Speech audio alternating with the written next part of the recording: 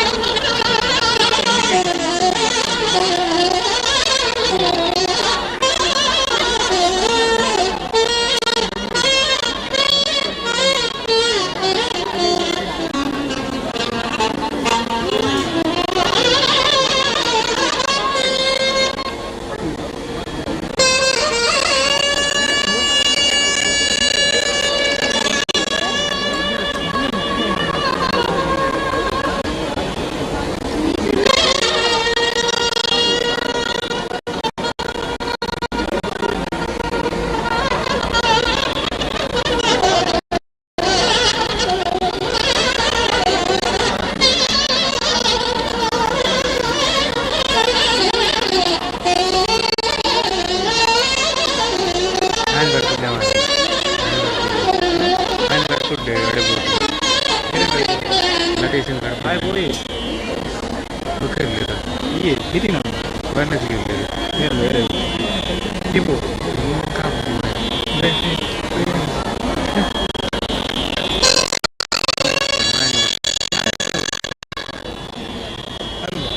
itu berdua tuh tadi. Berdua tuh. Cari, jangan lupa. Kamu mana nih bukan?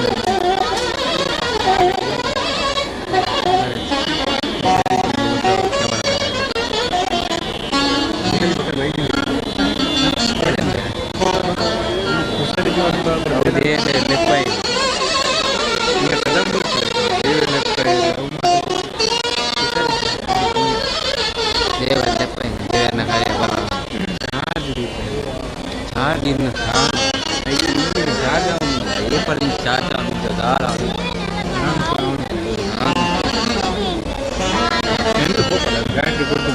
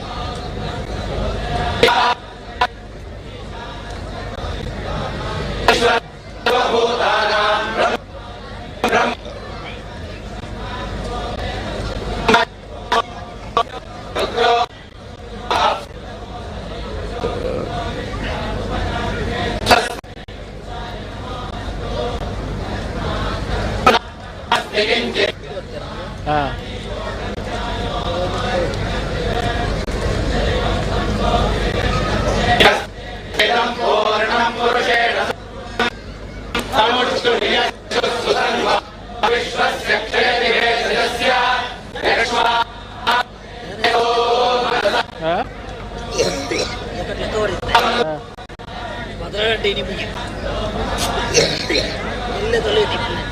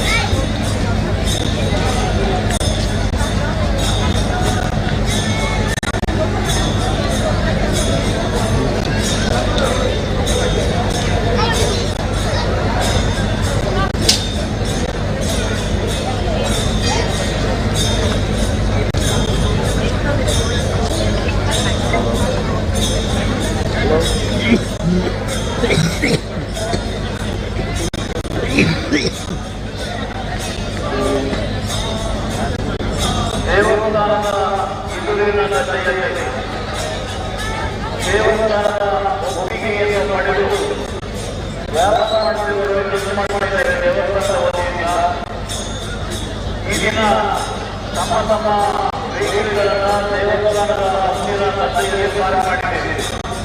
ರಥಬೀದಿಯ ಎರಡು ಕಡೆಗಳಲ್ಲೂ ಕೂಡ ಈ ಗದ್ದೆಯಲ್ಲಿ ವ್ಯಾಪಾರ ಮಾಡುವ ವ್ಯಾಪಾರದಲ್ಲೇ ವಾಹನಗಳಾಗಿವೆ. ಇವತ್ತು ಜನ ಹೇಗೆ ಸಂಭವಿಸಿತು ದಯವಿಟ್ಟು ನೆನಪಿಡಿ, ನಾಳೆ ಯಾವುದೇ ಕಾರಣಕ್ಕೂ ತಮ್ಮ ವಾಹನಗಳನ್ನು ಗದ್ದೆಯಲ್ಲಿ ತಿರುಗಲಿಕ್ಕೆ ಅವಕಾಶಗಳು ದಯವಿಟ್ಟು ವ್ಯಾಪಾರಗಳು ತಮ್ಮ ತಮ್ಮ ವಾಹನಗಳನ್ನು ಗದ್ದೆಯಿಂದ ಹೊರಗಡೆ ಈಗಾಗಲೇ ಕೂಡಿಸಲಾಗಿ ಸೂಚಿಸಿದ ಸ್ಥಳದಲ್ಲಿ ಅದನ್ನು ಪಾಲನೆ ಮಾಡಬಹುದು. ಹೆಲ್ಮೆಟ್ ಇರ್ಬೋದು, ಇರ್ಬೋದು, ಇವುಗಳನ್ನು ಪಾರ್ಕಿಂಗ್ ಬೇಕಾದ ವ್ಯವಸ್ಥೆಗಳಿದೆ. ಆದ್ದರಿಂದ ಯಾರ ವಾಹನಗಳ ಪಾರ್ಕಿಂಗ್ ಮಾಡಿಲ್ಲ ನಾವು ನಾಳೆ ದಿನ ಯಾವುದೇ ವಾಹನಗಳನ್ನು ಪಾರ್ಕಿಂಗ್ ಮಾಡಲಿಕ್ಕೆ ಅವಕಾಶಗಳು ಇರುವುದರಿಂದ ಮುಂದಿನ ಖಚಿತವಾಗಿ ಗಮನಕ್ಕೆ ತರ್ತಾ ಇದೆ.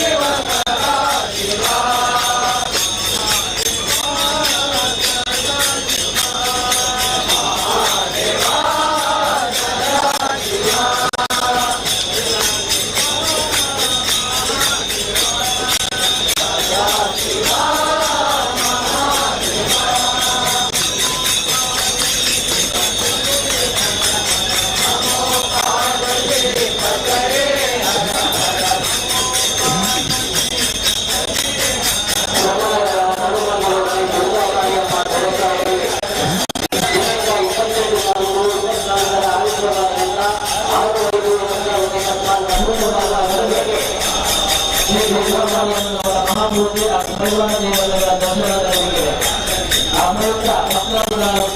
ಭಕ್ತಾದಿಗಳಾದ ನಾವು ಕುಟುಂಬಿಕರಾಗಿ ಆಗಮಿಸಿ ಧನವೆಂದು ಸಹಕರಿಸಿ ಶ್ರೀ ಅಮ್ಮನವರ ತಿರುಪತಿ ಪ್ರಸಾದವನ್ನು ಸ್ವೀಕರಿಸಬೇಕಾಗಿ ವಿನಂತಿ.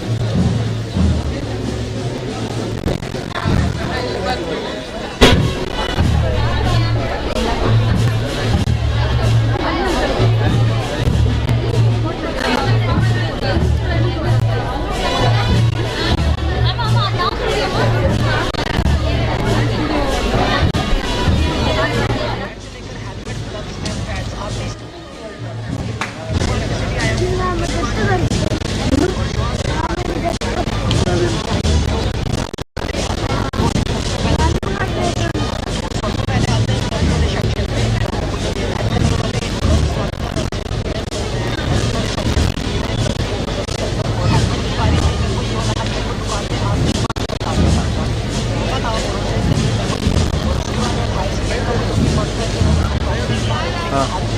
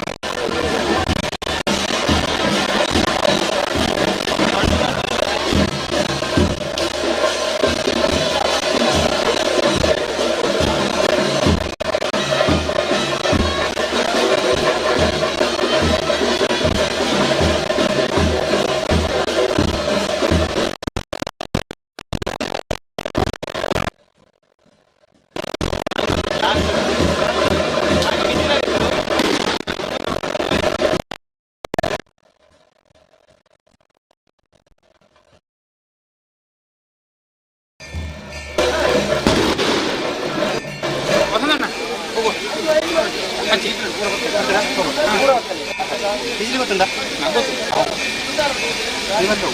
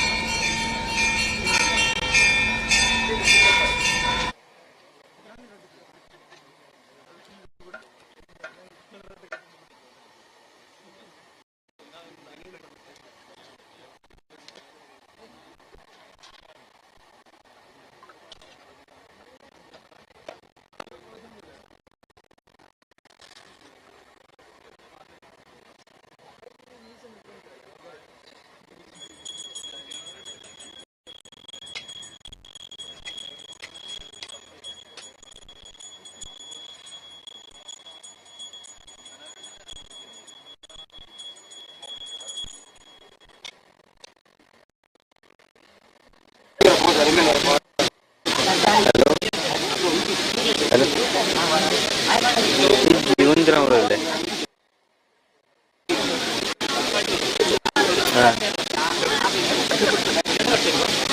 ಹಾಂ ಸರಿ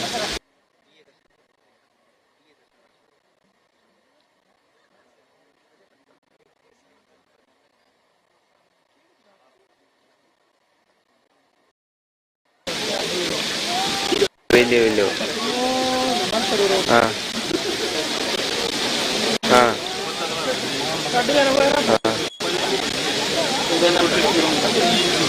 ಒಂದೇ ಬೇರೆ ಹೋತ್ರ ಮುದ್ದೆ ದಿಕ್ಕಾನು ಹಾಂ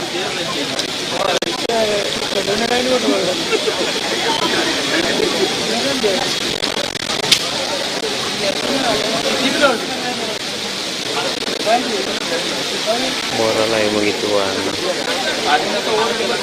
Dengan tahu. Dengan tahu. Mungkin nitra darah waktu nitra. Jauh beda orang. Mana ada aku. Pune ada. Side band.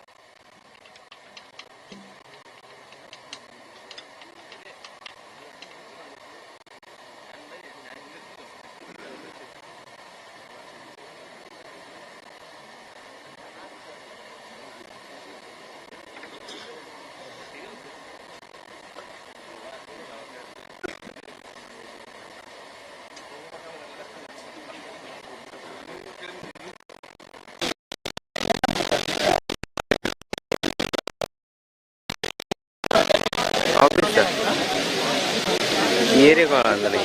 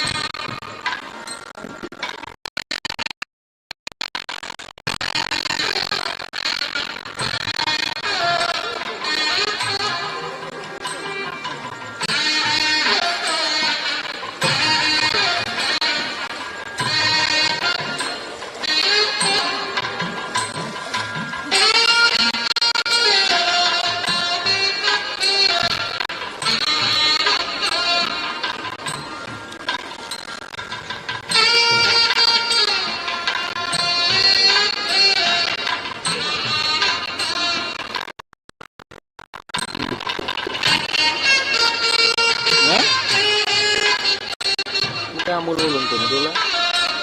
Kan mau lihat itu. Ini subscribe dulu. Ada depan. Halo. Ini dulu.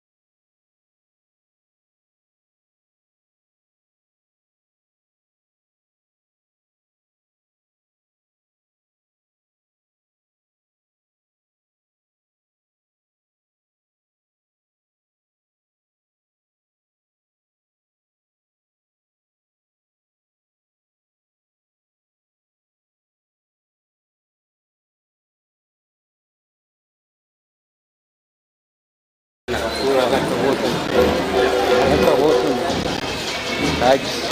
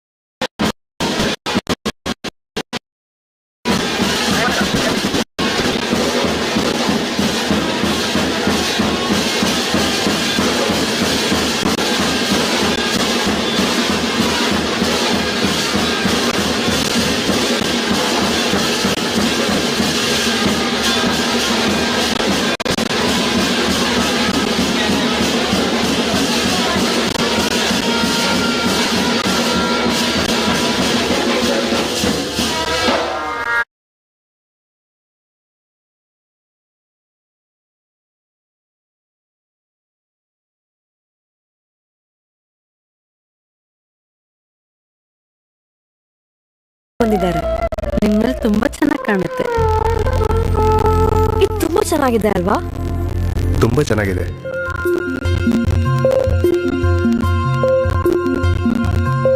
It will look really good on you. Amma? Huh? Mother is always son's first love.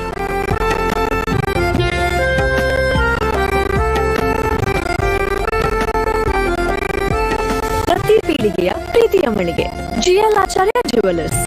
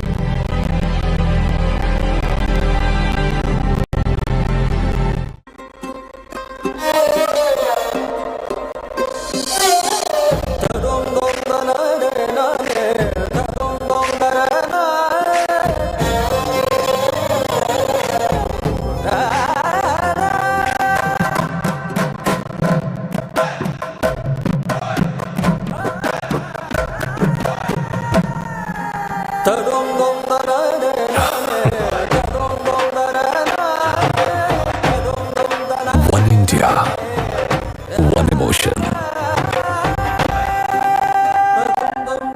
Weddings by Joe Salikas. ನವನವೀನ ಮಾದರಿಯ 916 hallmark BIS HUID hand made ಚಿನ್ನಾಭರಣಗಳ ಮಳಿಗೆ ಮಾಲಕ jewellers. ಈಗ new ಮಾನಕ jewellers ಆಗಿ CPC plaza ಎದುರುಗಡೆ MS complex ಮುಖ್ಯ ರಸ್ತೆ ಪುತ್ತೂರು ಇಲ್ಲಿ ಕಾರ್ಯನಿರ್ವಹಿಸುತ್ತಿದೆ. ನಗು ಮೊಗದ ಸೇವೆ ಹಾಗೂ ಸಂಪೂರ್ಣ ವಿಶ್ವಾಸಾರ್ಹ ಮಳಿಗೆ. ಹಿಂದೆ ಭೇಟಿ ನೀಡಿ. ಎಂಎಸ್ ಕಾಂಪ್ಲೆಕ್ಸ್ ಸಿಪಿಸಿ ಪ್ಲಾಜಾ ಎದುರುಗಡೆ ಮುಖ್ಯ ರಸ್ತೆ ಪುತ್ತೂರು. ಫೋನ್ 08251238519. ಮೊಬೈಲ್ ಸಂಖ್ಯೆ 9974270004 9845324007. Email manaka.jewel@gmail.com.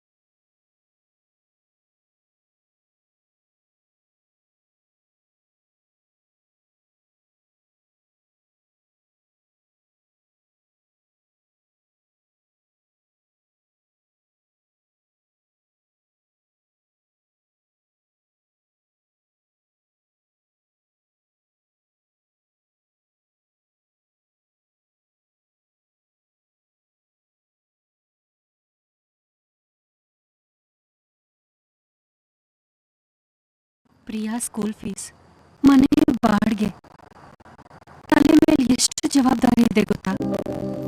ನೀವೇನೋ ಟರ್ಮ್ ಲೈಫ್ ಇನ್ಶೂರೆನ್ಸ್ ತಗೊಳ್ದೆ ಹೋಗ್ಬಿಟ್ರಿ. PolicyBazaar.com ನಲ್ಲಿ 1 ಕೋಟಿ ರೂಪಾಯಿಯ ಟರ್ಮ್ ಲೈಫ್ ಇನ್ಶೂರೆನ್ಸ್ ತಿಂಗಳಿಗೆ 430 ರೂಪಾಯಿಯಿಂದ ಪ್ರಾರಂಭ. ನೀವು ಡಿಸ್ಕೌಂಟ್ ರೇಟ್ ಅಲ್ಲಿ ಟರ್ಮ್ ಇನ್ಶೂರೆನ್ಸ್ ಮಾಡಿಸೋಕೆ ಡಿಸ್ಕ್ರಿಪ್ಷನ್ ಹಾಗೂ ಪಿನ್ಡ್ ಕಾಮೆಂಟ್ ನಲ್ಲಿ ಕೊಟ್ಟಿರೋ ಲಿಂಕ್ ಓಪನ್ ಮಾಡಿ.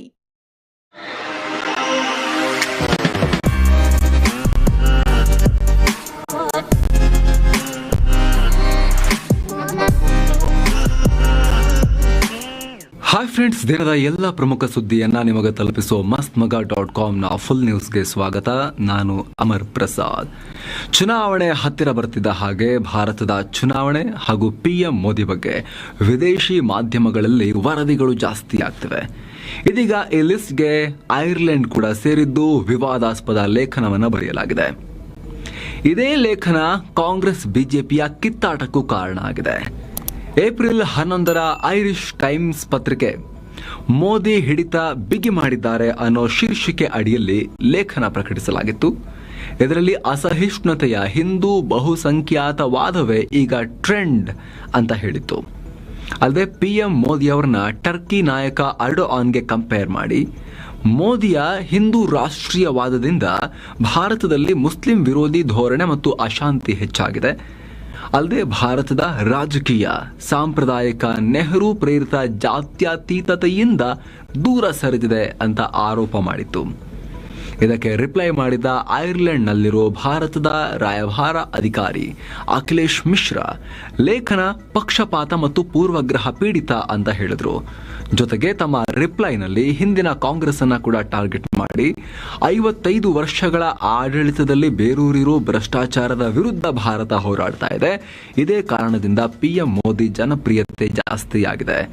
ಬಿಜೆಪಿ ತನಿಖಾ ಸಂಸ್ಥೆಗಳಿಗೆ ಫ್ರೀ ಹ್ಯಾಂಡ್ ಕೊಟ್ಟಿರುವುದರಿಂದ ಭಾರತದಲ್ಲಿ ಭ್ರಷ್ಟಾಚಾರ ವಿರೋಧಿ ಕಾರ್ಯಾಚರಣೆಗಳು ಯಶಸ್ವಿಯಾಗಿ ನಡೆದಿವೆ ಅಂತ ಇಂಡಿಯನ್ ಎಂಬಸಿಯ ಅಫಿಷಿಯಲ್ ಸೋಷಿಯಲ್ ಮೀಡಿಯಾ ಅಕೌಂಟ್ನಲ್ಲಿ ರಿಪ್ಲೈ ಮಾಡಿದ್ರು. ಇದರಿಂದ ಈಗ ಕಾಂಗ್ರೆಸ್ ಕೆಂಡವಾಗಿದೆ. ಸರ್ಕಾರಿ ಅಧಿಕಾರಿ ಅಲ್ವೇ ಅವರು, ರಾಯಭಾರಿ ಅಖಿಲೇಶ್ ಮಿಶ್ರಾ. ಇವರ ಮಾತಲ್ಲಿ ಪ್ರೊಫೆಷನಲಿಸಂ ಇಲ್ಲ, ಇದು ಅಪಮಾನಕರ. ರಾಯಭಾರಿ ಆಗಿರೋರು ಪಕ್ಷದ ವಕ್ತಾರರಂತೆ ಮಾತನಾಡಿದ್ದಾರೆ. ಅವರು ದೇಶವನ್ನ ವಹಿಸಿಕೊಂಡು ಮಾತನಾಡೋದು ಸರಿ, ಆದರೆ ಈ ರೀತಿ ಓಪನ್ ಆಗಿ ದೇಶದ ವಿಪಕ್ಷದ ವಿರುದ್ಧ ಹೇಳಿಕೆ ಕೊಡೋದನ್ನ ನಾವು ನಿರೀಕ್ಷೆ ಮಾಡಿರಲಿಲ್ಲ ಅಂತ ಕಾಂಗ್ರೆಸ್ ನಾಯಕ ಜಯರಾಮ್ ರಮೇಶ್ ಹೇಳಿಕೆಯನ್ನ ಕೊಟ್ಟಿದ್ದಾರೆ. ಬೆಂಗಳೂರಿನ ರಾಮೇಶ್ವರಂ ಕೆಫೆ ಪ್ರಕರಣದ ಪ್ರಮುಖ ಆರೋಪಿಗಳ ಬಂಧನವಾಗಿದ್ದು, ಇದೀಗ ಇವರ ವಿಚಾರಣೆ ನಡೆಸಿರೋ NIA ಅಧಿಕಾರಿಗಳಿಗೆ ಶಾಕಿಂಗ್ ಮಾಹಿತಿ ಲಭ್ಯ ಆಗಿದೆ. ಅದೇನೋ ಅಂದ್ರೆ ರಾಮೇಶ್ವರಂ ಕೆಫೆಗೂ ಮೊದಲು ಈ ಉಗ್ರಗಾಮಿಗಳು ಟಾರ್ಗೆಟ್ ಮಾಡಿರೋದು ವೈಟ್ ಫೀಲ್ಡ್ ನಲ್ಲಿರೋ IT ಕಂಪನಿಗಳು ಅಂತ. ಎಸ್, ರಾಮೇಶ್ವರಂ ಕೆಫೆಯೊಳಗೆ ಸ್ಫೋಟಕ ಯಾಕಿಟ್ಟಿರಿ ಅಂತ ವಿಚಾರಿಸಿದಾಗ ಉಗ್ರರು ಈ ರೀತಿ ಉತ್ತರಿಸಿದ್ದಾರೆ. ಬೆಂಗಳೂರಲ್ಲಿ ಸ್ಪೆಷಲ್ ಎಕನಾಮಿಕ್ ಝೋನ್ ಅಂದ್ರೆ ವೈಟ್ ಫೀಲ್ಡ್.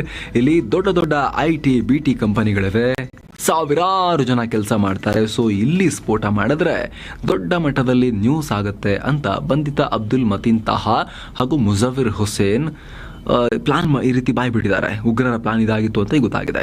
ಆದರೆ IT BT ಕಂಪನಿಗಳಿರೋ ಏರಿಯಾದಲ್ಲಿ ಸ್ಫೋಟಕ ಇಡೋದು ಅಂದ್ರೆ ಸುಲಭದ ಮಾತಲ್ಲ. ಹೈ ಸೆಕ್ಯೂರಿಟಿ ಇರುತ್ತೆ, CCTVಯ 3ನೇ ಕಣ್ಣಿರುತ್ತೆ, ಮೆಟಲ್ ಡಿಟೆಕ್ಟರ್ನಂತಹ ಸಾಕಷ್ಟು ಸವಾಲುಗಳನ್ನು ದಾಟಿ ಹೋಗಬೇಕಾಗತ್ತೆ.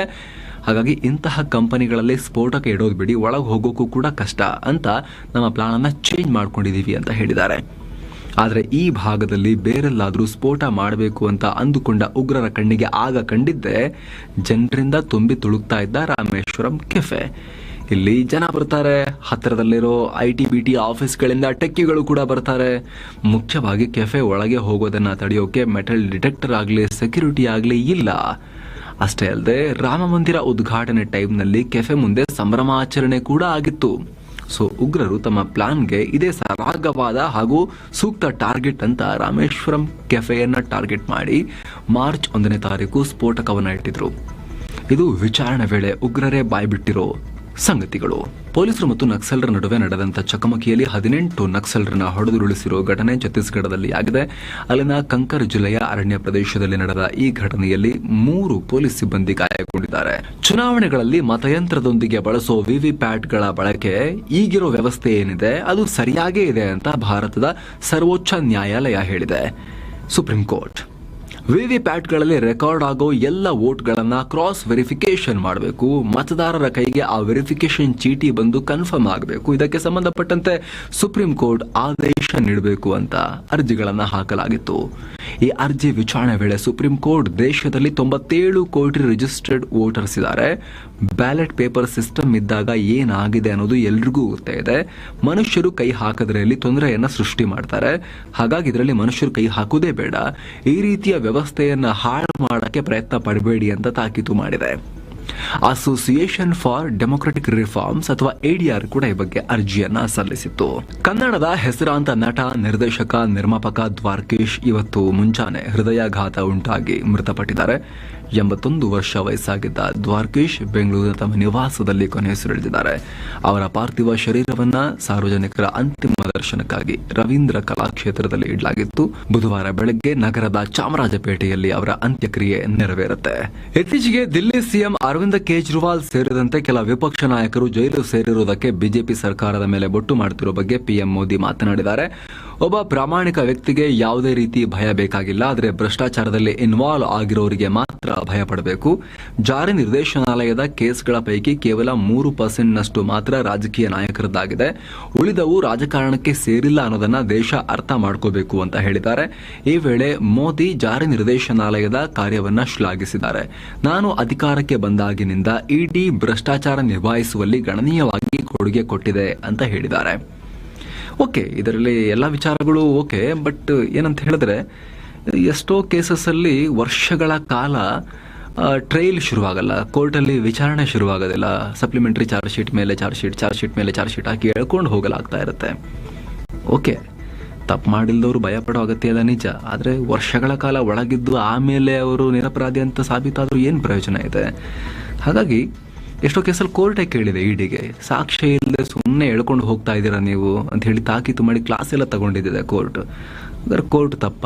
ನಾವು ಇದನ್ನು ಯಾವಾಗಲೂ ಕೂಡ ಹೇಳ್ತೇವೆ. ಒಬ್ಬ ವ್ಯಕ್ತಿ 5 ನಿಮಿಷ ಒಂದು ರೂಮಲ್ಲಿ ಕೂಡಾಕಿ ನಿನ್ನ ಸ್ವಾತಂತ್ರ್ಯ 5 ನಿಮಿಷ ಇಲ್ಲ ಅಂತ ಹೇಳಿದ್ರೆ ಅದು ಅಸಹನೀಯ. ಅದು ಅಂಥದ್ರಲ್ಲಿ ವರ್ಷಾನುಗಟ್ಲೆ ಒಳಗೆ ಇರುತ್ತಾರೆ. ಓಕೆ, ಕೋರ್ಟಲ್ಲಿ ತೀರ್ಪು ಬಂದು ಅಪರಾಧಿ ಅಂತ ಸಾಬೀತಾದ್ಮೇಲೆ ಜೈಲಿಗೆ ಹೋಗೋದು ಬೇರೆ.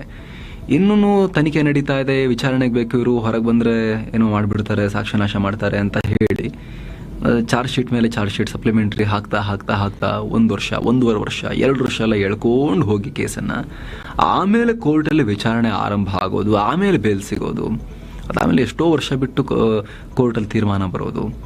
ಓಕೆ, ತೀರ್ಮಾನ ಬಂದಮೇಲೆ ಜೈಲಿಗೆ ಹಾಕೋದ್ರ ಬಗ್ಗೆ ನಾವು ಮಾತಾಡ್ತಿಲ್ಲ, ಭ್ರಷ್ಟರಿಗೆ ಶಿಕ್ಷೆ ಆಗಬೇಕು. ಆದರೆ ಅವ್ರ ಜೊತೆಗೆ ಆರಂಭದಲ್ಲೂ ಕೂಡ ಸಾಕ್ಷ್ಯನಾಶ ಮಾಡ್ತಾರೆ ವಿಚಾರಣೆ ಟೈಮ್ನಲ್ಲಿ ಅಂಥೇಳಿ 1 ತಿಂಗಳು, 15 ದಿನನೋ, 2 ತಿಂಗಳು, ವಿಚಾರಣೆಗೆ ಹೋಗ್ಲಿ 3 ತಿಂಗಳು, ಏನೋ ಒಂದು ಅರ್ಥ ಇರುತ್ತೆ, ಅದಕ್ಕೆ ಮೀನಿಂಗ್ ಇದೆ ಅಂತ ಹೇಳ್ಬೋದು.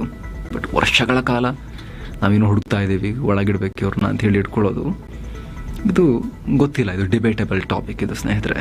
ಅದು ಕೂಡ ಕೊಲೆ ಆರೋಪ, 16 ಕೊಲೆ ಮಾಡಿದಾನೆ, ಸರಣಿ ಕೊಲೆಗಾರ ಈತ, ಅಥವಾ ಯಾವುದೋ ಉಗ್ರ ಕೃತ್ಯಗಳಲ್ಲಿ ಭಾಗಿಯಾಗಿರೋ ವ್ಯಕ್ತಿ, ಆ ಥರದ್ದೆಲ್ಲ ಓಕೆ, ವಿ ಅಂಡರ್ಸ್ಟ್ಯಾಂಡ್, ಅರ್ಥ ಆಗುತ್ತೆ.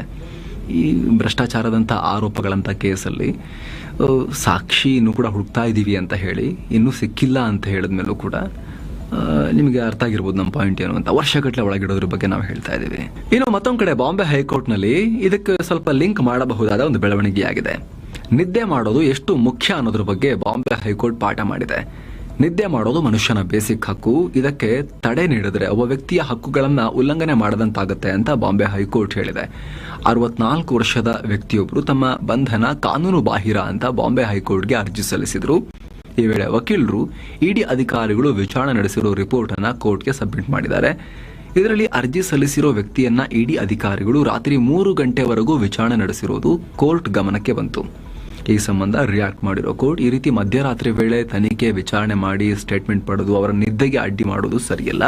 ಇದರಿಂದ ವ್ಯಕ್ತಿಯ ಆರೋಗ್ಯದ ಮೇಲೆ ಪರಿಣಾಮ ಬೀರುತ್ತೆ. ಇದು ಮಾನವ ಹಕ್ಕಿನ ಉಲ್ಲಂಘನೆ. ಕೋರ್ಟ್ ಈ ಅಭ್ಯಾಸ ಒಪ್ಪಲ್ಲ. ಸೊ ಯಾವುದೇ ರೀತಿ ಸ್ಟೇಟ್ಮೆಂಟ್ ರೆಕಾರ್ಡ್ ಮಾಡಬೇಕಾಗಿದ್ರು ಎಲ್ರಿಗೂ ಸರಿ ಹೊಂದೋ ಟೈಮ್ ಮೇಂಟೈನ್ ಮಾಡಿ ಅಂತ ಕೋರ್ಟ್ ಜಾರಿ ನಿರ್ದೇಶನಾಲಯಕ್ಕೆ ಹೇಳಿದೆ. ನಾವು ಈ ಹಿಂದಿನ ಸುದ್ದಿಯಲ್ಲಿ ಸ್ವಾತಂತ್ರ್ಯದ ಬಗ್ಗೆ ಮಾತಾಡಿದ್ವಿ. ಇಲ್ಲಿ ಕೋರ್ಟ್ ನಿದ್ದೆ ಬಗ್ಗೆ ಎಷ್ಟೊಂದು ಮಹತ್ವ ಕೊಟ್ಟು ಮಾತನಾಡಿದೆ ಅನ್ನೋದನ್ನ ನೀವು ಗಮನಿಸಬಹುದು. ಮಹಾರಾಷ್ಟ್ರದ ಶಿವಸೇನೆ ಪಕ್ಷ ತನ್ನ ನೂತನ ಚಿಹ್ನೆಯನ್ನು ಬಿಡುಗಡೆ ಮಾಡಿದೆ. ಯಾವ ಶಿವಸೇನೆ ಇದು? ಉದ್ಧವ್ ಠಾಕ್ರೆ ಬಣದ ಶಿವಸೇನೆ. ಏನ್ ಚಿಹ್ನೆ ಬಂದಿದೆ ಅಂತ ಹೇಳಿದ್ರೆ ಉರಿಯುವ ಜ್ಯೋತಿಯ ಚಿಹ್ನೆಯನ್ನ ಇವರು ಅಡಾಪ್ಟ್ ಮಾಡ್ಕೊಂಡಿದ್ದಾರೆ. ಬಾಬಾ ರಾಮದೇವ್ದು ಸುಪ್ರೀಂ ಕೋರ್ಟಲ್ಲಿ ಬಹಳ ನಡೀತಾ ಇದೆ. ದಿನ ದಿನಕ್ಕೂ ಕೂಡ ಬಹಳ ರೋಚಕ ವಿಚಾರಗಳಲ್ಲಿ ಪಂಚ್ ಲೈನ್ಗಳೆಲ್ಲ ಜಡ್ಜ್ಗಳ ಬಾಯಿಂದ ಬರ್ತಾ ಇದೆ. ಇವತ್ತು ಕೂಡ ಪುನಃ ಈ ವಿವಾದಾಸ್ಪದ ಜಾಹೀರಾತುಗಳಿಗೆ ಸಂಬಂಧಪಟ್ಟಂತೆ ವಿಚಾರಣೆಯಾಗಿದೆ. ಈ ವೇಳೆ ಸುಪ್ರೀಂ ಕೋರ್ಟ್ ಮತ್ತೆ ಬಾಬಾ ರಾಮದೇವ್ ಮತ್ತು ಪತಂಜಲಿ ಅಧ್ಯಕ್ಷ ಬಾಲಕೃಷ್ಣ ಅವರನ್ನ ತರಾಟೆಗೆ ತಗೊಂಡಿದೆ. ನೀವು ಅಷ್ಟೊಂದೇನು ಮುಗ್ಧರೇನಲ್ಲ ಅಂತ ಕೋರ್ಟ್ ಹೇಳಿದೆ. ಯೋಗಕ್ಕೆ ನಿಮ್ಮ ಕೊಡುಗೆಯನ್ನು ನಾವು ಗೌರವಿಸ್ತೀವಿ, ಆದರೆ ಈ ಕೇಸ್ ಸಂಬಂಧ ನಾವು ನಿಮ್ಮನ್ನ ಕ್ಷಮಿಸಬೇಕೋ ಬೇಡೋ ಅನ್ನೋದ್ರ ಬಗ್ಗೆ ಇನ್ನೂ ಡಿಸೈಡ್ ಮಾಡಿಲ್ಲ. ನಾವು ನೀಡಿರೋ ನಿರ್ದೇಶನಗಳನ್ನು ನೀವು 3 ಬಾರಿ ಉಲ್ಲಂಘನೆ ಮಾಡಿದ್ರಿ.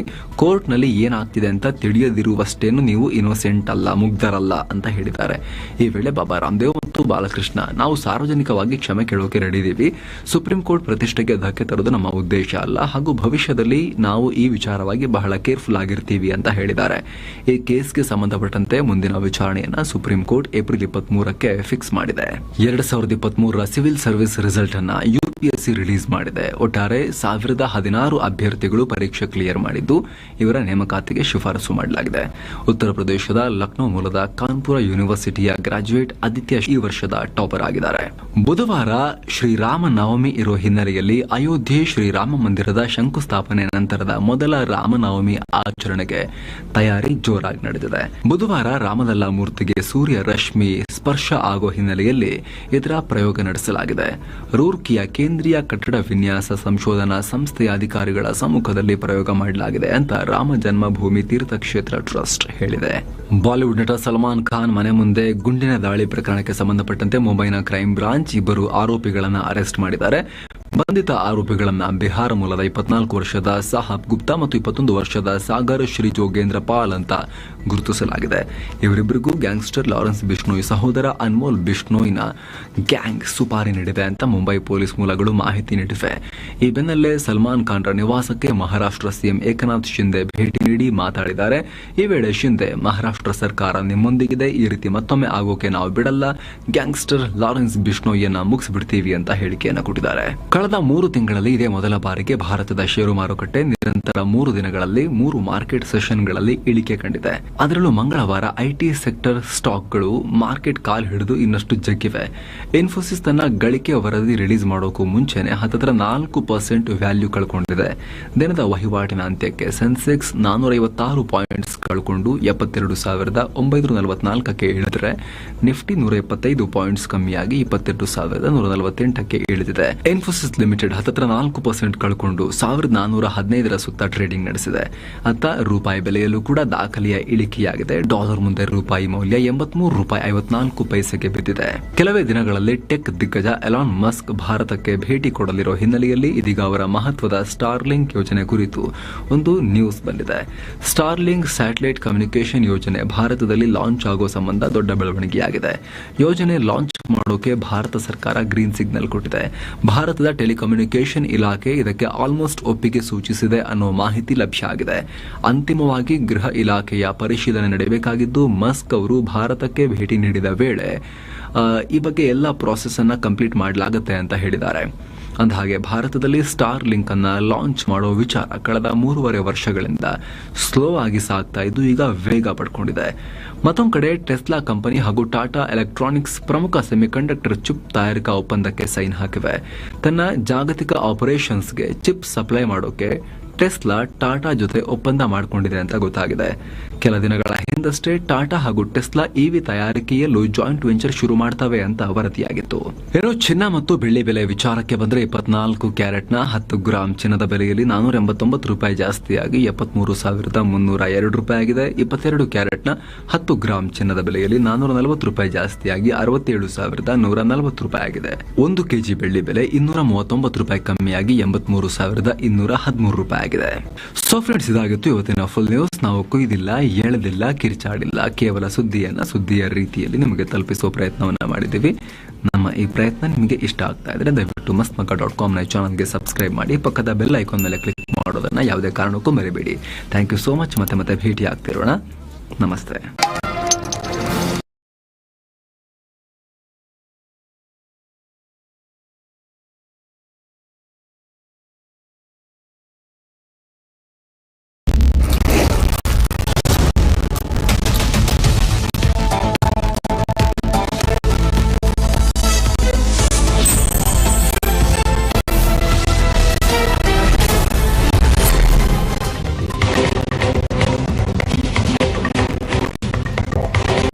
ನಮಸ್ಕಾರ, ನೀವು ನೋಡ್ತಾ ಇದ್ದೀರಾ ಏಷ್ಯಾನೆಟ್ ಸುವರ್ಣ ನ್ಯೂಸ್. ನಾನು ಅಜಿತ್ ಹನುಮಕ್ಕನಪ್ಪ. ಈಗ ಈ ವಾರದ news hour special. News hour ಸ್ಪೆಷಲ್ನಲ್ಲಿ news person of the week ಇರ್ತಾರೆ, ಅಥವಾ news subject of the week ಬಗ್ಗೆ ಮಾತನಾಡುವುದಕ್ಕೆ ನಮ್ಮ ಮಧ್ಯದಲ್ಲಿ ಒಬ್ಬ ಅತಿಥಿ ಇರ್ತಾರೆ. ರಾಜ್ಯ ರಾಜಕಾರಣದಲ್ಲಿ ಇತ್ತೀಚಿನ ಕೆಲವು ದಿನಗಳಿಂದ ಒಂದು ಚರ್ಚೆ ಬಹಳ ಜೋರಾಗಿ ನಡೀತಾ ಇದೆ. ಮುಂದಿನ ಲೋಕಸಭಾ ಚುನಾವಣೆಗೆ ಕರ್ನಾಟಕದಲ್ಲಿ ಬಿಜೆಪಿ ಜೆಡಿಎಸ್ ಮೈತ್ರಿ, ಇದೇ ವಿಷಯದ ಬಗ್ಗೆ ಇವತ್ತಿನ ನ್ಯೂಸ್ ಅವರ್ ಸ್ಪೆಷಲ್ನಲ್ಲಿ ಮಾತಾಡ್ತಾ ಇದ್ದೀವಿ. ಇದಕ್ಕೆ ಸೂಕ್ತ ಅತಿಥಿ ಯಾರು? ಇನ್ಯಾರು? ಮಾಜಿ ಮುಖ್ಯಮಂತ್ರಿ ಎಚ್.ಡಿ. ಕುಮಾರಸ್ವಾಮಿ ಅವರು. ಸ್ವತಃ ಕುಮಾರಸ್ವಾಮಿ ಅವರು ನಮ್ಮ ಸ್ಟುಡಿಯೋದಲ್ಲಿದ್ದಾರೆ. ಕಾರ್ಯಕ್ರಮಕ್ಕೆ ಸ್ವಾಗತ ಕುಮಾರಸ್ವಾಮಿ. ಇವರನ್ನ ಪ್ರಶ್ನೆ ಮಾಡೋದಕ್ಕೆ ಹಲವು ರಾಜಕೀಯ ಪಕ್ಷಗಳಿಂದ ಅನೇಕರಿದ್ದಾರೆ. ನಿಮ್ಮೆಲ್ಲರೂ ಕೂಡ ಕಾರ್ಯಕ್ರಮಕ್ಕೆ ಸ್ವಾಗತ. ಕುಮಾರಸ್ವಾಮಿ ಅವರ ಕಾರ್ಯಕ್ರಮಕ್ಕೆ ಸ್ವಾಗತ ತಮಗೆ. ಮೇ 13ನೇ ತಾರೀಕು ವಿಧಾನಸಭಾ ಚುನಾವಣೆಯ ರಿಸಲ್ಟ್ ಬಂತು. ಬಹುಶಃ ಅವತ್ತು ಸಾಯಂಕಾಲದಷ್ಟೊತ್ತಿಗೆ ಬಿಜೆಪಿಯವರಿಗೂ ಮತ್ತು JDSನವ್ರಿಗೂ ಅರ್ಥ ಆಯಿತು ಅನ್ಸುತ್ತೆ ಮೈತ್ರಿಯ ಅನಿವಾರ್ಯತೆ ಏನಿದೆ ಅಂತ. ಯಾರಿಗೆ ಹೆಚ್ಚಿನ ಅನಿವಾರ್ಯತೆ ಇತ್ತು? ಇಲ್ಲಿ ಮೇ 13ರ ಫಲಿತಾಂಶದ ಸಂಜೆ ಮೈತ್ರಿ ಆಗಬೇಕು ಅಂತಕ್ಕಂಥ ತೀರ್ಮಾನ ಆದಂಥದ್ದಲ್ಲ. ತೀರ್ಮಾನ ಆಗಿಲ್ಲ, ಬಟ್ ಅವತ್ತಿನ ಚುನಾವಣಾ ಫಲಿತಾಂಶ ಬಹುಶಃ ಹಳೆ ಕರ್ನಾಟಕ ಭಾಗದಲ್ಲಿ ಈ ಬಾರಿ ಜನತಾದಳವನ್ನು ಸಂಪೂರ್ಣವಾಗಿ ನೆಲ ಕಚ್ಚಿಸಬೇಕು ಅಂತಕ್ಕಂಥದ್ದು ಕಾಂಗ್ರೆಸ್ನಲ್ಲೂ ದೊಡ್ಡ ಮಟ್ಟದಲ್ಲೇ ಹೋರಾಟಗಳು ಮೊದಲು ನಡೀತಾ ಇದ್ದು ಅಂಥ ಒಂದು ಅವರ ಒಂದು ಅಜೆಂಡಾಗೆ ನಮ್ಮ BJPಯ ಸ್ನೇಹಿತರುಗಳು ಸಹ ಈ ಬಾರಿ ಜನತಾದಳವನ್ನು ಮುಗಿಸಿದ್ರೆ ನಾವು ಸ್ವಲ್ಪ ಅಪನೆಂಡ್ ಆಗ್ತೀವಿ, ಎರಡೇ ರಾಷ್ಟ್ರೀಯ ಪಕ್ಷಗಳು ಸಾಕು ಅಂತಕ್ಕಂಥ ರೀತಿಯಲ್ಲಿ ಒಂದು ಭಾವನೆಗಳು ಬಂದಿರಬಹುದಾಗ ಓಕೆ ಚುನಾವಣಾ ಫಲಿತಾಂಶದ ನಂತರ ಬಹುಶಃ ಅವ್ರು ನೀವು ಹೇಳಿದಂಥ ರೀತಿಯಲ್ಲಿ ಎಲ್ಲ ಒಂದು ಕಡೆ ಓವರ್ ಕಾನ್ಫಿಡೆನ್ಸ್ ಆಯಿತು ಅಂತಕ್ಕಂಥದ್ದು ಬಹುಶಃ ನಮ್ಮ ಮಿತ್ರ ಪಕ್ಷಗಳಿಗೂ ಬಂದಿದೆ. ಇಲ್ಲೇ ಇದ್ರೆ ಇಂಥ ಒಂದು ಫಲಿತಾಂಶ ಬರಲಿಕ್ಕೆ ಸಾಧ್ಯ ಇರಲಿಲ್ಲ.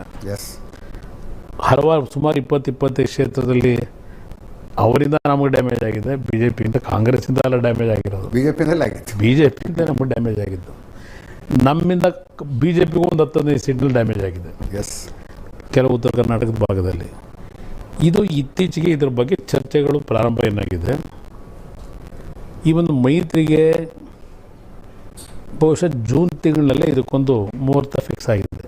ನಮಗಿರೋ ಮಾಹಿತಿಯ ಪ್ರಕಾರ ಜೂನ್ 4ನೇ ತಾರೀಕು ನೀವು ಹೋಗಿ ಅಮಿತ್ ಶಾ ನಾನು ಅದನ್ನೇ ಹೇಳಿದೆ, ಇದರಲ್ಲೇನು ಕದ್ದು ಮುಚ್ಚಿ ಏನಿಲ್ಲ. ಬಟ್ ನಾನು ಅದು ಪ್ರಾರಂಭಿಕ ಅಂತ ಇರೋದ್ರಿಂದ ಅವರೇನು ನನಗೆ ಆಹ್ವಾನ ಕೊಟ್ಟಿದ್ರು, ಅವರು ನನ್ನ ಜೊತೆಯಲ್ಲಿ ಏನು ಚರ್ಚೆ ಮಾಡಿ ಒಂದು ಕೆಲವು ಸಲಹೆ ಕೊಟ್ಟರು. ಆ ಸಲಹೆ ಮೇಲೆ ನಾನು ನನ್ನ ಕಡೆಯಿಂದ ನನ್ನ ಪಕ್ಷದ ಒಂದು ಮುಂದಿನ ನಡೆಗಳೇನಿದೆ ಅದಕ್ಕೆ ಅವ್ರ ಹತ್ರನೂ ಮುಕ್ತವಾಗಿ ಚರ್ಚೆ ಮಾಡಿ ಬಂದಿದ್ದೆ. ಓಕೆ, ಅದು ಒಂದು ಪ್ರಾರಂಭಿಕ ಮೊದಲನೇ ಹಂತದ ಒಂದು ಮೀಟಿಂಗ್ ಆದಂಥದ್ದು. ನಂತರ ನಾನು ಆಸ್ಪತ್ರೆಗೆ ಆರೋಗ್ಯದ ಸಮಸ್ಯೆಯಿಂದ ಒಳಗಾದಾಗ ಆ ಸಂದರ್ಭದಲ್ಲಿ ನಾನು ದೇವೇಗೌಡರು ಇಬ್ಬರೂ ಭೇಟಿ ಮಾಡಬೇಕಾಗಿತ್ತು. ನಮ್ಮಿಬ್ಬರೂ ಬರಬೇಕು ಅಂತಕ್ಕಂಥದ್ದು ಒಂದು ಆಹ್ವಾನ ಅವರಿಗೆ ಬಂದಿತ್ತು. ನಾನು ಆಸ್ಪತ್ರೆಗೆ ಅಡ್ಮಿಟ್ ಆದಂಥ ಹಿನ್ನೆಲೆಯಲ್ಲಿ ನಾನು ನಮ್ಮ ರಾಷ್ಟ್ರೀಯ ಅಧ್ಯಕ್ಷರಿಗೆ ಮನವಿ ಮಾಡಿದೆ, ದಯವಿಟ್ಟು ನೀವು ಹೋಗಿ ಮಾತನಾಡ್ಕೊಂಬರೋ ಸೂಕ್ತ ಅಂತೆ. ಇದು ಇಲ್ಲಿಂದ ಪ್ರಾರಂಭ. ಇದಾದ ನಂತರ ಮತ್ತೆ ನಾನು 3ನೇ ಬಾರಿ ಭೇಟಿ ಮಾಡಿದಂಥದ್ದು ಇದೆಲ್ಲ ಈಗಾಗಲೇ ನೀವೆಲ್ಲ ಇದನ್ನೆಲ್ಲ ಪ್ರತಿನಿತ್ಯ ಜನಗಳ ಮುಂದೆ ತೋರಿಸ್ತಾ ಇದ್ದೀರಿ. ಇಲ್ಲಿ ಈ ಮೈತ್ರಿಗೆ ತೀರ್ಮಾನ ಮಾಡಿದ ಮೇಲೆ ಹಲವಾರು ರೀತಿಯ ಪರವಾದ ಚರ್ಚೆಗಳು, ವಿರೋಧವಾದ ಚರ್ಚೆಗಳು, ಟೀಕೆ ಟಿಪ್ಪಣಿಗಳು, ಸಿದ್ಧಾಂತದ ಬಗ್ಗೆ ಮುಗಿದೊಂದು ಎಲ್ಲದರ ಬಗ್ಗೆನೂ ಬಹಳ ಚರ್ಚೆ ನಡೆಯುತ್ತೆ. ನಾನು ಆ ಪ್ರಶ್ನೆಗಳಿಗೆ ಬರ್ತೀನಿ. ಫಸ್ಟ್ ಮೈತ್ರಿ ಹೆಂಗಾಯ್ತು ಅನ್ನೋದನ್ನ ತಿಳ್ಕೊಬೇಕು. ತಾವು ಹೋಗಿ ಅಮಿತ್ ಶಾ ಅವ್ರನ್ನ ಮೀಟ್ ಮಾಡಿದ್ರಿ, ದೇವೇಗೌಡರು ಹೋಗಿ ಅಮಿತ್ ಶಾ ಅವ್ರನ್ನ ಮೀಟ್ ಮಾಡಿದ್ರು. ಆ ಮಧ್ಯದ ಪೀರಿಯಡ್ ಬಹಳ ಕ್ರೂಷಿಯಲ್ ಅನ್ಸುತ್ತೆ ನನಗೆ. ನೀವು ದೇವೇಗೌಡರನ್ನ ಕನ್ವಿನ್ಸ್ ಮಾಡೋದು ಇಲ್ಲಿ ನಾನು ಕನ್ವಿನ್ಸ್ ಮಾಡ್ತಕ್ಕಂಥದ್ದಕ್ಕೆ ಬಹಳ ಅದೇನು ಕೆಲವರು ಹೇಳ್ತಾರಲ್ಲ, ದೇವೇಗೌಡರಿಗೆ ಮನಸ್ಸಿರಲಿಲ್ಲ, ಕುಮಾರಸ್ವಾಮಿ ಅವರ ಬಲವಂತಕ್ಕೋಸ್ಕರವಾಗಿ ದೇವೇಗೌಡರು ಒಪ್ಪಿಗೆ ಕೊಟ್ಟಿದ್ದಾರೆ ಅಂತಕ್ಕಂಥದ್ದು. ಇಲ್ಲಿ ಒತ್ತಡದ ಪ್ರಶ್ನೆ ಅವ್ರಿಗೂ ಇರಲಿಲ್ಲ. ಇದು ಭಾಳ ಸ್ಪಷ್ಟವಾಗಿ ಹೇಳಲಿಕ್ಕೆ ಬಯಸ್ತೇನೆ.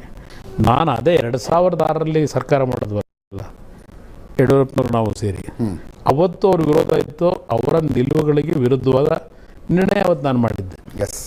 ಆದರೆ ಈಗಿನ ತೀರ್ಮಾನ ಅವರ ಸಂಪೂರ್ಣ ಸಹಮತದಲ್ಲೇ ಈ ತೀರ್ಮಾನ ಆಗಿರ್ತಕ್ಕಂಥದ್ದು. ಅದಕ್ಕೆ ಕಾರಣಗಳು ಹೇಳಲಿಕ್ಕೆ ಹೋದರೆ ಅಂಥ 60 ವರ್ಷದ ರಾಜಕಾರಣದಲ್ಲಿ 1962 ಪ್ರಥಮ ಬಾರಿಗೆ ಅವರು ಶಾಸಕರಾಗಿದ್ದು. ಅಲ್ಲಿಂದ ಇಲ್ಲಿಯವರೆಗೆ ಅವರ ರಾಜಕೀಯದ ಏನು ಜೀವನ ಇದೆ. ಅವರು ಎರಡೂ ರಾಷ್ಟ್ರೀಯ ಪಕ್ಷಗಳನ್ನು ವಿರೋಧ ಮಾಡ್ಕೊಂಡೇ ಬಂದಂಥದ್ದು. ಬರೀ ಬಿ ಜೆ ಪಿ ಅಂತ ಅಲ್ಲ, ಎರಡೂ ರಾಷ್ಟ್ರೀಯ ಪಕ್ಷಗಳ ವಿರುದ್ಧ ಅವರು ಬಂದಂಥದ್ದು ರಾಜಕಾರಣದಲ್ಲಿ. ಇವತ್ತು ಬಿ ಜೆ ಪಿ ಜೊತೆ ದೇವೇಗೌಡರಂಥವರು ಗುರುತಿಸ್ಕೊಳ್ತಕ್ಕಂಥವ್ರ ಬಗ್ಗೆ ಅದೇನೋ ಕೆಲವರೆಲ್ಲ ಚರ್ಚೆ ಮಾಡ್ತಾರೆ, ಸಿದ್ಧಾಂತ ಜಾತ್ಯತೀತ ತೆಗೆದಾಕಬೇಕು, ಇದೆಲ್ಲ ಏನು ಹೇಳ್ತಾ ಇದ್ದಾರೆ. ನಾನು ಅವರುಗಳಿಗೆ ಒಂದು ಕಿವಿ ಮಾತು ಹೇಳಲಿಕ್ಕೆ ಬಯಸ್ತೀನಿ. ಈಗ ಜನತಾದಳ ಅಂತಕ್ಕಂಥದ್ದು ಪ್ರಥಮ ಬಾರಿಗೆ ಸರ್ಕಾರ 83ರಲ್ಲಿ ಮಾಡಿದ್ವಲ್ಲ, ರಾಮಕೃಷ್ಣ ಹೆಗಡೆ ಅವರು ಮುಖ್ಯಮಂತ್ರಿಗಳಾದಂಥದ್ದು. ಆ ಒಂದು ಸರ್ಕಾರದಲ್ಲಿ ಯಾವ್ಯಾವ ಪಕ್ಷಗಳು ಬೆಂಬಲ ಕೊಟ್ಟಿದ್ದು? ಇದೇ ಭಾರತೀಯ ಜನತಾ ಪಾರ್ಟಿ ಇದ್ದು. ಆ ಸರ್ಕಾರದಲ್ಲಿ ಇದೇ ಈಗಿನ ಮುಖ್ಯಮಂತ್ರಿಗಳು ಕನ್ನಡ ಕಾವಲು ಸಮಿತಿ ಅಧ್ಯಕ್ಷರಾಗಿ ಅಧಿಕಾರ ತಗೊಂಡಿರಲಿಲ್ವ? 89 ವಿ ಪಿ ಸಿಂಗ್ ಅವರು ಪ್ರಧಾನಮಂತ್ರಿಗಳು. ಜನತಾದಳ ಅಂತಕ್ಕಂಥ ಪ್ರಾರಂಭ ಸಮಾಜವಾದಿ ಜನತಾದಳ ಮತ್ತು ಇನ್ನೊಂದಾಗಿತ್ತಲ್ಲ. ಆಗ ಆ ವಿ ಪಿ ಸಿಂಗ್ ಅವ್ರ ನೇತೃತ್ವದ ಜನತಾದಳಕ್ಕೆ ಇದೇ ಸಿದ್ದರಾಮಯ್ಯವರು ಇರಲಿಲ್ಲ. ಆಗ ವಿ ಪಿ ಸಿಂಗ್ ಅವರು ಪ್ರಧಾನಮಂತ್ರಿಗಳಾಗಬೇಕಾದ್ರೆ ಇದೇ ಬಿ ಜೆ ಪಿಯವರ ಬೆಂಬಲದಲ್ಲಿ ಸರ್ಕಾರ ಮಾಡಿದರು. ಆಗ ಇದು ಯಾವುದು ಲೆಕ್ಕಕ್ಕೆ ಬರಲಿಲ್ವಾ? ಇವತ್ತು ನಮ್ಮನ್ನು ಟೀಕೆ ಮಾಡೋರಿಗೆ ನಾನು ಅವ್ರಿಗೆ ಕೇಳಲಿಕ್ಕೆ ಬಯಸ್ತೇನೆ. ಹಲವಾರು ವಿಷಯಗಳನ್ನು ಹೇಳ್ಬೋದು. ಇದೆಲ್ಲ ಬೇರೆ ಕದ್ದು ಮುಚ್ಚಿ ಹೋಗಿದ್ದೆಲ್ಲ ಇರಲಿ. ಈಗ ನಾವು ಹೇಳಿದ್ರೆ ಕುಮಾರಸ್ವಾಮಿ ಅವರು ಸುಳ್ಳು ಹೇಳ್ತಾರೆ ಅಂತ ಹೇಳ್ಬೋದು. 2004 ಆದ್ವಾನಿಯವರು ಭೇಟಿ ಮಾಡಿದ್ದು. ಆ ನಂತರ 2004 ಫ್ರ್ಯಾಕ್ಚರ್ ವರ್ಡಿಕ್ಟ್ ಬಂತಲ್ಲ. ಮೊದಲನೇ ಏನೋ ಒಂದು ಕಾಂಗ್ರೆಸ್ ಹತ್ರ ಸರ್ಕಾರ, ಮತ್ತೆ ಎಸ್.ಎಂ. ಕೃಷ್ಣ ಸರ್ಕಾರ 62ಕ್ಕೂ 64ಕ್ಕೂ ಹೇಳಿದ್ರು. ಹೌದು. ಆಗ ಬಿ ಜೆ ಪಿ 78 ಗೆದ್ದಿದ್ರು, 78-79 ಪ್ಲಸ್ ನಾವು 58 ಗೆದ್ದಿದ್ದು. ಆಗ ಕಾಂಗ್ರೆಸ್ನವರು ಮುಖ್ಯಮಂತ್ರಿ ಸ್ಥಾನ ಕೊಡಲಿಲ್ಲ ಅಂತ ನಾನು ಮುಖ್ಯಮಂತ್ರಿ ಆಗಲೇಬೇಕು ಅನ್ನೋ ಅವ್ರಿಗೇನು ಹುಚ್ಚಿತ್ತು. ಬಿ ಜೆ ಪಿಯ ಯಾವ್ಯಾವ ನಾಯಕರ ಜೊತೆ 2004ರಲ್ಲಿ ದೇವೇಗೌಡರನ್ನ ಬಿಟ್ಟು ಭೇಟಿ ಮಾಡಿದ್ವಿ. ಮೊದಲನೇ ಮೀಟಿಂಗು ನಿಮ್ಮ KS ಅಧಿಕಾರಿಗಳ ಕ್ಲಬ್ ಇದೆಯಲ್ಲ, ಆ ಕ್ಲಬ್ಬಲ್ಲಿ ಅಲ್ಲಿ ಅವತ್ತೊಬ್ಬರು ಅಧಿಕಾರಿ ಇದ್ದಾರಲ್ಲ, ಪುಟ್ಟಸ್ವಾಮಿ ಅಂತೇಳಿ ಅಧ್ಯಕ್ಷರದಕ್ಕೆ, ಅಲ್ಲೇನು ಮೀಟಿಂಗ್ ಆಯಿತು? ಇದೇ ಸಿದ್ದರಾಮಯ್ಯ ಇವರೆಲ್ಲ ಮೀಟಿಂಗ್ ಮಾಡಿದ್ದಾರೆ. ಇವರು ಮೀಟಿಂಗ್ ಮಾಡಿ ಮುಖ್ಯಮಂತ್ರಿ ಆಗಲೇಬೇಕು, ಇಲ್ಲದೇ ಇದ್ರೆ ಈ ಅವಕಾಶ ಬಿಟ್ಟರೆ ಕಷ್ಟ ಅಂತ ಹೇಳಿ ದೇವೇಗೌಡರನ್ನು ಎಲ್ಲೋ ಬಿಟ್ಟು ಅವ್ರು ಕಾಣದೆ ಹೋಗಿ ಚರ್ಚೆಗಳು ನಡೆದವಲ್ಲ. ನಂತರ ವೆಂಕಯ್ಯನಾಯ್ಡು ಅವ್ರನ್ನ ಭೇಟಿ ಮಾಡೋದಕ್ಕೆ ಸಮಯ ಫಿಕ್ಸ್ ಆಯಿತು. ಭೇಟಿ ಮಾಡೋದಕ್ಕೆ ಇಲ್ಲಿ ಪಾಪ ಕಷ್ಟಪಟ್ಟು ಭೇಟಿ ಮಾಡಲಿಕ್ಕೆ ಎಲ್ಲೋ ಒಂದು ಕಡೆ ಗೊತ್ತಾಗ್ಬಿಡುತ್ತೆ ಅಂತೇಳಿ ಲೀಲಾ ಕ್ಯಾಂಪನ್ಸಿಗೆ ಬನ್ನಿ ಅಂದರು. ವೆಂಕಯ್ಯನಾಯ್ಡು ಅವ್ರು ಏರ್ಪೋರ್ಟ್ಗೆ ಹೋಗ್ತಾಯಿದ್ದೀನಿ ಬನ್ನಿ ಅಂತ. ಅಯ್ಯೋ ಅಲ್ಲೋಗ್ಬಿಟ್ರೆ ಇನ್ನೂ ಗೊತ್ತಾಗ್ಬಿಡುತ್ತೆ ಅಂತೇಳಿ ಅವ್ರು ಚೆನ್ನೈಯಲ್ಲಿ ಇರ್ತೀರಿ ಬೆಳಗ್ಗೆ ಅಂದರು. ಅಲ್ಲಿಂದ 4 ಟಿಕೆಟ್ ಇಲ್ಲಿ ಮಾರನೇ ದಿವಸಕ್ಕೆ ಫಿಕ್ಸ್ ಆಯಿತು. 4 ಜನ ಟಿಕೆಟ್ ಬುಕ್ ಆಯ್ತಲ್ಲ, ಯಾರ್ಯಾರ ಹೆಸರು ಟಿಕೆಟ್ ಬುಕ್ ಆಗಿತ್ತು, 4 ಜನ ಚೆನ್ನೈಗೆ ಹೋಗ್ಲಿಕ್ಕೆ ಹೊರಟಿದ್ರು. ಇವೆಲ್ಲ ಇತಿಹಾಸ ಇದೆ. ನಾನು ಇದನ್ನು ಸ್ಟೋರಿ ಹೇಳ್ತಾ ಇಲ್ಲ, ನಡೆದಂಥ ಘಟನೆ. ಆಮೇಲೆ ರಾಜಕೀಯ ಅನಿವಾರ್ಯತೆ ಬಂದಾಗ ಸಿದ್ದರಾಮಯ್ಯ ಎಲ್ಲಾರ್ದು ಅದೇ JDS ಒಂದರ ಅನಿವಾರ್ಯದ ಬಗ್ಗೆ ಚರ್ಚೆ ಮಾಡ್ತಾರೆ. ಅವ್ರ ಹಿಂದಿನ ಇದೆಯಲ್ಲ ರಾಜಕಾರಣ ಏನೇನು ಮಾಡ್ಕೊಂಡ್ರೆ ಅವರ ಅನಿವಾರ್ಯತೆಗೆ. ಅವತ್ತು UPA ಸರ್ಕಾರ ಬಂತು, ಸರ್ಕಾರ ಕೇಂದ್ರದಲ್ಲಿ BJP ಸರ್ಕಾರ ಬಿದ್ದೋಯ್ತು. ಆಗ ಯಾರ್ಯಾರು ಈಗ ಪಾಪ ಅನಂತಕುಮಾರ್ ಅವರು ಇಲ್ಲ, ನಮ್ಮ ಮುಂದೆ ಜೊತೆಯಲ್ಲಿ ಇಲ್ಲ. ಅವ್ರನ್ನ ಡೆಪ್ಟಿ CM ಮಾಡಿ ಇವರು ಮುಖ್ಯಮಂತ್ರಿ ಮಾಡಲಿಕ್ಕೆ ಏನೇನು ಮೀಟಿಂಗ್ ಆಗಿತ್ತು? ಬಹುಶಃ ಅರವಿಂದ್ ಲಿಂಬಾವಳಿ ಇನ್ನೂ ಬದುಕಿರ್ಬೇಕಲ್ವ, ಅವ್ರನ್ನ ಕೀಳಿ ಹೇಳ್ಬೋದು. ಇಲ್ಲ ಇವ್ರ ಜೊತೆ ಇದ್ದಲ್ಲ, ಇದೆಲ್ಲ ವ್ಯವಹಾರ ಮಾಡಲಿಕ್ಕೆ ಹೊರಟಿದ್ದರು. ಆಗ BJP ಕೊಂಬೋದಾಗಿರಲಿಲ್ಲ ಅವರಿಗೆ. ಅದಾಗ್ಬಿಟ್ಟಿದ್ರೆ ಅವರೆಲ್ಲಿರ್ತಿದ್ರು, ಕಾಂಗ್ರೆಸ್ಗೆ ಹೋಗೋರ? ಇದು ನಡೆದಿರತಕ್ಕಂಥ ಘಟನೆ. ಸತ್ಯ ಹೇಳೋದಕ್ಕೆ ಯಾಕೆ ಭಯ ಬೀಳಬೇಕು? ಹೌದು ನಾನು ಮಾಡಿದ್ದೆ ಅಂತ ಒಪ್ಕೋಬೇಕಲ್ಲ. ನನ್ನ ಹೆಣನೂ ಹೋಗಲ್ಲ BJP ಮನೆ ಬಾಗಿಲಿಗೆ ಈಗ ಹೇಳ್ತಾರೆ. ಆ ಧ್ವನಿಯವ್ರದ್ದು ಏನಾಯಿತು? ಆ ಒಂದು ಮೀಟಿಂಗ್ ಏನು ಮಾಡಿದ್ರು. ನಂತರ ಯಡಿಯೂರಪ್ಪರ ಮುಖ್ಯಮಂತ್ರಿ ಹೇಳಿದ್ರಲ್ಲ 2008-2009 ಮುಖ್ಯಮಂತ್ರಿ ಆದಾಗ ಖರ್ಗೆ ಅವರು ಅಪೋಸಿಷನ್ ಲೀಡ್ರು, ಪ್ರಥಮವಾಗಿ ಪಾರ್ಲಿಮೆಂಟಿಗೆ ಆಮೇಲೆ ಹೋದರು. ಅಲ್ಲಿ ಅವಕಾಶ ದೊರಕಲಿಲ್ಲ ಅಪೋಸಿಷನ್ ಲೀಡ್ರು ಅಂತ ಹೇಳಿ ಇದೇ ಯಡಿಯೂರಪ್ಪ ಬರುತ್ತದೆ. ನಾನು ಡೆಪ್ಟಿ CM ಮಾಡಿ ಮಹದೇವಪ್ಪನ ಮಂತ್ರಿ ಮಾಡಿ ಸತೀಶ್ ಜಾರಕಿಹೊಳಿ ಮಂತ್ರಿ ಮಾಡಿ ಅಂತ ಹೋಗಿ ನಡೆಸಿದಾರಲ್ಲ ಮಾತುಕತೆ. ಆಗಲೇ ತಾನೇ ಜನಾರ್ದನ್ ರೆಡ್ಡಿ 40 ಜನ ಕರ್ಕೊಂಡು ಹೈದರಾಬಾದ್ಗೆ ಹೋಗಿದ್ದು. ಇವೆಲ್ಲ ಮರ್ತೋಗಿದೆ ಪಾಪ ಅವ್ರಿಗೆ.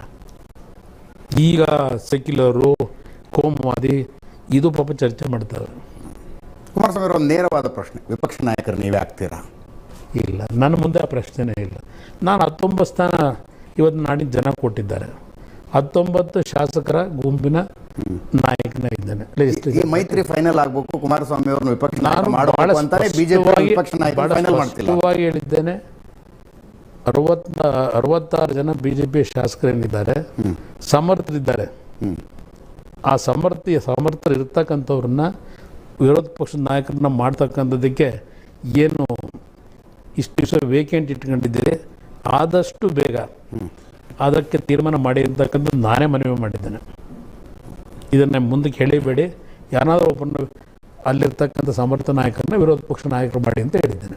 ಯಾರನ್ನಾದ್ರೂ ಒಬ್ಬರನ್ನ ಅಂತ ಹೇಳಿಲ್ಲ ನೀವು, ಇಂಥವ್ರನ್ನೇ ಯಾರ ಹೆಸರನ್ನು ಹೇಳಿಲ್ಲ. ಹೇಳಿ ಸಮರ್ಥ ಹಲವಾರು ಜನ ಸಮರ್ಥರಿದ್ದಾರೆ ಅಲ್ಲೂ. ಓಕೆ, ಅವ್ರನ್ನಲ್ಲಿ ಯಾರಾದರೂ ಒಬ್ಬರನ್ನ ಮಾಡಿ ಅಂತ ಹೇಳಿದ್ದೇವೆ. ಯಾಕಂದ್ರೆ ನಾನಿಲ್ಲಿ ಗುಂಪುಗಾರಿಕೆ ಮತ್ತು ನಾನಿಲ್ಲಿ ಮೈತ್ರಿ ಮಾಡಿ ನಾನು ಗುಂಪುಗಾರಿಕೆ ಮಾಡಲಿಕ್ಕೆ ಅವಕಾಶ ಕೊಡೋದು ಬೇಡ ಅಂತ.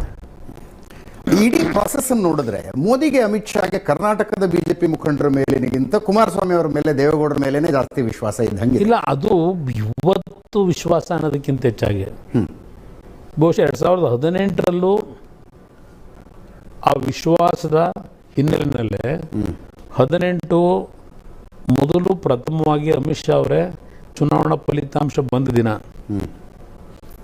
ನನಗೆ ದೂರವಾಣಿ ಮುಖಾಂತರ ಸಂಪರ್ಕ ಮಾಡಲಿಕ್ಕೆ ಪ್ರಯತ್ನ ಪಟ್ಟರು. ಓಕೆ, ನಾನು ಆಗ ಭೇಟಿ ಮಾಡಲಿಕ್ಕೆ ಹೋಗಲಿಲ್ಲ. ನಾನು ಅವರಿಗೆ ಸಂಪರ್ಕ ಮಾಡಲಿಕ್ಕೂ ಹೋಗಲಿಲ್ಲ, ಅವಾಯ್ಡ್ ಮಾಡಿದೆ.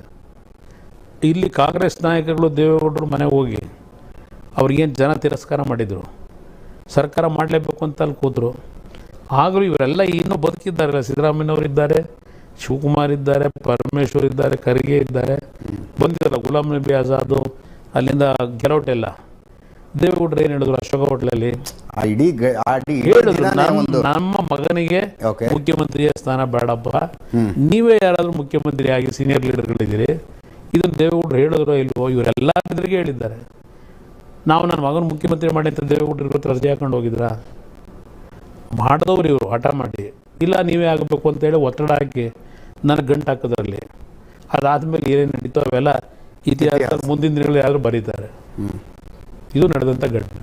ಈಗ ಇದು ನರೇಂದ್ರ ಮೋದಿ ಅವರು ಹೇಳಿದ್ರು. ಎಸ್, ನರೇಂದ್ರ ಮೋದಿಯವರು ನಾನು ಮುಖ್ಯಮಂತ್ರಿ ಇದ್ದಾಗ 14 ತಿಂಗಳಲ್ಲಿ 8 ಬಾರಿ ಭೇಟಿ ಮಾಡಿದ್ದೀನಿ. ಅಂದರೆ 8 ಬಾರಿ ಭೇಟಿ ಮಾಡಿದ್ದು ರಾಜ್ಯದಲ್ಲಿದ್ದಂಥ ಹಲವಾರು ಸಮಸ್ಯೆಗಳಿಗೆ ಪರಿಹಾರ ಕಂಡುಕೊಳ್ಳಲಿಕ್ಕೆ ಅವ್ರಿಗೆ ಮನವಿ ಕೊಡ್ಲಿಕ್ಕೆ ಹೋಗಿದ್ದೇನೆ. ಅವರಿಗೆ ಸಮಯ ಕೇಳಿದ್ರೆ ಕೇಳದ 10 ನಿಮಿಷದಲ್ಲಿ ನಂಗೆ ಸಮಯ ಕೊಡ್ತಾಯಿದ್ರು. ಇಮಿಡಿಯೇಟಾಗಿ ಕರೆದು ನಮ್ಮ ರಾಜ್ಯದ ಸಮಸ್ಯೆಗಳನ್ನು ಕೇಳಿ ಅವ್ರ ಕೆಲವೊಂದು ಮಟ್ಟಿಗೆ ಕೆಲವು ಸಹಾಯನೂ ಮಾಡಿದ್ದಾರಾಗ. ನಂತರ ನನಗೆ ಒಂದು ಬಾರಿ ಕೂರಿಸ್ಕೊಂಡು ನನಗೆ ಅಡ್ವೈಸ್ ಮಾಡಿದ್ದು ನಿಜ. ಇವತ್ತು ಇಷ್ಟೆಲ್ಲ ಒಳ್ಳೆಯ ಕೆಲಸ ಮಾಡಿ you are not getting good name. Every day they are humiliating you.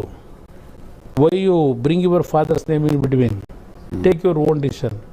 I am prime minister of this country offering you in the golden plate. ನೀನು ಮುಂದಿನ 5 ವರ್ಷ ನೀನು ಯಾರು ಟಚ್ ಮಾಡಬಾರ್ದು, ನನ್ನ ರಕ್ಷಣೆ ಇದೆ. ಇವತ್ತು ರಿಸೈನ್ ಮಾಡು, ಟುಮಾರೋ ಯು ಟೇಕ್ ಫ್ರೆಶ್ ಹೋತಂದರು. ಅಧಿಕಾರಕ್ಕೋಸ್ಕರಲೇ ಆಗಿದ್ದರೆ ನಾನು ಹೋಗಿದ್ದರೆ ಇವತ್ತು ಈ ಕಾಂಗ್ರೆಸ್ ಇಲ್ಲೆಲ್ಲಿ ಬರ್ತಿತ್ತು. ಇದೆಲ್ಲ ಏನು ಇವತ್ತಿಷ್ಟು ಲಘುವಾಗಿ ಕಾಂಗ್ರೆಸ್ ನಾಯಕರು JDSನ ಮುಗಿಸ್ಬಿಟ್ಟಿದ್ದೀವಿ, ಇನ್ನೂ ಮುಗಿಸ್ತೀವಿ ಅಂತಾರಲ್ಲ, ಇದು ಮುಗಿಸ್ಲಿಕ್ಕೆ ಯಾರಿಗೂ ಸಾಧ್ಯ ಇಲ್ಲ ನನ್ನ ಅಭಿಪ್ರಾಯದಲ್ಲಿ. ರಾಜಕೀಯ ವಲಯದ ರೂಮರ್ಸ್ ಸರ್, 2018ರಲ್ಲಿ ನಿಮಗೂ ಅಮಿತ್ ಶಾ ಅವ್ರಿಗೂ ಮಧ್ಯದಲ್ಲಿ ಒಂದು ಒಳ ಒಪ್ಪಂದ ಆಗಿತ್ತು. ಆ ಒಳ ಒಪ್ಪಂದದ ನಂತರ ಕೂಡ ನೀವು ಕಾಂಗ್ರೆಸ್ ಜೊತೆಗೆ ಹೋದ್ರಿ ಅನ್ನೋ ಬೇಜಾರಿತ್ತು. JDS ಮೋಸ ಮಾಡಿದ್ರು.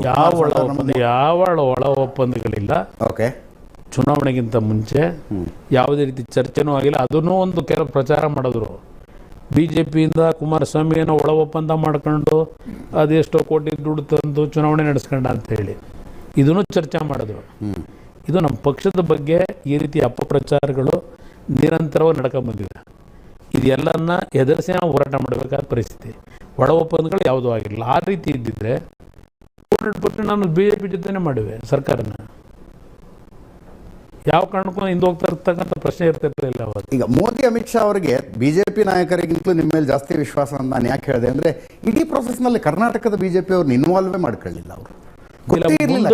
ಮುಂದಕ್ಕೆ ಇದು ಯಾಕೆಂದರೆ ಕರ್ನಾಟಕ ರಾಜ್ಯದ ನಮ್ಮ ನಾಯಕರುಗಳು ಬಿ ಜೆ ಪಿಯವರನ್ನಿದ್ದಾರೆ, ಅವ್ರನ್ನ ಬಿಟ್ಟೇನು ಮಾಡಲಿಕ್ಕೂ ಆಗಲ್ಲ. ಅವ್ರ ಮನಸ್ಸಿನಲ್ಲಿ ಸ್ವಲ್ಪ ಕಳೆದ ಅಸೆಂಬ್ಲಿ ಚುನಾವಣೆಯಲ್ಲಿ ನರೇಂದ್ರ ಮೋದಿ ಅವರಿಗೆ ವಿಶೇಷವಾಗಿ ಎಲ್ಲೋ ಒಂದು ಕಡೆ ನನ್ನನ್ನು ಮಿಸ್ಲೀಡ್ ಮಾಡಿದ್ರು, ನನ್ನ ಇಮೇಜ್ಗೆ ಧಕ್ಕೆ ಬಂತು ಅಂತಕ್ಕಂಥದ್ದು ಒಂದು ಮನಸ್ಸಲ್ಲಿ ಅವ್ರಿಗೆ ನೋವಿದೆ, ಅಸಮಾಧಾನ ಇದೆ. ಅದರ ಹಿನ್ನೆಲೆಯಲ್ಲಿ ಎಲ್ಲೋ ಒಂದು ಕಡೆ ಸ್ವಲ್ಪ ಅವರು ಇಲ್ಲಿಯ ನಾಯಕರುಗಳನ್ನು ಭೇಟಿ ಮಾಡ್ತಕ್ಕಂಥದ್ರಲ್ಲಿ ಇನ್ನೂ ಸಮಯ ಕೊಟ್ಟಿಲ್ಲ.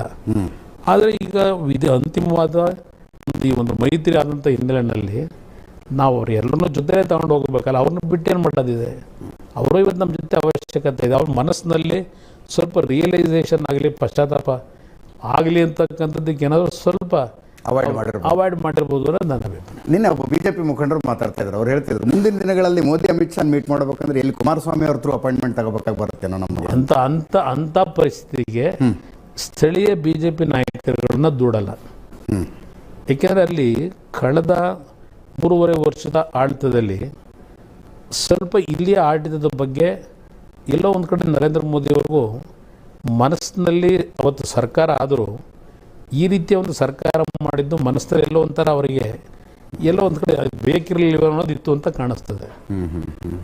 ಅದರಿಂದ ಇವತ್ತು ಬಿ ಜೆ ಪಿಯ ನಾಯಕರುಗಳು ಈ ಹೊಂದಾಣಿಕೆ ಆದಮೇಲೆ ಬಹುಶಃ ಅವರು ಸಹ ಅವ್ರನ್ನ ಯಾವುದೇ ಸಂದರ್ಭದಲ್ಲಿ ಬೇಕಾದ್ರೆ ಕರೆದು ಭೇಟಿ ಮಾಡ್ಬೋದು. ನನ್ನ ಅಭಿಪ್ರಾಯ ಇದೆ. ನನ್ನ ಮುಖಾಂತರ ಹೋಗಬೇಕಾದ ಅನಿವಾರ್ಯತೆ ಇಲ್ಲ ಅವರಿಗೆ.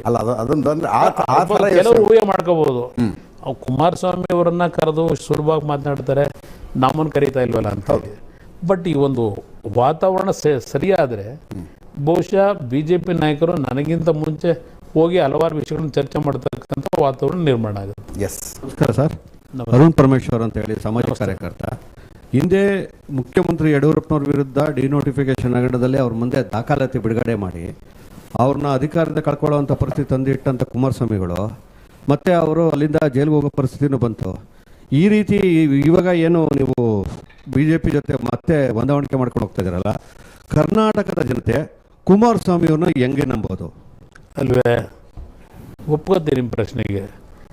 ನಾನು ವಿರೋಧ ಪಕ್ಷದ ಸಾಲಿನಲ್ಲಿ ಕೂತು ಕೆಲಸ ಮಾಡಬೇಕಾದ್ರೆ ಅವತ್ತಿನ 2009 ಬಿ ಜೆ ಪಿ ಸರ್ಕಾರ ಏನು 2008 ಪ್ರಾರಂಭ ಆಗಿತ್ತು, ಆ ಸರ್ಕಾರದ ವಿರುದ್ಧ ನನ್ನನ್ನು ಜನ ಆಯ್ಕೆ ಮಾಡಿದ್ದು ವಿರೋಧ ಪಕ್ಷದಲ್ಲಿ ಕೆಲಸ ಮಾಡು ಅಂತ ಹೇಳಿ. ವಿರೋಧ ಪಕ್ಷದಲ್ಲಿ ಕೆಲಸ ಮಾಡೋದು ಯಾವ ಹಿನ್ನೆಲೆಯಲ್ಲಿ ಕೆಲಸ ಮಾಡ್ತೀವಿ? ಆ ಸ್ಥಾನದಲ್ಲಿ ಕೂತು ರಾಜ್ಯದಲ್ಲಿ ಕಾನೂನು ಬಾಹಿರದಂಥ ಚಟುವಟಿಕೆಗಳಾದಾಗ ಅದರ ವಿರುದ್ಧ ಧ್ವನಿ ಎತ್ತಕ್ಕಂಥದ್ದು ಒಂದು ವಿರೋಧ ಪಕ್ಷದ ಸದಸ್ಯರ ಕೆಲಸ. ಹಾಗೆ ನೀವು ಕೇಳಿದಂಥ ಪ್ರಶ್ನೆಗೆ ನಾನು ಇನ್ನೊಂದು ಕೇಳಲ್ಲ, ಹೇಳಿ ಸರ್. 2018 ಹೌದು, ಕಾಂಗ್ರೆಸ್ನ ಜನ ತಿರಸ್ಕಾರ ಮಾಡಿದ್ರಲ್ವೇ? ಹೌದು. 5 ವರ್ಷದ ಕಾಂಗ್ರೆಸ್ ಸರ್ಕಾರದಲ್ಲಿ ಎಷ್ಟು ವಿಷಯಗಳನ್ನು ಅವತ್ತಿನ ಕಾಂಗ್ರೆಸ್ ಸರ್ಕಾರದ ನಾಯಕರ ಮೇಲೆ ಎಕ್ಸ್ಪೋಸ್ ಮಾಡಿದ್ದೇವೆ? ಕಾಂಗ್ರೆಸ್ ಜೊತೆ ಸರ್ಕಾರ ಮಾಡಬೇಕಾಯ್ತು ಅನಿವಾರ್ಯವಾಗಿ. ಅದೇ ರೀತಿಯಲ್ಲಿ ಸಿದ್ದರಾಮಯ್ಯರದು ರೀಡೋದಿರ್ಬೋದು, ಅದೇ ನಿಮ್ಮ ಯೂಬ್ಲೆಟ್ ವಾಚ್ದಿರ್ಬೋದು, ಹಲವಾರು ವಿಷಯಗಳನ್ನು ಸರ್ ಒಂದು ನಿಮಿಷ ಹೇಳಿ. ಈಗ ಅದನ್ನೇ ಈಗ ಏನು ನೀವು ಕೇಳ್ತಿದ್ದೀರಿ, ಯಡಿಯೂರಪ್ಪನವ್ರದ್ದು ತಪ್ಪು ಮಾಡಿದಾಗ ಅದನ್ನು ಎಕ್ಸ್ಪೋಸ್ ಮಾಡಬೇಕಾದ ನನ್ನ ಕರ್ತವ್ಯ ವಿರೋಧ ಪಕ್ಷ ಸ್ಥಾನದಲ್ಲಿ ಅದು ಮಾಡಿದ್ದೇನೆ. ಅದ್ರಲ್ಲಿ ಬೇರೆ ರೀತಿಯಲ್ಲಿ ವೈಯಕ್ತಿಕವಾದ ಏನೋ ಅವ್ರನ್ನ ವರ್ಚಸ್ಸನ್ನು ಕುಂಠಿತಗೊಳಿಸಬೇಕು, ಇಲ್ಲ ರಾಜಕೀಯ ದ್ವೇಷದಿಂದ ಮಾಡಿದ್ದಲ್ಲ. ನಾಡಿನ ಜನತೆ ವಿರೋಧ ಪಕ್ಷದಲ್ಲಿ ಕೂತು ಕೆಲಸ ಮಾಡು ಅಂತ ನನಗೆ ಹೇಳಿದಾಗ ನಾನು ಜವಾಬ್ದಾರಿ ನಿರ್ವಹಣೆ ಮಾಡಿದ್ದೀನಿ. ಅದು ಹೊರತುಪಡಿಸಿ ಯಾವುದೋ ದ್ವೇಷಕ್ಕೋಸ್ಕರ ಮಾಡಿದಂಥ ಗಂಟೆಗಳಲ್ಲ ಅದು. ಅದೇ ಕಾರಣಕ್ಕೆ ಅದೊಂದು ಗಾದೆ ಮಾತು ಪ್ರಚಲಿತದಲ್ಲಿರೋದು, ರಾಜಕಾರಣದಲ್ಲಿ ಯಾರು ಶಾಶ್ವತ ಮಿತ್ರರಲ್ಲ, ಯಾರು ಶಾಶ್ವತ. ಎರಡನೇ ಕ್ವಶನ್ ಸರ್, ತಾವು ಏನು ಈಗ ಬಿಜೆಪಿ ಜೊತೆ ಹೊಂದಾಣಿಕೆ ಮಾಡ್ಕೊಂಡಿದ್ದೀರಿ, ನಿಷ್ಠಾವಂತ ಬಿಜೆಪಿ ಕಾರ್ಯಕರ್ತರು ಸಿಟಿಲಿ ಬಿಟ್ಬಿಟ್ಟು ಹಳ್ಳಿಗಳಲ್ಲಿ ನಿಷ್ಠಾವಂತ JDS ಕಾರ್ಯಕರ್ತರು ಇರ್ತಾರಲ್ಲ, ಅವರ ಪರಿಸ್ಥಿತಿ ಏನು ಸರ್? ಓಕೆ, ನಾನು ಅದೇ ಪ್ರಶ್ನೆಗೆ ಬರ್ತೀನಿ. ಕುಮಾರಸ್ವಾಮಿ ಅವರಿಗೆ ಮೈತ್ರಿ ಅಂದ್ರೆ ಏನಾಗುತ್ತೆ? ಲೀಡರ್ಸ್ ಹೋಗಿ ಮಾತಾಡ್ಕೊಂಡ್ಬಿಡ್ತಾರೆ, ಕಾರ್ಯಕರ್ತರ ಕಥೆ ಏನು ಅಂತ. ಆದಾಗ ಏನಾಗುತ್ತೆ ಅನ್ನೋದು 2018 ನಿಮ್ಮ ಮತ್ತು ಕಾಂಗ್ರೆಸ್ಸಿನ ಮೈತ್ರಿಯ ನಂತರ 2019 ಲೋಕಸಭಾ ಚುನಾವಣೆ ರಿಸಲ್ಟ್ ನಿಮಗೆ ಗೊತ್ತಾಯ್ತು. ಅವಾಗ ರಿಯಲೈಸೇಷನ್ ಅದು, ದೊಡ್ಡವ್ರ ಮಾತುಕತೆ ಮಾಡ್ಕೊಂಡು ಮೈತ್ರಿ ಮಾಡಿದ್ವಿ, ಕಾರ್ಯಕರ್ತರು ಒಂದಾಗಿರಲಿಲ್ಲ ಅಂತ. ಈ ಮೈತ್ರಿ ಹಂಗಾಗೋದಿಲ್ಲ ಅಂತ ಏನು ಗ್ಯಾರಂಟಿ ನಿಮಗೆ? ಇದಕ್ಕೆ ನಾನು 2006 2004 ಆವತ್ತಿನ ಮೈತ್ರಿ ಬಗ್ಗೆ ಒಂದೆರಡು ವಿಷಯ ಹೇಳಬೇಕಾಗುತ್ತೆ. 2004 ನಾವು ಹೋರಾಟ ಮಾಡಿದ್ದು ಕಾಂಗ್ರೆಸ್ ವಿರುದ್ಧವೇ. ಹೌದು. 58 ಸ್ಥಾನ ಗೆದ್ದು ಅಂತಿಮವಾಗಿ ಅವತ್ತು ಕಾಂಗ್ರೆಸ್ ಜೊತೆ ಮೊದಲನೇ 20 ತಿಂಗಳು ಆಡಳಿತ ನಡೀತು. ಹೌದು. ಧರ್ಮಸಿಂಗ್ ಅವ್ರನ್ನ ಮುಖ್ಯಮಂತ್ರಿ ಮಾಡೋದು. ಧರ್ಮಸಿಂಗ್ ಏನು ಮಾಡಿದ್ರು, ಕಾಂಗ್ರೆಸ್ ಸರ್ಕಾರ 6 ಜನ ಕಾಂಗ್ರೆಸ್ಸಿಂದ ಮಂತ್ರಿಗಳಾದರು, JDSನಿಂದ 6 ಜನ ಮಂತ್ರಿಗಳಾದರು. ಸುಮಾರು 6ರಿಂದ 8 ತಿಂಗಳು ಮಂತ್ರಿಮಂಡಲ ಎಕ್ಸ್ಪ್ಯಾನ್ಷನ್ ಮಾಡಲಿಲ್ಲ. ಹೌದು. ಅದಷ್ಟೇ ಅಲ್ಲ, ಹಿಂದೆ ಕಾಂಗ್ರೆಸ್ ಸರ್ಕಾರದಲ್ಲಿದ್ದಂಥ ಬೋರ್ಡ್ ಕಾರ್ಪೊರೇಷನ್ ಚೇರ್ಮನ್ಗಳನ್ನು ಮುಂದುವರಿಸಿದ್ರು. ನಮಗೆ ಯಾವುದೇ ರೀತಿ ಗೌರವ ಕೊಡ್ತಿರಲಿಲ್ಲ. ಕಾಂಗ್ರೆಸ್ನ ಜೊತೆ ಮೈತ್ರಿ ಸರ್ಕಾರ ಮಾಡಿದಾಗ 2004 ಅದರ ಹಿನ್ನೆಲೆಯಲ್ಲೇ ದೇವೇಗೌಡರು ಚುನಾವಣೆಗೆ ಮತ್ತೆ ಹೋಗಬೇಕು, ಸೋನಿಯಾ ಗಾಂಧಿ ಅವರಿಗೆ ಮಾತನಾಡಿ ಇದು ಸರಿ ಬರಲಿಲ್ಲ, ಮತ್ತೆ ನಾವು ಫ್ರೆಶ್ ಆಗಿ ಚುನಾವಣೆಗೆ ಹೋಗೋಣ, ಜನ ತೀರ್ಮಾನ ಮಾಡ್ಕೊಳ್ಳಿ ಅನ್ನೋ ತೀರ್ಮಾನಕ್ಕೆ ಬಂದಿದ್ದರು. ಆಗ ನನಗೆ ನಮ್ಮ ಪಕ್ಷದ MLAಗಳು, ಅಣ್ಣ ನಮಗೆ ಇನ್ನೂ ಚುನಾವಣೆ ನಡೆದು 20 ತಿಂಗಳಾಗಿಲ್ಲ, ಚುನಾವಣೆಯಲ್ಲಿ ಸಾಲ ಮಾಡ್ಕೊಂಡಿದ್ದೇವೆ, ಆ ಸಾಲಗಳ ತೀರಿಸ್ಲಿಕ್ಕಾಗಿಲ್ಲ, ಮತ್ತೆ ಚುನಾವಣೆ ನಡೆಸೋ ಪರಿಸ್ಥಿತಿಯಲ್ಲಿ ಇಲ್ಲ, ನಾವು ಏನಾದರೂ ಆಲ್ಟರ್ನೇಟ್ ಗೌರ್ಮೆಂಟ್ನ ಮಾಡಿರೋಣ ಅಂತ ಹಿಂಸೆ ಕೊಟ್ಟರು ನಮ್ಮ ಶಾಸಕರು. ಅದ್ರ ಮಧ್ಯದಲ್ಲಿ ನಮ್ಮ ಗೋವಿಂದ ಕಾರಜೋಳು, ಅಲ್ಲಿಂದ ನಮ್ಮ ಉದಾಸಿ ಅವರು ತೀರ್ಕೊಂಡು ಹೋಗಿದ್ದಾರೆ, ಅವರೆಲ್ಲ ಒರಿಜಿನಲಿ ಜನತಾ ಪರಿವಾರದ ಅವರೆಲ್ಲ ಬಂದು, ಇಲ್ಲ ದಯವಿಟ್ಟು ನಾವೆಲ್ಲ ಮುಳುಗೋಗ್ಬಿಡ್ತೀವಿ, ಒಂದು ಆಲ್ಟರ್ನೇಟ್ ಗೌರ್ಮೆಂಟ್ ಮಾಡ್ಕೊಳ್ಳೋಣ, ನಾವೆಲ್ಲ ಮುಂದೆ ನಿಮ್ಮ ಜೊತೆಗೆ ಬಂದುಬಿಡ್ತೀವಿ, ನಾವು ಜನತಾ ಪರಿವಾರದವರು ಅಂತೇಳಿ ಆ ಟೀಮ್ ಬೇರೆ ಒಂದು ಟೀಮು ನನ್ನ ಮೇಲೆ ಒತ್ತಡ ಹಾಕೋರು. ಓಕೆ. ನಾನು MP ಪ್ರಕಾಶ್ ಅವರಿಗೆ ಆಗಲೂ ನೀವು ಮುಖ್ಯಮಂತ್ರಿ ಆಗಿ ಅಂತ ಹೇಳ್ತೆ, ಅವ್ರ ಮನೆಗೆ ಹೋಗಿ ಅವ್ರು ಹೇಳಿದ್ರು, ನೋಡು MLAಗಳು ಇವತ್ತು ನಾನು ಮುಖ್ಯಮಂತ್ರಿ ಆಗ್ತಕ್ಕಂಥ ತೀರ್ಮಾನ ಮಾಡಿದ್ರೆ ಬಹುಶಃ ಒಪ್ಪೋ ಪರಿಸ್ಥಿತಿನಲ್ಲಿ ಇಲ್ಲ, ನಿನ್ನ ಲಾಯಕತ್ವದಲ್ಲಿ ಹೊರಟಿದ್ದಾನೆ, ದಯವಿಟ್ಟು ನೀನು ಮುಂದುವರಿಯೋದು ಒಳ್ಳೆಯದು ಅಂಥೇಳಿ ನನಗೆ ಸಲಹೆ ಕೊಟ್ಟು ಕಳಿಸಿದ್ರು ಅವ್ರ ಮನೆಗೆ ಹೋದಾಗ MP ಪ್ರಕಾಶ್ ಅವರು. ಅದರ ಮೇಲೆ BJP ಜೊತೆ ಸರ್ಕಾರ ಮಾಡೋದು, BJP ಜೊತೆ ಸರ್ಕಾರ 20 ತಿಂಗಳೇ ನಡೀತು. ಇಡೀ ರಾಜ್ಯದ ಜನ ಮೆಚ್ಕೊಂಡ್ರು. ಒಂದು ಉತ್ತಮವಾದಂಥ ಸರ್ಕಾರ, ಇಡೀ ದೇಶದಲ್ಲಿ ಉತ್ತಮವಾದಂಥ ಸರ್ಕಾರ ಅಂತಕ್ಕಂಥ ಒಂದು ನೇಮ್ ಬಂತು, ಅತ್ಯುತ್ತಮವಾದಂಥ ಒಳ್ಳೆಯ ಕೆಲಸಗಳನ್ನು ಮಾಡಿದ್ರು. ನಂತರ 20 ತಿಂಗಳು ನಾನು ಯಡಿಯೂರಪ್ಪರಿಗೆ ಹಸ್ತಾಂತರ ಮಾಡಬೇಕಾಗಿತ್ತಲ್ಲ. ಇವತ್ತು ಹೇಳ್ತೀನಿ, ನಾನು ತಾಯಿ ಚಾಮುಂಡೇಶ್ವರಿ ಇವತ್ತು ಪ್ರತಿಯೊಂದು ಸಂದರ್ಭದಲ್ಲಿ ನೆನೆಸ್ಕೋತೀನಿ. ನಮ್ಮ ಕುಟುಂಬ ದೇವರು ನಂಬಂದಿರೋ ಕುಟುಂಬ, ನನ್ನಿಂದ ಆದಂಥ ಅಪರಾಧ ಅಲ್ಲ ಅದು, ನಾನು ಕೊಡ್ಲಿಕ್ಕೆ ತಯಾರಾಗಿದ್ದೆ ಕ್ಲಿಯರ್ ಆಗಿ. ಆದರೆ BJPಲೇ ಇದ್ದಂಥ ಕೆಲವು ಕೇಂದ್ರದ ನಾಯಕರು ಏನೇನು ನಡೆಸಿದ್ರು ಅವೆಲ್ಲ, ಮತ್ತು ಯಶವಂತನ ಯಾಕೆ ಬಂದರು, ಒಂದು ತಿಂಗಳು ಮುಂಚೆನೇ ಏನೇನು ನಡೀತು, ಇದೆಲ್ಲ ಇತಿಹಾಸದಲ್ಲಿ ಅಡಗೋಗಿದೆ. ಈಗ ಅವತ್ತು ನನ್ನಿಂದ ಆಗದೇ ಇರತಕ್ಕಂಥ ತಪ್ಪಿನಿಂದ ಆ ಸರ್ಕಾರ ಹಸ್ತಾಂತರ ಆಗಲಿಲ್ಲ. ನಾನು ಮಾಡಿದ ನನ್ನಿಂದ ಆದಂಥ ತಪ್ಪಲ್ಲ ಅದು. ನನ್ನನ್ನು ವಚನ ಭ್ರಷ್ಟ ಅಂತ ಹೇಳ್ಕೊಂಡು ಅವತ್ತೇನು ನನ್ನ ವಿರುದ್ಧವೇ ನಡೀತು, ನಮ್ಮ ಪಕ್ಷದ ವಿರುದ್ಧ ಜನ ನಮ್ಮವರೇ ಮಾತಾಡೋದು, ಇಲ್ಲ ಅನ್ಯಾಯ ಮಾಡೋದು ಕೊಡಬೇಕಾಗಿತ್ತು ಅಂತ ಹೇಳಿ. ಆದರೆ ಅದರಲ್ಲಿ BJPನಲ್ಲೂ ಸಹ ಅವತ್ತು ಯಡಿಯೂರಪ್ಪನವ್ರನ್ನ ಮುಖ್ಯಮಂತ್ರಿ ಮಾಡಿದ್ರೆ 6 ತಿಂಗಳಿಗೂ 8 ತಿಂಗಳಿಗೂ ಹೆಸರು ಕೆಡಿಸೋದಾರೆ ಅದು ಕುಮಾರಸ್ವಾಮಿಗೆ ಅಡ್ವಾಂಟೇಜ್ ಆಗ್ಬಿಡುತ್ತೆ. ಕುಮಾರಸ್ವಾಮಿ ನೇಮನ ಹೆಂಗೆ ಹಾಳು ಮಾಡಬೇಕು, ಅಧಿಕಾರ ಹಸ್ತಾಂತರ ಮಾಡಲಿಲ್ಲ ಅಂತ ಹೇಳಿ ಒಂದು ಜನಗಳ ಮುಂದೆ ಒಂದು ಸಂದೇಶ ಕೊಟ್ಕೊಂಡು ಹೋದರೆ ಆಗ BJP ಪ್ಲಸ್ ಪಾಯಿಂಟ್ ಆಗುತ್ತೆ ಅಂತೇಳಿ ಆ BJP ಇದ್ದಂಥ ಕೆಲವರು ನಡೆಸಿದಂಥ ಒಂದು ಉನ್ನಾತ ನನ್ನ ತಲೆಗೆ ಅದೆಲ್ಲ ತಪ್ಪು ಮಾಡದಿದ್ರು ಅಂತ ಕಟ್ಟಬೇಕಾಯ್ತು ನಾನು. ನಂತರ ಅಂಥ ಒಂದು ಪರಿಸ್ಥಿತಿನಲ್ಲೂ ಜನ ನನಗೆ 28 ಸ್ಥಾನ ಕೊಟ್ಟರು. ಅದಕ್ಕೆ ಹೊರಬೇಕಾದ್ರೆ ಒಬ್ಬ ಕುಮಾರಸ್ವಾಮಿ ಹೋರಾಟ ಅವತ್ತೆಲ್ಲ ಬಿಟ್ಟೋಗ್ಬಿಟ್ರು. ಆ ಸಂದರ್ಭದಲ್ಲಿ MP ಪ್ರಕಾಶ್ ಹೋದರು, 14-15 ಜನ ಮಂತ್ರಿಗಳಾಗಿದ್ದರು ಬಿಟ್ಟೋದ್ರು, ಶಾಸಕರು ಬಿಟ್ಟೋದ್ರು. ಆದರೂ ಸಹ ನಾನು 28 ಸೀಟ್ ಅವತ್ತು ಗೆಲ್ಲಬೇಕಾದ್ರೆ ಅವತ್ತು ದೇವೇಗೌಡರು ಮಾರ್ಗದರ್ಶನ ಅಷ್ಟೇ ನನಗೆ. ಏಕಾಂಗಿ ಹೋರಾಟ ಅಲ್ಲಿಂದಲೇ ಪ್ರಾರಂಭ ಆಗಿದ್ದು ಮೊನ್ನೆವರೆಗೂ. ಆ 28 ಸೀಟ್ ನಾನು ಗೆಲ್ಲಬೇಕಾದ್ರೆ BJP ಜೊತೆಯ ಮೈತ್ರಿ ಸರ್ಕಾರ ನಾನೇನು ಮಾಡಿದ್ದೆ, ಆ ಮೈತ್ರಿ ಸರ್ಕಾರದಿಂದ ನಾನು ಪಡೆದಂಥ ಒಂದು ಗುಡ್ ವಿಲ್ ಏನಿತ್ತು, ಜನಗಳೊಂದು ಪ್ರೀತಿ ವಿಶ್ವಾಸ, ಅದರಿಂದ ಈ ಪಕ್ಷ ಉಳೀತು. ನಂತರ 1340 ಸ್ಥಾನ ಗೆದ್ದು, ಯಾರೂ ನಮಗೆ ದೊಡ್ಡ ನಾಯಕರಿಲ್ಲದೆ ಪಕ್ಷದಲ್ಲಿ. ಮತ್ತೆ 2018 ಬಿ ಟೀಮು BJPದು ಅಂತ ಹೇಳ್ಕೊಂಡು ಹೋದರು, 38 ಸ್ಥಾನ ಗೆದ್ದು. ಇದು ನಾನು ಈ ಮಟ್ಟಕ್ಕೆ ಇನ್ನೂ ಈ ಒಂದು ಪ್ರಾದೇಶಿಕ ಪಕ್ಷದ ಹಿನ್ನೆಲೆ ಹೊಂದಿರತಕ್ಕಂಥ ಈ ಪಕ್ಷ ಉಳಿಸ್ಲಿಕ್ಕೆ ಕಾರಣ ಅವತ್ತಿನ BJP ಆಡಳಿತ ನಾನು ಮಾಡಿದ್ದು ಜೊತೆಯಲ್ಲಿ ಮೈತ್ರಿ ಸರ್ಕಾರ. ನಮ್ಮ ಪಕ್ಷದ ಕಾರ್ಯಕರ್ತರಿಗೂ BJP ಕಾರ್ಯಕರ್ತರಿಗೂ ಎಲ್ಲೂ ಯಾವುದೇ ರೀತಿಯ ದ್ವೇಷ ಇಲ್ಲ, ಸ್ಥಳೀಯವಾಗಿ ಹೊಂದಾಣಿಕೆ ಮಾಡ್ಕೊತಾರೆ. ಇದು ನ್ಯಾಚುರಲ್ ಅಲಯನ್ಸ್, ಇದು ನನ್ನ ಅಭಿಪ್ರಾಯದಲ್ಲಿ. ಓಕೆ. ಇಲ್ಲಿ ಮತ್ತೆ 18ರಲ್ಲಿ ಕಾಂಗ್ರೆಸ್ ನಾಯಕರು ಬಂದ್ರಲ್ಲ ಮನೆ ಬಾಗಿಲಿಗೆ, ದೇವೇಗೌಡರ ಮನೆ ಬಾಗಿಲಿಗೆ ಸರ್ಕಾರ ಮಾಡಬೇಕು ಅಂತೇಳಿ ಡೇ ಒನ್ನೇ ನಮ್ಮ ಪಕ್ಷ ಉಳಿಸ್ಕೊಂಡು ಬೆಳೆದಂಥ ಕಾರ್ಯಕರ್ತರು ಅಸಮಾಧಾನಕ್ಕೆ ಒಳಗಾದರು, ತಪ್ಪು ಮಾಡಿದ್ರು, ಇವತ್ತು ಇವ್ರ ಜೊತೆ ಮಾಡಬಾರ್ದಾಗಿತ್ತು ಅಂತೇಳಿ ಡೇ ಒನ್ನೇ ಪ್ರಾರಂಭ ಆಯಿತು. ನಾನು 1 ತಿಂಗಳಲ್ಲಿ ಕಣ್ಣಲ್ಲಿರಾಗ್ತೆ. ನನಗೆ ಜನಗಳ ಸೆನ್ಸ್ ಗೊತ್ತಾಯ್ತು, ನನಗೇನೋ ನಾಡಿ ಮಿಡಿತ ಏನಿದೆ ಅಂತೇಳಿ. ಆ 14 ತಿಂಗಳು ನಾನು ಯಾವ ರೀತಿ ನಡೆಸ್ಕೊಂಡ್ರು ಇದೆಲ್ಲ ನೋಡಿದ್ದೀನಿ. ಪಾರ್ಲಿಮೆಂಟ್ ಚುನಾವಣೆ ಅವತ್ತು ಮಂಡ್ಯದಲ್ಲಿ ನಾವು ಸೋಲಿಗೆ ಕಾರಣ ಯಾರು? ಏನು ಬಿ ಜೆ ಪಿಯವರು ಇಲ್ಲ ಪಕ್ಷೇತರ ಅಭ್ಯರ್ಥಿ ಗೆದ್ದಿದ್ದ? ಅದು ಕಾಂಗ್ರೆಸ್ಸು, ಬಿ ಜೆ ಪಿ, ರೈತ ಸಂಘ ಎಲ್ಲ ಒಂದಾದರು. ತುಮಕೂರಲ್ಲಿ ಆಗ್ತಿದ್ದ ದೇವೇಗೌಡರ ಸೋತರು ಈ ಕಾಂಗ್ರೆಸ್ ಪಕ್ಷ ಸಹವಾಸ ಮಾಡಿ. ಇವತ್ತು ಯಾತಕ್ಕೆ ನಾವು 19ಕ್ಕೆ ಬಂದವು? ಇದೇ ಕಾಂಗ್ರೆಸ್ ಪಕ್ಷ ನಮ್ಮನ್ನು 14 ತಿಂಗಳು ಸಹವಾಸ ಮಾಡಿ ಹಂತವಾಗಿ ನಮ್ಮನ್ನು ಯಾವ ರೀತಿ ಮುಗಿಸ್ಲಿಕ್ಕೆ ನಮ್ಮಲ್ಲಿ ವಿಷಬೀಜ ಬಿಚ್ಕೊಂಡು ಹೋದರು ನಮ್ಮ ನಾಯಕರುಗಳಿಗೆ. ಜನಗಳಲ್ಲಿ ಒಂದು ಕಡೆ ಕುಮಾರಸ್ವಾಮಿನ ಬಂಡೆ ಥರ ರಕ್ಷಣೆ ಮಾಡ್ಕೊಂಡು ನಿಂತ್ಕೊಂಡ್ಬಿಟ್ರು. ಏನಪ್ಪ ಎಷ್ಟು ತ್ಯಾಗ ಮಾಡಿಬಿಟ್ರು ಅಂಥೇಳಿ ಮಾಧ್ಯಮದ ಮುಖಾಂತರ ಒಂದು ಇಮೇಜನ್ನು ಅವರು ಗಳಿಸ್ಕೊಂಡು ನಮ್ಮ ಇಮೇಜನ್ನು ಹಾಳು ಮಾಡ್ತಾ ಹೊರಟ್ರು. ಆದರೆ ಆಗಿದ್ದೇ ಬೇರೆ. ಇಲ್ಲಿ ಡೇ ಒನ್ನಿಂದ ರಮೇಶ್ ಜಾರಕಿಹೊಳಿಗೆ ನನಗೆ ಪ್ರಾಬ್ಲಮ್ ಇದ್ದಿದ್ದು, ಯಾರ್ಯಾರಿಗೆ ಅಸಮಾಧಾನ ಇದ್ದಿದ್ದು, ರಮೇಶ್ ಜಾರಕಿಹೊಳಿ ಲೀಡರ್ಶಿಪ್ ಯಾಕೆ ತಗೊಂಡಿದ್ರು ಸರ್ಕಾರ ತೆಗಿಬೇಕು ಅಂತ. ಇವರ ಏನು ಬಂಡೆ ಥರ ನಾನು ಉಳಿಸಿದ್ರು ಅಂದ್ರಲ್ಲ, ಅವರವ್ರ ಕಿತ್ತಾಡ್ತಲ್ಲಿ ನಾನು ಸರ್ಕಾರ ಹೋಗಿದ್ದು. ಇದು ಸಿಂಪತಿನ ಗೇನ್ ಮಾಡ್ಕೊಂಡು ನಮ್ಮ ಪಕ್ಷವನ್ನು ಇವತ್ತು ಈ ಪರಿಸ್ಥಿತಿ ತಂದಿಟ್ಟಿರ್ತಕ್ಕಂಥದ್ದು ಆ ಮಹಾನ್ ಸ್ನೇಹಿತರುಗಳು. ಅದಕ್ಕೋಸ್ಕರಲೇ ಇವತ್ತು ಅನಿವಾರ್ಯವಾಗಿ ಇವತ್ತು ಬಿ ಜೆ ಪಿ ಮತ್ತು ಜೆ ಡಿ ಎಸ್ನ ಸರ್ಕಾರ ನಮ್ಮ ಮೈತ್ರಿ ಏನಿದೆ ಇದು ಬರೀ ಜೆ ಡಿ ಎಸ್ ಒಂದಕ್ಕಲ್ಲ ಅನಿವಾರ್ಯ, ಬಿ ಜೆ ಪಿಗೂ ಕರ್ನಾಟಕದಲ್ಲಿ ಇವತ್ತು ಅನಿವಾರ್ಯ ಇದೆ. ಅದಷ್ಟೇ ಅಲ್ಲ, ನಾಡಿನ ಜನತೆಗೂ ಅನಿವಾರ್ಯ ಇದೆ. ಇವತ್ತು ಕಾಂಗ್ರೆಸ್ ನಾಯಕರುಗಳು ಏನು ಹೇಳ್ತಾರೆ, ಶಾಸಕರುಗಳು ನಿನ್ನೆ ಯಾರೊಬ್ಬ ತಿಪ್ಪು ಶಾಸಕರು ಹೇಳ್ತಾರೆ ಇದು ಎಂಥದ್ದು ಈ ಗ್ಯಾರಂಟಿ ಸ್ಕೀಮ್ ತಂದು ನಮ್ಮನ್ನು ಮಲಗಿಸ್ಬಿಟ್ರು ಅಂತ ಹೇಳ್ತಾರೆ. ಸಂಪೂರ್ಣ ಮಲಗಿಸ್ಬಿಟ್ರು ಅಂತ ಅವ್ರು ಹೇಳ್ತಾ ಇದ್ದಾರೆ. ಇವತ್ತೊಬ್ಬರು ರಾಜು ಕಾಗವಾಡದ ಮೇಲೆ ಅವರೇನು ಹೇಳ್ತಾ ಇದ್ದಾರೆ, ಏನು ಡೆವಲಪ್ಮೆಂಟ್ ಇಲ್ಲ, ಮಂತ್ರಿಗಳ ಹತ್ರಕ್ಕವ್ರು ಮುಖ ಕೊಟ್ಟು ನೋಡಲ್ಲ, ಹಲವಾರು ರೀತಿ ಅವ್ರು ಕಂಪ್ಲೇಂಟ್ ಮಾಡ್ತಾರೆ.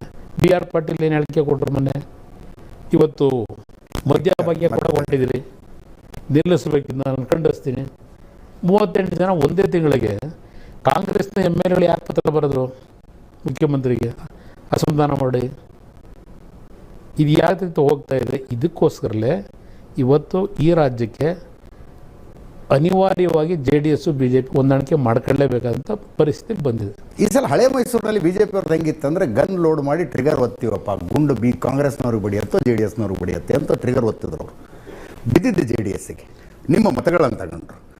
ಪ್ರತಿ ಕ್ಷೇತ್ರದಲ್ಲಿ 5,000 10,000 ತಗೊಳ್ತಾ ಇದ್ದು ಬಿ ಜೆ ಪಿಯವರು 25,000-30,000 ತಗೊಂಡಿದ್ದ ಕಾರಣಕ್ಕಾಗಿ ಜೆ ಡಿ ಎಸ್ನ ಸಂಖ್ಯೆಗಳು 19ಕ್ಕೆ ಬಂದು. ಸೊ ಬಿ ಜೆ ಪಿಯವರು ಹಳೆ ಮೈಸೂರು ಭಾಗದಲ್ಲಿ ಸಂಘಟನೆ ಜೋರಾಗಿ ಮಾಡಿದ್ದಾರೆ ಸರ್. ಅದು ಜೆ ಡಿ ಎಸ್ನ ವಿರುದ್ಧನೇ ಆಗಿದೆ. ಈಗ ಆ ಕಾರ್ಯಕರ್ತರು ಕೆಲವು ತಿಂಗಳ ಹಿಂದೆ ಪರಸ್ಪರ ಕಚ್ಚಾಡಿಕೊಂಡಿದ್ದ ಕಾರ್ಯಕರ್ತರು ಈಗ ನೀವು ಹೋಗಿ ದಿಲ್ಲಿಗೆ ಹೋಗಿ ಮೈತ್ರಿ ಮಾಡಿಕೊಂಡ್ರಿ ಅಂದ ತಕ್ಷಣ ಹೆಂಗೆ ಒಂದಾಗ್ಬಿಡ್ತಾರೆ ಅಂತ. ಈಗ ನಾನು ಅದಕ್ಕೆ ಹೇಳಿದ್ದು, ಬಿ ಜೆ ಪಿಯ ಕಾರ್ಯಕರ್ತರೇನಿದ್ದಾರೆ, ಬಿ ಜೆ ಪಿ ಕಾರ್ಯಕರ್ತರಲ್ಲಿ, ಜನತಾಳದ ಕಾರ್ಯಕರ್ತರಲ್ಲಿ ಹೊಂದಾಣಿಕೆ ಸಮಸ್ಯೆ ಇಲ್ಲ. ಓಕೆ. ಈಗ ಬಿ ಜೆ ಪಿಗೆ ಹೋದಂಥ ಕಾರ್ಯಕರ್ತರು ಏನಿದ್ದಾರೆ ಅವರು ಇಲ್ಲಿದ್ದಂಥವರೇ ಅಲ್ಲಿ ಹೋಗಿದ್ದು. ಓಕೆ. ಸ್ಥಳೀಯವಾಗಿ ಮೊನ್ನೆ ಚುನಾವಣೆಯಲ್ಲಿ ಕೆಲವು ನಮ್ಮಲ್ಲಿ ಇದ್ದಂಥ ಅಲ್ಲಿಯ ಪ್ರಮುಖ ನಾಯಕರುಗಳ ಕೆಲವು ನಡವಳಿಕೆಯಿಂದ ಕೆಲವರು ಬಿ ಜೆ ಪಿಗೆ ಚುನಾವಣೆಗೆ ಹೋದಂಥ ಒಂದು ಅನಿವಾರ್ಯತೆ ಬಂದಿತ್ತು. ಆದರೆ ಅವ್ರು ನಮ್ಮಲ್ಲಿ ವಿಶ್ವಾಸದಲ್ಲಿ ಇರೋರೆ. ವಿಶೇಷವಾಗಿ ನನ್ನ ಬಗ್ಗೆ ಇವತ್ತು ಸಹ ಬಿ ಜೆ ಪಿಯಿಂದ ನಿಂತಂಥ ನಮ್ಮ ಒಂದು ಹಿಂದಿನ ಜನತಾದಳದಲ್ಲಿ ಇದ್ದಂಥವ್ರು ಇರ್ಬೋದು, ಬಿ ಜೆ ಪಿಯಲ್ಲಿ ಇದ್ದಂಥವ್ರು ಇರ್ಬೋದು, ಅವರಲ್ಲಿ ನನ್ನ ಬಗ್ಗೆ ವಿಶ್ವಾಸ ಇವತ್ತು ಇದೆ. ನನ್ನ ಬಗ್ಗೆ ಅನುಕಂಪನೂ ಇದೆ ಅವರುಗಳಿಗೆ. ಕುಮಾರಣ್ಣ ಇವತ್ತು ನಮ್ಮ ಪಕ್ಷದಲ್ಲಿ ಇದ್ದಿದ್ದು ಚೆನ್ನಾಗಿತ್ತು, ಅದನ್ನು ಅವರಿವತ್ತು ನಮ್ಮ ಪಕ್ಷಕ್ಕಿಂತ ಹೆಚ್ಚಿಗೆ ಬಿ ಜೆ ಪಿನಲ್ಲಿ ಆ ಒಂದು ವಾತಾವರಣ ಇದೆ.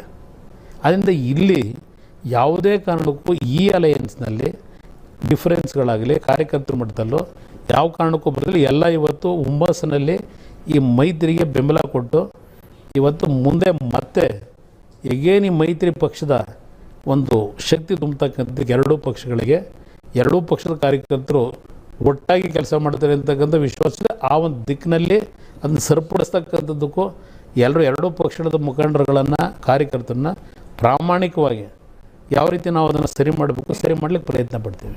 ಶರಣಗೌಡ ಕಂದು ಕೂರ್ತಾರದವರು ನಿಮ್ಮದೇ MLA, ಅವ್ರಿಗೆ ನೇರವಾಗಿ ಫೈಟ್ ಇರಲಿಲ್ಲ. ಬಿಜೆಪಿ ಜೊತೆಗೆ ನೇರವಾಗಿ ಫೈಟೇ ಇಲ್ಲ ಅವ್ರಿಗೆ. ಅವನು ಫೈಟ್ ಇರೋದು ಕಾಂಗ್ರೆಸ್ ವಿರುದ್ಧ ಫೈಟ್ ಇದೆ. ಅವರೇ ಮೈತ್ರಿಯ ವಿರುದ್ಧ ಮಾತಾಡ್ತಿದ್ದಾರೆ. ಅದು ಒಂದೊಂದು ಬಾರಿ ಒಂದು ಅನುಭವದ ಕೊರತೆಗಳು. ಅವನು ನಮ್ಮನೆ ಹುಡುಗನೇ, ನಾನು ಹಿಂದೆ ಮುಂದೆ ಹೌದು ಜೊತೆಗೆ ಗಂಟೆ ಇರತಕ್ಕಂಥವ್ರು, ಅತ್ಯಂತ ವಿಶ್ವಾಸ.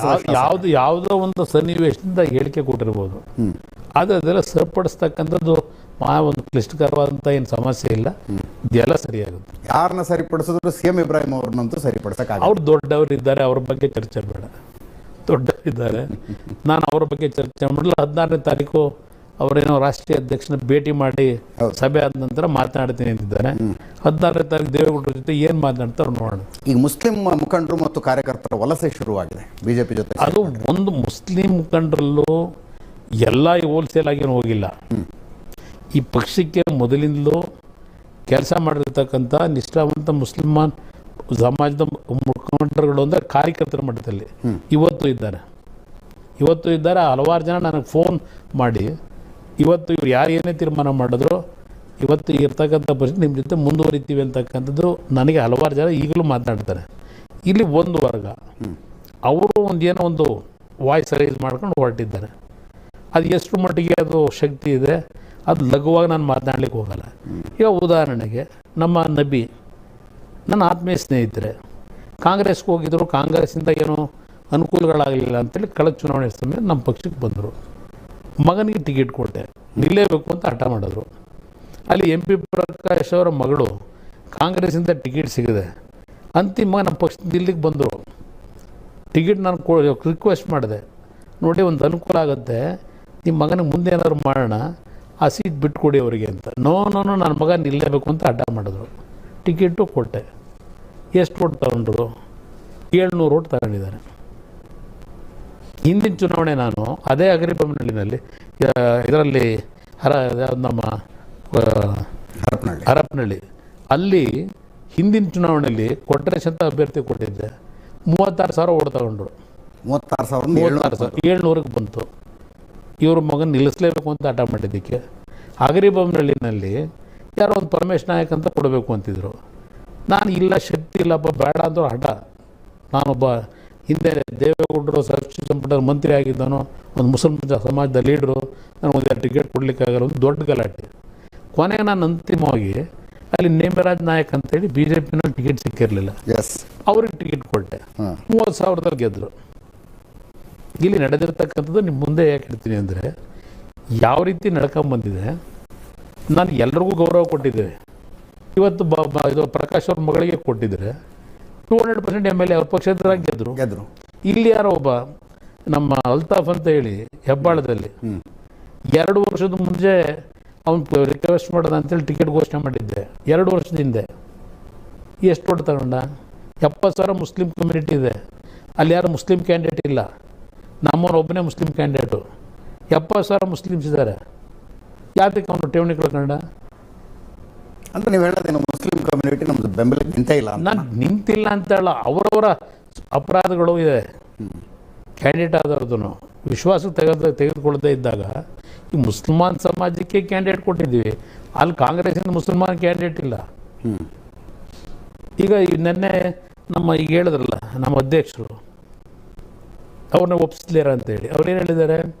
ಕುಮಾರಸ್ವಾಮಿ ಒಂದು ಹೇಳಿಕೆ ಕೊಟ್ಬಿಟ್ರು ಚುನಾವಣೆಗೆ ಮುಂಚೆ, ಎಲ್ಲಿ ಕಾಂಗ್ರೆಸ್ ಗೆಲ್ಲುತ್ತೆ ಅಲ್ಲಿ ಮುಸಲ್ಮಾನ್ ಬಾಂಧವರು ನೀವು ಕಾಂಗ್ರೆಸ್ಗೆ ಕೊಡಿ, ಎಲ್ಲಿ JDS ಗೆಲ್ಲುತ್ತೆ ಅಲ್ಲಿ JDS ಕೊಡಿ ಅಂತ ಕುಮಾರಸ್ವಾಮಿ ಹೇಳಿದ್ದೆ. ನಮ್ಗೆ ಡ್ಯಾಮೇಜ್ ಆಗೋಯ್ತು ಅಂದರು.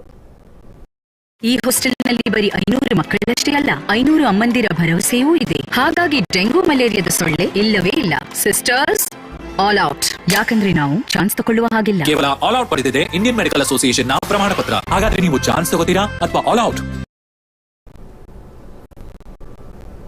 ಅದು ಕೂತ್ರ ಆ ಕಮ್ಯುನಿಟಿಯವ್ರು ಹೇಳ್ಬೇಕೀಗ,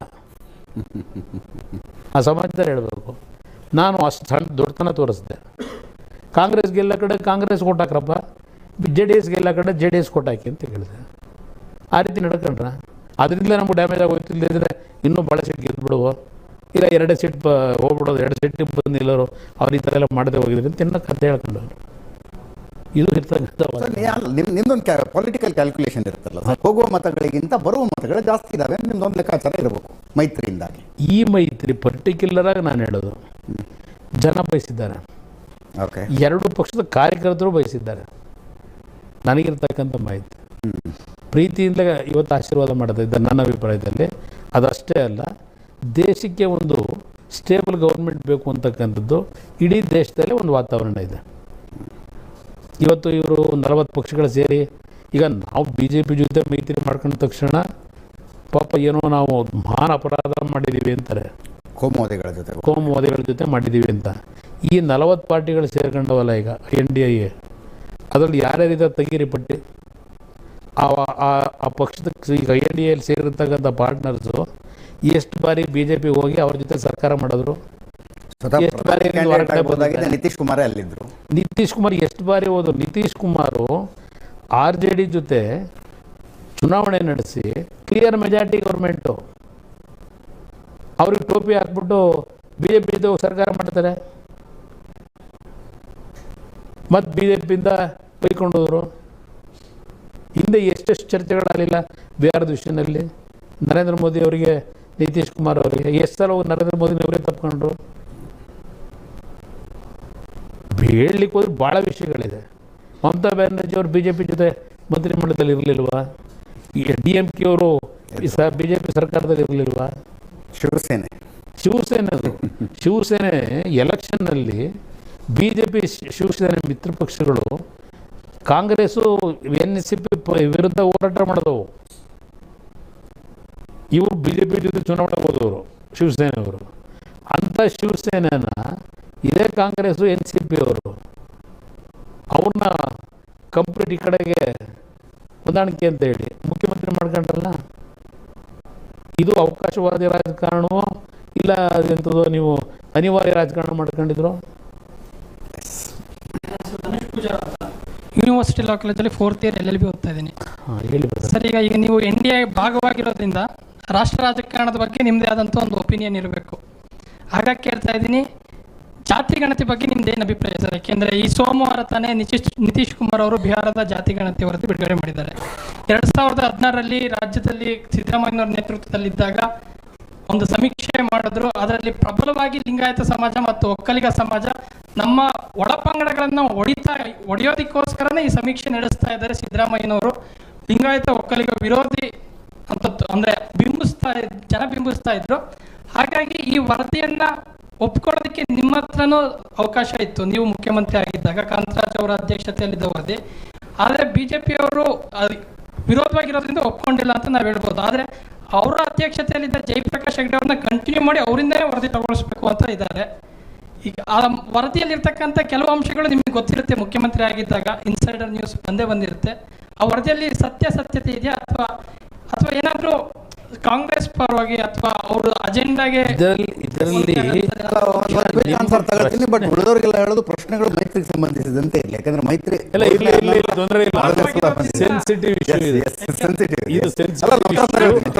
ಮುಂದಿನ ರಾಜಕೀಯ ಈ ವರದಿ ಮೇಲೆ ಡಿಪೆಂಡ್ ಆಗುತ್ತೆ. ಇದು ಈ 2015-16ರಲ್ಲಿ ಕಾಂತರಾಜು ಚೇರ್ಮನ್ಶಿಪ್ನಲ್ಲಿ ಮಾಡಿದ್ರಲ್ಲ ಇದನ್ನು ಕಮಿಟಿ. ಈ ಕಮಿಟಿ ಎಷ್ಟು ಪಾರದರ್ಶಕವಾಗಿ ಮಾಡಿದೆ ಅನ್ನೋದು ಒಂದು ಪ್ರಮುಖವಾದಂಥ ಅಂಶ ಇದೆ ಇಲ್ಲಿ. ಈ ಕಮಿಟಿ ರಿಪೋರ್ಟ್ ಬರೋದಕ್ಕಿಂತ ಮುಂಚೆ ಇದೇ ಆಂಜನೇಯ ಅವರು ಸಮಾಜ ಕಲ್ಯಾಣ ಇಲಾಖೆ ಮಂತ್ರಿಗಳು ಪ್ರಜಾವಾಣಿ ಪತ್ರಿಕೆಯಲ್ಲಿ ಲೀಡ್ ನ್ಯೂಸ್ ಆಗುತ್ತೆ. ಯಾವ್ಯಾವ ಸಮಾಜಕ್ಕೆ ಏನೇನು ಇದು ಎಷ್ಟಿದೆ ಅಂತ ಹೇಳಿ ಜನಸಂಖ್ಯೆ. ಇವರು ಇನ್ನೂ ವರದಿ ಕೊಟ್ಟಿಲ್ಲ. ಯಾರದನ್ನು ಲೀಕ್ ಮಾಡಿದವರು ಪಬ್ಲಿಕ್ಕಿಗೆ?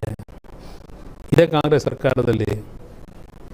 ದೆನ್ ನಾನು ಅದನ್ನು ಅಕ್ಸೆಪ್ಟ್ ಮಾಡಲಿಲ್ಲ ಅಂಥೇಳಿ ಸಿದ್ದರಾಮಯ್ಯವರು 100 ಕಡೆ ಹೇಳೋರು, ಮೊನ್ನೆನೂ ಹೇಳೋರು. ಮೈತ್ರಿ ಸರ್ಕಾರದಲ್ಲಿ ರೆಡಿ ಇತ್ತು, ಕುಮಾರಸ್ವಾಮಿ ಅವರು ಅಕ್ಸೆಪ್ಟ್ ಮಾಡಲಿಲ್ಲ ಅಂತ. ಪುಟ್ಟರಂಗ ಶೆಟ್ಟಿ ಸಮಾಜ ಕಲ್ಯಾಣ ಇಲಾಖೆ ಸಚಿವರು ಅವ್ರಿಗೆ ತಾಳಕ್ಕೆ ಬಿಡಲಿಲ್ಲ ಅಂತ ನನ್ನ ಮೇಲೆ ಆಪಾದನೆ ಮಾಡ್ತಾರೆ.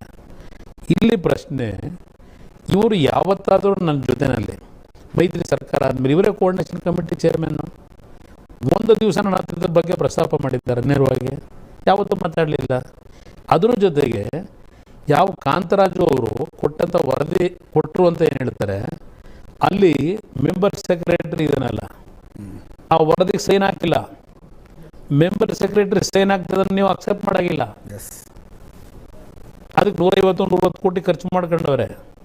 ಇಲ್ಲಿ ನನ್ನ ಮೂಲ ಪ್ರಶ್ನೆ, ಈಗ ನಾವು ಒಂದು ಕಡೆ ಹೇಳ್ತೀವಿ ಜಾತ್ಯತೀತ ರಾಷ್ಟ್ರ ಅಂತೀವಿ ಅಲ್ವೇ, ಇವರೆಲ್ಲ ಹೇಳೋದಿದೆ ಜಾತ್ಯತೀತ ರಾಷ್ಟ್ರ, ನಾವು ಜಾತ್ಯತೀತವಾದಿಗಳು ಅಂತ ಹೇಳ್ತಾರೆ, ಇವರೆಲ್ಲ ಕೋಮುವಾದಿಗಳು ಅಂತೇಳಿ.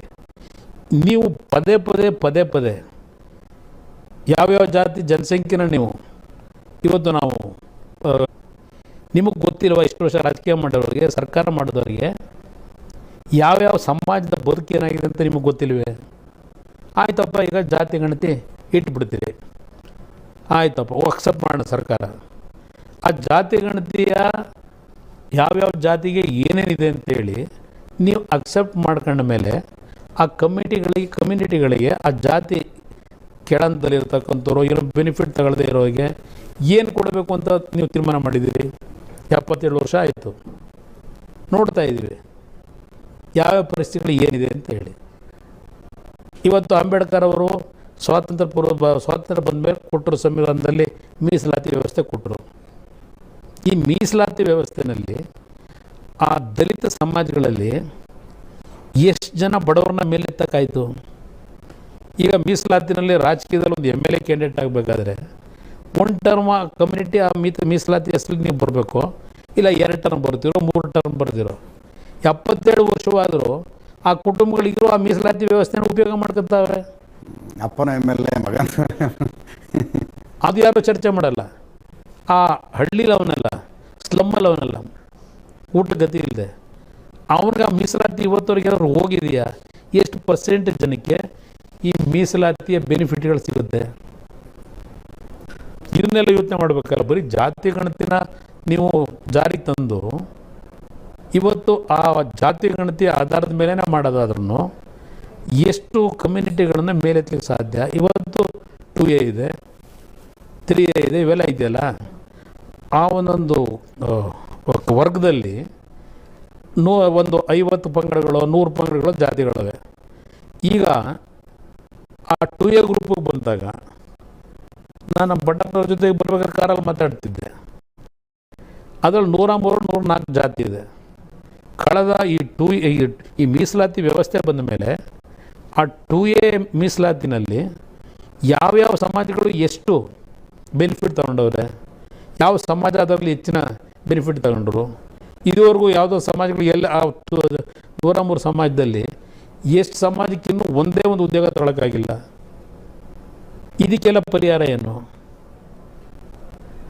ಇದು ನನ್ನ ಪ್ರಶ್ನೆ. ಅದರಿಂದ ಜಾತಿ ಗಣತಿಯಿಂದ ದೇಶ ಮೇಲೆ ತರ್ತೀವಿ ಅಂತ ಅನ್ನೋದಿದೆಯಲ್ಲ, ಅದು ಇವರ ರಾಜಕೀಯದ ಒಂದು ಶಕ್ತಿ ತುಂಬಿಕೊಳ್ಳೋದಕ್ಕೆ ಇವೆಲ್ಲ ವ್ಯವಸ್ಥೆಗಳು. ನಮಗೂ ಬೇಕಾಗಿರೋದು ಇವತ್ತು ಅದಕ್ಕಿಂತ ಪ್ರಮುಖವಾಗಿ ಪ್ರತಿ ಕುಟುಂಬಗಳಲ್ಲಿ ಏನು ಪರಿಸ್ಥಿತಿ ಇದೆ ಅದರ ಮಾಹಿತಿಗಳನ್ನು ಸರ್ವೆ ಮಾಡಿ. ಜಾತಿ ಅವಶ್ಯಕತೆ ಇಲ್ಲ. ಪ್ರತಿ ಕುಟುಂಬದಲ್ಲಿ ಈಗಿರ್ತಕ್ಕಂಥ ವ್ಯವಸ್ಥೆ ದೊಡ್ಡ ವಿಷಯ ಏನಲ್ಲ.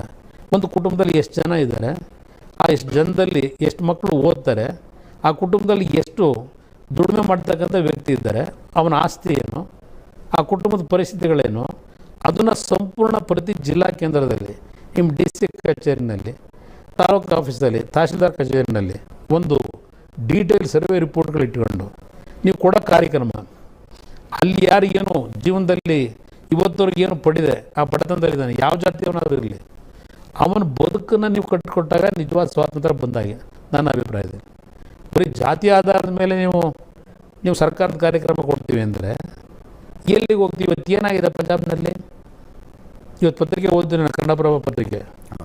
ಪಂಜಾಬ್ನ ಮುಖ್ಯಮಂತ್ರಿಗಳು ರಾಜ್ಯಪಾಲರಿಗೆ ಒಂದು ಮನವಿ ಕೊಟ್ಟಾರೆ, ಬಡ್ಡಿ ಕಟ್ಟಕ್ಕೆ ನಮ್ಮ ಹತ್ರ ದುಡ್ಡಿಲ್ಲ, ಈಗ ಸಾಲ ಮಾಡಿರೋದು, ದಯವಿಟ್ಟು ನೀವು ನಮ್ಮ ಸರ್ಕಾರದ ಮರ್ಯಾದೆ ಉಳಿಸಿ ಪ್ರಧಾನಮಂತ್ರಿಗಳ ಹತ್ರಕ್ಕೆ ಒಂದು ರೆಪ್ರೆಸೆಂಟೇಷನ್ ತಗೊಂಡೋಗಿ ನಿಮ್ಮ ನಾಯಕತ್ವದಲ್ಲಿ ರಾಜ್ಯಪಾಲರಿಗೆ ದಯವಿಟ್ಟು ನಮ್ಮನ್ನು ಬೇಲ್ಔಟ್ ಮಾಡಿ ಅಂತ ಹೇಳಿ ಪಂಜಾಬ್ ಮುಖ್ಯಮಂತ್ರಿ ಹೇಳ್ತಾವ್ರೆ.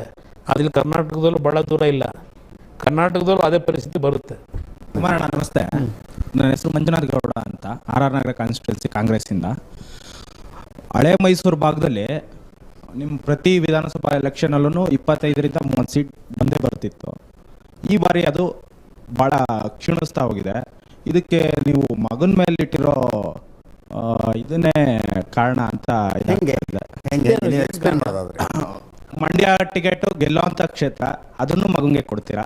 ರಾಮನಗರನು ಮಗಂಗೆ ಕೊಡ್ತೀರಾ. ಆದ್ರಿಂದ ಮಗನ ಮೇಲಿರೋ ವ್ಯಾಮೋಹದಿಂದ ಅಲ್ಲಿರೋ ಕಾರ್ಯಕರ್ತರುಗಳೆಲ್ಲ ಕಾಂಗ್ರೆಸ್ ಕಡೆ ತಿರುಗ್ತಾ ಇದ್ದಾರೆ. 2008ರಲ್ಲಿ ನಾವು 28 ಸೀಟ್ ಗೆದ್ವಲ್ಲ, ನಿಖಿಲ್ ಕುಮಾರಸ್ವಾಮಿ ರಾಜಕೀಯದಲ್ಲಿ ನಾವತ್ತು. 1999 10 ಸೀಟ್ ಗೆದ್ವಲ್ಲ, ಅವತ್ತು ನಿಖಿಲ್ ಕುಮಾರಸ್ವಾಮಿ ಇದ್ನ ರಾಜಕೀಯದಲ್ಲಿ. 1989 ರೇವಣ್ಣನೂ ಇಲ್ಲ, ನಾನು ಇಲ್ಲ, ಬರೀ 2 ಸೀಟ್ ಗೆದ್ದಿದ್ದು. ಅವತ್ತು ನಾವು ರಾಜಕೀಯದಲ್ಲಿದ್ವಾ. ಈಗ ಅದೇ ಬೇರೆ ಕುಟುಂಬದ ಮಕ್ಕಳುಗಳು ಬೇರೆ ಬೇಡ. ನೀವು ಕಾಂಗ್ರೆಸ್ ನಾಯಕರು ಅಂದ್ರಲ್ಲ, ಈಗ ನಿಮ್ಮ ಶಿವಕುಮಾರ್ ಫ್ಯಾಮಿಲಿ ಎಷ್ಟು ಜನ ಅವ್ರೆ MLAಗಳು, MP ಎಷ್ಟು ಜನ ಅವರೇ, MLC ಎಷ್ಟು ಜನ ಅವರೇ? ಅವರಾದರೆ ತಪ್ಪಿಲ್ಲ, ದೇವೇಗೌಡರ ಕುಟುಂಬದಲ್ಲಿ ಯಾರಾದರೂ ಬಂದರೆ ತಪ್ಪು ಅಲ್ವೇ? ಆಯಿತು. ಈಗ ನೀವೇನು ಹೇಳ್ತೀರ, ಮಂಡ್ಯದ್ದು ನಾನು ಅಭ್ಯರ್ಥಿ ಮಾಡಿದ್ದಲ್ಲ, ಅಲ್ಲಿಯ 8 ಜನ ಶಾಸಕರು ನಮಗೆ ಅಸೆಂಬ್ಲಿ ಚುನಾವಣೆ ಟೈಮ್ನಲ್ಲಿ ನಿಖಿಲ್ ಕುಮಾರಸ್ವಾಮಿ ಬಂದು ಕ್ಯಾಂಪೇನ್ ಮಾಡಿದ್ರು, ನಮ್ಮ ಪರವಾಗಿ ಕೆಲಸ ಮಾಡಿದ್ದಾರೆ. ನಾನು ನಿಲ್ಲಬೇಡ ಅಂದರು, ನಿಲ್ಲಿಸೋದು ಬೇಡ ಅಂದರು, ಒತ್ತಾಯಕ್ಕೆ ತೊಗೊಂಡೋಗಿ ನಿಲ್ಲಿಸಿದ್ದಲ್ಲಿ. ನಾನು ನಿಲ್ಲಿಸಿದ್ದಲ್ಲ. ರಾಮನಗರಕ್ಕೂ ಅಲ್ಲೂ ಹೇಳಿದೆ ನಿಖಿಲ್ ಕುಮಾರಸ್ವಾಮಿಗೆ, ನಾನು ಯಾತಕವನ್ನು ಸಿನಿಮಾ ರಂಗಕ್ಕೆ ತರಬೇಕಾದ್ರೆ 2 ವರ್ಷ ಶ್ರಮ ಪಟ್ಟೆ.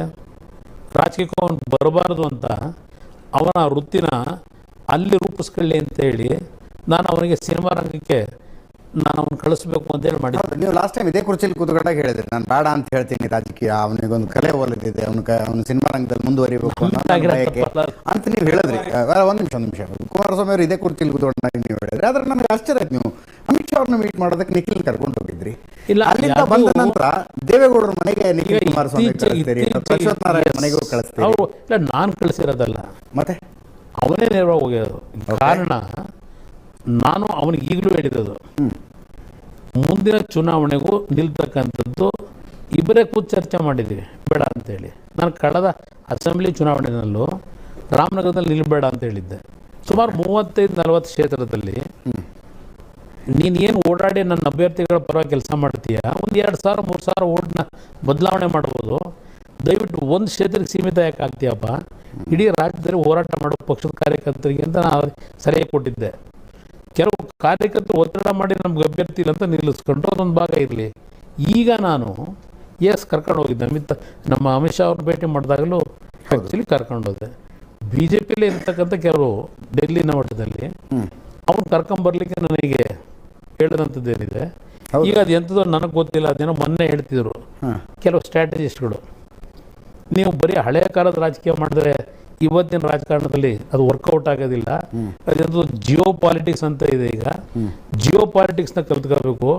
ನಿಮ್ಮ ಮಗನಿಗೆ ಹೇಳಿ, ಇಲ್ಲೆಲ್ಲ ಕೂತ್ಕೊಂಡಿದ್ದೆಲ್ಲ ಹಳ್ಳಿಲಿ ಆ ಜನಗಳ ಕಷ್ಟ ಸುಖ ಅಂತ ಕೇಳ್ತಾ ಯಾಕೆ ಕೂತ್ಕೊಳ್ತಾನೆ, ಡೆಲ್ಲಿಗೆ ಫ್ರೀಕ್ವೆಂಟಾಗಿ ಹೋಗಿ ಒಂದು ಈಗ ಏನು ದೊಡ್ಡ ಇದಿದೆ ಆ ಜಿಯೋ ಪಾಲಿಟಿಕ್ಸ್ ಅಂತಕ್ಕಂಥದ್ದು, ಅದನ್ನು ಅರ್ಥಕೊಳ್ತಕ್ಕಂಥ ಕೆಲಸ ನಿಮ್ಮ ಮಗನಿಗೆ ಮಾಡಿಸಿ ಅಂತಾರೆ. ಈ ಹೊಸದಾಗಿ ಈ ಸಿಸ್ಟಮ್ಗಳ ಬದಲಾವಣೆ ಆಗಿದೆ. ಆ ಜಿಯೋ ಪಾಲಿಟಿಕ್ಸ್ನ ಕಲಿಸಿ ಆ ಅನುಭವ ತಗೊಳ್ಳೋಕೆ ಹೇಳಿ ಅಂತಾರೆ. ಅದಕ್ಕೋಸ್ಕರ ಕರ್ಕೊಂಡು ಹೋಗಿದ್ದೆ. ಅದು ಬಿಟ್ಟರೆ ಬೇರೆ. ನನ್ನ ಹೆಸರು ಕುಶಾಲ್ ಅರ್ವೇಗೌಡ ಅಂತ, ಡಿಸ್ಟ್ರಿಕ್ಟ್ ಕಾಂಗ್ರೆಸ್ ಸೆಕ್ರೆಟರಿ, ಬೆಂಗಳೂರು ಉತ್ತರ. ಸರ್, JDS ಪಕ್ಷ ಇರೋದು ಮೈತ್ರಿ ಮಾಡ್ಕೊಳ್ಳೋಕೆನಾ, ನಿಮ್ಮ ಸ್ವಂತ ಬಲದಲ್ಲಿ ಬರೋಕ್ಕೆ ನಿಮಗೆ ಇಷ್ಟ ಇಲ್ವಾ, ಅಥವಾ ಇದೇ ಗೇಮ್ ಪ್ಲಾನಲ್ಲೇ ಆಟ ಆಡ್ಕೊಂಡಿರೋ? ನಾನು ಮೈತ್ರಿ ಮಾಡ್ಕೊಳ್ಳೋದಾಗಿದ್ದರೆ ಬರದೆ, ಕಳೆದ ಚುನಾವಣೆ 6 ತಿಂಗಳು 7 ತಿಂಗಳು ಮನೆ ಬಿಟ್ಟವನು, ಬಸ್ನಲ್ಲಿ ಮಲಗಿದೆ, ಬಸ್ನಲ್ಲೇ ಸ್ನಾನ ಮಾಡಿದೆ, ಬೆಳಗಿಂದ 3 ಗಂಟೆವರೆಗೆ ಜನಗಳ ಹತ್ರಕ್ಕೆ ಹೋದೆ. ಜನ ಸೇರಿದ್ರು ಎಲ್ಲ ಕಡೆ. ಆ ಜನ ನೋಡಿದಾಗ ನಾನು ಪರವಾಗಿಲ್ಲಪ್ಪ, ಈ ಬಾರಿ ಕಾಂಗ್ರೆಸ್ BJP ಮೇಲಿರ್ತೀನಿ ಅಂತ ಅಂದ್ಕೊಂಡೆ, ಜಾಸ್ತಿ ಸೀಟ್ ಬರುತ್ತೆ ಈ ಸಲ ಅಂತ. ಫಲಿತಾಂಶ ಒಂದು ಭಾಗ ಇರಲಿ. ನಾನು ಜನಗಳ ಮುಂದೆ ಹೋಗಿದ್ದು 5 ಕಾರ್ಯಕ್ರಮ ಇಟ್ಕೊಂಡು ಹೋದೆ. ಪಂಚರತ್ನ ಅಂತಕ್ಕಂಥ 5 ಯೋಜನೆ, ಪ್ರತಿ ಕುಟುಂಬವನ್ನು ಸಾಲಗಾರರಾಗದೆ ಯಾವ ರೀತಿ ದುಡಿಮೆ ಮೇಲೆ ಬದುಕಬೇಕು ಆ ಕಾರ್ಯಕ್ರಮ ಕೊಡಲಿಕ್ಕೆ ಒಂದು ಅವಕಾಶ ಕೊಡಿ ಅಂತೆ. ಜನತಾ ಜಲಧಾರೆ ಅಂತಕ್ಕಂಥ ಯೋಜನೆ. ನಮ್ಮ ರಾಜ್ಯದಲ್ಲಿ ಈ ನೀರಿನ ಒಂದು ಸಮಸ್ಯೆಗಳನ್ನು ಎದುರಿಸ್ತಾ ಇದ್ದೇವೆ. ಪಕ್ಕದ ತಮಿಳುನಾಡಿನಿಂದ ಹೊಡ್ತಾ, ನಮಗೆ ಆ ಕಡೆ ಆಂಧ್ರ ತೆಲಂಗಾಣದಿಂದ ಹೊಡ್ತಾ. ಅಪ್ಪರ್ ಕೃಷ್ಣ ಪ್ರಾಜೆಕ್ಟು ಎಲ್ಲಿ ನಿಂತಿದೆ ಈಗ 13 ವರ್ಷದಿಂದ? 2ನೇ ಟ್ರಿಬ್ಯುನಲ್ ತೀರ್ಪು ಕೊಟ್ಟರು. ಎಷ್ಟು ನೀರು ಉಪಯೋಗ ಮಾಡ್ಕೊಳ್ಳೋಕ್ಕಾಗಿದೆ? ಬಚಾವತ್ ಕಮಿಷನ್ ಏನಿತ್ತು ಆಗ ನಮಗೆ ಗೋದಾವರಿಯಿಂದ ಹೆಚ್ಚುವರಿಯಾಗಿ 25 TMs ನೀರು ಉಪಯೋಗ ಮಾಡ್ಕೊಳ್ಳಿಕ್ಕೆ ಅವಕಾಶ ಇತ್ತು. ಉಪಯೋಗ ಮಾಡ್ಕೊಳ್ಳಿಲ್ಲ ನಾವು. ಈಗ ಆ ನೀರೆಲ್ಲ ಅಲ್ಲೋಯ್ತು ಆಂಧ್ರಾಗೆ. ಈ ಸಮಸ್ಯೆಗಳನ್ನು ಬಗೆಹರಿಸಲಿಕ್ಕೆ 5 ವರ್ಷದ ಸರ್ಕಾರ. ನನ್ನ ಕೈಲಿ ಒಂದು ಅವಧಿ ಕೊಡಿ, ಈ ಪಂಚರತ್ನ ಯೋಜನೆ, ಈ ನೀರಾವರಿ ಸೌಲಭ್ಯಗಳನ್ನ 5 ವರ್ಷದಲ್ಲಿ ಸಂಪೂರ್ಣವಾಗಿ ನಾನು ಜಾರಿಗೆ ತರೋದ್ರಲ್ಲಿ ವಿಫಲನಾದರೆ, ಈ ಕಾರ್ಯಕ್ರಮ ನಿಮ್ಗೆ ಕೊಡದೇ ಇದ್ದರೆ ನಾನು ಪಕ್ಷ ವಿಸರ್ಜನೆ ಮಾಡ್ತೀನಿ ಅಂತ ಹೇಳಿದೆ. ಈಗ ಅದನ್ನೇ ನಮ್ಮ ಕಾಂಗ್ರೆಸ್ ಅಧ್ಯಕ್ಷರು ಪ್ರತಿದಿನ ಹೇಳ್ತಾರೆ, ವಿಸರ್ಜನೆ ಮಾಡ್ತೀನಿ ಅಂದ ಇನ್ನೂ ವಿಸರ್ಜನೆ ಮಾಡಲಿಲ್ಲ. ಅದು ಹೇಳ್ತಾ ಹೋದ್ರೆ ಅವ್ರ ಕಾರ್ಯಕರ್ತರು ಅಲ್ಲೆಲ್ಲಿರ್ತಾರೆ, ಅದಕ್ಕೋಸ್ಕರ ನಮ್ಮ ಮನೆ ಬಾಗಿಲು ಹುಡುಕೊಂಬರ್ತವ್ರೆ ಅಂತ ಹೇಳ್ತಾರೆ. ನಾನು ಹೇಳಿದ್ದು 5 ವರ್ಷ ಸರ್ಕಾರ ಕೊಟ್ಟಾಗ ನಾನು ಈ ಕಾರ್ಯಕ್ರಮಗಳು ಜಾರಿಗೆ ತರದೇ ಇದ್ದರೆ ನಾನು ಸಂಪೂರ್ಣ ರಾಜಕೀಯದಿಂದ ನಿವೃತ್ತಿ ಹೊಂದದಷ್ಟೇ ಅಲ್ಲ, ನಾನು ಪಕ್ಷನೇ ವಿಸರ್ಜನೆ ಮಾಡ್ತೀನಿ ಅಂತ ಹೇಳಿದೆ. ಜನ ಅಕ್ಸೆಪ್ಟ್ ಮಾಡ್ಕೊಳ್ಳಿ, ನಾನೇನು ಮಾಡಲಿ ಸರ್? ನಿಮಿಷ ಮೈತ್ರಿ ಅನ್ನೋದು ಆಸೆಯಿಂದ ಅಲ್ಲ, ಅನಿವಾರ್ಯತೆಯಿಂದನೇ ಆಗೋದು. ಹೇಳಿದೆ 2018 ದೇವೇಗೌಡರು ಮನೆ ಹೋದಾಗ ಅನಿವಾರ್ಯತೆ ಇತ್ತು ಅಷ್ಟೇ. ನೀವು ಆಸೆಯಿಂದ ಹೋಗಿ ಮೈತ್ರಿ ಮಾಡ್ಕೊಂಡಿದ್ದಲ್ಲ, ಅನಿವಾರ್ಯತೆ. ಅಧಿಕಾರ ಕೊಡಿ ಅಂತ ಕೇಳಿದಕ್ಕೆ ಜನ ಕೊಡಲ್ಲ ಸರ್, ನೀವು ಸಂಘಟನೆ ಮಾಡಬೇಕು. ಈಗ ನಿಮ್ಮಲ್ಲಿ ಹೌದಲ್ವಾ, ನಿಮ್ಗೆ ಹೇಳಿದ್ ನನಗೆ ಅರ್ಥ ಆಯ್ತು. ಹೇಳಿ ಆಯ್ತು, ಹೇಳಿ ಸರ್. ಈಗ ಶಿವಲಿಂಗೇಗೌಡರು ಇದ್ರು ಅರಸೀಕೆರೆ ಸರ್, ನಿಮ್ಗೆ ಗೊತ್ತೋ ಅಲ್ವೋ ಆ ಕ್ಷೇತ್ರ ಹೆಂಗಿತ್ತು, ಇವತ್ತು ಹೆಂಗಿದೆ ಅಂದ್ರೆ ಎಷ್ಟು ಡೆವಲಪ್ ಮಾಡಿ ಯಾರಿಂದ ಆಯ್ತು ಸರ್? ಯಾರಿಂದ ಆಯ್ತು ಅಂದ್ರೆ ಅವ್ರ ಶ್ರಮ ಸರ್.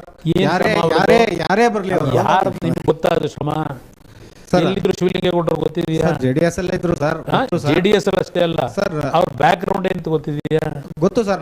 ನಾನು ಅದೇ ಮೊನ್ನೆ ಯಾವುದೋ ಒಂದು ಪ್ರಜಾವಾಣಿ ಪತ್ರಿಕೆಲ್ಲ ಬರೆದಿದ್ರು, ಮಜ್ಜಿಗೆ ವ್ಯಾಪಾರ ಮಾಡ್ಕೊಂಡಿದ್ರು. ಹೌದು ಸರ್. ಕೇಳಿ, ನೀವು ಹೇಳಿದ್ದಕ್ಕೆ ಹೇಳಿದ್ರೆ ಬಹಳ ಕೆಲಸ ಮಾಡೋರಿಲ್ಲ.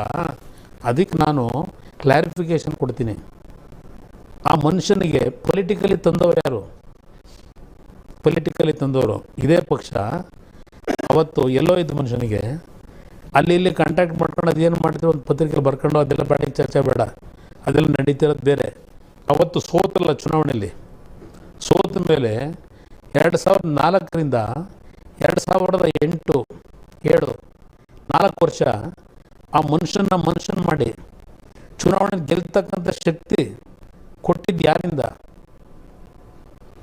ನಮ್ಮ ಶಕ್ತಿ ಉಪಯೋಗ ಮಾಡ್ಕೊಂಡ್ರು, ನಮ್ಮ ಶಕ್ತಿನ ದಾರೆ ಎರೆದು ಆರ್ಥಿಕವಾಗಿ ಆ ಕ್ಷೇತ್ರದ ಅಭಿವೃದ್ಧಿ ಅನ್ನೋದು ಅವರೆಲ್ಲ ಮಾಡಿದ್ದು ಪ್ರಾರಂಭ. ಇದೇ ಕುಮಾರಸ್ವಾಮಿ ಮುಖ್ಯಮಂತ್ರಿಯಾಗಿ, ರೇವಣ್ಣ ಲೋಕೋಪಯೋಗಿ ಮಂತ್ರಿಯಾಗಿ ಅವ್ರ ದೇಣಿಗೆ ಅಲ್ಲಿತ್ತು. ಅರಸೀಕೆರೆಯಲ್ಲಿ ಜಾತಿ ರಾಜಕಾರಣಕ್ಕೆ ಓರೈಸ್ಕೊಳ್ಳೋಕ್ಕೆ ಏನೇನು ಆಟ ಆಡೋರು ಅನ್ನೋದು ಈಗ ಚರ್ಚೆ. ಇಲ್ಲಿ ಭಾಳ ವಿಷಯ ಹೇಳಬೇಕಾಗ್ತದೆ. ಅಲ್ಲಿ ಇರ್ತಕ್ಕಂಥ ಉಳಿಸ್ಕೊಳ್ಳೋಕೆ ಯಾಕೆಂದ್ರೆ ಅವ್ರ ಸರ್ವೈವಲ್ ಬೇಕಲ್ಲ. ಬೆಳೆಯೋರಿಗೆ ನೀವು ಹೇಳಿದ್ರಲ್ಲ, ನಾವು ಎಲ್ಲರನ್ನು ನಂಬಿ ಬೆಳೆಸೋದಕ್ಕೆ ಶಕ್ತಿ ತುಂಬ್ತೀವಿ.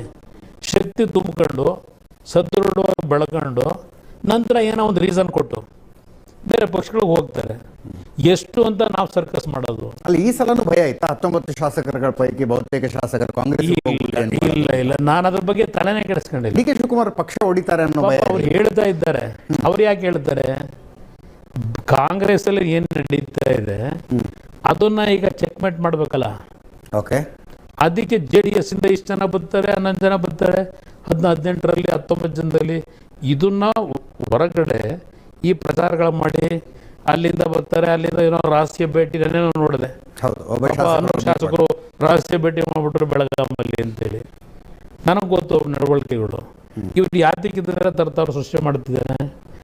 ಎಲ್ಲಿ ಕಾಂಗ್ರೆಸ್ನಲ್ಲಿ ಈಗ ನಡೀತಾ ಇದೆಯಲ್ಲ ಗಲಾಟೆ ಇಂಟರ್ನಲ್ಲಿ, ಅಲ್ಲಿಂದ ಎಲ್ಲಿ ಕಿತ್ಕೊಂಡು ಹೊಡೋದ್ರು ಅಂತೇಳಿ ಅವ್ರನ್ನ ಉಳಿಸ್ಕೊಳ್ಳೋದಕ್ಕೆ ನಮ್ಮ ಹೆಸರನ್ನ ಈ ಪ್ರತಿಯೊಂದಕ್ಕೂ ಜನತಾದಳದ ಹೆಸರೇ ಬೇಕಿರೋ ಬಗ್ಗೆ ಇದು ನಡೀತಾ ಇರೋದು. ನನ್ನ 19 ಶಾಸಕರ ಬಗ್ಗೆ ನನಗೆ ಯಾರ ಬಗ್ಗೆನೂ ಅಪನಂಬಿಕೆನೂ. ನಾವೆಲ್ಲರೂ ನಂಬ್ತೀವಿ. ಉದಾಹರಣೆಗೆ 2017ರಲ್ಲಿ ಒಂದು ಪಾರ್ಲಿಮೆಂಟ್ ರಾಜ್ಯಸಭೆ ಚುನಾವಣೆ ನಡೀತು. 8 ಜನ ಹೋದ್ರು. ಯಾಕೆ ಹೋದ್ರು? ಅವತ್ತು ಹೋದಾಗ ಹೋಗಲಿ, ಅವನು ಯಾರಿಗೋ ಕಾಂಗ್ರೆಸ್ಸಿಂದ ಅಭ್ಯರ್ಥಿ ಹೋಗಿ ಓಟ್ ಹಾಕಿದ್ರಲ್ಲ, ಆ ವ್ಯಕ್ತಿ ಕೊನೆಗಲ್ಲಿ ಉಳ್ಕೊಂಡಾರ ರಾಜ್ಯಸಭೆಗೆ. ಅವ್ರು ಮಾತ್ರ ರಾಜೀನಾಮೆ ಕೊಟ್ಟು BJP ಸೇರಿ ಮತ್ತೆ BJP ರಾಜ್ಯಸಭೆ ಆದರು. ನ್ಯೂಸ್ ಅವರ್ ಸ್ಪೆಷಲ್ನಲ್ಲಿ ಒಂದು ಸಣ್ಣ ಬ್ರೇಕ್ನ ಸಮಯ. ಬ್ರೇಕ್ ನಂತರ ಮಾಜಿ ಮುಖ್ಯಮಂತ್ರಿ HD ಕುಮಾರಸ್ವಾಮಿ ಅವರ ಜೊತೆಗಿನ ಚರ್ಚೆಯನ್ನು ಮುಂದುವರಿಸ್ತೇನೆ.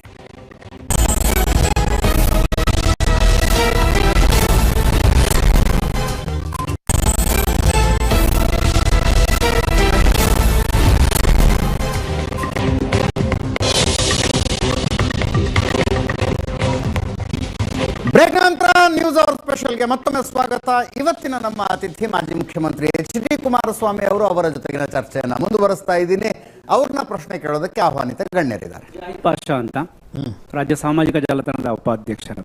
ಯಾವುದು, ಕಾಂಗ್ರೆಸ್? ಕಾಂಗ್ರೆಸ್ಸಿನ. ಓಕೆ ಸರ್, ಸುಮಾರು 3 ದಶಕಗಳಿಂದ ಕರ್ನಾಟಕದಲ್ಲಿ ಪರ್ಯಾಯ ರಾಜಕೀಯ ಪಕ್ಷಕ್ಕೆ ಒಂದು ಮುಸಲ್ಮಾನ್ ಬಾಂಧವರೆಲ್ಲರೂ ನಿಮ್ಮನ್ನ ಬೆಂಬಲಿಸ್ತಾ ಬಂದರು.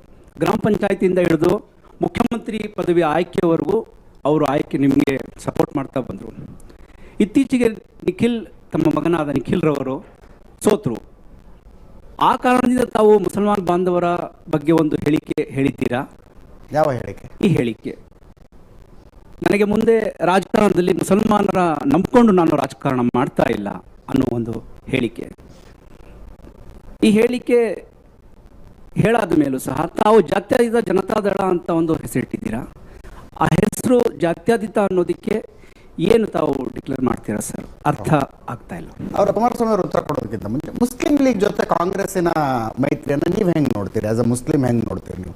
ಕೇರಳದಲ್ಲಿ ಬ್ರದರ್, ಈಗ ಜಾತ್ಯತೀತ ಪದ ಬಳಸಿದಾರಲ್ಲ, ಅದರ ಮೀನಿಂಗ್ ಏನು? ಎಲ್ಲರನ್ನು ಸಮಾನವಾಗಿ ನೋಡುವಂಥದ್ದು ಅಲ್ವಾ? ಹೌದು. ಒಂದು ಪರ್ಟಿಕ್ಯುಲರ್ ಕಮ್ಯುನಿಟಿ ಪೋಲಿಸೋದಲ್ಲ. ಜಾತ್ಯತೀತ ಅಂದರೆ ಎಲ್ಲ ಸಮಾನರು, ನಮಗೆ ಎಲ್ಲರೂ ಸಮಾನರು ಅಂತಲೇ ಇರಬೇಕು. ಮುಸಲ್ಮಾನರು ಒಂದೇ, ಜೈನರು ಒಂದೇ, ಕ್ರಿಶ್ಚಿಯನ್ನು ಒಂದೇ, ಹಿಂದೂ ಸಮಾಜಗಳು ಒಂದೇ, ಎಲ್ಲರನ್ನೂ ಒಂದಾಗೆ ನೋಡಬೇಕು.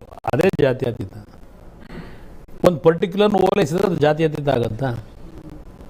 ಒಂದು ಪರ್ಟಿಕ್ಯುಲರ್ ಕಮ್ಯುನಿಟಿಗೆ ನಾವು ರಾಜಕಾರಣ ಮಾಡಿದ್ರೆ ಎಲ್ಲರೂ ಒಟ್ಟಿಗೆ ತಗೊಂಡು ಹೋದಾಗ ಜಾತಿಯ ಸರ್ವ ಜನಾಂಗದ ಶಾಂತಿಯ ತೋಟ ಇರಬೇಕಲ್ವ? ನನಗೆ ಇಲ್ಲಿ ನೀವು ಹೇಳಿದ್ದು, ನನ್ನ ಮಗನನ್ನು ಚುನಾವಣೆಯಲ್ಲಿ ಸೋಲಿಸಿದ್ದಕ್ಕೆ ನೀವು ಮುಸಲ್ಮಾನ್ ಸಮಾಜ ಓಟೇ ಬೇಡ ಅಂತ ಹೇಳಿದ್ರು, ಇನ್ನು ಮುಂದೆ ಬಿಟ್ಟು ನಾನು ರಾಜಕೀಯ ಮಾಡ್ತೀನಿ ಅಂತ ಇದೆಯಲ್ಲ, ಅದನ್ನು ನಾನು ಯಾವುದೇ ಕಾರಣಕ್ಕೂ ಅಷ್ಟು ಲಘುವಾಗಿ ಮಾತನಾಡಲ್ಲ. ನಾನು ಯಾಕೆ ಕೇಳ್ತೀನಿ ಅಂದರೆ ಬ್ರದರ್, ನೀವು ಒಳ್ಳೆ ಪ್ರಶ್ನೆ ಕೇಳಿದಿರಿ. ನಾನು ಮೊದಲೇ ಹೇಳಿದೆ, ಯಾವುದೊಂದು ಇದರಲ್ಲಿ ಸಮಾಜದಲ್ಲಿ ನಾನು ಎಲ್ಲಿ ಕಾಂಗ್ರೆಸ್ ಗೆಲ್ಲುತ್ತೆ ಅಲ್ಲಿ ನೀವು ಮುಸಲ್ಮಾನ್ ಬಾಂಧವರು ಕಾಂಗ್ರೆಸ್ಗೆ ಕೊಡಿ, ಎಲ್ಲಿ ಜನತಾದಳ ಗೆಲ್ತಕ್ಕಂಥ ಅವಕಾಶ ಇದೆ ಜನತಾದಳಕ್ಕೆ ಕೊಡಿ ಅಂತ ಕೇಳಿದೆ. ಈಗ ನೀವು ನನ್ನನ್ನು ಕೇಳ್ತಿರಲ್ಲ ಜಾತ್ಯತೀತ ಅಂದರೆ ಏನು ಅಂತೇಳಿ. ಈಗ ನಿಮ್ಮ ಮುಸಲ್ಮಾನ್ ಕ್ಯಾಂಡಿಡೇಟ್ ನಿಂತ ಅಂತೇಳಿ ರಾಮನಗರದಲ್ಲಿ, ಈಗ ಸಂಪೂರ್ಣ ನಿಮ್ಮ ಸಮಾಜ ಓಟ್ ಹಾಕೋದಾದರೆ ನಾನು ಆ ಸಮಾಜಕ್ಕೆ ಕೆಲಸ ಮಾಡಿಲ್ವಾ? ಆ ರಾಮನಗರ ಕ್ಷೇತ್ರಕ್ಕೆ ನಾನು ಕೊಟ್ಟಂಥ ಕೊಡುಗೆ ಇದೆಯಲ್ಲ, ನಾನು ಇವತ್ತು ನನ್ನ ಹೃದಯದಲ್ಲಿ ತಾಯಿ ಮಕ್ಕಳು ಸಂಬಂಧ ಅಂತೀನಿ ಆ ಕ್ಷೇತ್ರದ ಜನತೆ ಜೊತೆ ನಮ್ಮದು. ಇವತ್ತು ಜಾತಿ ಹೆಸರಿನಲ್ಲಿ ನಾನು ರಾಜಕಾರಣ ಮಾಡಿಲ್ಲ. ಹಿಂದೆ 2004ರಲ್ಲಿ ಪ್ರವಾಹ ಬಂತಲ್ಲಿ,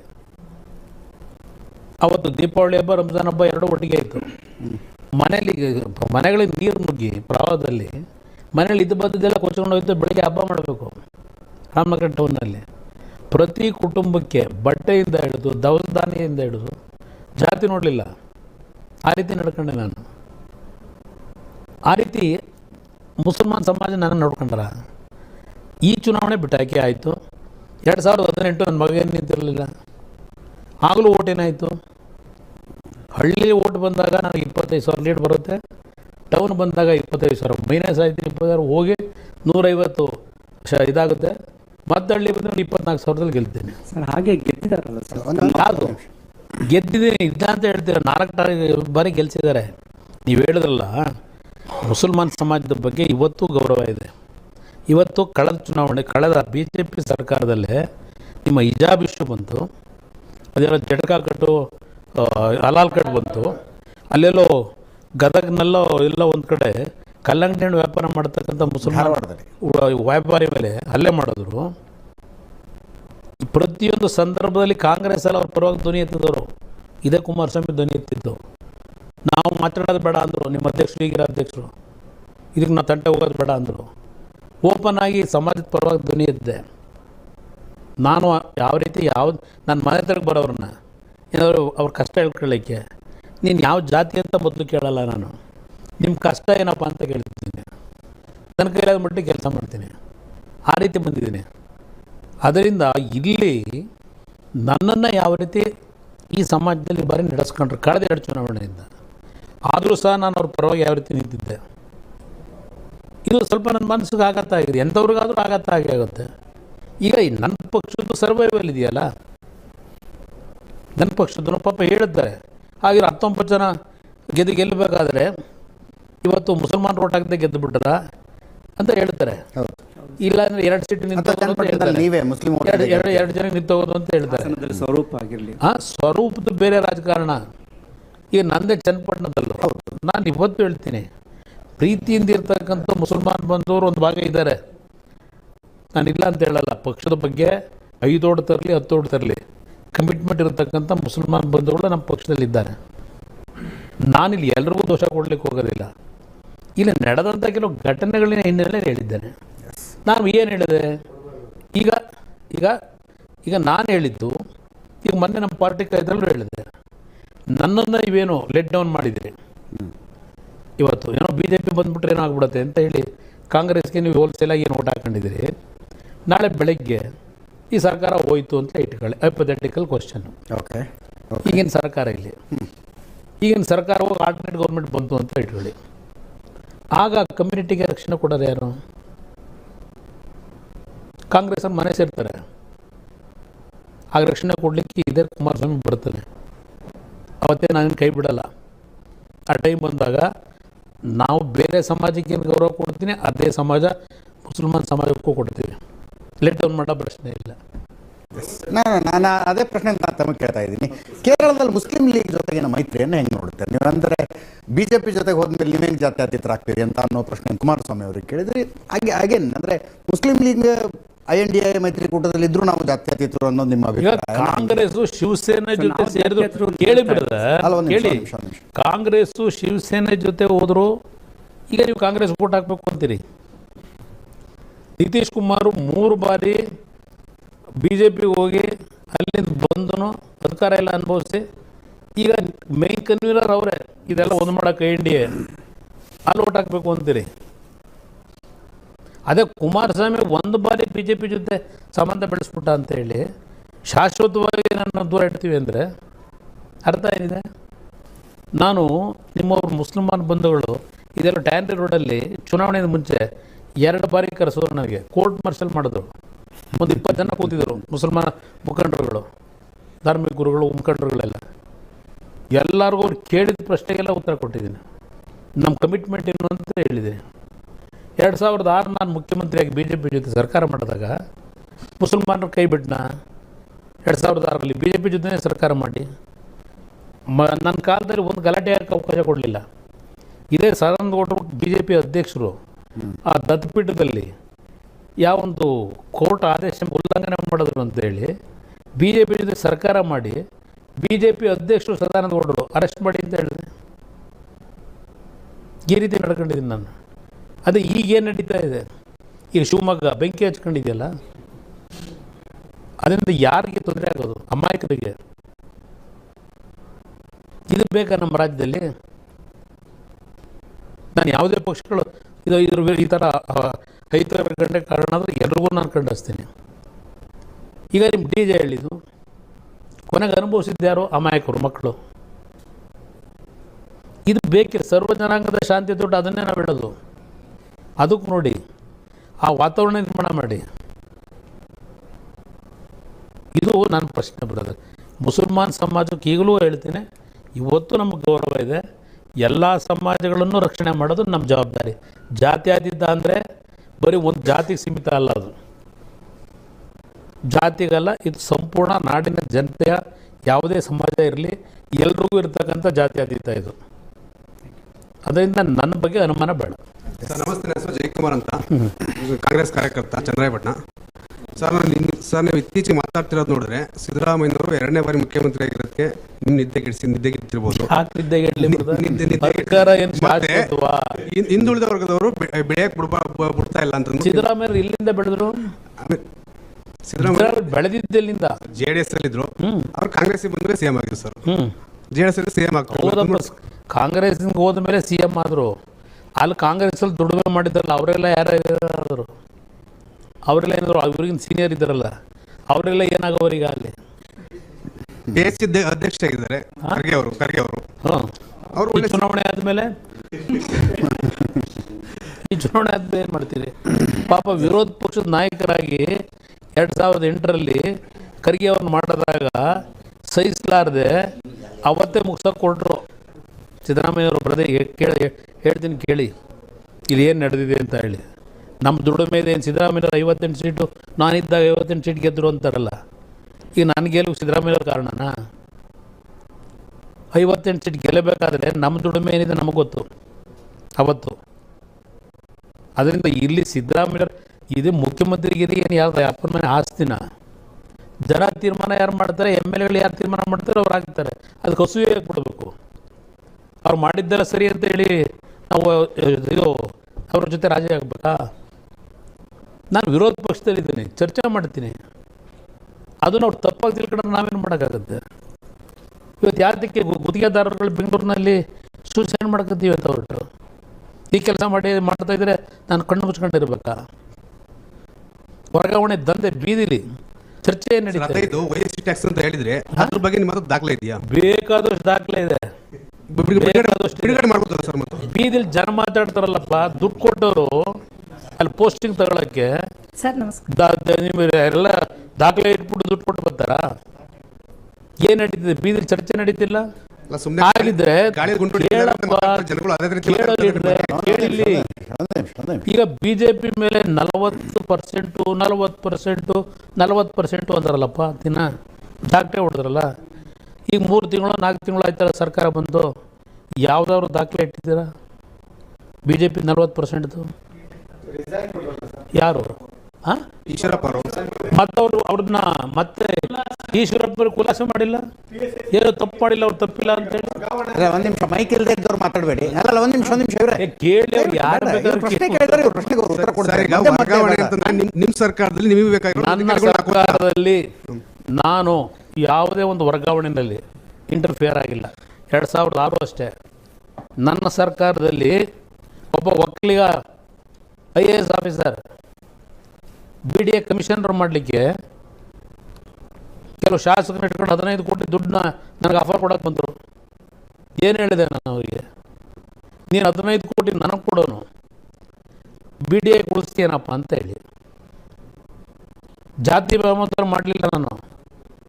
ಅವನು ದುಡ್ಡು ಕೊಡದೆ ದುಡ್ಡಿಂದ ಡಿಮ್ಯಾಂಡ್ ಇಟ್ಕೊಂಡು ಕೊಡ್ತೀನಿ ಅಂತ ಬರದೆ, ಸರ್ ಒಳ್ಳೆ ಕೆಲಸ ಮಾಡ್ತೀನಿ ಅಂತ ಬಂದಿದ್ರೆ ಮಾಡಿಕೊಡ್ತಿದ್ದೆ. ನನ್ನ ಕಾಲದಲ್ಲಿ ಅವನೊಬ್ಬ ಯಲಹಂಕ ತಹಶೀಲ್ದಾರ್ಗೆ 1.5 ಕೋಟಿ ಆಫರ್ ಕೊಡ್ತಾನೆ ನಮ್ಮ ಕಾರ್ಯಕರ್ತನಿಗೆ. ವಿಷಯ ಗೊತ್ತಾಯಿತು, ಊದಟ್ಟಿದ್ದೆ. ಮತ್ತು ಅಲ್ಲೇ ಬಂದು ಆಮೇಲೆ ನಾನು ಸರ್ಕಾರ ಹೋದ್ಮೇಲೆ ಇದೇ ಲಾಟ್ರಿ 2006 ಒಬ್ಬ ಹಳ್ಳಿ ಹುಡುಗ ಬೆಳಗ್ಗೆ 6 ಗಂಟೆಗೆ ಬಂದು ಮನೆ ಮುಂದೆ ನಿಂತಿದ್ದ. ಕರೆಸಿ ಕೇಳಿದೆ ಏನಪ್ಪ ಅಂತ. 2 ಲಕ್ಷ ಸಾಲ ಮಾಡಿದ್ದೀನಿ ಈ ಲಾಟ್ರಿ ವ್ಯಾಮೋಹಕ್ಕೊಳಗಾಗಿ, ದಯವಿಟ್ಟು ನಾನು ಸಾಲ ತೀರಿಸಿಲ್ಲದೆ ನಾನು ಸೂಚನೆ ಮಾಡ್ಕೊತೀನಿ ಅಂತ. ಅವತ್ತೇ ತೀರ್ಮಾನ ಮಾಡಿದೆ ಈ ರಾಜ್ಯದಲ್ಲಿ ಸಂಪೂರ್ಣ ಲಾಟ್ರಿಗಳು ಬಂದ್ ಮಾಡಬೇಕು ಅಂತ. ಎಷ್ಟು ಆಫರ್ ಕೊಟ್ಟರು ನನಗಾಗ? 2006 30 ಕೋಟಿ ಆಫರ್ ಕೊಟ್ಟರು. ಊದ ಆಚೆಗಟ್ಟಿದೆ. ಇವತ್ತಿನ ಅದ್ರ ವ್ಯಾಲ್ಯೂ ಎಷ್ಟಿದೆ? 30 ಕೋಟಿ. ಇವತ್ತು ನಾನು ಯಾಕೆ ಧೈರ್ಯವಾಗಿ ಮಾತಾಡ್ತೀನಿ ಎಲ್ಲರ ಮೇಲೆ? ಯಾಕಂದ್ರೆ ನಾನು ಅಧಿಕಾರದಲ್ಲಿದ್ದಾಗ ಇವ್ಯಾವುದಕ್ಕೂ ನಾನು ಯಾವುದೇ ರೀತಿಯಲ್ಲಿ ಎನ್ಕರೇಜ್ ಮಾಡಿಲ್ಲ. ಅದರಿಂದ ಧೈರ್ಯವಾಗಿ ಮಾತಾಡ್ತೀನಿ. ಹೇಳ್ತಾ ನಿಮ್ಮ ಕಾಲದಲ್ಲಿ ವರ್ಗಾವಣೆ ಆಗಿಲ್ವಾ ಅಂತಾರೆ. ವರ್ಗಾವಣೆ ಎಲ್ಲ ಸರ್ಕಾರದಲ್ಲೂ ಆಗುತ್ತೆ. ಅದಕ್ಕೊಂದು ನೀತಿ ರುಜುವ ಇಲ್ವಾ ಮಾಡಬೇಕಾದ್ರೆ? ಇದು ನಾನು ಹೇಳ್ತಾ ಇರೋದಷ್ಟೇ. ನನ್ನ ಹೆಸರು ಅಂಜನಗೌಡ ಅಂತೇಳಿ ಗೋವಿಂದರಾಜನಗರ ವಿಧಾನಸಭಾ ಕ್ಷೇತ್ರದಿಂದ ಬಂದಿದ್ದೀನಿ. ಹೇಳಿಮ್ಮ. ಅಲ್ಲಿ ಸ್ಪರ್ಧೆ ಮಾಡಿದ್ದೀನಿ. ನೀವು ಹೇಳಿದ್ರಿ 19 ಜನ ಶಾಸಕರು ನಮ್ಮ ಜೊತೆ ಇದ್ದಾರೆ ಅಂತ ಹೇಳಿದ್ರಿ.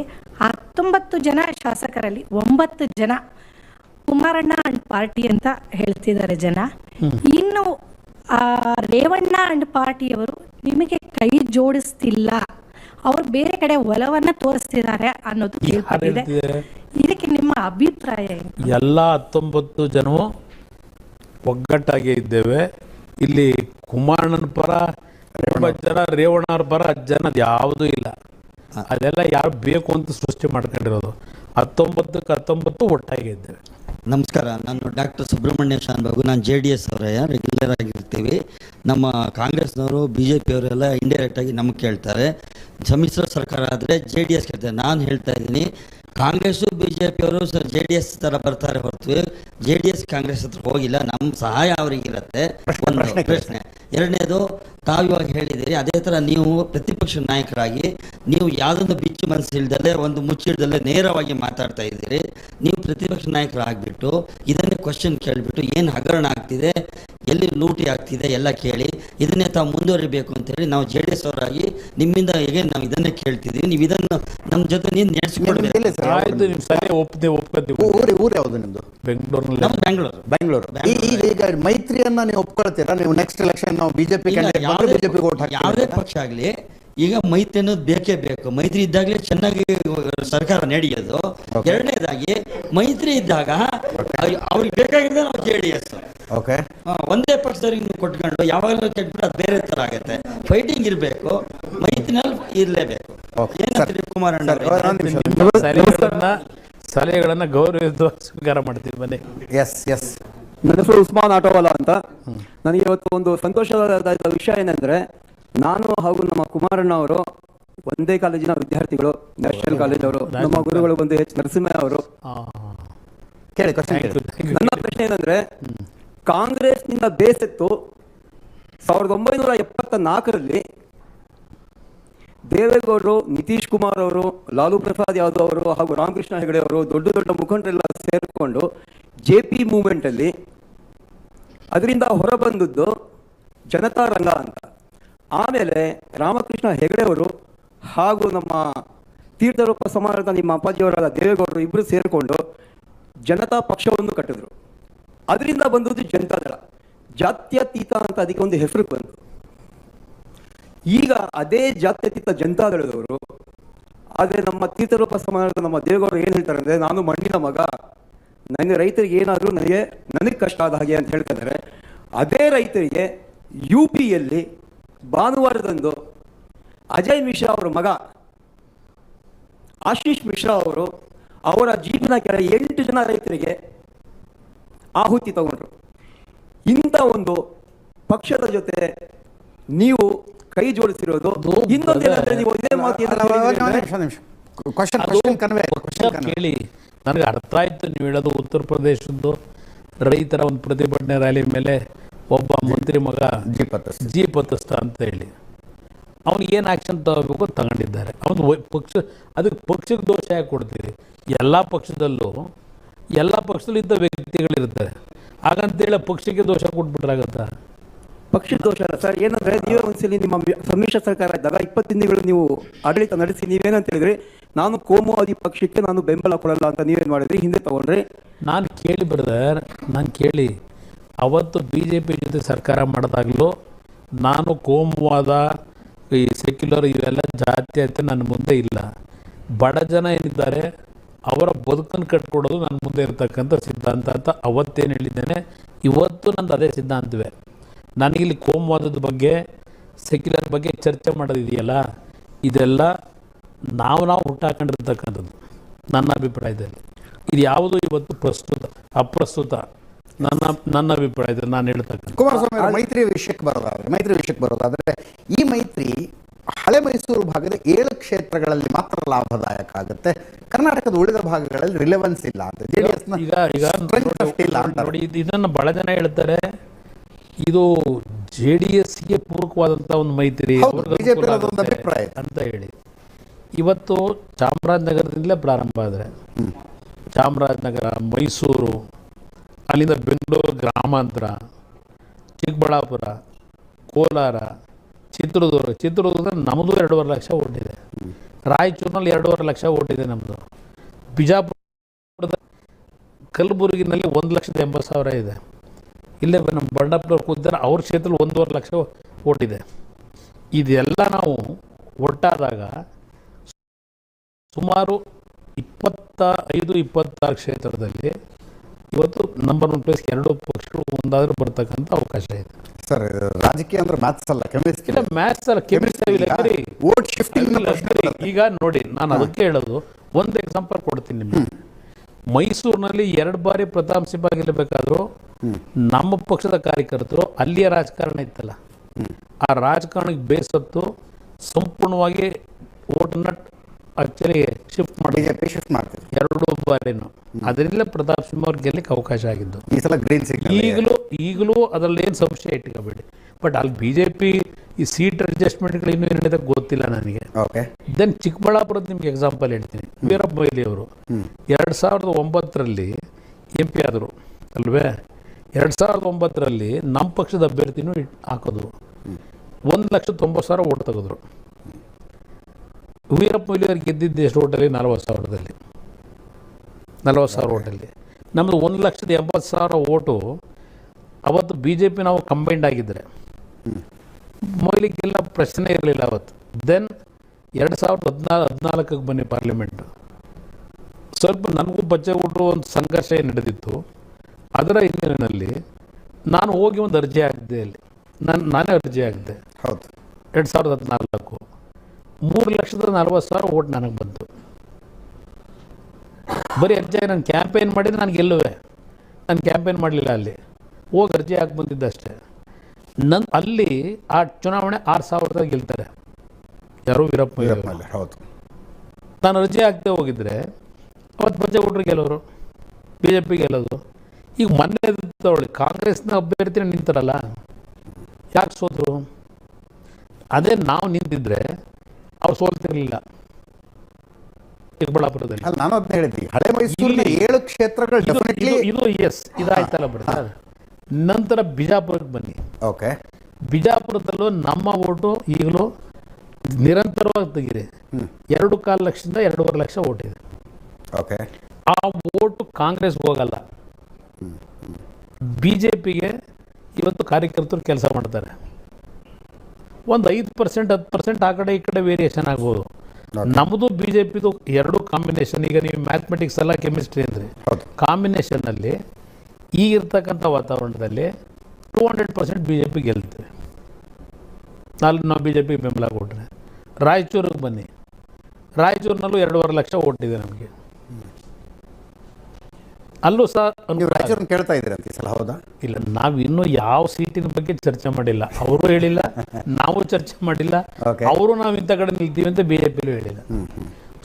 ಯಾವುದೇ ರೀತಿ ಸಮಸ್ಯೆ ಇಲ್ಲದೆ 28 ಕ್ಷೇತ್ರದಲ್ಲಿ ನಾವು ಅಭ್ಯರ್ಥಿಗಳನ್ನು ಸುಗಮವಾದಂಥ ರೀತಿಯಲ್ಲೇ ಕ್ಲಿಯರೆನ್ಸ್ ಮಾಡಲಿಕ್ಕೆ ಪರಸ್ಪರವಾಗಿ ವಿಶ್ವಾಸದಲ್ಲಿ ತೀರ್ಮಾನಕ್ಕೆ ಬರ್ತೀವಿ. ಇದರಲ್ಲಿ ಯಾವ ಒಂದು ಪ್ರೆಸ್ಟೀಜ್ ಅಂತಕ್ಕಂಥದ್ದಿಲ್ಲ. ನಿಮ್ಮ ಕಡೆಯಿಂದ ಕಾನ್ಫಿಡೆನ್ಸ್ ಇದೆ ಸರ್. ಈಗ ನೀವು ಅಸಮಾಧಾನಗೊಂಡಿದ್ದಾರೆ ಅಂದರೆ ನೀವೊಂದು ಫಾರ್ಮ್ ಹೌಸ್ನಲ್ಲಿ ಕೂತ್ಕೊಂಡು ಯಾರ್ಯಾರು ಇದ್ದೀರಿ ಬನ್ನಿರಿ ಇಲ್ಲಿ ಮಾತಾಡೋಣ ಅಂತ ಕರಿತೀರಿ, ಕಂದುಕೂರ ಹತ್ರ ಮಗನ ಕಳಿಸ್ತೀರಿ, ನೀವೆಲ್ಲ ಮಾಡ್ತೀರಿ. BJPಯಲ್ಲಿ ಹಂಗೇನಿಲ್ವೇ? BJP ಒಂಥರ ಬಾಗಿಲು ತೆಗೆದಾಗಿದೆ. DK ಶಿವಕುಮಾರ್ ಒಳಗೆ ಹೋಗ್ತಾರೆ ಹಿಡ್ಕೊಂಡ್ಬರ್ತಾರೆ, ಒಳಗೆ ಹೋಗ್ತಾರೆ ಹಿಡ್ಕೊಂಡ್ಬರ್ತಾರೆ. ಎಷ್ಟು ಜನ ಕರ್ಕೊಂಬರಕ್ಕಾಗಿದೆ ಪಾಪ. ಅವ್ರು ನಮ್ಮ ಲೀಡರ್ಗಳ ಮನೆಗೂ ಹೋಗ್ತಾವ್ರೆ ಪಾಪ. ನೋಡಿದೆ ನೆನ್ನೆ ಯಾವುದು ಚನ್ನಪಟ್ಟಣದಲ್ಲಿ ಕುಮಾರಸ್ವಾಮಿ ಅವ್ರ ಕ್ಷೇತ್ರದಲ್ಲೇ ಏನು ಭಾಳ ಕುಮಾರಸ್ವಾಮಿ ಬಿಟ್ಟು ಇವರು ಭಾಳ ಮುಂದಕ್ಕೆ ದೊಡ್ಡ ಭವಿಷ್ಯ ನಿರ್ಮಾಣ ಮಾಡ್ತಾರೆ ಅಂತೇಳಿ ಬಂದ್ಬಿಟ್ರು ನಮ್ಮ ಪಾರ್ಟಿಗೆ ಅಂತ ನೋಡಿದೆ. ಅಶ್ವಥ್ ಅಂತ ಒಬ್ಬ ವ್ಯಕ್ತಿ, ಆ ಮನುಷ್ಯನಿಗೆ ಬೈ ಎಲೆಕ್ಷನ್ 2009ರಲ್ಲಿ ನಮ್ಮ ಪಕ್ಷದಿಂದ ನಾವೇ ನಿಂತು ಗೆಲ್ಲಿಸಿದ್ದು. ಆರ್ಥಿಕವಾಗಿ ಏನು ಶಕ್ತಿ ತುಂಬಿದ್ದು ಅವೆಲ್ಲ ಒಂದು ಭಾಗ ಇರಲಿ. ಗೆದ್ದ ಮೇಲೆ ಮತ್ತೆ BJPಗೆ MLA ಆದ ಒಂದು 2-3 ತಿಂಗಳಿಗೆ ಮತ್ತೆ BJPಗೆ ಕೊಟ್ಟರು, ರಾಜೀನಾಮೆ ಕೊಟ್ಟು. ಯಾಕೆ ಹೋದ್ರು ಅವೆಲ್ಲ ಒಂದು ಭಾಗ ಇರಲಿ. ಆ ವ್ಯಕ್ತಿ ಶಕ್ತಿ ಅನ್ನೋದು ಗೊತ್ತು ನನಗೆ. ಈ ಚುನಾವಣೆ ಇವರೆಲ್ಲ ಮೊದಲೇ ಬಂದುಬಿಟ್ಟಿದ್ರು, ಕುಮಾರಸ್ವಾಮಿ ಗೆಲ್ತಿರಲಿಲ್ಲ ಅಂತೇನೋ ಬಿಡ್ತಾ ಇದ್ರಲ್ಲಿ ಚನ್ನಪಟ್ಟಣದಲ್ಲಿ, ಇಲ್ಲಿ ಮೊನ್ನೆ ಕಾಂಗ್ರೆಸ್ ಆಫೀಸಲ್ಲಿ. ಈ ವ್ಯಕ್ತಿ ನನಗೆ ಕೆಲಸ ಮಾಡೋದನ್ನ ನಾನು ಹಿಂದ್ಗಡೆ ಕಾರಲ್ಲಿ ಕೂತ್ಕೊಂಡು ಇದೆಲ್ಲ ವಿಷಯ ಹೇಳೋದಕ್ಕೆ ಬಂದು ಕೂತ್ಕೊಳ್ಳೋನು. ಅಲ್ಲಿ ಚನ್ನಪಟ್ಟಣಕ್ಕೆ ಹೋಗ್ತಿದ್ದಂಗೆ ಎಲ್ಲಂತ ಹುಡುಕ್ಬೇಕಾಯ್ತು, ನಾನು ಕಾರಲ್ಲೇ ಇರ್ತಿರ್ಲಿಲ್ಲ. ಏನೋ ಆಗೋಗ್ಬಿಡ್ತು ಚನ್ನಪಟ್ಟಣದಲ್ಲಿ ಇರ್ತಕ್ಕಂಥ ಕಾರ್ಯಕರ್ತ ದುಡಿಮೆ ಮಾಡ್ಯಾರ ಬೇರೆ ಅಲ್ಲವರೇ. ಇನ್ನು ಅದು ಯಾರೋ ಇನ್ನಿಬ್ಬರು ಮುಖ ನೋಡೋದೇ ಇದರಲ್ಲಿ. ಅವರು ಎಷ್ಟು ಸಲ ಬಂದರು, ಎಷ್ಟು ಸಲ ಹೋದರು, ಇದಕ್ಕೆಲ್ಲ ಎದುರ್ಕೊಂಡು ಕೂತ್ಕೊತೀವ. ನಡೀತಾ ಇರ್ತದೆ ರಾಜಕಾರಣದಲ್ಲಿ, ಚಕ್ರ ಸುತ್ತದೆ, ಪರ್ಮನೆಂಟಾಗಿ ಈಗಿರಲ್ಲ. ಈಗ ನಮ್ಮ ಪಕ್ಷದ 19 ಕತೆ ಹೇಳ್ತಾರೆ ಪಾಪ. ಒಂದು ರಾಷ್ಟ್ರೀಯ ಪಕ್ಷ ಆಯಿತು, 120-130 ಇತಿಹಾಸ ಅಂತಾರೆ, ಇತಿಹಾಸ ಇರೋ ಪಕ್ಷ ಅಂತಾರೆ. ಎಷ್ಟು ಪ್ರಧಾನಮಂತ್ರಿಗಳನ್ನು ಕೊಟ್ಟರು ಉತ್ತರ ಪ್ರದೇಶದಲ್ಲಿ. ಇಂದಿರಾ ಗಾಂಧಿ, ನೆಹರು ಅವರಿಬ್ಬರು ಸೇರಿ ಎಷ್ಟು ವರ್ಷ ದೇಶ ಆಳಿದ್ರು. ಇವತ್ತಲ್ಲಿ ಏನಾಗಿದೆ ಕಾಂಗ್ರೆಸ್ ಪರಿಸ್ಥಿತಿ? ಎಷ್ಟು ಸೀಟಿಗೆ ಗೆದ್ರು ಉತ್ತರ ಪ್ರದೇಶದಲ್ಲಿ? 400 ಸೀಟಿಗೆ 3 ಸೀಟ್ ಗೆದ್ದರು, 3 ಸೀಟು 2 ಸೀಟು ಗೆದ್ದವ್ರೆ. ಒಂದು ರಾಷ್ಟ್ರೀಯ ಪಕ್ಷ, ನನ್ನ ಪಕ್ಷದ ಬಗ್ಗೆ ಹೇಳಿಸ್ತಾರಲ್ಲ, ಇಲ್ಲಿ ನಮ್ಮದೊಂದು ಸಣ್ಣ ಪಕ್ಷ, ಪ್ರಾದೇಶಿಕ ಪಕ್ಷ ಅಂತ ಇಟ್ಕೊಂಡಿದ್ದೀವಿ. ನಮ್ಮ ಪಕ್ಷದ ಬಗ್ಗೆ ಟೀಕೆ ಮಾಡೋರವರಲ್ಲ. ಅಲ್ಲೇ ಇದೆಯಪ್ಪ ನಿಮ್ಮ ಇದರಲ್ಲಿ ಏನಾಗಿದೆ ನೋಡಿ. ಅವ್ರಿಗೆ ಮನೆ ಬಾಗಿಲು ನಿಂತ್ಕೊಂಡಿದ್ದೀರಿ ಕಾಯ್ಕೊಂಡು, ಎಷ್ಟು ಸೀಟ್ ಕೊಡ್ತೀರಿ ನಮಗೆ, ಪಾರ್ಲಿಮೆಂಟ್ಗೆ ಎಷ್ಟು ಸೀಟ್ ಕೊಡ್ತೀರಿ, ನಮ್ದು ಹೇಳ್ತಾರಲ್ಲ. ಅಲ್ಲೆಲ್ಲ ಹೋಗಿ ಅಮಿತ್ ಶಾ ಮನೆ ಮುಂದೆ ನಿಂತ್ಕೊಂಡ್ಬಿಟ್ರು, ಕರ್ನಾಟಕದ ಸ್ವಾಭಿಮಾನ ಏನಾಗ್ಬಿಡ್ತು ಅಂತೇಳಿ. ನಿಮ್ಮ ಪರಿಸ್ಥಿತಿ ಏನಿದೆ ಕಾಂಗ್ರೆಸ್ದು? 130 ವರ್ಷ ದೇಶ ಆಳಿ ಸಣ್ಣ ಪುಟ್ಟ ಪಕ್ಷಗಳು ಮನೆ ಮುಂದೆ ಹೋಗಿ ನಿಂತ್ಕೊಂಡಿದ್ದೀರಿ. 2 ಸೀಟ್ ಕೊಡಿ, 3 ಸೀಟ್ ಕೊಡಿ ಪಾರ್ಲಿಮೆಂಟ್ಗೆ ಅಂತ. ಅವರು ಸಂವಿಧಾನ ಉಳಿಸೋದಕ್ಕೆ, ಪ್ರಜಾಪ್ರಭುತ್ವ ಉಳಿಸೋದಕ್ಕೆ ಅದಕ್ಕೆ ಪಾಪ ಹೋಗಿ ನಿಂತವ್ರೆ ಭಿಕ್ಷೆ ಪಡ್ಕೊಂಡು ಸಣ್ಣ ಪುಟ್ಟ ರಾಜಕೀಯ ಪಕ್ಷಗಳು ಮನೆ ಮುಂದೆ. ಮತ್ತೆ ಮೈತ್ರಿ ವಿಷಯಕ್ಕೆ ಬರೋಣ ಕುಮಾರಸ್ವಾಮಿ. ವೋಟ್ ಶಿಫ್ಟಿಂಗ್ ಆಗ್ತಾವ ಅನ್ನುವಂಥದ್ದು ಒಂದು ಪ್ರಶ್ನೆ. ಸ್ವಲ್ಪ ತಿಳಿದವ್ರು ಹೇಳ್ತಾರೆ ಬಿಜೆಪಿಯಿಂದ JDS ವೋಟ್ ಶಿಫ್ಟಿಂಗ್ ಆಗ್ತವೆ. JDS ಕ್ಯಾಂಡಿಡೇಟ್ ಎಲ್ಲಿರ್ತಾರೆ ಅಲ್ಲಿ, ಯಾಕಂದ್ರೆ ಬಿಜೆಪಿ ಕಾರ್ಯಕರ್ತರು ಒಂದು ಕಮಿಟ್ಮೆಂಟ್ ಇದೆ, ಮೋದಿ ಮತ್ತೆ ಮಾಡಬೇಕು ಅಂತ. ನಾವು JDS ನಿಂದ ಬಿಜೆಪಿ ವೋಟ್ ಶಿಫ್ಟ್ ಆಗ್ತಾವ. ನಾವು ನಿಲ್ತಕ್ಕಂಥ ಮಾನಸಿಕ ಸಿದ್ಧವಾಗಿರ್ತಕ್ಕಂಥ ಕ್ಷೇತ್ರಗಳು ಯಾವುದು? ಅದು ಮೊದಲಿಂದಲೂ ಓಕೆ ಜನತಾದಳದ ಒಂದು ಶಕ್ತಿ ಇರ್ತಕ್ಕಂಥ ಕಾರ್ಯಕರ್ತ ಇರ್ತಕ್ಕಂಥ ಕ್ಷೇತ್ರಗಳು. ನಾನು ನನ್ನ ಪಕ್ಷಕ್ಕೆ ದೊಡ್ಡ ಮಟ್ಟದ ಸಂಘಟನೆ ಇಲ್ಲದೆ ಇವತ್ತು ನಾನು ಬೇರೆ ಕಡೆ BJP ಸ್ಟ್ರಾಂಗ್ ಇರೋ ಕಡೆ ನಾನು ಸೀಟ್ ಕೊಡಿ ಅಂತ ಕೇಳಲ್ಲ. ಅದು ಕೇಳಿ ನಾನು ಮೈತ್ರಿ ಸರ್ಕಾರದ ಧರ್ಮ ಪಾಲನೆ ಮಾಡ್ದಂಗೆ ಆಗುತ್ತಾ? ಇಲ್ಲಿ ಪ್ರಶ್ನೆ ಇವತ್ತು ಇಬ್ಬರು ಹೊಂದಾಣಿಕೆಯಿಂದ ವಿಶ್ವಾಸದಲ್ಲಿ ಹೋಗಬೇಕು ಅಂತಕ್ಕಂಥದ್ದು ಆ ಹಿನ್ನೆಲೆಯಲ್ಲಿ ಮಾಡಿದ್ದೀವಿ ಮೈತ್ರಿನ. ಇವತ್ತು BJP ಅಭ್ಯರ್ಥಿ ಇದ್ದರೂ ಅಷ್ಟೇ, ನಮ್ಮ JDS ಅಭ್ಯರ್ಥಿ ಇದ್ದರೂ ಅಷ್ಟೇ, ನಾವಿಬ್ಬರು ಒಟ್ಟಾಗಿ ಇವತ್ತು ಪರಸ್ಪರ ಹೊಂದಾಣಿಕೆಯಿಂದ. ಆಮೇಲೆ ನನ್ನ ಕಾರ್ಯಕರ್ತರ ಬಗ್ಗೆ ನನಗೆ ನಂಬಿಕೆ ಇದೆ. ಈಗ ನೀವು ಕೇಳಿದ ಪ್ರಶ್ನೆಗೆ BJPಯಿಂದ JDSಗೆ ಬರ್ಬೋದು, JDSಯಿಂದ BJPಗೆ ಹೋಗಲ್ಲ ಅನ್ನೋದು ನೀವೊಂದು ಪ್ರಶ್ನೆ ಕೆಲವರು ಹೇಳ್ತಾರೆ ಅಂತ. ಫಾರ್ ಎಕ್ಸಾಂಪಲ್ ನಾನು ಇದ್ರದ್ದೇ ಹೇಳ್ತಾ ಇದ್ದೀನಲ್ಲ, ನಿಮ್ಮ ಮೈಸೂರದೇ ಹೇಳ್ತಾ ಇದ್ದೀನಲ್ಲ.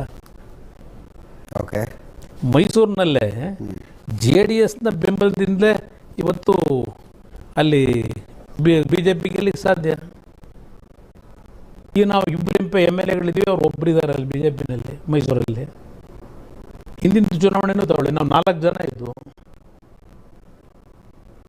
ಆದ್ದರಿಂದ ಇಲ್ಲಿ BJP ಅಭ್ಯರ್ಥಿಗಳು ಎಲ್ಲಿದ್ದರೂ JDS ಶಕ್ತಿ ಏನಿದೆ ಅದನ್ನು ಸಂಪೂರ್ಣವಾಗಿ ನಮ್ಮ ಪಕ್ಷದ ಕಾರ್ಯಕರ್ತರು ಪ್ರತಿಯೊಬ್ಬರು ಇದರಲ್ಲಿ ಒಂದು 2% 3% ಇದ್ದೇ ಇರ್ತಾರೆ ಕಾರಣಗಳಿಗೆ. ಆದರೆ ಪ್ರತಿಯೊಬ್ಬರಲ್ಲೂ ಈ ಒಂದು ಮೈತ್ರಿ ಮಾಡಿರ್ತಕ್ಕಂಥದ್ದು ತುಂಬ ಖುಷಿ ಇದೆ. ಕಳೆದ ಬಾರಿ ನಾನು ಕಾಂಗ್ರೆಸ್ ಜೊತೆ ಮೈತ್ರಿ ಮಾಡಿ ನಮ್ಮ ಪಕ್ಷ ಅದೇನು ನಮ್ಗೆ ಹಿನ್ನಡೆ ಆಗಿದೆ, ಆ ಡ್ಯಾಮೇಜ್ ಏನಿದೆ, ಆ ಡ್ಯಾಮೇಜು ಈ ಮೈತ್ರಿಯ ಚುನಾವಣೆ ಏನಿದೆ, ಈ ಚುನಾವಣೆ 24, ಆ ಡ್ಯಾಮೇಜ್ ಎಲ್ಲವನ್ನು ತೊಡೆದು ಮತ್ತೆ ಜನತೆಯ ಹೃದಯದಲ್ಲಿ ಈ ಮೈತ್ರಿ ಪಕ್ಷಗಳು ಬರಬೇಕು ಅಂತಕ್ಕಂಥ ವಾತಾವರಣ ಈ ಚುನಾವಣಾ ಫಲಿತಾಂಶ ಇವತ್ತು ನಿರೂಪಿಸ್ತದೆ ಅಂತಕ್ಕಂಥದ್ದು ನನ್ನ ಅಭಿಪ್ರಾಯ. ಆ ಮೈತ್ರಿಗೂ ಈ ಮೈತ್ರಿಗೆ ಏನು ವ್ಯತ್ಯಾಸ ಅಂತ ಅನ್ಸುತ್ತೆ ನಿಮಗೆ?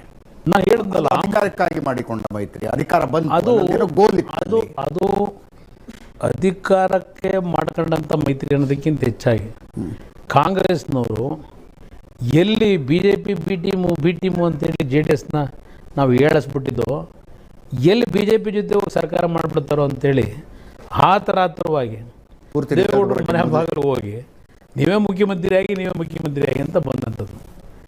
ಆದರೂ ನಾವು ಗೌರವ ಕೊಟ್ಟು ಬಿ ಟೀಮ್ ಅಂತ ನಮ್ಮನ್ನು ಕಂಡಮ್ ಮಾಡಿ ಜನಗಳ ಮುಂದೆ ಅನುಮಾನ ಹುಟ್ಟಿಸಿ ಅಷ್ಟೆಲ್ಲ ನಮಗೆ ತೊಂದರೆ ಕೊಟ್ಟರು. ಕೊನೆಗೆ ಅವ್ರ ಜೊತೆ ಸರ್ಕಾರ ಮಾಡೋಣ. ನಾನು ಹೇಳಿದೆ, ಅಮಿತ್ ಶಾ ಅವ್ರು ನನಗೆ ಫೋನ್ ಮಾಡಿದಂಥ ಸಂಪರ್ಕ ನಾನು ತಗೊಳ್ಳಿಲ್ಲ. ಮಾಡಿದ ಮೊದಲನೇ ತಪ್ಪದು. ನಾನು ಅವತ್ತು ಮಾಡಿದರೆ ನಾನೇ ಆ್ಯಕ್ಚುಲಿ BJP ಜೊತೆಲಿ ಇದ್ದಿದ್ರೆ ಇವತ್ತಿದೆ ಎಂತೆಂಥದ್ದು ಅಪ್ರಚಾರ ಮಾಡ್ಕೊಂಬಂತಲ್ಲ ಕಾಂಗ್ರೆಸ್ನವರು. ಒಂದು ಇಶ್ಯೂ ಸಿಗದಾಗೆ ಒಂದು ಉತ್ತಮವಾದ ಆಡಳಿತ ತರಲಿ ಪ್ರಯತ್ನ ಪಡ್ತಿದ್ವು, ಒಳ್ಳೆ ಸರ್ಕಾರ ಕೊಡ್ತಾಯಿದ್ದು. ಏನೋ ಒಂದು ತಪ್ಪುಗಳಾಯ್ತು, ಯಾಕೆಂದರೆ ಅಲ್ಲಿ BJP ತಪ್ಪು ಅಂತ ಹೇಳಲ್ಲ. ಅವತ್ತು ಕಾಂಗ್ರೆಸ್ನವರ ಇಂಟರ್ನಲ್ಲಿ ಏನೇ ನಡೆಸ್ಕೊಂಡ್ರು ಅವೆಲ್ಲ ನನಗೆ ದೋಷ ಕೊಟ್ಟು ತಾನೇ ಉಪಯೋಗ ಏನು? ಉಪಯೋಗ ಇಲ್ಲ, ಮುಗಿದೋಗಿದೆ ಕತೆ. ಆ 17 ಜನ ಕರ್ಕೊಂಡೋಗಿ 17 ಜನ ಮಂತ್ರಿ ಮಾಡೋ ಅವಶ್ಯಕತೆ ಇರಲಿಲ್ಲ. ಒಳ್ಳೆ ಸರ್ಕಾರ ಕೊಡಬೇಕು ಅಂತಿದ್ರೆ ಅವ್ರು ಆ ಕೆಲಸ ಮಾಡೋದು ನನಗೆ. ಯಾಕೆಂದರೆ ನಾನು ಅಮೇರಿಕ ಹೋದೆ, ಹೌದು, ಕಾಲಭೈರೇಶ್ವರ ದೇವಸ್ಥಾನದ ಗುತ್ತಿ ಪೂಜೆಗೆ ನಾನು ಹೋಗಿದ್ದ ಉದ್ದೇಶವೇ ನಾನು ಒಂದು ಕಡೆ ಈ ಸರ್ಕಾರ ತೆಗಿತಾರೆ ಅನ್ನೋದು ಗೊತ್ತಿತ್ತು, ಸರ್ಕಾರ ಹೋಗುತ್ತೆ ಅನ್ನೋದು ಗೊತ್ತು ನನಗೆ. ಹೇಳ್ತಾರೆ ಓ ಅಮೇರಿಕ ಅದಕ್ಕೆ ಹೋದ ನಮ್ಮನ್ನ ದೂರ್ತಾನೆ ಕುಮಾರಸ್ವಾಮಿ ನಾವು ತೆಗೆದು ಅಂತ ಹೇಳಿ ಅಂತ ಹೇಳ್ತಾರೆ. ಡಿ ಕೆ ಶಿವಕುಮಾರ್ ಹೇಳಿದ್ರಂತೆ ಬೇಡ ಅಮೇರಿಕ ಇಲ್ಲ, ಅವ್ರು ಯಾರು ಹೇಳಿರ್ಲಿಲ್ಲ. ನಾನು ಅಮೇರಿಕದಿಂದ ಫೋನ್ ಮಾಡಿದೆ, ಮೊದಲನೇ ವಿಕೆಟ್ ಬಿದ್ದಲ್ಲ ಆನಂದ್ ಸಿಂಗ್ದು, ಪರಮೇಶ್ವರ್ಗೆ ಫೋನ್ ಮಾಡಿ ಏನಿಲ್ಲ ಅಣ್ಣ ಆರಾಮಾಗಿರಿ ಎಲ್ಲ ಏನು ನಾವು ನೋಡ್ಕೊತೀವಿ ಅಂದರು. ನಾನು ಬರಬೇಕಂದಿದ್ದಕ್ಕೆ ಬಂದ ಮೇಲೆ 5 ಜನ BJP ನನ್ನ ಸ್ನೇಹಿತರು, ನನ್ನ ವಿಶ್ವಾಸ ಇದ್ದರು, ನೀನು ಸರ್ಕಾರ ಉಳಿಸ್ತೀವಿ ಅಂತ ಬಂದರು. ನಾನು ಹೇಳಿದೆ ಅವರಿಗೆ, ಪಾಪ ನೀವೇನೋ ಪ್ರೀತಿಯಿಂದ ನಾನು ಸರ್ಕಾರ ಉಳ್ಸೋಕೆ ಬರ್ತೀನಿ ಅಂತಿದ್ದೀರಿ, ನೀವು 5 ಜನ ಬಂದರೆ ಅವ್ರು ಇನ್ನು 10 ಜನ ಕಳಿಸ್ತಾರೆ, ತೀರ್ಮಾನ ಆಗೋಗಿದೆ. ಅದರಿಂದ ನೀವು ದಾರಿ ತಪ್ಪೋದು ಬೇಡ, ನಿಮ್ಮ ಬದುಕಿ ಯಾಕೆ ಹಾಳು ಮಾಡ್ಕೊತೀರಿ, ಕಾಲ ಬರ್ತದೆ ಒಂದು ಬಾರಿ ಆಗ ನೋಡ್ಕೊಳ್ಳೋಣ ಅಂತೇಳಿ ಅವ್ರು ಬರಬೇಡಿ ಹಿಂದೆ. ಇದು ನಡೆದಂಥ ಘಟನೆ ಆ ಸಂದರ್ಭದಲ್ಲಿ. ಅದರಿಂದ ಅವತ್ತಿನ ಅಧಿಕಾರ ನಡೆಸೋದು ನಾನು ಒಂದು ಅಧಿಕಾರಿಗೆ ನಾನು ಅವತ್ತು ಅವ್ರ ಜೊತೆ ಕೈ ಜೋಡಿಸೋಕ್ಕೆ ಒಂದು ಕಾರಣ, ನನಗೆ ಆದ ಹ್ಯುಮಿಲಿಯೇಷನಲ್ಲೂ ಮೊದಲನೇ ದಿವಸದಲ್ಲೇ ಯಾವ ರೀತಿ ನಡೆಸ್ಕೊಂಡ್ರು ಅನ್ನೋದು ಅನುಭವಿಸ್ತಿದ್ದೀನಿ. ನನಗೆ ಇದ್ದಿದ್ದು ಒಂದೇ ಒಂದು, ರೈತರಿಗೆ ಸಾಲ ಮನ್ನಾ ಮಾಡಲಿಕ್ಕೆ ದುಡ್ಡು ಎಲ್ಲಿ ತರ್ತಾನೆ ಅನ್ನೋರು, ಎಲ್ಲಿದೆ ದುಡ್ಡು ಅಂತಿದ್ರು. ಅದನ್ನು ಪ್ರೂವ್ ಮಾಡಬೇಕು ಅಂತೇಳಿ ಇವರು ಅದೆಂಥದ್ದೋ ಭಾಗ್ಯ ಯೋಜನೆಗಳು 1 ರೂಪಾಯಿ ಕಡಿಮೆ ಮಾಡೋಗಿಲ್ಲ, ಪ್ರತಿಯೊಂದಕ್ಕೂ ಹೇಳ್ಕೊಂಬಂದರು. ಅವ್ರು ಯಾವ ಕಾರ್ಯಕ್ರಮವೂ ತಡೆ ಹಿಡಿಲಿಲ್ಲ, ಎಲ್ಲದಕ್ಕೂ ದುಡ್ಡು ಕೊಟ್ಟೆ. 25,000 ಕೋಟಿ ರೈತರ ಸಾಲ ಮನ್ನಾಗಿ ದುಡ್ಡು ಹೊಂದಿಸ್ತೆ 14 ತಿಂಗಳಲ್ಲಿ. ಆ ತೃಪ್ತಿ ನನಗಿದೆ, ಅದಕ್ಕೋಸ್ಕರ ಇದ್ದೆ ಅವ್ರ ಜೊತೆಲಿ, ನಾನೇನೋ ಅದರಿಂದ ಅನುಭವಿಸ್ಬೇಕು ಅಂತ ಅಲ್ಲ. ಇದು ನಡೆದಂಥ ಘಟನೆಗಳು. ಸರ್ ನಮಸ್ಕಾರ, ಭರತ್ ಮುನಿಯಪ್ಪ ಅಂತೇಳಿ BJP ಕಾರ್ಯಕರ್ತ. ನಮಗೆ ನೀವು ಹೇಳಿದ ಗಾಂಧಿನಗರ ವಿಧಾನಸಭಾ ಕ್ಷೇತ್ರ BJP ಕಾರ್ಯಕರ್ತ. ನೀವು ಮೊನ್ನೆ ನಡೆದಂಥ ಒಂದು ಇಂಟರ್ವ್ಯೂಲಿ ಹೇಳಿದ್ರಿ JDS ಮತ್ತು BJP ಕಾರ್ಯಕರ್ತರು ಅಣ್ಣ ತಮ್ಮದ ರೀತಿ ಮುಂದಿನ ದಿನಗಳಲ್ಲಿ ಕೆಲಸ ಮಾಡಬೇಕು ಅಂತ. ಮತ್ತು ಇವಾಗಲೂ ಹೇಳಿದ್ರಿ ಇದು ನ್ಯಾಚುರಲ್ ಅಲೈನ್ಸು ಕಾರ್ಯಕರ್ತರ ಮಧ್ಯ ಅಂತ. ಅದನ್ನು ನಾನು ಒಪ್ತೇನೆ. ಆದರೆ ಎಲ್ಲೋ ಒಂದು ಕಡೆ ನಮ್ಗೆ ಬೇಸರ ಏನು BJP ಕಾರ್ಯಕರ್ತರಿಗೆ ಅಂದರೆ, ಕುಮಾರಸ್ವಾಮಿ ಅವರು 2006ನೇ ಇಸ್ವಿಯಲ್ಲಿ ಏನು ವಚನಭ್ರಷ್ಟರಾಗದೇ ಇದ್ದಿದ್ರೆ ಇವತ್ತಿನ ರಾಜ್ಯದ ಪರಿಸ್ಥಿತಿ ಉತ್ತಮವಾಗಿರ್ತಿತ್ತು ಒಂದು. ಮತ್ತು ಅವ್ರಿಗೆ ಪೂರ್ತಿ ಫ್ರೀ ಹ್ಯಾಂಡ್ ಕೊಟ್ಟಂಥದ್ದು BJP ಅವತ್ತಿಗೆ. 3 ಎಕ್ಸಾಂಪಲ್ ಕೊಡ್ತೀನಿ. ನಿಮ್ಮ ಗ್ರಾಮ ವಾಸ್ತವ್ಯ ಇರ್ಬೋದು, ಅಥವಾ ದೀರ್ಘಕಾಲದ ಜನತಾ ದರ್ಶನ ಕಾರ್ಯಕ್ರಮಗಳಿರ್ಬೋದು, ಮತ್ತು ಹಿರಿಯರಾದ ರಾಮಚಂದ್ರೇಗೌಡರು ಮತ್ತು ಯಡಿಯೂರಪ್ಪನವರ ಸಹಕಾರದಿಂದ ಆದಂಥ ಲಾಟ್ರಿ ನಿಷೇಧ ಆಗಿರ್ಬೋದು ಅಂಥದ್ದು, ಇದೆಲ್ಲವೂ ತಮಗೆ ಒಂದು ಉತ್ತಮ ಆಡಳಿತಗಾರ ಅನ್ನುವಂಥ ಒಂದು ಹೆಸರು ತಂದು ಕೊಡ್ತು. ಆದರೆ ಅದನ್ನು ವಚನಭ್ರಷ್ಟರಾಗಿ ಅವತ್ತು ನೀವು ಅಧಿಕಾರವನ್ನು ಏನು ಕೊಡಲಿಲ್ಲ, ಅದಕ್ಕೊಂದು ಎಕ್ಸ್ಪ್ಲನೇಷನ್ ಕೊಟ್ಟರೆ ನೀವು ರಾಷ್ಟ್ರ ಮಟ್ಟದ ನಾಯಕರ ಮಟ್ಟದ ಹೇಳಿದ್ರಿ. ಅದೇ ಆಸ್ ಎ ಕಾರ್ಯಕರ್ತ ನಮ್ಗೇನು ಅನ್ಸುತ್ತೆ ಅಂದರೆ, ಅವತ್ತು ಕುಮಾರಸ್ವಾಮಿ ನನ್ನ ಪ್ರಶ್ನೆ, ಆದರೆ ಇನ್ನು ಮುಂದಕ್ಕೆ ಕುಮಾರಸ್ವಾಮಿ ಅವರು BJP ಕಾರ್ಯಕರ್ತರಲ್ಲಿ ಒಂದು ನಂಬಿಕೆಯನ್ನು ಹುಟ್ಟಿಸ್ಬೇಕಾಗಿದೆ. ಅದು ಯಾವ ರೀತಿಯಾಗಿ ಹುಟ್ಟಿಸ್ತೀರಿ ಅನ್ನೋದು ಒಂದು ಮೊದಲನೇ ಪ್ರಶ್ನೆ. ಅದಾದಮೇಲೆ 2ನೇ ಪ್ರಶ್ನೆ, ನೀವು ಒಂದು ಕೋಮಿನ ಅಥವಾ ಅಲ್ಪಸಂಖ್ಯಾತರ ನಾನು ನಂಬ್ಕೊಂಡಿದ್ದ ಪರಿಣಾಮವಾಗಿ ಇವತ್ತು JDS ಈ ಪರಿಸ್ಥಿತಿ ಬಂದಿದೆ ಅನ್ನೋದು ನೀವು ಒಪ್ತೀರಾ? ನಿಮಿಷ ಬ್ರದರ್, ಇಲ್ಲಿ ಪ್ರಶ್ನೆ 2006 ಕೇಳಿದ್ರಿ. ನನ್ನಿಂದ ಆದಂಥ ತಪ್ಪಲ್ಲ. ಅವತ್ತು ಹಲವಾರು ರೀತಿ ಕುತಂತ್ರದ ರಾಜಕಾರಣದಲ್ಲಿ ಬಲಿಯಾದವ್ ನಾನು. BJP ಒಳಗೇನೆ ಯಡಿಯೂರಪ್ಪನವ್ರು ಮುಖ್ಯಮಂತ್ರಿ ಆಗದ ಅವತ್ತಿಗೆ ಅವ್ರಿಗೆ ಇಷ್ಟ ಇಲ್ಲ. ಅದರ ಮೇಲೆ ಹಲವಾರು ಒಂದು ಘಟನೆಗಳು ನಡೆದೋಗಿದೆ. ಈಗ ಅದ್ರ ಬಗ್ಗೆ ಚರ್ಚೆ ಮಾಡೋದ್ರಿಂದ ನಮಗೆ ಅದೇನು ಫಲ ಇಲ್ಲ. ಇಲ್ಲಿ ನನ್ನ ಪ್ರಶ್ನೆ ನೀವು ಕೇಳಿದ್ರಲ್ಲ, ನಾನು ಅವತ್ತು ವಚನ ಭ್ರಷ್ಟ ಆಗದೆ ಇದ್ದಿದ್ರೆ ನಾವೆಲ್ಲ ರೀತಿ ಫ್ರೀ ಹ್ಯಾಂಡ್ ಕೊಟ್ಟರು ಅಂತ ಹೇಳಿದಿರಿ, ತಪ್ಪು ತಿಳ್ಕೊಬೇಡಿ. ಆಗಲೂ ಸಮಸ್ಯೆಗಳು ಎದುರಿಸಿದ್ದೀನಿ. 2 ತಿಂಗಳಿಗೆ ನನ್ನ ಮೇಲೆ 150 ಕೋಟಿ ಆಗೋಣ ಅಂತೇಳಿ BJP ಸ್ನೇಹಿತರೆ ಆಪಾದನೆ ಮಾಡಿದ್ರು. ಅದೆಲ್ಲ ನುಂಗಿ ಅವತ್ತು ಸರ್ಕಾರ ನಡೆಸ್ತೆ. ಅಷ್ಟೆಲ್ಲ ನನ್ನ ಮೇಲೆ ಆಪಾದನೆ ಕೇಳಿ ಯಾಕೆ 150 ಕೋಟಿ ಆಗೋಣ ಬಂದಿದ್ದು. 2 ಅಧಿಕಾರಿಗಳನ್ನ ಟ್ರಾನ್ಸ್ಫರ್ ಮಾಡಿದೆ ಬಳ್ಳಾರಿಯಿಂದ. ಅದರಿಂದ ನನ್ನ ಮೇಲೆ ಆಪಾದನೆ ಬಂತು. ನನ್ನ ಹತ್ರ ಬಂದು 2 ಅಧಿಕಾರಿಗಳನ್ನ ಅಲ್ಲೇ ಹಾಕೊಟ್ಬಿಟ್ರೆ ಕ್ಷಮೆ ಕೋರಿಸ್ತೀವಿ ಅಂದರು ಲೀಡರ್. ನಾನು ಹೇಳಿದೆ, ನಾನು 1 ಬಾರಿ ತೀರ್ಮಾನ ತಗೊಂಡಿದ್ದೀನಿ ಅಡ್ಮಿನಿಸ್ಟ್ರೇಷನ್ ಮಾಡ್ತಕ್ಕಂಥ ಹಿನ್ನೆಲೆಯಲ್ಲಿ ನಾನು ವಾಪಸ್ ಬಿಡಿಲ್ಲ ಅಂತ. ಆಪಾದನೆ ಮಾಡೋರು ಮಾಡ್ಕೊಳ್ಳಿ, ಇದೇನು 150 ಕೋಟಿ ಆಗೋಣ ಇದೆ, ಪ್ರೂವ್ ಮಾಡ್ಕೊಳ್ಳಿ. ಇನ್ನು ಇದೆ ಈ ನೈಸ್ ಬಗ್ಗೆ ಅಲ್ಲ, ಅವ್ರು ಹೇಳಿದ್ರೆ ಕಂಪೇರೇಟಿವ್ ನಾನು ಅದಕ್ಕೆ ನಾನು ಹೇಳೋದು ನನಗೆ ಅರ್ಥ ಆಯ್ತು. ಅಲ್ಲಲ್ಲ, ನೀವು ನಮ್ಮ ಜೊತೆಗೆ ಸುಖಕ್ಕೆ ಹೇಳಿದ್ರಿ, ಅವ್ರ ಜೊತೆ ಮುಳ್ಳಿನ ಹಾಸಿಗೆಯಲ್ಲಿದ್ರಿ ಅಂತ ನೀವು ಅನ್ಬೇಡಿ.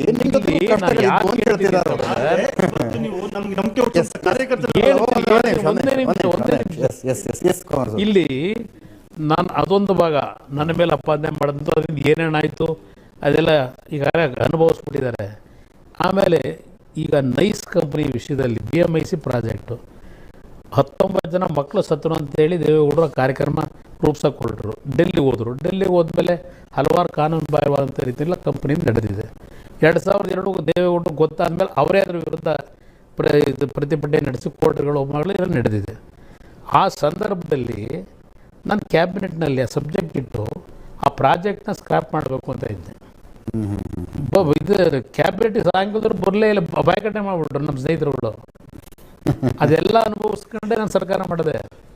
ಆದರೆ ಒಂದು ನನಗೆ ಇಂಡಿವಿಜುವಲಿ ಇಡೀ ರಾಜ್ಯದಲ್ಲಿ ಕುಮಾರಸ್ವಾಮಿ ಅಂತ ಅನ್ನೋನು ಇಲ್ಲೊಬ್ಬ ಇದ್ದಾನಪ್ಪ ಅಂತೇಳಿ ಗುರುತಿಸ್ಬೇಕಾದ್ರೆ BJP ಸ್ನೇಹಿತರ ಒಂದು ಸರ್ಕಾರ ಅವತ್ತು ಮಾಡಿದ್ರಿಂದ ಜನ ಇವತ್ತು ನಾನು ಗುರುತಿಸ್ತಾರೆ. ಅದಕ್ಕೆ ನಾನು ಇವತ್ತು ಗೌರವ ಇಟ್ಕೊಂಡಿದ್ದೀನಿ.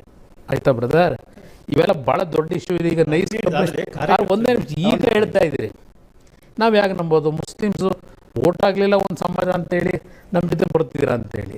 ಇಲ್ಲ, ಆ ಥರ ಕೇಳಿಲ್ಲ. ಆದರೆ ನಾನು ಕೇಳಿದ್ದು ಮೊದಲನೇ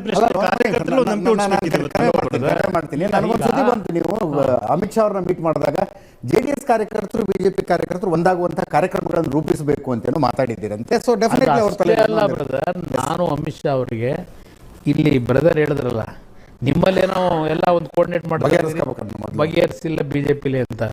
ನಾನು ಅವ್ರನ್ನ ಭೇಟಿ ಮಾಡಿದಾಗ ಅವ್ರಿಗೆ ಮೊದಲನೇದು ಹೇಳಿದ್ದೆ, ಮೊದಲು ನನಗೆ ನಿಮ್ಮ ಪಕ್ಷದಲ್ಲಿ ಏನು ಕೆಲವು ಪಾಪ ಅಥವಾ ಕೆಲವ್ರಿಗೆ ಒಂದು ರೀತಿ ನಿರಾಸೆ ಇದೆ, ಎಲ್ಲರದು ಒಂದು ಮೀಟಿಂಗ್ ಸೆಟ್ರೇಟ್ ಮಾಡಿ ಅಂತ ನಾನು ಹೇಳಿದ್ದೀನಿ. ಆಮೇಲೆ ನನಗೆ ಅಪೋಸಿಷನ್ ಲೀಡ್ರು ಕುಮಾರಣ್ಣ ಆಗಬೇಕು ಅಂತ ನಿಮ್ಮಲ್ಲೇ ಭಾಳ ಜನ ಆಸೆ ಪಡ್ತೀನಿ. ನನಗದು ಬೇಡಪ್ಪ, ನಾನು ಹಾಗೆ ಶಾಸಕನಾಗಿ ಕೆಲಸ ಮಾಡ್ತೀನಿ, BJP ಸಮರ್ಥರಿದ್ದಾರೆ, ಅವ್ರನ್ನೇ ಅಧ್ಯಕ್ಷನ ಇದು ಅಪೋಸಿಷನ್ ಲೀಡರ್ ಮಾಡಿ ಅಂತ ನಾನೇ ಹೇಳ್ತಾ ಇದ್ದೀನಿ. ಆಯಿತಾ? ಮುಂದಕ್ಕೆ ಹಿಂದೆ ಆದಂಥ ಒಂದು ಅನುಭವ ಇದೆಯಲ್ಲ, ನಿಮಗೆಲ್ಲೋ ಒಂದು ಕಡೆ ಕುಮಾರಸ್ವಾಮಿ ಮತ್ತೆ ಹೊಂದಾಣಿಕೆಯಲ್ಲಿ ಹೆಚ್ಚು ಕಡಿಮೆ ಆಗಿಬಿಟ್ರೆ ಅನ್ನೋದಿದೆಯಲ್ಲ, ಈ ಮುಂದೆ ಏನು ಮಾಡ್ತಾನೋ ಅಂತೇಳಿ ಅವತ್ತಿಂದು ಸಹ ನಾನು ಹೇಳ್ತಾ ಇದ್ದೇನೆ, ನನ್ನಿಂದ ಅದು ತಪ್ಪಲ್ಲ. ಆ ಒಂದು ಸಂದರ್ಭದಲ್ಲಿ ನಾನು ಮತ್ತೆ ಯಡಿಯೂರಪ್ಪನ ಮತ್ತೆ ನಾನು ಪ್ಲ್ಯಾನ್ ಮಾಡಿದೆ. ಯಾಕೆ ಅಂದರೆ ಯಡಿಯೂರಪ್ಪನವರೆಲ್ಲ ಒಂದು ಟೀಮ್ ತುಮಕೂರವ್ರಿಗೆ ವಚನ ಪ್ರಶ್ನೆ ಅಂತ ಹೇಳ್ಕೊಂಡು ಹೊರಟ್ಬಿಟ್ರು. ನಿಮ್ಗೆ ನೆನಪಿಸ್ಕೊಡ್ತೀನಿ, ನಾನು ಕೊನೆಗೆ ಒಂದು ಪ್ಲೇ ಮಾಡಿದೆ ಕಾರ್ಡು.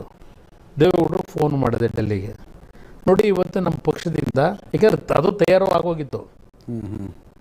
ಇವತ್ತು ಕೆಲವರೆಲ್ಲ ಪಾಪ ಹೇಳ್ತಾರಲ್ಲ, BJP ಜೊತೆ ಹೋಗ್ಬಿಟ್ಟು ಸರ್ಕಾರ ಮಾಡ್ತಾರೆ, ನೈತಿಕತೆ ಏನೈತೆ, ಜಾತಿ ತೆಗಿಬೇಕು ಅಂತೇಳಿ.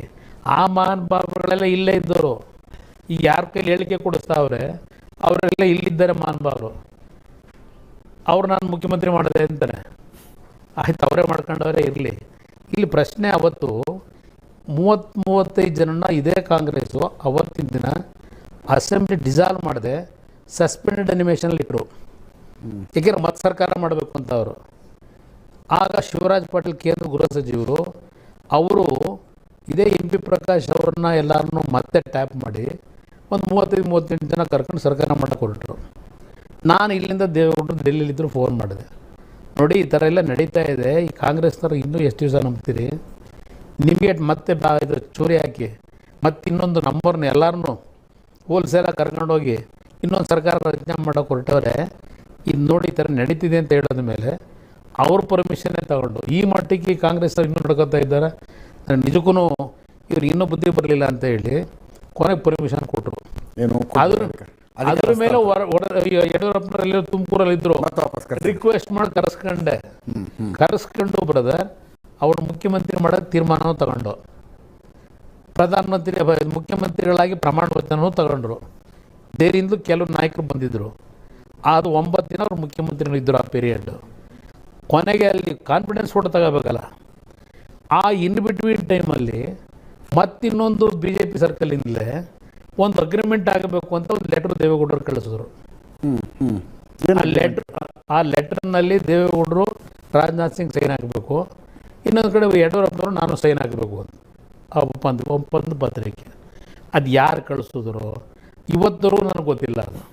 ಆಮೇಲೆ ನಾನು ಯಡಿಯೂರಪ್ಪನವ್ರು ಹೋಗಿ ಹೇಳಿದೆ, ಸರ್ ಒಂದು ಕೆಲಸ ಮಾಡಿ, ಇದು ಏನೇನು ನಡೀತಿದೆಯೋ ರಾಜಕೀಯ, ಸೈನ್ ಹಾಕ್ಬಿಡಿ, ಮುಖ್ಯಮಂತ್ರಿಯಾಗಿ ನೀವು ಮುಂದುವರೆದ ಮೇಲೆ ಅದನ್ನ ತಗೊಂಡೋಗಿ ಕಸದ ಬುಟ್ಟಿಗೆ ಹಾಕ್ಬಿಡಿ ಅಗ್ರಿಮೆಂಟ್ನ.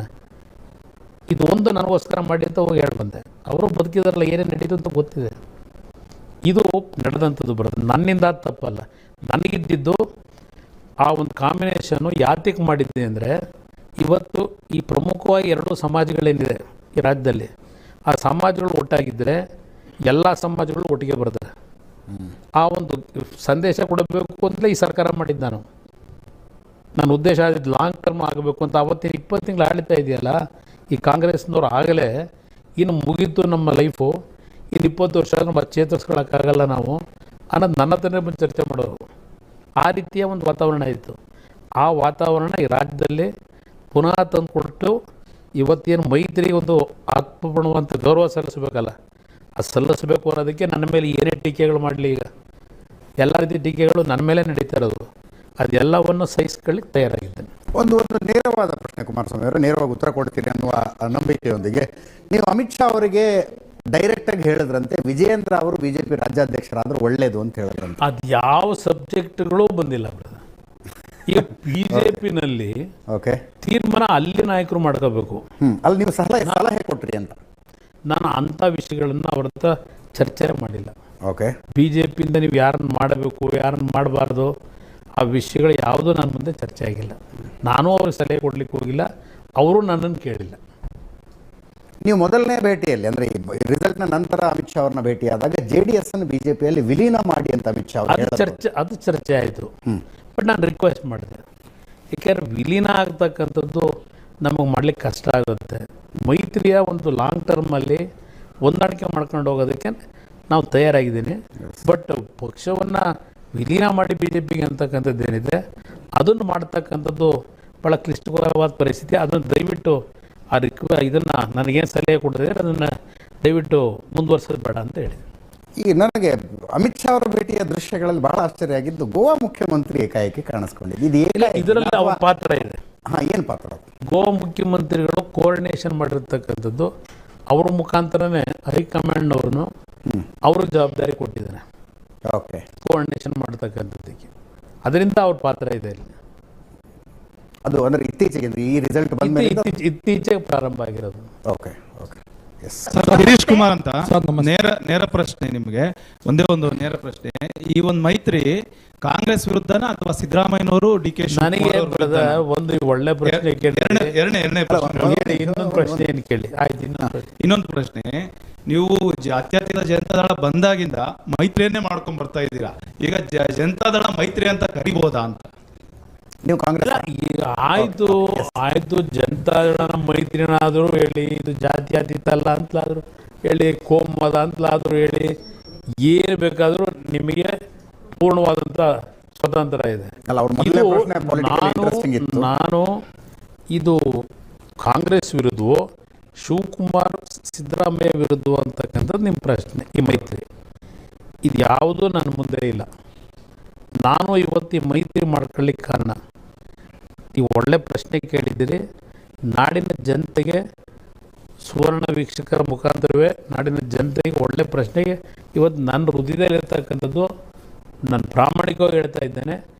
ಈ ಮೈತ್ರಿಯನ್ನು ಮಾಡ್ಕೋಬೇಕಾದ್ರೆ ಇವತ್ತು ಈ ಒಂದು ಪಕ್ಷ ನಾವೇನು ಜನತಾಳ ಕಟ್ಕೊಂಡ್ಬಂದಿದ್ದೇವೆ, ಪ್ರಾದೇಶಿಕ ಪಕ್ಷವಾಗಿ ಇದು ಬೆಳಿಬೇಕು ಅಂತಕ್ಕಂಥ ಒಂದು ದೃಷ್ಟಿಯಿಂದಲೇ ಇವತ್ತೇನು ನಮ್ಮ ಹೋರಾಟ ಇದೆ. ಇದರಲ್ಲಿ ನಾನು ಸಂಪೂರ್ಣ ಸಕ್ಸಸ್ ಆಗಲಿಲ್ಲ. ಕಳೆದ ಬಾರಿನೂ ನನಗೆ ಸ್ವತಂತ್ರ ಸರ್ಕಾರ ಕೊಡಿ, ನಮ್ಮ ನಾಡಿನ ನೀರಿನ ಸಮಸ್ಯೆ, ಪ್ರತಿ ಕುಟುಂಬಕ್ಕೆ ಪಂಚರತ್ನ ಯೋಜನೆ ಮುಖಾಂತರ ಸ್ವಾಭಿಮಾನದ ಬದುಕನ್ನು ತಂದು ಕೊಡ್ತೀನಿ, 5 ವರ್ಷ ಪರೀಕ್ಷೆ ಮಾಡಿ ಎಂದೆ ವಿಫಲನಾಗಿದ್ದೇನೆ ಕಳೆದ 15 ವರ್ಷದಿಂದ. ಅದಕ್ಕೆ ಪಕ್ಷ ಕಟ್ಟಬೇಕು, ಯಾಕೆ ಹೋಗಬೇಕಾಗಿತ್ತು ಅಂತ ಹೇಳ್ತಾರೆ ಕೆಲವರು. ಒಂದು ಪಕ್ಷ ಕಟ್ಟೋದು ಎಷ್ಟು ಕಷ್ಟ ಅನ್ನೋದು ಗೊತ್ತು ನನಗೆ ಇವತ್ತಿನ ರಾಜಕಾರಣದಲ್ಲಿ.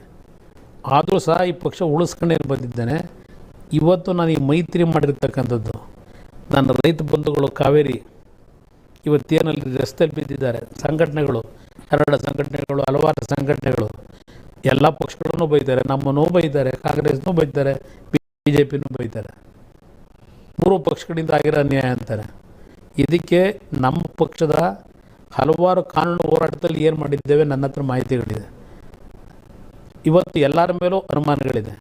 ಅದಷ್ಟೇ ಅಲ್ಲ, ಉತ್ತರ ಕರ್ನಾಟಕದ ಅಪ್ಪರ್ ಕೃಷ್ಣ ಇವತ್ತು ದೇವೇಗೌಡರು ರಾಜ್ಯದ ದೇಶದ ಪ್ರಧಾನಮಂತ್ರಿ ಆಗದೆ ಹೋಗಿದ್ದಾರೆ. ಆ ಉತ್ತರ ಕರ್ನಾಟಕ ಇವತ್ತು ಯಾವ ಪರಿಸ್ಥಿತಿ ಇರೋದು ಅನ್ನೋದನ್ನು ಇವತ್ತು ಇದ್ರ ಬಗ್ಗೆ ತಿಳ್ಕೊಂಡಾರೆ ಹೇಳಬೇಕು. ಹೊಸೇ ಬಿಟ್ಟು ಪ್ರಧಾನಮಂತ್ರಿಯಾಗಿ 18,000 ಕೋಟಿ ತಂದು ಕೊಟ್ಟರು ಆ ಭಾಗಕ್ಕೆ, ಆ ನೀರಾವರಿ ಯೋಜನೆಗೆ. ಮಹದಾಯಿ ಏನಾಗಿದೆ, ಅಪ್ಪರ ಭದ್ರ ನನ್ನ ಕಾಲದಲ್ಲೇ ಫೌಂಡೇಶನ್ ಹಾಕಿ ತೀರ್ಮಾನ ತಗೊಂಡು ಸಚಿವ ಸಂಪುಟದಲ್ಲಿ ತೀರ್ಮಾನ ಕೊಟ್ಟೆ ಅಪ್ಪರ ಭದ್ರಾಗೆ. ಇವತ್ತು ನ್ಯಾಷನಲ್ ಪ್ರಾಜೆಕ್ಟ್ ಅಂತ ಘೋಷಣೆ ಮಾಡಿ ಅಂತಾರೆ, ದುಡ್ಡು ಕೊಡಿ ಅಂತಾರೆ 23,000 ಕೋಟಿನ. ಅಪ್ಪರ್ ಭದ್ರಾಗೆ ಅಪ್ಪರ್ ಕೃಷ್ಣ ಎಲ್ಲಿದೆಯೋ ಅಲ್ಲೇ ಬಿದ್ದಿದೆ. ಮೊದಲೇ ಹೇಳಿದೆ, ಗೋದಾವರಿ ನೀರು ನಮ್ಮ ಹಂಚಿಕೆಗಾಗಿ ನಾವು ಉಪಯೋಗ ಮಾಡ್ಕೊಳ್ಳಿಲ್ಲ ಸರ್ಕಾರಗಳು. ನನ್ನ ಪ್ರಮುಖವಾದಂಥ ಉದ್ದೇಶ ಇವತ್ತು ಮೈತ್ರಿ ಮಾಡಿರೋದು BJP ಸರ್ಕಾರ ಕೇಂದ್ರದಲ್ಲಿ ಬರೋದು ಯಾರೂ ತಪ್ಪಿಸೋಕ್ಕಾಗಲ್ಲ. ನರೇಂದ್ರ ಮೋದಿ ಪ್ರಧಾನಮಂತ್ರಿ ಆಗೋದು ಇವ್ರು ಏನು ಮಾಡಿದ್ರು ಆಗಲ್ಲ. ಇಲ್ಲಿ ಈ ಮೈತ್ರಿಯಿಂದ ನನ್ನ ರಾಜ್ಯಕ್ಕಾಗಿರತಕ್ಕಂಥ ಅನ್ಯಾಯ ಈ ನೀರಾವರಿನಲ್ಲಿ ಏನಿವತ್ತು ನಮ್ಮ ಜನ ಇವತ್ತು ಕಷ್ಟಕ್ಕೊಳಗಾಗಿದ್ದೀವಿ. ಇವತ್ತೇನಾದರೂ ಈ ದೇಶದಲ್ಲಿ ಅತ್ಯಂತ ಕೆಟ್ಟ ರೀತಿಯಲ್ಲಿ ಪೆಟ್ಟು ಬಿದ್ದಿದ್ರೆ ಅದು ಕನ್ನಡಿಗರಿಗೆ. ಇದನ್ನು ಸರಿಪಡಿಸ್ತಕ್ಕಂಥದ್ದಕ್ಕೆ ನನಗೆ ಶಕ್ತಿ ಬೇಕು ಅಂದರೆ ಅಧಿಕಾರದಲ್ಲಿದ್ದರೂ ಬರುತ್ತೆ. ವಿರೋಧ ಪಕ್ಷದಲ್ಲಿ ಕೂತ್ಕೊಂಡು ಹೇಳೋದ್ರಿಂದ ಮಾಡೋಕ್ಕಾಗಲ್ಲ. ನನ್ನ ಉದ್ದೇಶ ಇಟ್ಕೊಂಡಿರ್ತಕ್ಕಂಥದ್ದು ಈ ಎಲ್ಲ ಸಮಸ್ಯೆಗಳಿಗೆ ಇವತ್ತು ನನಗೆ ವಿಶ್ವಾಸ ಇದೆ.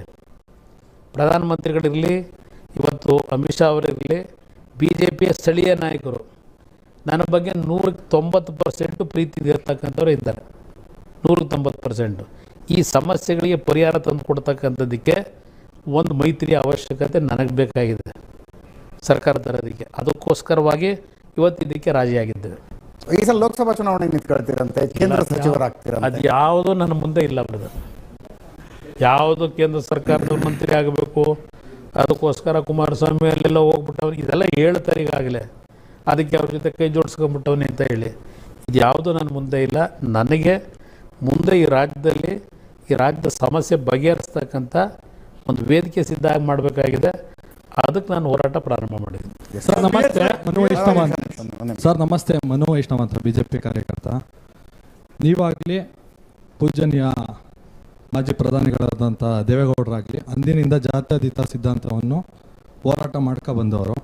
ಈಗ ನಮ್ಮ ಪಕ್ಷದ ಜೊತೆ ಮೈತ್ರಿ ಆಗಿದ್ದೀರ, ಮುಂದೆ ಯಾವ ಸಿದ್ಧಾಂತದ ಮೇಲೆ ಹೋರಾಟ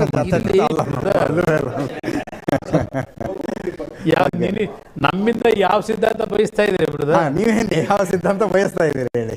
ನೀವು ಯಾವುದು ಬಯಸ್ತೀರಿ? ನೋಡಿ, ನಾನು BJP ಜೊತೆ ಅವತ್ತು ಮೈತ್ರಿ ಸರ್ಕಾರ ಮಾಡೋದಾಗಲೇ ನನ್ನ ಸಿದ್ಧಾಂತ ಈ ನಾಡಿನ ಬಡ ಜನರ ಬದುಕನ್ನು ಕಟ್ಟಬೇಕು. ಅದು ನನ್ನ ಸಿದ್ಧಾಂತ ಹೇಳಿದ್ದೇನೆ. ಆ ಸಿದ್ಧಾಂತ ಈಗಲೂ ಮುಂದುವರಿಸ್ತೀನಿ. BSY ಅಂಡ್ ಸನ್ಸ್ನ ಮೂಲೆ ಗುಂಪು ಮಾಡೋದಕ್ಕೆ HDK ಅಂಡ್ ಸನ್ಗೆ BJP ಹೈಕಮಾಂಡ್ ಮನೆ ಆಗ್ತಿದ್ಯಾ? ಯಾವುದೂ ಇಲ್ಲ.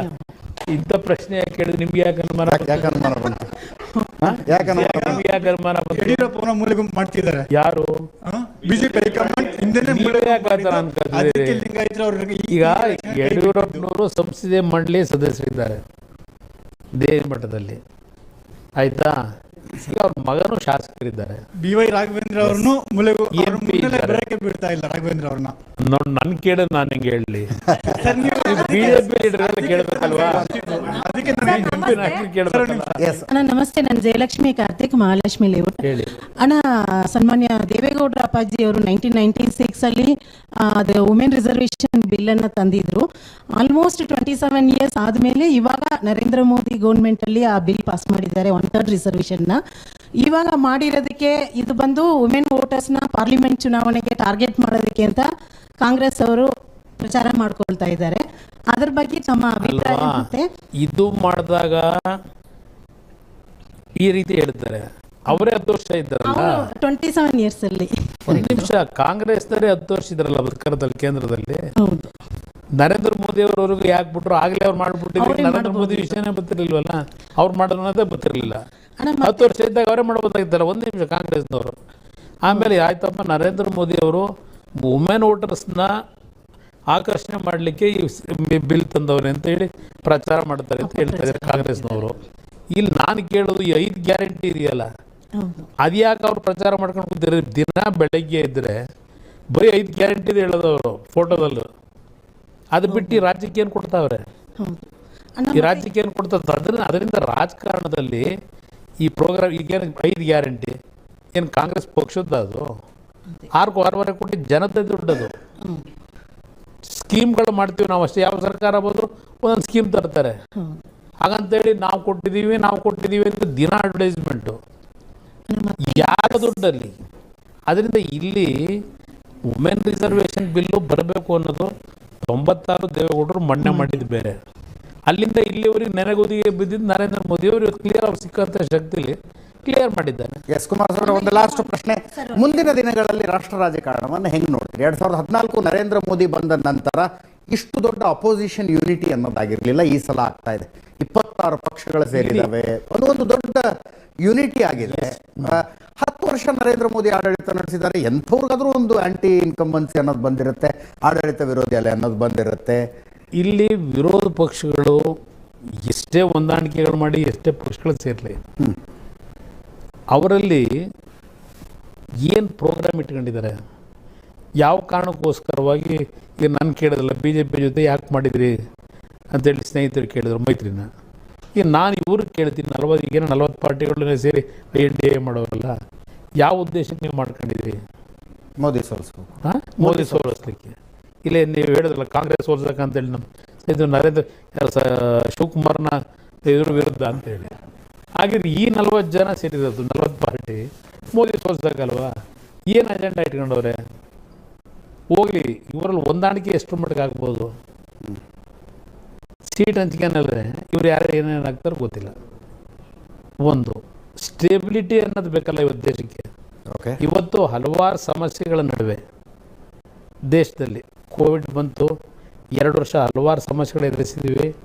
ಅಂಥ ಇದರಲ್ಲೂ ಎಲ್ಲೋ ಒಂದು ಕಡೆ ಈ ನಾಡಿನ ಜನತೆಯ ದುಡಿಮೆ ನಮಗೆ ಒಂದು ರೀತಿಯಲ್ಲಿ ಇವತ್ತು 5ನೇ ಸ್ಥಾನಕ್ಕೆ ಬಂದಿದ್ದೀವಿ ವಿಶ್ವದಲ್ಲಿ. ನಮ್ಮ GDP ಗ್ರೋತ್ನಲ್ಲಿ ಎಕನಾಮಿಕ್ ಸ್ಟ್ರೆಂತು. ಇನ್ನು ಮುಂದಿನ ದಿನಗಳಲ್ಲಿ 3ನೇ ಪ್ಲೇಸಿಗೆ ಬರ್ತೀವಿ ಅಂತಕ್ಕಂಥದ್ದು ಒಂದು ಎಕನಾಮಿಸ್ಟ್ಗಳು ಹೇಳ್ತಾರೆ. ಅವ್ರದ್ದು ಗ್ಯಾರಂಟಿ ಅದು ಮೋದಿ. ಅದರಿಂದ ಇಲ್ಲಿ ಪ್ರಶ್ನೆ, ನಾನು ಮೋದಿಯವ್ರು ಬರ್ತಿದ್ದಂಗೆ ಆಯಿತು ಅಂತೇಳಿ ನಾನು ಬೆನ್ನು ತಟ್ಟೋದು ಇಲ್ಲ. ನಾನು ಇರ್ತಕ್ಕಂಥ ವಾಸ್ತವಾಂಶ ಹೇಳ್ತೀನಿ. ಇದಕ್ಕೆ ಕೊಡುಗೆ ಸ್ವಾತಂತ್ರ್ಯ ಬಂದಾಗ ಏನು ಪರಿಸ್ಥಿತಿ ಇತ್ತು, ಅವತ್ತಿನ ಬರಗಾಲಗಳು, ಹೊಟ್ಟೆಗಿಟ್ಟಿಲ್ಲದೆ ಇರ್ತಕ್ಕಂಥ ಜನರ ಬದುಕು. ನೆನ್ನೆ ಯಾವುದು ಕನ್ನಡಪ್ರಭ ಪತ್ರಿಕೆಯಲ್ಲಿ ನೋಡಿದ್ರಿ, ಬ್ರಿಟಿಷ್ನವ್ರದ್ದು 3,600 ಲಕ್ಷ ಕೋಟಿ ಈ ದೇಶ ಇದೆಯಲ್ಲ ಅಷ್ಟೆಲ್ಲ ಲೂಟಿ ಮಾಡ್ಕೊಂಡು ಹೋದರು. ಈ ದೇಶ ಇನ್ನೂ ಬದುಕಿದೆ, ಈ ದೇಶ ಇನ್ನೂ ಸಂಪತ್ತಿದೆ. ಆ ಕಾಲದಲ್ಲಿ ನಾವಿನ್ನೂ ಹುಟ್ಟೇ ಇರಲಿಲ್ಲ. 3,600 ಲಕ್ಷ ಕೋಟಿ, 3,600 ಲಕ್ಷ ಕೋಟಿ, 19 ಕೋಟಿ ಜನ ಸತ್ತರು ಅಂತ ಇದೆ. ಆ ಫೋಟೋ ಹಾಕಿದ್ದು ನೋಡಿಬಿಟ್ರೆ ಮೈ ಜುಮ್ಮನಂತೆ. ಬರೀ ಚಕ್ಕಳಿಕೆ ಜನ ಆ 3-4 ಫೋಟೋ ಹಾಕೋ ಫ್ರಂಟ್ ಪೇಜಲ್ಲಿ. ಇಂಥ ಒಂದು ಪರಿಸ್ಥಿತಿ ಇರೋಂಥ ದೇಶ ಇವತ್ತು ವಿಶ್ವಕ್ಕೆ ಪೈಪೋಟಿ ಕೊಡ್ತಕ್ಕಂಥ ಮಟ್ಟಕ್ಕೆ ಇವತ್ತೇನು ಡ್ರಾಫ್ಟ್ ಮೇಲೆ ಇರ್ತಾ ಇದೆ. ಆದ್ದರಿಂದ ಇವತ್ತು ಹಂತವಾಗಿ ಬಂದರು. ಇವತ್ತಿನ ಒಂದು ಜನಗಳಲ್ಲಿರ್ತಕ್ಕಂಥ ಭಾವನೆ ಇದೆಲ್ಲ ಆಗಬೇಕಾದ್ರೆ ಒಂದು ಸ್ಟೇಬಲ್ ಗೌರ್ಮೆಂಟ್ ಬೇಕು ಅಂತಕ್ಕಂಥದ್ದು ಪ್ರತಿಯೊಬ್ಬರಲ್ಲೂ ಇದೆ. ಅದರಿಂದ ಇವತ್ತು ಸ್ಟೇಬಲ್ ಗೌರ್ಮೆಂಟ್ನ ಈ ಎಲ್ಲ ಪಕ್ಷಗಳು ಸೇರಿಕೊಡ್ಲಿಕ್ಕಾಗುತ್ತಾ? ಸಾಧ್ಯ ಇಲ್ಲ ನನ್ನ ಅಭಿಪ್ರಾಯ ಇದೆ. ನಾನು ಹಿಂದೇನೂ ನೋಡಿದ್ದೀನಿ ಏನೇನಾಗಿದೆ ಅಂತೇಳಿ. ದೇವೇಗೌಡರು ಪ್ರಧಾನಮಂತ್ರಿ ಮಾಡಿದ್ರು, ಪಾಪ ಕಾಂಗ್ರೆಸ್ನವ್ರು ಹೇಳ್ತಾರೆ ದೇವೇಗೌಡರು ನಾವೇ ಪ್ರಧಾನಮಂತ್ರಿ ಮಾಡಿದ್ದು ಅಂತ. ಅಲ್ಲಿ 190-200 ಬೇರೆ ಬೇರೆ ಪಕ್ಷಗಳೆಲ್ಲ ಸೇರಿ ಒತ್ತಡ ಹಾಕಿ ಮಾಡಿದರು. ಇಳಿಸಿದ್ದು ಹೇಳೋಲ್ಲ ಕಾಂಗ್ರೆಸ್ನವರು, ದೇವೇಗೌಡರನ್ನ ಯಾಕೆ ಇಳಿಸಿದ್ರು ಅಂತ, ಏನು ತಪ್ಪು ಮಾಡಿದ್ರು ಅಂತ ಇಳಿಸಿದ್ರು. 10 ತಿಂಗಳಲ್ಲಿ ಅವ್ರು ಕೊಟ್ಟಂಥ ಕೊಡುಗೆ ಅದೊಂದು ಇತಿಹಾಸ ಇದೆ.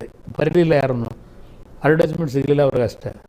ಒಬ್ಬ ಕನ್ನಡಿಗನಾಗಿ ಅವತ್ತು ಒಂದು ಬ್ಲ್ಯಾಕ್ ಮಾರ್ಕ್ ಇಲ್ಲದೆ ಆ ಕೊಟ್ಟಂಥ ಸರ್ಕಾರದ ಕೆಲವು ತೀರ್ಮಾನಗಳು ನಿಮ್ಮ ನಾರ್ತ್ ಈಸ್ಟರ್ನ್ ಸ್ಟೇಟ್ ಯಾರು ನೋಡಿರಲಿಲ್ಲ. ಆ ಕಾಲದಲ್ಲಿ 6,000 ಕೋಟಿ ಪ್ಯಾಕೇಜ್ ಕೊಟ್ಟರು. ಒಂದು ವಾರ ನಾರ್ತ್ ಇಂಡಿಯನ್ ಸ್ಟೇಟಲ್ಲಿ ಅಲ್ಲೇ ಇದ್ದು. ಜಮ್ಮು ಕಾಶ್ಮೀರ ಚುನಾವಣೆ ಆಗಿರಲಿಲ್ಲ, ಪ್ರಧಾನಮಂತ್ರಿಗಳಲ್ಲಿ ಹೋಗಿ 10-15 ವರ್ಷ ಆಗಿತ್ತು. ಜಮ್ಮು ಕಾಶ್ಮೀರದಲ್ಲಿ ಒಂದು ವಾತಾವರಣ ಕ್ರಿಯೇಟ್ ಮಾಡಿದ್ರು. ಹಲವಾರು ರೀತಿ ಹೇಳೋಕೆ ಹೋದ್ರೆ ನಿಮ್ಮ ಬಾಂಗ್ಲಾದೇಶದ ನೀರಿನ ಸಮಸ್ಯೆ, ಇನ್ನು ನಿಮ್ಮ ನರ್ಮದಾ ನದಿದು ನೀರಿನ ಸಮಸ್ಯೆ. ಇವತ್ತು ಬೆಳಿಗ್ಗೆ ಅದಕ್ಕೆ ಚರ್ಚೆಗೆ ಬರೋದಕ್ಕಿಂತ ಮುಂಚೆ ಅದೇ ಹೇಳ್ತಾ ಇದ್ದೀವಿ ಕೂತ್ಕೊಂಡು. ಇವತ್ತು ಇಲ್ಲಿ ನಮಗೆ ವಾರಕ್ಕೆ ಇಷ್ಟು ನೀರು ಬಿಡಿ, ತಿಂಗಳಿಗೆ ಇಷ್ಟು ನೀರು ಬಿಡಿ ಅಂತೇಳಿ ಕರ್ನಾಟಕದ ಮೇಲೆ ಒತ್ತಡ ಹಾಕಿದ್ರಲ್ಲ, ಅವತ್ತು ಪ್ರಧಾನಮಂತ್ರಿಯಾಗಿ 4 ರಾಜ್ಯದಲ್ಲಿ ಅಲ್ಲೂ ಸಮಸ್ಯೆ. ಆ ನರ್ಮದಾ ನೀರಿನ ಹಂಚಿಕೆಯಲ್ಲಿ ಸ್ವಾತಂತ್ರ್ಯ ಬಂದ ದಿವಸದಿಂದ ಏನು ಗಲಾಟೆ ನಡೀತಿತ್ತು, ಆ ಒಂದು ವ್ಯಾಜ್ಯ 4 ರಾಜ್ಯಕ್ಕೆ ದೇವೇಗೌಡರು ತೀರ್ಮಾನ ಕೊಟ್ಟರು. ಆ ತೀರ್ಮಾನ ಆದಮೇಲೆ ಇವತ್ತವರೆಗೂ 1 ಇಂಚ್ ಗೇಟ್ ಮೇಲೆ ಇದ್ದಿಲ್ಲ ಅಲ್ಲಿ. ಇವತ್ತು ಆ 4 ರಾಜ್ಯಕ್ಕೆ ನೀರು ಹರಿತಾ ಇದೆ. ಅಲ್ಲೆಲ್ಲೂ ತಿಂಗಳಿಗೆ ಇಷ್ಟು ನೀರು ಬಿಡಿ, ವಾರಕ್ಕೆ ಇಷ್ಟು ನೀರು ಬಿಡಿ ಅಂತ ತೀರ್ಮಾನ ಆಗಿಲ್ಲ. ಎಲ್ಲರೂ ಅವ್ರಿಗೆ ಬೇಕಾದಂಗೆ ನೀರನ್ನು ತಗೊಂಡೋಗ್ತಕ್ಕಂಥ ಶಕ್ತಿ ಕೊಟ್ಟರು. ಇಲ್ಲಿ ನಮಗೇನಾಗಿದೆ, ನಮ್ಮ ರಾಜ್ಯಕ್ಕೆ ಕಾವೇರಿಯಿಂದ ಇಂತಿಂಥ ತಿಂಗಳಿಗೆ ಇಷ್ಟಿಷ್ಟು ನೀರು ಬಿಡಬೇಕು ಅಂತ ಮಾಡ್ತಾರೆ. ಅದನ್ನು ಈ ವಿಷಯಗಳನ್ನೇ ಯಾವ ರೀತಿ ಇದನ್ನು ಎದುರಿಸಬೇಕು ಅನ್ನೋದಕ್ಕೆ ಅಲ್ಲ, ನಿನ್ನೆ ನೀವು ಹೇಳಿದ್ದು ಒಂದು ಏನು ಸ್ಟೇಬಲ್ ಗೌರ್ಮೆಂಟ್ ಬೇಕು, ದೇಶ ಅಭಿವೃದ್ಧಿ ಹೊಂದುತ್ತಾ ಇದೆ, ಅದೆಲ್ಲ ಕರೆಕ್ಟ್. ಬಟ್ ವಿಪಕ್ಷಗಳ ಒಕ್ಕೂಟಗಳೆಲ್ಲ ಸೇರ್ಕೊಂಡು ನಾವು ಅಧಿಕಾರಕ್ಕೆ ಬಂದರೆ ಪ್ರತಿ ತಿಂಗಳು ಮಹಿಳೆಯರಿಗೆ 3,000 ದುಡ್ಡು ಕೊಡ್ತೀವಿ, 250 ಈ ರೀತಿಯಾದಂತಹ ಆಶ್ವಾಸನೆಗಳನ್ನು ಹೆಂಗೆ ಕೌಂಟರ್ ಮಾಡಿ? ಒಪ್ಕೋತೀನಿ. ಅದು ಕರ್ನಾಟಕದಲ್ಲಿ ಕೆಲವರು ಹೇಳ್ಬೋದು ಇದೆಂಥದೋ ಈ ಗ್ಯಾರಂಟಿ ಮೇಲೆ ಕಾಂಗ್ರೆಸ್ ಬಂದ್ಬಿಡ್ತು, ಗ್ಯಾರಂಟಿ ಮೇಲೆ ನಾವು ಸೋತು ಅಂತ ಹೇಳಿ. ನಾನು ಅದಕ್ಕೆ ಒಪ್ಪಕ್ಕೆ ತಯಾರಾಗಿಲ್ಲ. ಈ ಗ್ಯಾರಂಟಿ ಸ್ಕೀಮ್ಗಳಿದೆಯಲ್ಲ, ಇದರಿಂದ ಮತ್ತೆ ಮುಂದಿನ ದಿನಗಳಲ್ಲಿ ಇದೇ ಕಾಂಗ್ರೆಸ್ ಮತ್ತೆ ಅದಕ್ಕೆ ಬರಬಾರ್ದು ಅಂತಕ್ಕಂಥದ್ದು ಯಾವ ಕಾರಣಕ್ಕೂ ಸಾಧ್ಯ ಇಲ್ಲ. ಇಲ್ಲಿ ಚುನಾವಣೆಗಳು ನಡೀತಕ್ಕಂಥದ್ದು ಕಾಸ್ಟ್ ಕಾಂಪೋಸಿಷನಲ್ಲಿ. ಈ ಕಾಸ್ಟ್ ಕಾಂಪೋಸಿಷನಲ್ಲಿ ಇವತ್ತಿನ ಚುನಾವಣೆ ಏನಾಗಿದೆ, ಈ ಕರ್ನಾಟಕದಲ್ಲಿ ರಿಸಲ್ಟ್ ಬರಬೇಕಾದ್ರೆ ಯಾವ್ಯಾವ ಕಾಸ್ಟ್ಗಳು ಯಾವ್ಯಾವ ರೀತಿ ಒಂದು ಫೋಲ್ಡಿಗೆ ಬಂದರೂ ಇದು ಮುಂದಕ್ಕಿರಲ್ಲ. ಇದು ಕೊನೆ ಚುನಾವಣೆ. ಏನಾವುದು ಕಾಸ್ಟ್ ಕಾಂಪೋಸಿಷನಲ್ಲಿ ಈಕ್ವೇಷನ್ ನಿಮ್ಮ ಕೆಮಿಸ್ಟ್ರಿ ಹೇಳಿದ್ರಲ್ಲ, ಆ ಕೆಮಿಸ್ಟ್ರಿನೇ ನಾವು ಹೇಳೋದಾದರೆ ಮುಂದಕ್ಕೆ ಇದಿರಲ್ಲ. ಈ ಕಾಸ್ಟ್ ಕಾಂಪೋಸಿಷನಲ್ಲಿ ಬಂದ್ರಲ್ಲ ಕೊಟ್ಟು ಕುಡ್ಕೊಂಡು ಅವರೆಲ್ಲರೂ ಮುಂದೆ ಏನೇನಾಯ್ತಾರೆ ಅನ್ನೋದು ಇನ್ನು 4 ತಿಂಗಳು ಹೋದ್ಮೇಲೆ ಗೊತ್ತಾಗುತ್ತೆ, 5 ತಿಂಗಳಾದ್ಮೇಲೆ. ಹಾಗೆ ಇವೆಲ್ಲ ಛಿದ್ರ ಆಗುತ್ತೆ. ನಿಮ್ಮ ಗ್ಯಾರಂಟಿ ಪಾರಂಟಿ ಇವೆಲ್ಲ ಇದೆಯಲ್ಲ, ಗ್ಯಾರಂಟಿಗಳು ಯಾವುದು ಇದ್ರ ಮೇಲೆ ಈ ಕಾಂಗ್ರೆಸ್ ಸರ್ಕಾರ ನಾವು ಕೊಟ್ಟು ಅಂತಾರಲ್ಲ, ಏನು ಕೊಟ್ಟವ್ರೆ ಜನಗಳನ್ನು? 77 ವರ್ಷ ಆಯಿತು. ನೀವು ಜನಗಳನ್ನು ಕೈ ಈ ರೀತಿ ಇಡಬೇಕು, ಈ ರೀತಿ ಇಡಬೇಕು ಜನಗಳಿಗೆ.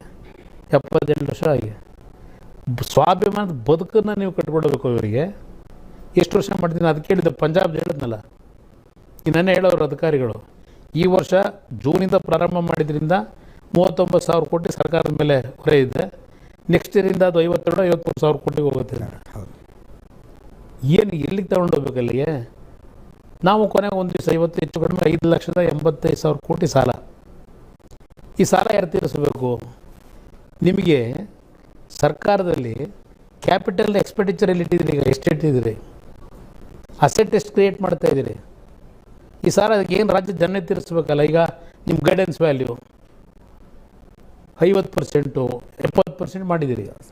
ಇಲ್ಲಿ ಗೈಡೆನ್ಸ್ ವ್ಯಾಲ್ಯೂ ಎಂಥ ಟೋಪಿ ಹಾಕೋರೆ ಅಂದರೆ, ಈಗ ಒಬ್ಬ ರೈತನ ಭೂಮಿನ ಯಾವುದಾದ್ರು ಸರ್ಕಾರದ ಯೋಜನೆಗಳಿಗೆ ಅಂತೇಳಿ ರಸ್ತೆಗೋ ಇನ್ಯಾವುದು KDBನಲ್ಲಿ ಅಕ್ವೈರ್ ಮಾಡ್ಕೊಂಡ್ರೆ ಅದಕ್ಕೆ ಈ ಗೈಡೆನ್ಸ್ ವ್ಯಾಲ್ಯೂ ಅಪ್ಲೈ ಆಗಲ್ಲವಂತೆ. ಆ ರೈತನಿಗೆ ಈಗ ಹಳೆಯದೇ ರೀತಿ ಇದೆಯಲ್ಲ ಅದೇ ರೇಟ್ ಅಂತೆ, ಅವನಿಗೆ ಗೈಡೆನ್ಸ್ ವ್ಯಾಲ್ಯೂ ಮೇಲೆ ದುಡ್ಡು ಕೊಡಲ್ವಂತೆ ಅಕ್ವೈರ್ ಮಾಡಿದ್ರೆ. ಬೇರೆ ಯಾರು ಖರೀದಿ ಮಾಡಿದ್ರೆ ಗೈಡೆನ್ಸ್ ವ್ಯಾಲ್ಯೂ ಅಪ್ಲೈ ಆಗುತ್ತೆ. ಇವ್ರಿಗೆ ಇಲ್ಲಿ ಗೈಡೆನ್ಸ್ ವ್ಯಾಲ್ಯೂ ಅಪ್ಲೈ ಆಯ್ತದೆ. ಆ ರೈತಂದು ಜಮೀನು ಹೊಡಿತೀರಲ್ಲ ನೀವು, KDBನಲ್ಲಿ ನಿಮ್ಮ BDನಲ್ಲಿ ಇದರೊಳಗೆಲ್ಲ ಮಾಡಬೇಕು ಅಂತ ಹೊರಟಿದ್ರಲ್ಲ, ಅಲ್ಲಿ ರೈತನಿಗೆ ಗೈಡೆನ್ಸ್ ವ್ಯಾಲ್ಯೂ ಅಪ್ಲೈ ಆಗಲ್ವಂತೆ, ಅವ್ನಿಗೆ ಹಳೆ ದುಡ್ಡೇ ಕೊಡೋದಂತೆ. ಇದು ಸರ್ಕಾರ ಅಂತ ಕರಿತೀರಾ? ಮದ್ಯ ಎಕ್ಸೈಸ್ ದುಡ್ಡು ಎಷ್ಟು ಏರಿಕೆ ಮಾಡಿದಿರಿ?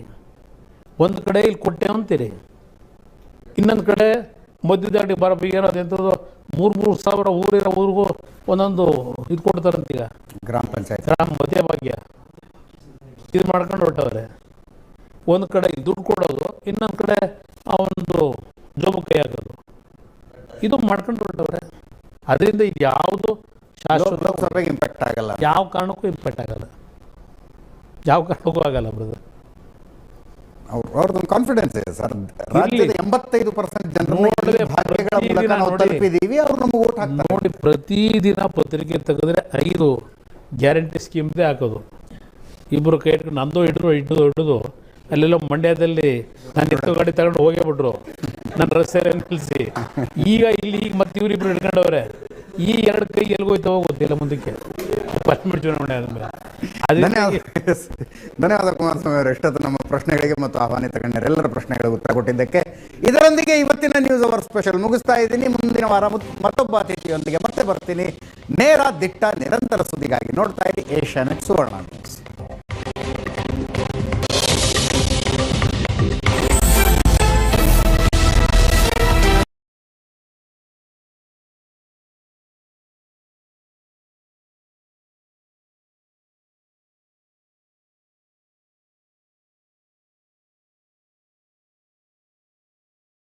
ನಟ, ನಿರ್ದೇಶಕ, ನಿರ್ಮಾಪಕರಾಗಿದ್ದ ದ್ವಾರಕೀಶ್ ಸಾವಿನ ಸುದ್ದಿ ಸ್ಯಾಂಡಲ್ವುಡ್ಗೆ ಬರಸಿಡಿಲು ಬಡಿದಂತಾಗಿದೆ. ಆಪ್ತ ಮಿತ್ರನ ಜೊತೆಗಿನ ಒಡನಾಟ ನೆನೆದು ನಟ ರಜನಿಕಾಂತ್, ಸಿಎಂ, ಮಾಜಿ ಸಿಎಂ ಸೇರಿದಂತೆ ಹಲವಾರು ಗಣ್ಯರು ಕಂಬನಿ ಮಿಡಿದಿದ್ದಾರೆ. ಆಪ್ತ ಮಿತ್ರನ ಅಗಲಿಕೆಗೆ ಮಿಡಿದ ಕರುನಾಡು. ಹಾಸ್ಯ ದಿಗ್ಗಜನಿಗೆ ಸ್ಯಾಂಡಲ್ವುಡ್ ಕಂಬನಿ. ಕರುನಾಡ ಕಣ್ಮಣಿ, ಕರ್ನಾಟಕದ ಕುಳ್ಳ ದ್ವಾರಕೀಶ್ ಇನ್ನು ನೆನಪು ಮಾತ್ರ. 60ರ ದಶಕದಲ್ಲಿ ಹಾಸ್ಯ ನಟರಾಗಿ ಬಣ್ಣ ಹಚ್ಚಿದ ಮೇರು ನಟ ದ್ವಾರಕೀಶ್ ನಟನೆಯಿಂದ ಎಲ್ಲರ ಹೊಟ್ಟೆ ಹುಣ್ಣಾಗುವಂತೆ ನಗಿಸ್ತಿದ್ರು. ನಟನೆ ಜೊತೆಗೆ ನಿರ್ಮಾಪಕ, ನಿರ್ದೇಶನದಲ್ಲೂ ದ್ವಾರಕೀಶ್ ಛಾಪು ಮೂಡಿಸಿದ್ರು. ದ್ವಾರಕೀಶ್ ಅಗಲಿಕೆಯಿಂದ ಸ್ಯಾಂಡಲ್ವುಡ್ ಶೋಕ ಸಾಗರದಲ್ಲಿ ಮುಳುಗಿದೆ. ದ್ವಾರಕೀಶ್ ನಿಧನಕ್ಕೆ ಗಣ್ಯರು ಕಂಬನಿ ಮಿಡಿದ್ರು.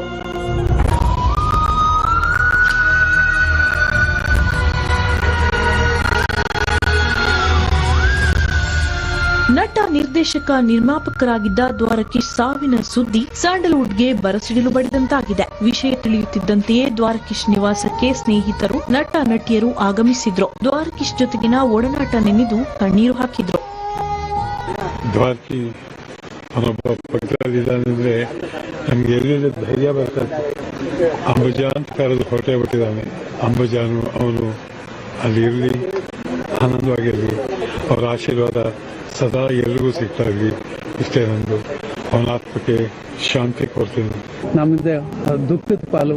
ತುಂಬ ಆತ್ಮೀಯರು, ಮಾರ್ಗದರ್ಶಕರು. ಸೋಲು ಮತ್ತು ಗೆಲುವನ್ನು ಎಲ್ಲವನ್ನು ಸರಿಸಮಾನವಾಗಿ ತೆಗೆದುಕೊಂಡಂಥ ಒಬ್ಬ ಧೀಮಂತ ವ್ಯಕ್ತಿ ಅಂತ ನಾನು ಹೇಳಕ್ಕೆ ಇಷ್ಟಪಡ್ತೀನಿ. ನಮ್ಮನ್ನೆಲ್ಲ ಅಗಲಿದ್ದಾರೆ. ಒಂದು ಪರಿಪೂರ್ಣವಾದ ಜೀವನವನ್ನು ನಡೆಸಿ ಚಿತ್ರರಂಗಕ್ಕೆ ಎಲ್ಲ ತುಂಬ ನಷ್ಟ ಆಗಿದೆ. ಅವರ ಒಂದು ಮನೆಯವರಿಗೆಲ್ಲ ಈ ಒಂದು ದುಃಖವನ್ನು ತಡ್ಕೊಳ್ಳೋಕ್ಕೆ ಶಕ್ತಿ ಕೊಡಲಿ ಆ ದೇವರು. ಪರಮಾತ್ಮ ಅವರ ಆತ್ಮಕ್ಕೆ ಶಾಂತಿ ಸಿಗಲಿ ಅಂತ ನಾನು ಹಾರೈಸ್ತೇನೆ. ಎಲ್ಲರನ್ನೂ ಹಾಸ್ಯ ನಟನೆ ಮೂಲಕ ನಗಿಸ್ತಿದ್ರು. ನಟನೆ ಜೊತೆಗೆ ನಿರ್ದೇಶನದಲ್ಲೂ ದ್ವಾರಕೀಶ್ ಕೈಚಳಕ ತೋರಿಸಿದ್ರು ಎಂದು ಆತ್ಮೀಯರು ಭಾವುಕರಾದ್ರು. ದ್ವಾರಕೀಶ್ ಈ ಒಬ್ಬ ವ್ಯಕ್ತಿಗೆ ಹೆಂಗೆ ತನ್ನನ್ನು ತಾನು ಕ್ರಿಯೇಟ್ ಮಾಡಿ ಒಂದು ಅದ್ಭುತವಾದ ಲೆವೆಲಲ್ಲಿ ಹೊರಬಿಟ್ರಲ್ಲ ಅವರು. ಮತ್ತೆ ಇನ್ನೊಬ್ಬ ದ್ವಾರಕೀಶ್ ಬರ್ತಾರ ಅಂತ ಡೌಟು ಬರೋಕ್ಕೆ ಸಾಧ್ಯನೇ ಇಲ್ಲ. ಯಾಕೆಂದ್ರೆ ಆ ಮಟ್ಟದಲ್ಲಿ ಅವರು ಇಂಡಸ್ಟ್ರಿನ ತಗೊಂಡ್ ಬಂದ್ಬಿಟ್ರು. ವಿಷ್ಣು ಸಾರು ಮತ್ತೆ ದ್ವಾರಕೀಶ್ ಅವ್ರ ಜೋಡಿ ಅಂದ್ರೆ ನಮ್ಗೆಲ್ಲ ಬಹಳ ಇಷ್ಟ. ಇವರಿಬ್ಬರ ಜೊತೆ ಮುಂದೆ ನಾನು ಆಪ್ತ ಮಿತ್ರ ಅನ್ನೋ ಚಿತ್ರ ಮಾಡ್ತೀನಿ ಅಂತ ನಾನು ಅನ್ಕೊಂಡೇ ಇಲ್ಲ. ನಾವು ಮರೆಯಲಾರದಂತ ಚಿತ್ರಗಳನ್ನ ದ್ವಾರಕೀಶ್ ಚಿತ್ರ ಕೊಟ್ಟಿದೆ. ಇವತ್ತು ನಮ್ಮನ್ನ ದ್ವಾರಕೀಶ್ ಅವರು ಅಗಲಿದ್ದಾರೆ.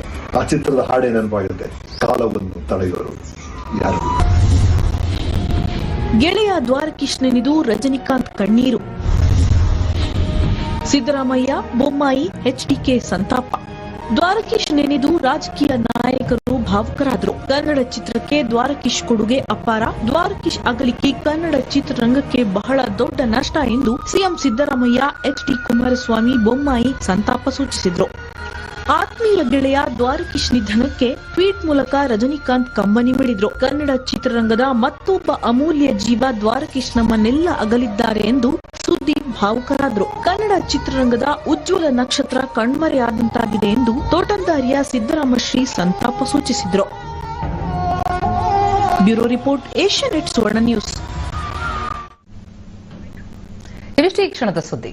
ನೇರ, ದಿಟ್ಟ, ನಿರಂತರ ಸುದ್ದಿಗಾಗಿ ನೋಡ್ತಾ ಇರಿ ಏಷ್ಯಾನೆಟ್ ಸುವರ್ಣ ನ್ಯೂಸ್. ಈಗ ಶ್ರೀ ದತ್ತವಾಣಿ ಕಾರ್ಯಕ್ರಮ ಪ್ರಸಾರವಾಗುತ್ತೆ. ನಮಸ್ಕಾರ.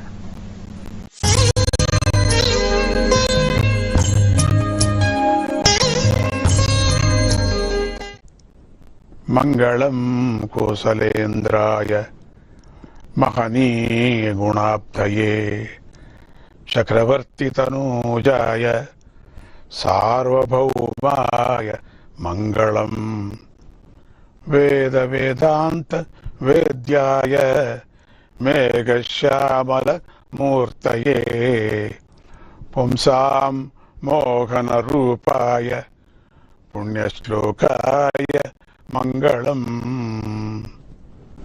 ಕೋಸಲ ದೇಶಕ್ಕೆ ಅಧಿಪತಿಯಾದವನು, ಸದ್ಗುಣಗಳಿಗೆ ಸಮುದ್ರದಂಥವನು, ಚಕ್ರವರ್ತಿ ಪುತ್ರನು, ಸಮಸ್ತ ಭೂಮಿಯನ್ನು ಪಾಲಿಸುವವನು, ವೇದ ವೇದಾಂತಗಳಿಂದ ತಿಳಿಯಲ್ಪಟ್ಟವನು, ಮೇಘಗಳಂತೆ ಕಪ್ಪು ಬಣ್ಣದ ಶರೀರವನ್ನು ಹೊಂದಿರುವವನು, ಪುರುಷರನ್ನ ಮೋಹಗೊಳಿಸುವವನು, ಪವಿತ್ರವಾದ ಕೀರ್ತಿಯನ್ನ ಹೊಂದಿರುವವನು ಆದ ಶ್ರೀರಾಮನಿಗೆ ಶುಭವಾಗಲಿ.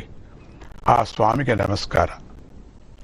ಶ್ರೀರಾಮನು ಧರ್ಮಾತ್ಮ.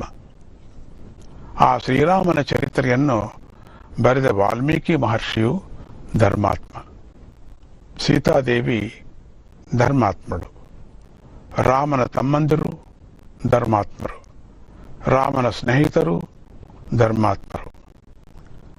ರಾಮನ ವಂಶವೇ ಧರ್ಮಮಯ. ರಾಮದೂತ ಧರ್ಮಾತ್ಮನೇ, ರಾಮನನ್ನು ಅನುಸರಿಸುವವರು ಧರ್ಮಾತ್ಮರು. ಆದ್ದರಿಂದ ಈ ಹುಟ್ಟು ಹಬ್ಬದ ದಿನ ಮಾತಿನಿಂದ ಹಾಡಿನಿಂದ ಕೀರ್ತಿಸಲ್ಪಡ್ತಾ ಇರುವ ರಾಮನ ಧರ್ಮ ಸ್ವರೂಪದ ದರ್ಶನ ಮಾಡೋಣ. ಶ್ರೀರಾಮನು ಮಹಾವಿಷ್ಣುವಿನ ಅವತಾರ. ಆದರೂ ಶ್ರೀರಾಮನು ಸಂಪೂರ್ಣ ಮಾನವನಾಗೇ ಜೀವಿಸಿದ, ಕಠಿಣವಾದ ಕಷ್ಟಗಳನ್ನು ಅನುಭವಿಸಿದ. ಆದರೂ ಇಂದಿಗೂ ಧರ್ಮವನ್ನು ಮಾತ್ರ ಬಿಡಲಿಲ್ಲ. ಧರ್ಮ ಮಾರ್ಗದಲ್ಲೇ ನಡೀತಾ ಪ್ರತಿ ವಿಷಯವನ್ನ ಸ್ವಯಂ ಆಚರಿಸಿ ತೋರಿಸಿದ. ಧರ್ಮದ ಮಹತ್ವವನ್ನ ಸಾರಿ ಸಾರಿ ಹೇಳಿದ. ಆದ್ದರಿಂದಲೇ ಈ ಶ್ರೀರಾಮ ಅವತಾರ ಅತ್ಯಂತ ವಿಶೇಷವಾದ ಅವತಾರವಾಗಿದೆ. ಇತರ ಅವತಾರಗಳು ಕೇವಲ ಪೂಜೆಗೆ ಮಾತ್ರವೇ ಪರಿಮಿತವಾಗಿವೆ. ಆದರೆ ರಾಮಾವತಾರ ಮಾತ್ರ ಹಾಗಲ್ಲ. ಜೀವನದ ಪ್ರತಿ ವಿಷಯದಲ್ಲೂ ಆದರ್ಶವಾಗಿ ನಿಂತಿದೆ. ಶ್ರೀರಾಮ ಮಾನವನಿಗೆ ಜೀವನ ಪರ್ಯಂತ ಆದರ್ಶಪ್ರಾಯವಾಗಿದ್ದಾನೆ. ಮಾನವರ ಶ್ರೇಯಸ್ಸಿಗೋಸ್ಕರ ವೇದದಲ್ಲಿ 2 ಮಾರ್ಗಗಳಿವೆ. ಅವೇ ಪ್ರವೃತ್ತಿ ಮಾರ್ಗ ಮತ್ತು ನಿವೃತ್ತಿ ಮಾರ್ಗ. ಅವುಗಳನ್ನೇ ಕರ್ಮ ಮಾರ್ಗ, ಜ್ಞಾನ ಮಾರ್ಗ ಅಂತಾರೆ. ವೇದದಲ್ಲಿ ಹೇಳಿದ ಈ 2 ಮಾರ್ಗಗಳನ್ನು ಶ್ರೀರಾಮ ಆಚರಣೆ ಮಾಡಿ ತೋರಿಸಿದ. ಧರ್ಮದ ಮಹತ್ವವನ್ನು ಸಾರಿದ.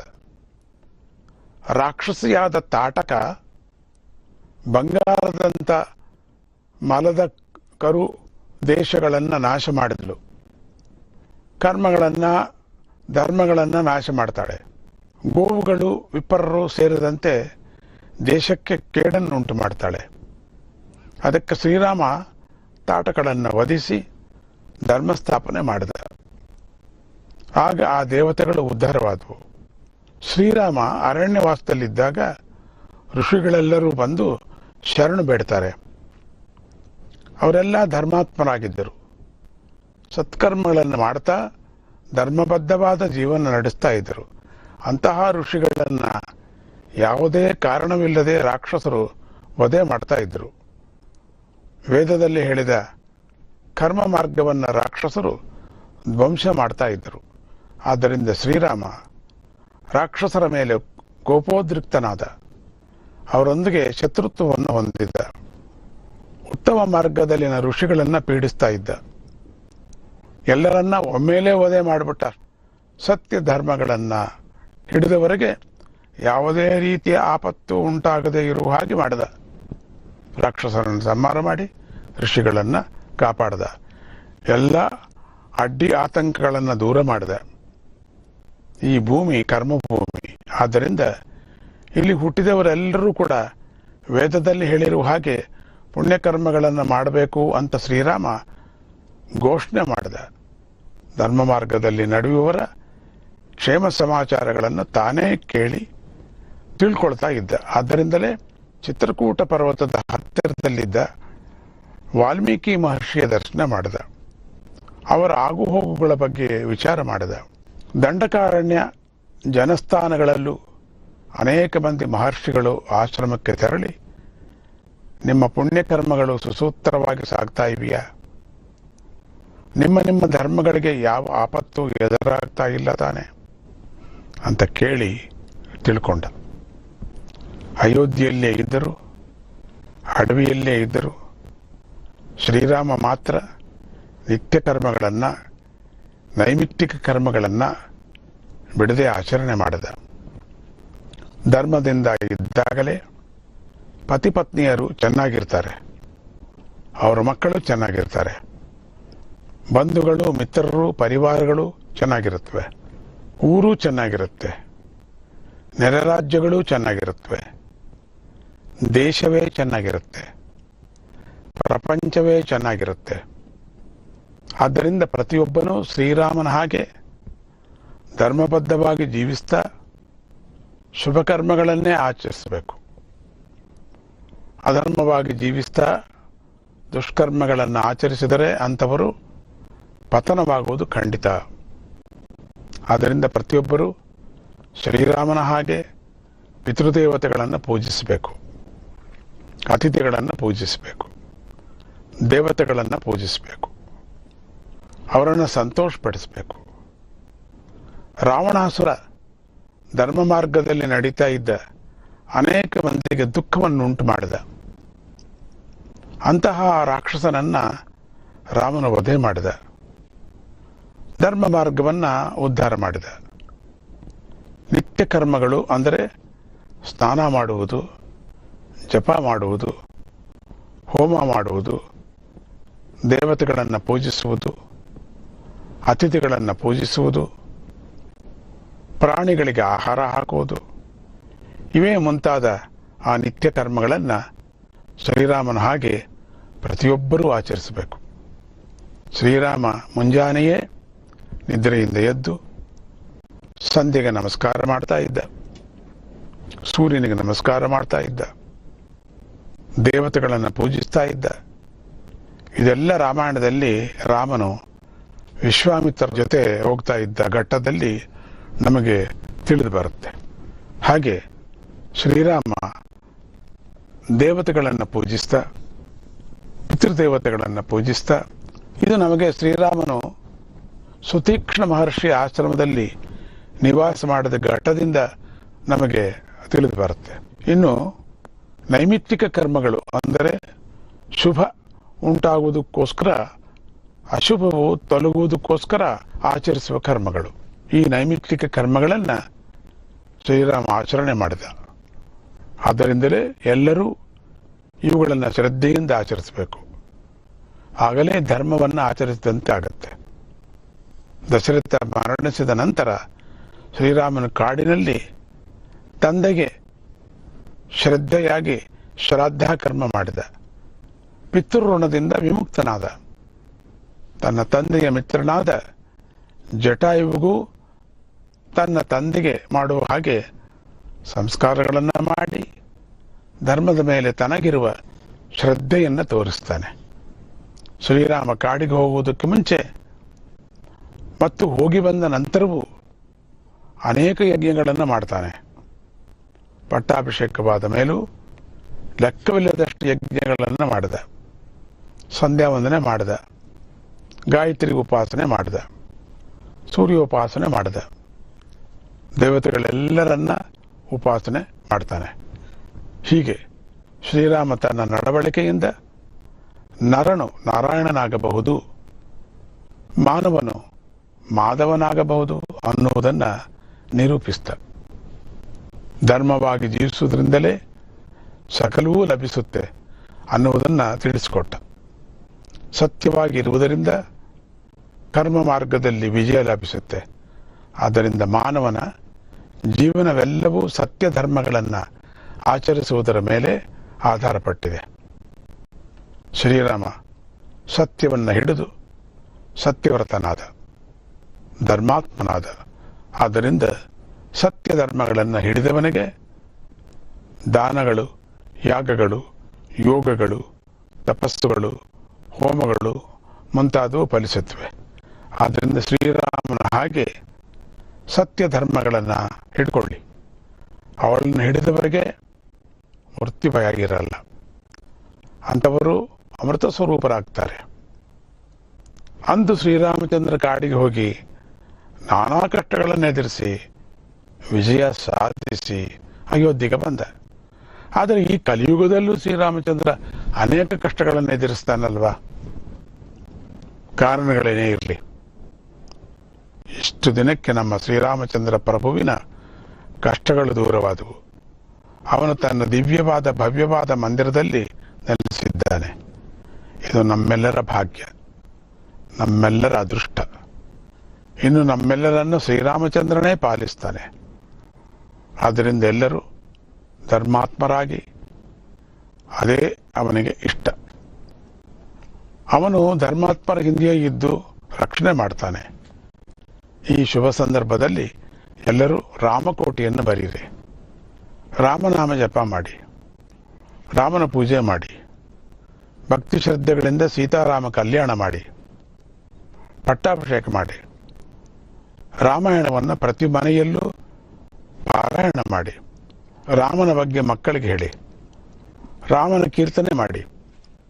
ನಿಮ್ಮೆಲ್ಲರಿಗೂ ಸತ್ಯ ಧರ್ಮಾಚರಣೆಗಳಲ್ಲಿ ಆಸಕ್ತಿ ಉಂಟಾಗಲಿ. ನಿಮ್ಮೆಲ್ಲರ ಮೇಲೆ ಆ ಸೀತಾರಾಮರ ಅನುಗ್ರಹ ಉಂಟಾಗಲಿ. ಎಲ್ಲೆಡೆ ಶಾಂತಿ ನೆಲೆಸಲಿ ಅಂತ ಆಶೀರ್ವದಿಸ್ತಾ ಜೈ ಶ್ರೀರಾಮ್, ಜೈ ಶ್ರೀರಾಮ್.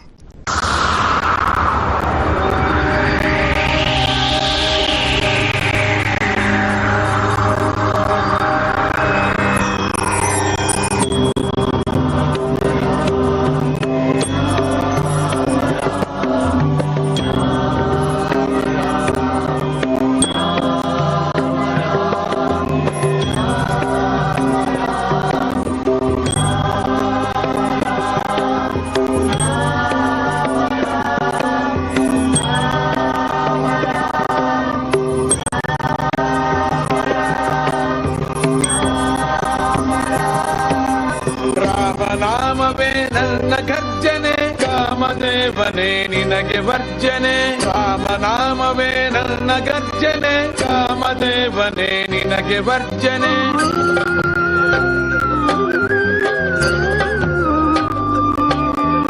ಪ್ರಾಣದೇವನೇ ನನ್ನ ಮಿತ್ರನು, ಲೋಭಮೋಘವೇ ನನ್ನ ಶತ್ರುವು. ಪ್ರಾಣದೇವನೇ ನನ್ನ ಮಿತ್ರನು, ಲೋಭಮೋಘವೇ ನನ್ನ ಶತ್ರುವು.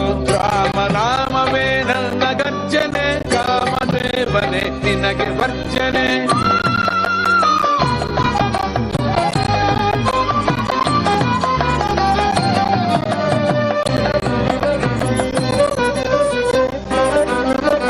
ಭಕ್ತಿಯೋಗವೇ ನನ್ನ ಸಾಧನೆ, ಸಾಧು ಭಕ್ತರೇ ನನ್ನ ನೆಂಟರು. ನನ್ನ ಶ್ವಾಸವೇ ಪ್ರಣವ ಶಬ್ದವು, ಹೃದಯ ಬಡಿತವೇ ಲಯದ ಸುಗತಿಯು.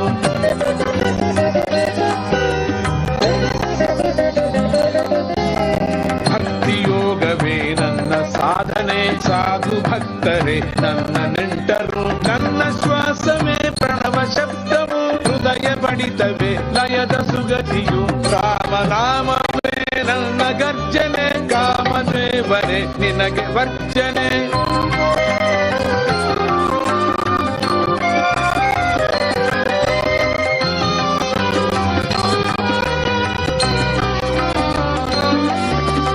ನನ್ನ ನಿದ್ರೆಗೆ ನಿನ್ನ ಮುದ್ರೆಯು, ನನ್ನ ಜೀವನ ನಿನ್ನ ಅಂಗಳ. ನನ್ನ ರಕ್ತವೇ ಪಂಪಾ ತೀರ್ಥವು, ನನ್ನ ನರಗಳೇ ಪುಣ್ಯ ನದಿಗಳು.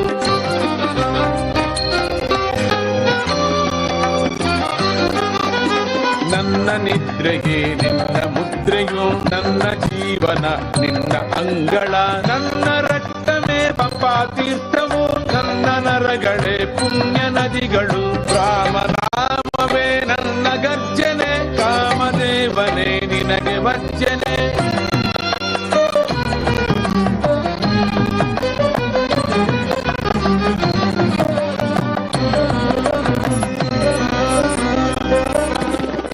ನನ್ನ ನುಡಿಗಳು ನಿನ್ನ ಮಂತ್ರವು, ನನ್ನ ಯೋಚನೆ ನಿನ್ನ ಧ್ಯಾನವು. ಕರ್ಮವೆಲ್ಲವೂ ನಿನ್ನ ಯೋಗವು, ಸಚ್ಚಿದಾನಂದನೆ ನನ್ನ ಮಾರುತಿ.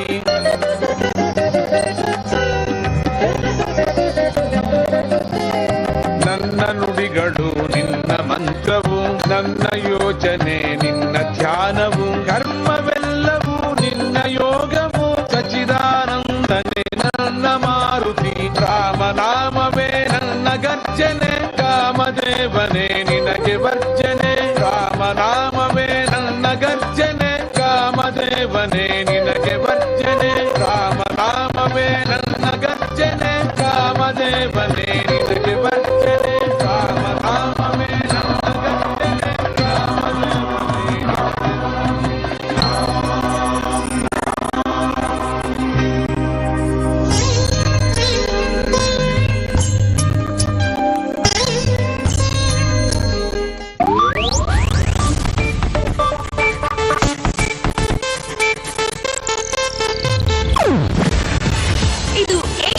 ನ್ಯೂಸ್ ನೆಟ್ವರ್ಕ್ ಪ್ರಸ್ತುತಿ.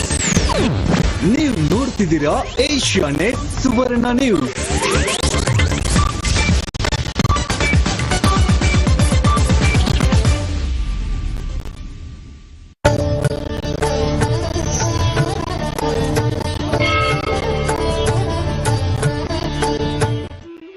ವೀಕ್ಷಕರೇ, ಜಾತಕ ಫಲ ವಿಶೇಷ ಕಾರ್ಯಕ್ರಮಕ್ಕೆ ನಿಮ್ಮೆಲ್ಲರಿಗೂ ಸ್ವಾಗತ.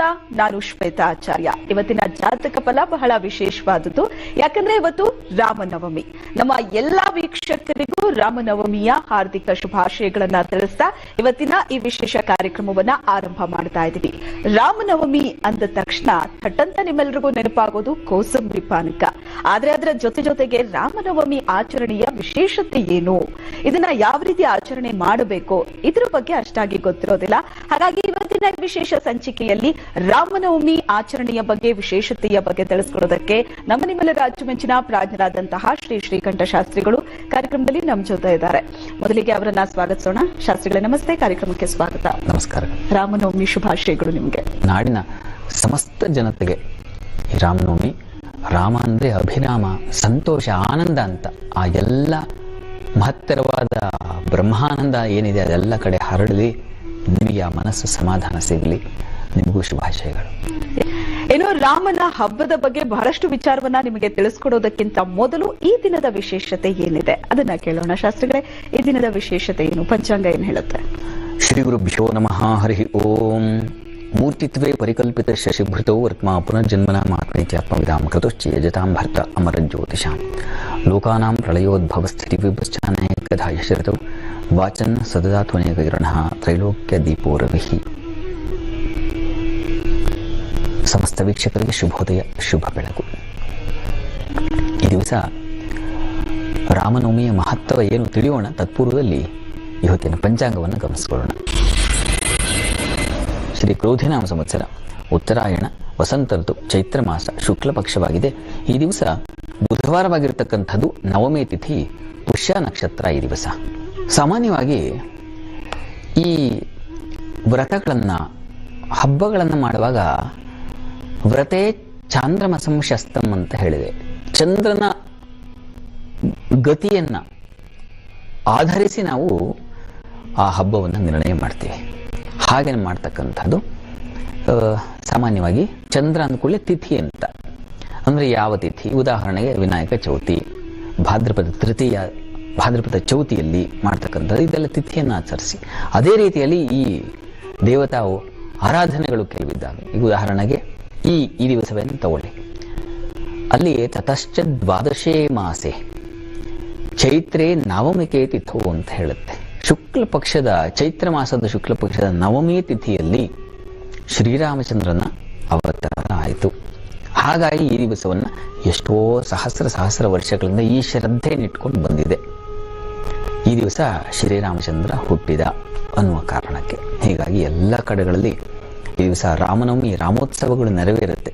ಬೀದಿಗಳಲ್ಲಿ ರಾಮನ ವಿಗ್ರಹಗಳನ್ನು ಅಥವಾ ರಾಮನ ಉತ್ಸವ ಮೂರ್ತಿಯನ್ನು ನಡೆದು ಸಾಕ್ತಕ್ಕಂತಹ ಎಷ್ಟೋ ಮಂದಿಯನ್ನ, ಆ ರಾಮೋತ್ಸವದಲ್ಲಿ ಮುಳುಗ್ತಕ್ಕಂತಹ ಎಷ್ಟೋ ಭಕ್ತ ಸಾಗರವನ್ನು ನಾವು ಈ ದಿವಸ ಕಾಣ್ತೀವಿ.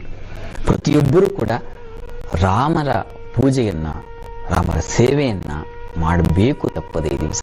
ಯಾಕೆ ಅಂದರೆ ಆನಂದಕ್ಕಾಗಿ, ಮಹದಾನಂದಕ್ಕಾಗಿ. ನಮಗೆ ಜೀವನ ಒಂದು ಆನಂದ ಅಂತ ಅನ್ನಿಸ್ಬೇಕಾಗಿದ್ರೆ ಅದು ರಾಮರನ್ನ ಆರಾಧಿಸಬೇಕು, ರಾಮರನ್ನ ಆದರ್ಶವಾಗಿ ಇಟ್ಕೊಳ್ಬೇಕು, ರಾಮರ ದಾರಿಯಲ್ಲಿ ಸಾಗಬೇಕು. ಆ ಕಾರಣಕ್ಕಾಗಿಯೇ ಪೂಜೆ ನೆರವೇರ್ತಕ್ಕಂಥದ್ದು. ಹಾಗಾಗಿ ತಾವೆಲ್ಲ ಈ ದಿವಸ ತಪ್ಪದೇ, ಎಷ್ಟೇ ಕೆಲಸದ ಒತ್ತಡ ಇರಲಿ, ಎಷ್ಟೇ ನಿಮ್ಮ ಕಾರ್ಯದ ತುಡಿತಾ ಇರಲಿ, ಅದೆಲ್ಲವನ್ನ ಸ್ವಲ್ಪ ಮಟ್ಟಿಗೆ ಪಕ್ಕಕ್ಕಿಟ್ಟು ಶ್ರೀರಾಮರ ಸ್ಮರಣೆಯನ್ನು, ಶ್ರೀರಾಮನ ದರ್ಶನವನ್ನು ತಪ್ಪದೆ ಮಾಡಿ. ಇದು ನನ್ನ ವಿನಂತಿ. ಇನ್ನು ವೀಕ್ಷಕರೇ, ಇವತ್ತು ರಾಮನವಮಿ ಇರೋದ್ರಿಂದ ರಾಮನ ಆರಾಧನೆ ಹೇಗೆ ಮಾಡಬೇಕು, ರಾಮನ ಹಬ್ಬವನ್ನ ಯಾವ ರೀತಿ ಆಚರಣೆ ಮಾಡಬೇಕು ಅನ್ನೋದರ ಬಗ್ಗೆ ಶಾಸ್ತ್ರಿಗಳು ತಿಳಿಸ್ಕೊಡ್ತಾರೆ. ಶಾಸ್ತ್ರಿಗಳೇ, ಈಗ ರಾಮ ಅಂದ ತಕ್ಷಣ ನಾವು ನೋಡ್ತೀವಿ ಉತ್ತರ ಭಾರತದ ಕಡೆ ರಾಮ ಅಂತ ಅಂದ್ರೆ ಇರುವಂತಹ ಭಕ್ತಿ, ಶ್ರದ್ಧೆ, ಪ್ರೀತಿ ಅದು ಬೇರೆನೇ ಇದೆ. ದಕ್ಷಿಣ ಭಾರತದ ಕಡೆ ಅಷ್ಟಾಗಿ ರಾಮನವಮಿ ಪ್ರಚಲಿತದಲ್ಲಿ ಇಲ್ಲ. ಆದ್ರೂ ಕೂಡ ಕೆಲವರು ರಾಮನವಮಿ ಅಂತ ಅಂದ್ರೆ, ರಾಮನ ಹಬ್ಬ ಅಂತ ಅಂದ್ರೆ ಬಹಳ ಭಕ್ತಿ ಭಾವದಿಂದ ಆಚರಣೆ ಮಾಡ್ತಾರೆ. ನಾನು ಕೇಳೋದು ಹೇಗಿರ್ಬೇಕು ಈ ರಾಮನ ಹಬ್ಬ ಅನ್ನೋದು? ರಾಮನ ಧ್ಯಾನವನ್ನ ಯಾವ ರೀತಿ ಮಾಡಬೇಕು, ಆರಾಧನೆ ಹೇಗಿರಬೇಕು. ಈಗ ಬೇರೆ ರಾಮ ಮಂದಿರ ನೂತನವಾಗಿ ನಿರ್ಮಾಣಗೊಂಡಿದೆ, ಬಹಳ ಖುಷಿಯಲ್ಲಿದ್ದಾರೆ ಜನ ರಾಮ ಅಂತ ಅಂದ್ರೇನೆ. ಹೌದೌದು. ಇಲ್ಲ, ತಾವು ಹೇಳಿದ್ರಿ ಉತ್ತರ ಭಾರತದಲ್ಲಿ ಬಹಳ ಅಲ್ಲಿ ರಾಮರ ಆರಾಧನೆ ಬಹಳ ದೊಡ್ಡ ಮಟ್ಟದಲ್ಲಿದೆ. ದಕ್ಷಿಣದಲ್ಲೂ ಹಾಗೆ ಇದೆ. ಏನಂದ್ರೆ ಇಲ್ಲಿ ನಮಗೆ ರಾಮ ಮಂದಿರದಂಥ ಮಂದಿರ ಇಲ್ಲ. ಹೌದು. ಹಾಗಾಗಿ ಆ ಪ್ರಭಾವ ಅಷ್ಟು ಕಾಣ್ತಾ ಇಲ್ಲ. ಆದ್ರೆ ಇಡೀ ದೇಶವನ್ನ ಬೆಸೆದವನು ಶ್ರೀರಾಮಚಂದ್ರ. ಹುಟ್ಟಿದ್ದು ಅಯೋಧ್ಯೆಯಲ್ಲಿ, ಆದ್ರೆ ಅಯೋಧ್ಯೆಯಿಂದ ಲಂಕೆಯವರೆಗೆ ರಾಮ ಪ್ರತಿ ಊರಿನಲ್ಲಿ, ಪ್ರತಿ ರಾಜ್ಯದಲ್ಲಿ ಅವನು ಎಲ್ಲೆಲ್ಲಿ ಸಂಚಾರಿ, ಎಲ್ಲೆಲ್ಲಿ ಹೆಜ್ಜೆ ಇಟ್ಟ ಅಲ್ಲೆಲ್ಲ ಸೆಳೆದು ಬಿಟ್ಟಿದ್ದಾನೆ ಶ್ರೀರಾಮಚಂದ್ರ. ಈ ದಿವಸ ಕರ್ನಾಟಕದ ಯಾವುದೇ ಭಾಗಕ್ಕೆ ಹೋಗಿ ಇಲ್ಲಿ ಶ್ರೀರಾಮಚಂದ್ರ ಓಡಾಡಿದ, ಇಲ್ಲಿ ಸೀತೆ ನೀರನ್ನ ಕೊಡಲು, ಇಲ್ಲಿ ರಾಮ ಬಾಣ ಬಿಟ್ಟು ನೀರನ್ನ ಸೇವನೆ ಮಾಡಿದ. ಹೀಗೆ ಕರ್ನಾಟಕ ಅಷ್ಟೇ ಅಲ್ಲ, ನೀವು ಆತ ಉತ್ತರ ಪ್ರದೇಶದಿಂದ ಹಿಡಿದು ಲಂಕೆಯವರೆಗೆ ಈ ಒಂದು ಹಾದಿಯಲ್ಲಿ ಇಲ್ಲಿ ರಾಮ ಬಂದಿದ್ದ, ಇಲ್ಲಿ ರಾಮ ತಂಗಿದ್ದ, ಇಲ್ಲಿ ವನವಾಸ ಮಾಡಿದ್ರು, ಇಲ್ಲಿ ಅವರು ವಾಸವಾಗಿದ್ರು ಅಂತಕ್ಕಂಥದ್ದನ್ನ ಕನೆಕ್ಟ್ ಮಾಡ್ಕೊಳ್ತೀವಿ ನಾವು. ಅದು ಯಾಕಪ್ಪ ಅಂದ್ರೆ ರಾಮನ ಅನ್ಯಾದರ್ಶ ಗುಣ. ಹಾಗಾಗಿ ತಾನು ಈ ಹೊತ್ತಿಗೂ ಶ್ರೀರಾಮಚಂದ್ರ ಯಾಕೆ ಜನರ ಮನಸ್ಸಿನಲ್ಲಿ ಆ ಮಟ್ಟಕ್ಕೆ ಇದ್ದಾನೆ.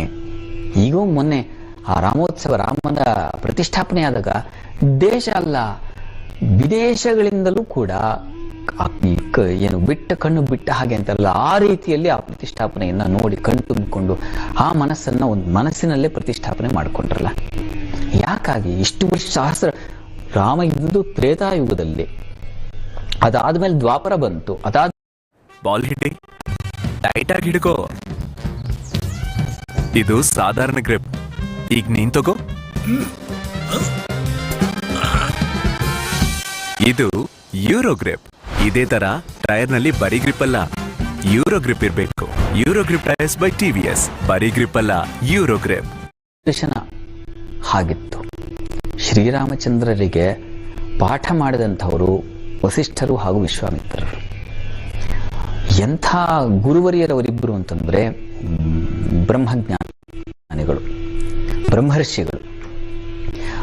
ದೊಡ್ಡವರ ಸಂಪರ್ಕ ಸಿಕ್ಕಾಗ ಆತ ಸಾಕ್ಷಾತ್ ದೇವರೇ ಆಗಿಬಿಡ್ತಾನೆ ಅಂತ. ಅವನು ದೇವರೇ, ಆದರೆ ಮನುಷ್ಯನಾಗಿ ಹುಟ್ಟಿದ. ಮನುಷ್ಯರಾದ ನಾವೆಲ್ಲ ಮನುಷ್ಯರೇ. ನಮಗೆ ಪಾಠ ಹೇಳ್ಕೊಡಕ್ಕೆ ಶ್ರೀರಾಮಚಂದ್ರ ಹುಟ್ಟಿದ್ದು.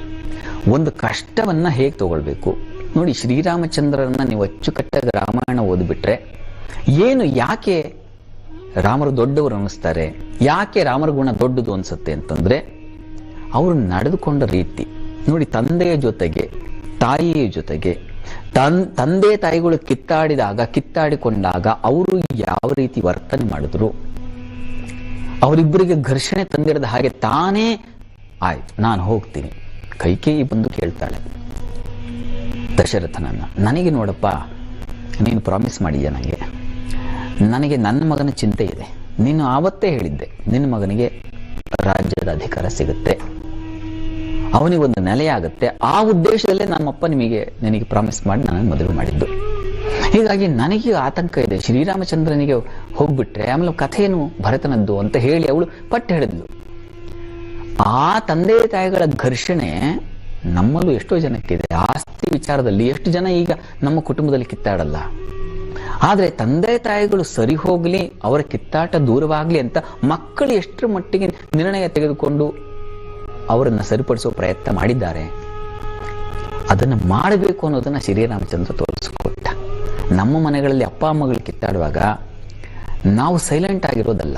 ಆಯ್ತು, ಏನು ಕೆಲಸ, ಏನು ಕಲಹ ಯಾಕಾಗಿ ಬಂದಿದೆ, ಆಯ್ತು, ನಮ್ಮಿಂದ ನಾವು ಏನ್ ಮಾಡಬೇಕು. ರಾಮರು ಏವ ಮಸ್ತು ಗಮಿಷ್ಯಾಮಿ, ನೀನು 14 ವರ್ಷ ಕಾಡಿಗೆ ಹೋಗ್ಬೇಕು ಅಂತ ಒಂದು ಮಾತು ಹೇಳಲ್ಲ ಅಷ್ಟೇ ಕೈಕೇಯಿ. ರಾಮರ ಮುಖದಲ್ಲಿ ಬರೀತಾರೆ, ವಾಲ್ಮೀಕಿಗಳು ಚಿತ್ರಿಸ್ತಾರೆ, ಒಂದೇ ಒಂದು ವಿಕಾರದ ಗೆರೆ ಅವರ ಮುಖದಲ್ಲಿ ಮೂಡಲಿಲ್ಲ ಅಂತ. ನಾವೇನಾದ್ರೂ ನಮ್ಮ ಆಸ್ತಿ ಪಾಸ್ತಿ ವಿಚಾರದಲ್ಲಿ ಈ ಆಸ್ತಿ ನಿನಗಿಲ್ಲ, ಬೇಡಪ್ಪ, ಒಂದು ಸಣ್ಣ ಭಾಗ, ಒಂದು ಅಮೌಂಟ್ ಅದು ನಿನ್ನ ಪಾಲಿಗೆ ಇಲ್ಲ ಅಂದ್ಬಿಟ್ರೆ ಎಷ್ಟು ವಿಚಲಿತರಾಗ್ಬಿಡ್ತೀವಿ ನಾವು. ಯಾಕಿಲ್ಲ, ಅದು ಇದು ಅಂತ ಹೋರಾಟವೇ ನಡೆದು ಬಿಡುತ್ತೆ. ಆದ್ರೆ ರಾಮರು ಏವ ಮಸ್ತು ಗಮಿಷ್ಯಾಮಿ, ಆಯ್ತು ಹಾಗೆ ಆಗ್ಲಿ, ನಾನು ಹೊರಟೆ. ನಾರು ಗುಡಿ ಉಟ್ಕೊಂಡು ಹೊರಟು ಬಿಡ್ತಾರೆ. ಅಲ್ಲಿ ರಾಮರ ಪಾತ್ರ ನಮಗೆ ಆದರ್ಶವಾಗಬೇಕು. ನಮ್ಮ ಕುಟುಂಬದಲ್ಲಿ ಅಂಥ ಸಮಸ್ಯೆ ಬಂದಾಗ ನಾವು ರಾಮರ ಹಾಗೆ ನಡ್ಕೊಳ್ಳೋ ಪ್ರಯತ್ನ ಮಾಡಬೇಕು. ಇನ್ನು ಭ್ರಾತೃವಾತ್ಸಲ್ಯ ನೋಡಿ, ಅಣ್ಣ ತಮ್ಮಂದಿರಲ್ಲಿ ಸಾಮಾನ್ಯವಾಗಿ ಕೋರ್ಟು ಕಚೇರಿ ಮೆಟ್ಲತ್ತಿರೋದು ಈ ಎಲ್ಲ ಕಥೆ ಜನರ ಪ್ರತಿ ಮನೆಯಲ್ಲೂ ಇದೆ ಇದು ಸಮಸ್ಯೆ. ಸಣ್ಣ ವಿಚಾರಕ್ಕೆ, ಸಣ್ಣ ಭಾಗಕ್ಕೆ, ಸಣ್ಣ ಜಮೀನಿಗೆ, ಸಣ್ಣ ಹಣಕ್ಕಾಗಿ ಏನಾಗುತ್ತೆ, ಕಿತ್ತಾಟ ಆಗುತ್ತೆ. ಬೇಡ ಅತ್ತಿಗೆ ನಾದ್ನೀರು ಇವರ ಒಂದು ಕಿತ್ತಾಟ, ಇವರ ಒಂದು ಅಸಮಾಧಾನಗಳಿಂದ ಏನಾಗುತ್ತೆ, ಕೋರ್ಟ್ ಮೆಟ್ಟಿಲೇಳೋ ಪರಿಸ್ಥಿತಿ ಬಂದ್ಬಿಡುತ್ತೆ. ಆದರೆ ರಾಮರು ಭರತನಿಗೆ ಅಂದ ತಕ್ಷಣ ಭರತನಿಗಾಗಿ ತಾನೇ, ಅವನು ಯಾರು, ನಾನು ಬೇರೆ ಇಲ್ಲ ಅವನು ಬೇರೆ ಇಲ್ಲ, ಆಯ್ತು ಅವನೇ ಮಾಡಲಿ, ಕಾಡಿ ಹೋದ್ರು. ಭರತ ಯಾವ ರೀತಿ ರಿಯಾಕ್ಟ್ ಮಾಡ್ದ, ಭರತ ಅವರಮ್ಮನೆ ಬೈದ್ಬಿಟ್ಟ, ನೀನು ಮಾಡಿದ್ಯ, ನೀನು ಹೆಣ್ಣ, ನೀನು ತಾಯಿನ ನೀನು ಅಂತ ಬೈದು ಗಾಡಿಯ ಹುಡುಕೊಂಡು ಬಂದು ರಾಮರು ಎಲ್ಲಿ ಜಟೆ, ವಸ್ತುತಃ ರಾಮರು ಏನು ಪೂರ ಪ್ರವೇಶ ಮಾಡೋದಿಲ್ಲ ಅಂತ ಹೇಳಿ ಜಟೆಯನ್ನು ಕಟ್ತಾರೆ. ಆಲದ ಹಾಲನ್ನು ಹಾಕೊಂಡು, ಯಾಕೆಂದ್ರೆ ಕೂದಲೆಲ್ಲ ಬೆಳಿಬಾರ್ದು, ಅದು ಹಿಂಸೆ ಮಾಡಬಾರ್ದು ಅಂತ. ಅದೇ ರೀತಿಯಲ್ಲಿ ಭರತ ಮೊದಲಿಗೆ ಮಾಡಿದ್ದು, ನಾನು ಇನ್ಮೇಲೆ ಶಿಖೆ ಬಿಟ್ಬಿಡ್ತೀನಿ, ಅಣ್ಣ ಬಿಟ್ಟಿದ್ದಾನಲ್ವ ನಾನು ಅದನ್ನ ಮಾಡ್ತೀನಿ, ಅಣ್ಣ ನಾರುಮುಡಿ ನಾನು ನಾರುಮುಡಿ ಉಟ್ಕೋತೀನಿ, ಅಣ್ಣ ಕಾಡಲಿದ್ದಾನಲ್ಲ ನಾನು ಪ್ರವೇಶ ಮಾಡೋದಿಲ್ಲ, ನಾನು ಇನ್ಮೇಲೆ ನಾನು ಹೊರಗಡೆ ಇರ್ತೀನಿ. ಯಾವ ಥರ ನಿರ್ಣಯ ಇದು? ಅಂಥ ತಮ್ಮಂದಿರಿಗೆ ಅಂಥ ಒಂದು ಗುಣ ರಾಮರ ಬಳಿ ಬಂದು ಭಾರತ ಕೇಳ್ತಾನೆ, ಅಣ್ಣ ನಮ್ಮಮ್ಮ ತಪ್ಪು ಮಾಡಿದರೆ ದಯವಿಟ್ಟು ಕ್ಷಮಿಸ್ಬಿಡು, ನನಗೆ ವಹಿಸಿದ್ದಾಳಲ್ವ ಈಗ ಅಧಿಕಾರವನ್ನ ನೀನು ನನಗೆ ಕೊಟ್ಟಿದ್ಯಲ್ಲ, ಅಧಿಕಾರಿಯಾಗಿ ನಾನು ಹೇಳ್ತಾ ಇದ್ದೀನಿ, ನೀನೇ ಬಿಟ್ಕೊಟ್ಬಿಡ್ತೀನಿ ಬಾ ಅಂತ ತನಗೆ ಬಂದ ಪಾಲನ್ನ ರಾಮರಿಗೆ ಮತ್ತೆ ಕೊಡ್ತಕ್ಕಂಥ ತಮ್ಮನ ಔದಾರ್ಯತೆ ಏನು, ಇದೆಲ್ಲ ನಾವು ಕಲ್ತ್ಕೊಳ್ಬೇಕಾಗಿರೋ ಪಾಠ. ಶಾಸ್ತ್ರಿಗಳೇ, ರಾಮನ ಬಗ್ಗೆ ಈ ರೀತಿ ತಿಳ್ಕೋಬೇಕಾದಂತಹ ವಿಚಾರಗಳು ಹಲವು ಇದೆ, ಕೇಳಿಸ್ಕೊಳ್ಳೋಕ್ಕೂ ಕೂಡ ಬಹಳ ಖುಷಿ ಆಗುತ್ತೆ. ಮುಂದುವರಿಸೋಣ, ಒಂದು ಚಿಕ್ಕ ವಿರಾಮದ ಸಮಯ ಆಗ್ತಾ ಇದೆ. ಜಾತಕ ಫಲ ವಿಶೇಷ ಕಾರ್ಯಕ್ರಮದಲ್ಲಿ ಒಂದು ಚಿಕ್ಕ ವಿರಾಮದ ನಂತರ ರಾಮನ ಕುರಿತಾದಂತಹ ಇಂತಹ ಹಲವು ವಿಚಾರಗಳ ಬಗ್ಗೆ ಶಾಸ್ತ್ರಿಗಳು ತಿಳಿಸ್ಕೊಡ್ತಾರೆ.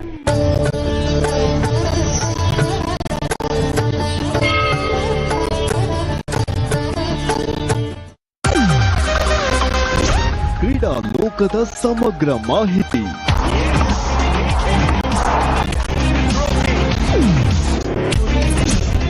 ಆಟ ಗಡಾಟೆ, ಸೋಲು ಗೆಲುವು,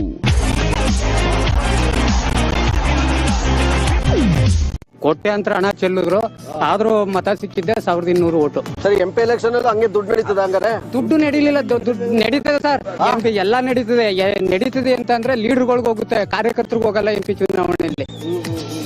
ಚುನಾವಣೆಯಲ್ಲಿ ದುಡ್ಡಿಲ್ದೇನೆ ಚುನಾವಣೆ ಯಾರು ಮಾಡಲ್ಲ. MP ಚುನಾವಣೆಯಲ್ಲಿ ಬಡವರಿಗೆ ನೇರವಾಗಿ MP ಚುನಾವಣೆ ದುಡ್ಡು ಸಿಗಲ್ಲ.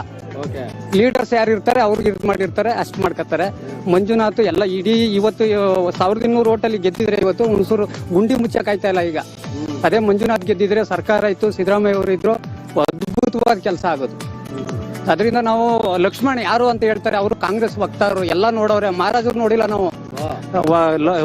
ವಕ್ತಾರ ಟಿವಿಲಿ ದಿನ ಬರ್ತಿದ್ದ, ಮಹಾರಾಜ ಅರಮನೆ ಒಳಗಡೆ ಇರ್ತಿದ್ದ. ಆಮೇಲೆ ಮಹಾರಾಜರು ಜಮೀನ್ ಕೊಟ್ಟವ್ರೆ ಅಂದ್ರೆ ಅವ್ರ ತಂದೆಗೂ ಇಲ್ಲಿ ಚುನಾವಣೆ ನಿಲ್ಸಿ ಗೆಲ್ಸವ್ರೆ. ಆತರ ಆದ್ರೆ ಪ್ರತಾಪ್ ಸಿಂಹ ಬರಂಗಿಲ್ಲ, ಯಾರು ಚುನಾವಣೆಗೆ ಬರಂಗಿಲ್ಲ, ಮಹಾರಾಜರನ್ನೇ ವಿರೋಧ ಆಯ್ಕೆ ಮಾಡ್ಬೇಕಾಗಿತ್ತು. ಚುನಾವಣೆಗೆ ಬಂದ್ಮೇಲೆ ರಾಜರು ಬಡವನು ಅಷ್ಟೇ, ಬಡವನ್ಗೂ ಓಟ್ ಹಾಕ್ತಾರೆ, ರಾಜನ್ಗೂ ಓಟ್ ಹಾಕ್ತಾರೆ.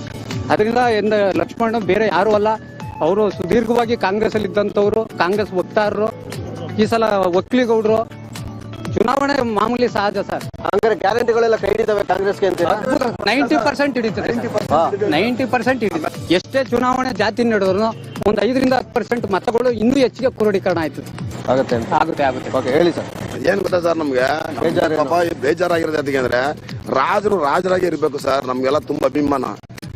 ಅವ್ರು ಮಂತ್ರಿ ಆಗಕ್ ಬಂದ್ರಲ್ಲ ಸರ್, ಅದು ದೊಡ್ಡ ಚಿಂತೆ ಆಗಿದೆ ಸರ್ ನಮ್ಗೆ. ನಮ್ಮಂತ ಜನಗಳಿಗೆ ಅವರು ರಾಜರಾಗಿ ಇರ್ಬೇಕು ಸರ್, ಅವರು ಮಂತ್ರಿ ಆಗ್ಬಾರ್ದು ಸರ್. ರಾಜನೇ ಅಲ್ವಾ ಸರ್, ಅವ್ರು ಮಂತ್ರಿ ಆಗ್ಬಾರ್ದು ಸರ್. ರಾಜಕೀಯ ಸೂಟ್ ಆಗಲ್ಲ ಅಂತ. ರಾಜಕೀಯ ಬೇಡಿ ಸರ್ ಅವ್ರಿಗೆ. ಅವರೇ ರಾಜರಾಗಿರುವಾಗ ಅವ್ರಿಗೆ ರಾಜಕೀಯ ಯಾಕೆ ಸರ್? ಅವ್ರು ರಾಜರಾಗಿರುವಾಗ ರಾಜಕೀಯ ಯಾಕೆ ಅವ್ರಿಗೆ? ಅವ್ರು ಮಂತ್ರಿ ಯಾಕೆ ಆಗ್ಬೇಕು? ರಾಜರಂಗೆ ಇರ್ಬೇಕು ಸರ್.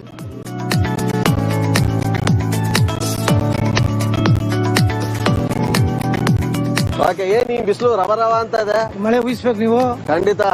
ಅದೇನು ಹೇಳ್ತಾರಲ್ಲ, ಕಾಂಗ್ರೆಸ್ ಬಂತು ಅಂದ್ರೆ ಮಳೆ ಇರಲ್ಲ ಅಂತ, ನೀವು ನಂಬ್ತೀರ? ಅವೆಲ್ಲ ಭ್ರಾಂತಿ ಸರ್ ಅಲ್ವಾ? ಕಾಂಗ್ರೆಸ್ ಬರ್ಲಿ, ಬಿಜೆಪಿ ಬರ್ಲಿ, ದಳ ಬರ್ಲಿ, ಅದು ಪ್ರಕೃತಿ. ಒಂದು ಶಿವ ದೇವೇಂದ್ರ ಹಿಂಗ್ಬಿಟ್ಟದ್ದು ಜನಗಳೇ ಮುಗಿಸಕ್ ಆಗೋದಿಲ್ಲ ಸರ್. ಅದು ಹಂಗಂತೀರಾ? ಹೆಂಗ್ ನಡೀತದೆ ಎಲೆಕ್ಷನ್ ಭರಾಟೆ ಎಲ್ಲ ಹುಣಸೂರಲ್ಲಿ? ಎರಡು ನಡೀತಾವೆ. ಎರಡು ನಡೀತಾವೆ. ಯಾರಿಗೆ ಜೈ ಅಂತಾರೆ? ನೀವ್ ಯಾರಿಗೆ ಜೈ ಅಂತೀರ? ನಾವು ಬಿಜೆಪಿ ಹಾಕ್ತಿವಿ ಸರ್. ಯಾಕೆ? ಅಲ್ಲ, ಸರ್ಕಾರ ಇರೋದು ಕರ್ನಾಟಕದಲ್ಲಿ ಕಾಂಗ್ರೆಸ್ ಅಲ್ವೇ? ಹೌದು. ಮತ್ತೆ ನೀವು ಬಿಜೆಪಿ ಸೆಂಟ್ರಲ್ಲಿ ಮೋದಿ ಬರ್ಬೇಕು. ಯಾಕೆ? ಅದು ನಮ್ಗೆ ಮೋದಿದು ಸ್ವಲ್ಪ ಅನುಕೂಲ ಚೆನ್ನಾಗಿ ಕಾಣ್ತಾ ಇದೆ. ಸಿದ್ದರಾಮಯ್ಯ ಹಂಗಾರೆ ಅನುಕೂಲ ಅವ್ರು ಮಾಡ್ಕೊಡ್ತಾರೆ? ರಾಜ್ಯದಲ್ಲಿ ಮಾಡ್ತಾವ್ರೆ, ಕೇಂದ್ರದಲ್ಲಿ ಮಾಡ್ತಾ ಇಲ್ವಲ್ಲ. ಅಲ್ಲ, ಫಸ್ಟ್ ನಮ್ ರಾಜ್ಯ ಚೆನ್ನಾಗಿರ್ಬೇಡ ಹಂಗಾರೆ? ರಾಜ್ಯ ಚೆನ್ನಾಗಿರ್ಬೇಕು ಸರ್, ಚೆನ್ನಾಗಿರ್ಬೇಕು ಅಂತ ಹೇಳ್ತಾ ಇರೋದು.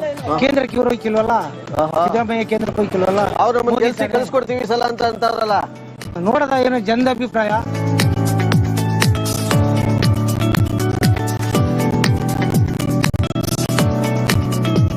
ಮಹಾರಾಜರು ಬೇಕಾಗಿತ್ತ? ರಾಜರ ಹತ್ರ ಇರ್ಬೇಕಾಗಿತ್ತು. ಸರ್, ರಾಜರು ಅಂದ್ರೆ ಅವ್ರಿಗೂ ಒಂದು ರಾಜಕೀಯದಲ್ಲಿ ಒಂದು ಅನುಭವ ಇರ್ಲಿ, ಇದಿರ್ಲಿ ಅಂತ ನಾವು ಕೊಟ್ಟಿರೋದು ಸರ್ ಮಹಾರಾಷ್ಟ್ರಗೆ.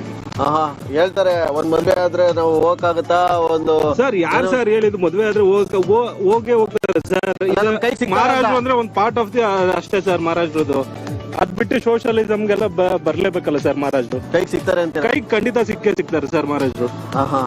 ಮತ್ತೆ ಲಕ್ಷ್ಮಣ್ ಅವ್ರು ಯಾರಿಗಾದ್ರು ಕೇಳಿ ನೋಡಿ ಸರ್, ಲಕ್ಷ್ಮಣ್ ಯಾರು ಅಂತ ಯಾರಿಗಂತ ಗೊತ್ತಿಲ್ಲ ಸರ್. ಕಾಂಗ್ರೆಸ್ ಅಭಿವೃದ್ಧಿ ಆಗಿಲ್ವಾ ಸರ್? ಕಾಂಗ್ರೆಸ್ ಅವರು ಅಭಿವೃದ್ಧಿ ಅಂದ್ರೆ ಏನ್ ಅಭಿವೃದ್ಧಿ ಆಗಿದೆ ಹೇಳಿ ಸರ್ ನೀವೇನೆ. ಆ ಜನಗಳಿಗೆ ಭಾಗ್ಯಲಕ್ಷ್ಮಿ, ಗೃಹಲಕ್ಷ್ಮಿ ಅದ್ಬಿಟ್ರೆ ಬೇರೆ ಏನ್ ಇದಾಗಿದೆ ಸರ್ ಜನಗಳಿಗೆ ಹೇಳಿ?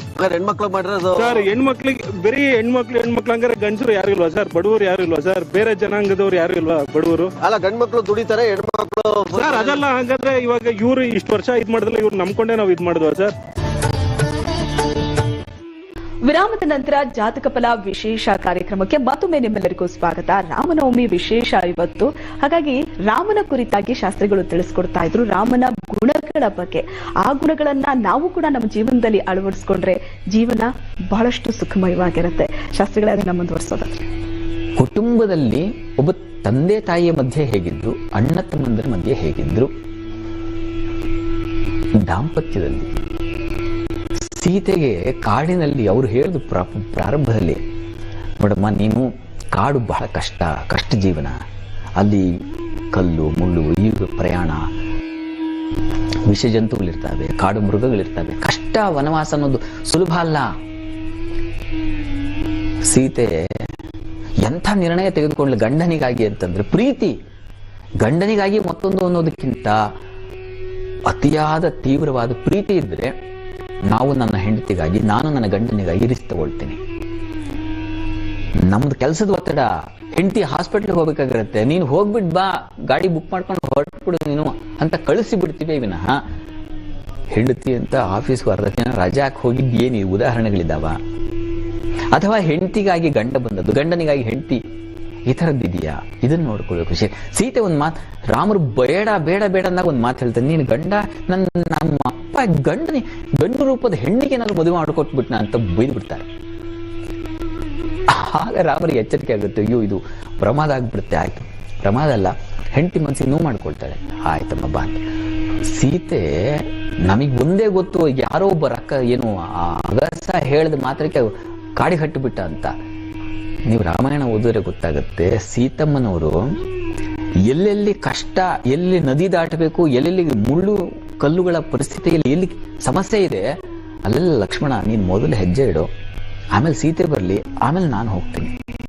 ಸೀತೆ ಕಷ್ಟ ಆಗುತ್ತೆ, ಸೀತೆಗೆ ಈ ವಾತಾವರಣ ಚೆನ್ನಾಗಿ ಇಷ್ಟ ಆಗಬಹುದು, ಸೀತೆಗೆ ಈ ಹೂವು ಇಷ್ಟ ಆಗಬಹುದು, ಎಷ್ಟು ಮಾಡಿದ್ರು ಅವರಿಗಾಗಿ. ಆ ಪ್ರೀತಿಯನ್ನ ಜನ ನೋಡೋದಿಲ್ಲ. ಅಂದ್ರೆ ಗಂಡ ಹೆಂಡಿರ ಮಧ್ಯೆ ಯಾವ ರೀತಿಯ ಬಾಂಧವ್ಯ ಇರಬೇಕು ಅನ್ನೋದಕ್ಕೂ ಅಲ್ಲಿ ಸಂದೇಶ ಇದೆ. ನಾವು ಹೇಗೆ ನಡ್ಕೊಳ್ಬೇಕು ಅಂತ. ಇದಾದ ಮೇಲೆ ಒಬ್ಬ ಮಿತ್ರರ ಅವ್ರ ಜೊತೆಗೆ ಶ್ರೀರಾಮಚಂದ್ರ ಹೇಗಿದ್ದ,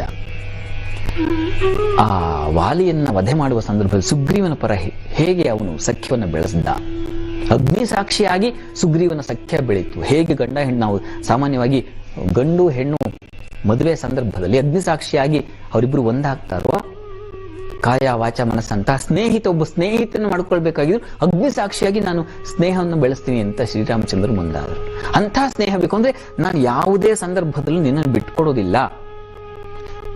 ಈಗಿನ ಸ್ನೇಹಿತರು ಎಷ್ಟರ ಮಟ್ಟಿಗಿದ್ದಾರೆ, ಕಷ್ಟ ಅಂದ್ಕೊಂಡ್ರೆ ಫೋನ್ ಸ್ವಿಚ್ ಆಫ್ ಆಗಿರುತ್ತೆ. ಯಾಕೆ ಬೇಕಪ್ಪ ತಲೆನೋವು ಅಂತ. ಮಧ್ಯರಾತ್ರಿ 12 ಗಂಟೆಗೆ ನಾನು ಫೋನ್ ಮಾಡಿದ್ರೆ ರಿಸೀವ್ ಮಾಡೋದಿಲ್ಲ. ಇದೆಲ್ಲ ಸ್ನೇಹ. ಸ್ನೇಹ ಅಂದರೆ ತಲೆಗೆ ಹೋದ್ರು ತಲೆಗೆ ಕೊಡಬೇಕು. ವಾಲಿ ಅಂಥ ರಾವಣನ ಬಿಟ್ಟರೆ ಮತ್ತೆ ರಾವಣ ವಾಲಿಗೂ ಹೆದರ್ಕೊಳ್ತಾ ಇದ್ದ. ಆದರೆ ಅಂಥವನ ಶ್ರೀರಾಮಚಂದ್ರ ಮಡಿಸ್ತೀನಿ ನಾನು, ಯೋಚನೆ ಮಾಡಬೇಡ ಅಂತ ಅವನ ಪರ ನಿಂತರು, ಸುಗ್ರೀವನ ಪರ. ಹೀಗೆ ಒಬ್ಬ ಸ್ನೇಹಿತನಾಗಿ ಶ್ರೀರಾಮಚಂದ್ರ ನಡ್ಕೊಂಡಿದ್ದು ಹೇಗೆ. ಮತ್ತೆ ನಮ್ಮ ಮನೆಯಲ್ಲಿ ಎಷ್ಟೋ ಜನ ಸೇವಕರು ಇರ್ತಾರೆ, ಪರಿಚಾರಕರು, ನಮ್ಮ ಕೆಲಸ ಮಾಡೋ ದೂತರು. ಶ್ರೀರಾಮನಿಗೂ ಹನುಮಂತನಿಗೂ ಇದ್ದಂಥ ಆ ದೂತತ್ವ ಎಂಥದ್ದು. ಶ್ರೀರಾಮಚಂದ್ರರು ಹನುಮಂತನ ಮುಂದೆ ನಿಂತು ಋಣಿನೋ ವಯಂ, ಅಪ್ಪ ನಾನು ನಿನಗೆ ಋಣಿಯಾಗಿಬಿಟ್ಟಿದ್ದೇನಪ್ಪ, ಎಂಥ ಮಹತ್ತರವಾದ ಕಾರ್ಯ ಮಾಡಿಕೊಟ್ಟಿದ್ಯಾ. ಸೀತೆ ನಾನು ಕಾಣ್ತೀನಿ ಅಂತಾನೆ ಗೊತ್ತಿರಲಿಲ್ಲ ನನಗೆ, ಅಂಥವಳನ್ನ ನನಗೆ ಇದ್ದಾಳೆ ಅನ್ನೋ ಒಂದು ವರ್ತಮಾನ ತನಗೆಲ್ಲ. ಅಂಥ ಶ್ರೀರಾಮರು ಹನುಮಂತನ ಮುಂದೆ ಶರಣಾಗ್ಬಿಡ್ತಾರೆ. ರಾಮನಲ್ಲಿರುವಂತಹ ಗುಣಗಳ ಬಗ್ಗೆ ತಿಳಿಸ್ಕೊಡ್ತಾ ಇದ್ರಿ. ಆ ಗುಣಗಳನ್ನ ನಾವು ನಮ್ಮ ಜೀವನದಲ್ಲಿ ಅಳವಡಿಸ್ಕೊಂಡ್ರೆ ನಮ್ಮ ಜೀವನ ಹೇಗಿರುತ್ತೆ ಅನ್ನೋದನ್ನು ಕೂಡ ತಿಳಿಸ್ಕೊಟ್ರಿ ಶಾಸ್ತ್ರಿಗಳೇ. ರಾಮನ ಹಬ್ಬದ ಕುರಿತಂತೆ, ರಾಮನ ಪಾರಾಯಣ ಯಾವ ರೀತಿ ಮಾಡಬೇಕು ಅದ್ರ ಬಗ್ಗೆ ನಿಮ್ಮ ಹತ್ರ ಕೇಳಿ ತಿಳ್ಕೊಳ್ಳೋದು ಬಾಕಿ ಇದೆ. ವೀಕ್ಷಕರೇ, ಜಾತಕ ಫಲ ಈ ವಿಶೇಷ ಕಾರ್ಯಕ್ರಮದಲ್ಲಿ ಈಗೊಂದು ಚಿಕ್ಕ ವಿರಾಮದ ಸಮಯ.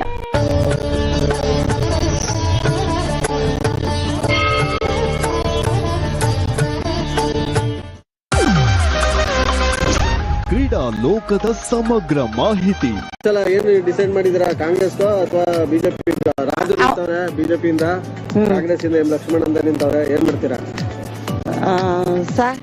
ಇರೋದ್ ಹೇಳ್ತೀನಿ, ಬೊಯ್ಬೇಡಿ. ನಾವ್ಯಾರು ನಿಮ್ ಬೈಯಕ್ಕೆ? ಇವಮ್ಮ ಹಿಂಗಂದ್ಲು ಅಂತ ಏನಾರ ನಾವು ಹಳ್ಳಿಯರು ನಾವು ಹಾಕೋದು ಬಿಜೆಪಿಗೆ. ಓ, ಏನ್ ಖುಷಿಗೆ? ಹೆಂಗೆ ಏನ್ ಖುಷಿ ಅಂದ್ರೆ ನಾನ್ ಜಾತಿಲಿ ನಡೆದಿರೋದೇ ಬಿಜೆಪಿ. ನಾವು ಲಿಂಗಾಯ್ತರು. ಹಂಗಾರೆ ನೀವು ಜಾತಿ ನೋಡ್ಕೊಂಡು ವೋಟ್ ಮಾಡೋದು? ನಾನು ವೋಟ್ ಹಾಕಕ್ ಕೇಳ್ದಿ 30 ವರ್ಷದಿಂದ ಬಿಜೆಪಿ ಒಂದ್ಬಿಟ್ಟು ಯಾವ್ದಕ್ಕೂ ಹಾಕಿಲ್ಲ. ಹಂಗಾರೆ ನೀವು ಜಾತಿ ನೋಡ್ಕೊಂಡು ವೋಟ್ ಹಾಕ್ತೀರಾ? ಜಾತಿ ಅಲ್ಲ, ವ್ಯಕ್ತಿ ಅಲ್ಲ, ಆದಾಯ ಯಾರಿಂದದೆ ಅವರಿಂದ. ನಾನ್ ಬಿಜೆಪಿಗೆ ಹಾಕ್ದಾಗ 1,000 ಕೊಟ್ಟಿದ್ರು, ಈ ಹಸ್ತಕ್ಕೆ ಹಾಕ್ದಾಗ 5 ರೂಪಾಯಿ ಇಲ್ಲ. ಮಾತ್ರ ಹಾಕಿದ್ದು ಹೋದ ವರ್ಷ ನಾನು ಕರೆಕ್ಟ್ ಆಗಿ ಸತ್ಯದಿಂದ ಹೇಳ್ತೀನಿ, ನಾನು ಹಾಕಿದ್ದು ಹಸ್ತಕ್ಕೆ 5 ರೂಪಾಯಿ ಆದಾಯ ಇಲ್ಲ. ಹೆಂಗೆ ಈಗ ಎಲೆಕ್ಷನ್ ಹೆಂಗೈತೆ ಡಿಮ್ಯಾಂಡ್ ಈ ಸಲ? ಎಲೆಕ್ಷನ್ ನಡೀತಾ ಇದೆ ಚೆನ್ನಾಗಿ. ಯಾರು ಗೆಲ್ತಾರೆ ಈ ಸಲ? ಹೇಳಕ್ಕಾಗಲ್ಲ ಸರ್, ಹೇಳಕ್ಕೆ ಆಗಲ್ಲ. ಅಷ್ಟೊಂದು ಫೈಟ್ ಐತಾ? ಯಾರು ಬರ್ತಾರೆ ಯಾರು ಬಿಡ್ತಾರೆ ಅಂತ ಯಾರು ಗೊತ್ತು. ನಿಮ್ ಓಟ್ ಯಾರಿಗೆ? ನಾವು ಅವಕ್ಕೆ ರಾಜಕೀಯ ಈಗ ಎಂ ಲಕ್ಷ್ಮಣ್ ನಿಂತವ್ರೆ, ಬಿಜೆಪಿಯಿಂದ ಈಗ ಯದುವೀರವ್ರು ನಿಂತವ್ರೆ, ರಾಜರು. ಈಗ ನಾವು ರಾಜಕೀಯದಲ್ಲಿ ಏನಾತರ ಇಲ್ಲ, ನಮ್ಗೆ ಯಾವ್ದೋ ಮನಸ್ಸಿಗೆ ಯಾವ್ದು ಹೋಗ್ತದೆ ಮನ್ಸಿಗೆ ಯಾವ್ದು ಬರ್ತದೆ ಅದು. ನಾವು ಆತರ ಏನ್ ರಾಜಕೀಯ ಹೋಗಲ್ಲ. ಮನ್ಸಿಗೆ ನಾವು ಅಲ್ಲಿ ಒಳಗಡೆ ಹೋದಾಗ ಏನಾರು ಸಾಕ್ತೀರಾ? ಯಾವ್ದು ಇಲ್ಲ. ಹೆಂಗ್ ಮಾಡ್ತೀರಾ ಮನ್ಸ್? ಹೆಂಗ್ ಮಾಡ್ತೀರಾ ಒಳಗೋದ್ಮೇಲೆ ಅಂತ? ಅದೇ ಚೇಂಜ್ ಆಗೋಯ್ತದೆ. ಈಗ ಕೆಲವರು ಎಕ್ಸಾಮ್ ನಾಳೆ ನಂಗೆ ನೈಟ್ ಓದಕ್ ಕುತ್ಕೋತಾರಲ್ಲ, ಹಂಗೆ ನಾವ್ ಅದೇ ಇಲ್ಲ, ನಮ್ಗೆ ಅದಕ್ಕೆ ಇದಕ್ಕಂತ ಏನಿಲ್ಲ. ನಮ್ಗೆ ಯಾವ್ದೋ ಮನ್ಸಿಗೆ ಇಷ್ಟವಾಯ್ತದ ಅದಕ್ಕೆ ಹಾಕ್ತೀರಾ? ಓಕೆ ಸರ್, ನಮಸ್ಕಾರ. ನಿಮ್ಮ ಹೆಸರು? ಭಗವಂತರಾವ್ ಅಂತ. ಭಗವಂತ? ಅಯ್ಯೋ ಸರ್, ಇಲ್ಲೇ ಒಬ್ಬರಲ್ಲ ಸರ್, ಹುಣಸೂರಲ್ಲ ಭಗವಂತ. ಹೇಳಿ ಸರ್, ಯಾರಿಗೆ? ನಾವು ಮೋದಿನೇ ಹಾಕೋದು, ಯಾಕಂದ್ರೆ ದೇಶಕ್ಕೋಸ್ಕರ ಅವ್ರು ಭಾರಿ ಇದು ಮಾಡ್ತಾ ಇದ್ದಾರೆ. ಅದಕ್ಕೋಸ್ಕರ ನಾವು ಮೋದಿಗೆ ಕೊಡೋದು. ಹೌದಾ? ಮೋದಿ ಮುಖ ನೋಡ್ಕೊಂಡಲ್ಲ, ಅವ್ರ ಅಭಿವೃದ್ಧಿನೂ ಚೆನ್ನಾಗಿ ಮಾಡವ್ರೆ, ದೇಶಕ್ಕೂ ಒಳ್ಳೆ ಪ್ರಧಾನಿಯಾಗಿದ್ದಾರೆ. ಅಂತವ್ರಿಗೆ ನಾವು ಕೊಡಬೇಕು ಅಂತ ನಾವು ತುಂಬಾ ಆಸೆ ಇದೆ. ಕಾಂಗ್ರೆಸ್ ಇಂದ ಏನು ಅಭಿವೃದ್ಧಿ ಆಗಿಲ್ವಾ ಸರ್? ಕಾಂಗ್ರೆಸ್ ಮೊದಲು 50 ಸಾವಿರ ಆಳಿ ಏನೂ ಮಾಡಿಲ್ಲ ಸರ್, ಅವ್ರಿಗೆ ಏನು ಮಾಡಿಲ್ಲ. ಅದರಿಂದ ನಮ್ಮ ಇದರಲ್ಲಿ ನಮ್ಮ ಒಳ್ಳೆ ಪ್ರಧಾನಿ ಸಿಕ್ಕಿದ್ದಾರೆ ನಮ್ಮ ದೇಶಕ್ಕೆ, ನಮ್ಮ ಭಾರತಕ್ಕೆ. ಅಂತ ಅದಕ್ಕೋಸ್ಕರ ನಾವು ಅವರಿಗೆ ಕೊಟ್ಟು ಇದೊಂದ್ಸರಿ ಪ್ರಧಾನಿ ಮಾಡಬೇಕು, ದೇಶ ಮುಂದುವರಿಬೇಕು ಅನ್ನೋದೇ ನಮ್ಮ ಆಸೆ. ಮತ್ತೆ ಮೋದಿ ಆಗ್ಬೇಕು ಅಂತ. ಮೋದಿ ಬಿಟ್ಟರೆ ಬಿಜೆಪಿ ಇನ್ಯಾವ ನಾಯಕರು ಪ್ರಧಾನಿ ಆಗುವಂತ ಕ್ಯಾಂಡಿಡೇಟ್ ಇದ್ದಾರೆ ಅಂತ? ಅದು ಅವರು ಹೈಕಮಾಂಡ್ ಇದರಲ್ಲಿ ತೀರ್ಮಾನ. ಯಾರಾಗ್ಬೋದು ಅಂತ ಒಳ್ಳೆ ಅಭ್ಯರ್ಥಿ? ಆದ್ರೆ ಅಮಿತ್ ಶಾ ಆಗ್ಬೋದು ಅಂತ. ಅಮಿತ್ ಶಾ ಏನಂತೀರಿ ಎಲೆಕ್ಷನ್? ಫೈಟ್ ಇದೆ. ಹೌದಾ? ರಾಜ್ರಿಗೂ ಮತ್ತೆ ಲಕ್ಷ್ಮಣ್ ಫೈಟ್. ಏನಕ್ಕೆ ಅಷ್ಟೊಂದು ಫೈಟ್ ಅಂತೀರಾ? ರಾಜನಿಗೆ ಮೋದಿ ಅಭಿಮಾನಿಗಳು ಆಗ್ತಾರೆ, ರಾಜಮನೆತನದ ಅಂತ ಫಸ್ಟ್ ಪ್ರಿಫರೆನ್ಸ್. ಲಕ್ಷ್ಮಣ್ ಅವ್ರಿಗೆ ಒಕ್ಕಲಿಗ ಜನಾಂಗ ದೊಡ್ಡ ಇದೆ, SC ST ಇದೆ, ಮುಸ್ಲಿಮ್ಸ್ ಇದೆ. ಆಮೇಲೆ ಸಿದ್ದರಾಮಯ್ಯ 2,000 ಕೊಡ್ತಾ ಇದ್ದಾರೆ, ಅದರಿಂದ ಜನಗಳು ಅವ್ರನ್ನೂ ಲೈಕ್ ಮಾಡ್ತಾರೆ. ಸ್ವಲ್ಪ ಟಫ್ ಇದೆ. ಗೆಲ್ಲಕ್ಕಾಗಲ್ಲ ಅಂತೀರಾ? ಇಲ್ಲ 60% BJP ಆದ್ರೂ ಹೇಳಕ್ ಆಗಲ್ಲ. ನಿಮ್ಮ ಓಟು ಯಾರಿಗೆ? ಮೋದಿ ರಾಷ್ಟ್ರ ಬೇಕು, ರಾಷ್ಟ್ರ ಬೇಕು. ಸುಭದ್ರವಾಗಿರ್ಬೇಕು. ಏನ್ ಸರ್? ರಾಹುಲ್ ಗಾಂಧಿ ಬೇಡವಾ? ಗಾಂಧಿ ಅವ್ರ ಇನ್ನೂ ಅನುಭವಿಸ್ಬೇಕು. ಓಕೆ, ಈಗ ಅನುಭವದ ಮೇಲೆ ನೀವು ಹೇಳೋದಾಯ್ತು ಅಂತಂದ್ರೆ, ಈಗ ಯದುವೀರ್ ಅವರು ಹೊಸಬ್ರು, ಏನ್ ಹೇಳ್ತೀರಾ ಅವರನ್ನು?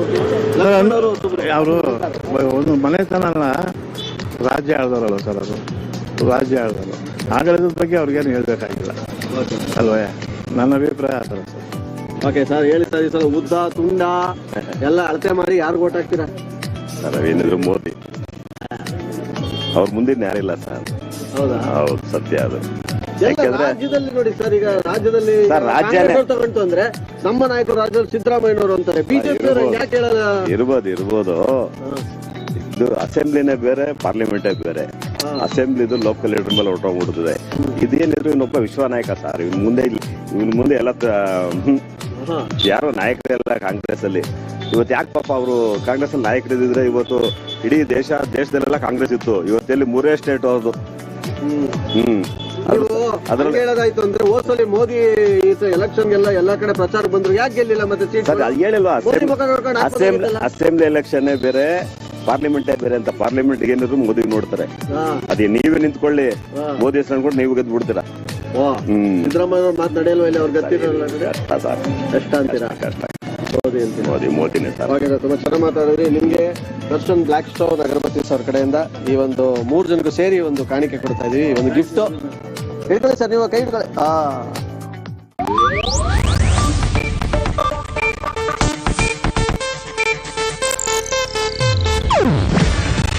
ಇದು ಏಷ್ಯಾನೆಟ್ ನ್ಯೂಸ್ ನೆಟ್ವರ್ಕ್ ಪ್ರಸ್ತುತಿ. ನೀವು ನೋಡ್ತಿದ್ದೀರಾ? ವಾಲ್ಮೀಕಿಗಳು ಬರೆದಿದ್ದೇನಿದೆ ಅದು ನಾರದರಿಂದ ಬಂದ ಉಪದೇಶಿತವಾಗಿರ್ತಕ್ಕಂಥದ್ದು. ಹೀಗಾಗಿ ಅಷ್ಟದ್ದೇ ಸಂಗ್ರಹದ್ದಿದೆ.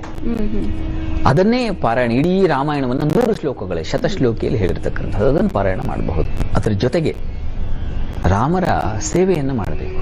ರಾಮರ ದೇವಸ್ಥಾನಗಳಿಗೆ ಹೋಗೋದು, ಅಲ್ಲಿ ಏನು ಸೇವೆ ಮಾಡಬಹುದು. ನೋಡಿ, ಎಷ್ಟೋ ಜನಕ್ಕೆ ಓದಲಿಕ್ಕೆ ಕಷ್ಟ ಆಗಿರುತ್ತೆ, ಎಷ್ಟೋ ಜನಕ್ಕೆ ಆ ಅಭಾವ ಇರ್ತದೆ. ಕೆಲವರಿಗೆ ಕಷ್ಟ ರಾಮಾಯಣವನ್ನು ಓದ್ಕೊಳ್ತಕ್ಕಂಥದ್ದು ಅಥವಾ ಇದನ್ನು ಅರ್ಥ ಮಾಡ್ಕೊಳ್ಳೋದು, ಮನನ ಮಾಡ್ಕೊಳ್ಳೋದು. ಅಂಥ ಸಾಮಾನ್ಯರು ಏನಪ್ಪ ಮಾಡಬಹುದು? ರಾಮರ ದೇವಸ್ಥಾನಗಳಲ್ಲಿ ಏನು ಸೇವೆ ಮಾಡ್ಬೋದು? ಕಸ ಗುಡಿಸೋದ್ರಿಂದ ಹೇಳಿ. ನೋಡಿ, ರಾಮನ ಸೇವೆಗೆ ಇದು ಅದು ಅಂತಲ್ಲ, ದೊಡ್ಡದು ಚಿಕ್ಕದು ಅನ್ನೋದು ಇಲ್ಲವೇ ಇಲ್ಲ. ಈ ಯಾವ ರಾಮರಿಗೆ ಗೊತ್ತಿದೆ ಯಾರ ಕರ್ತವ್ಯ ಅಥವಾ ಯಾರ ಸೇವೆ ಎಷ್ಟರ ಮೌಲ್ಯದ್ದು ಅಂತ ರಾಮ ನಿರ್ಣಯ ಮಾಡ್ತಾರೆ, ನಾವೆಲ್ಲ ನಿರ್ಣಯ ಮಾಡೋದು.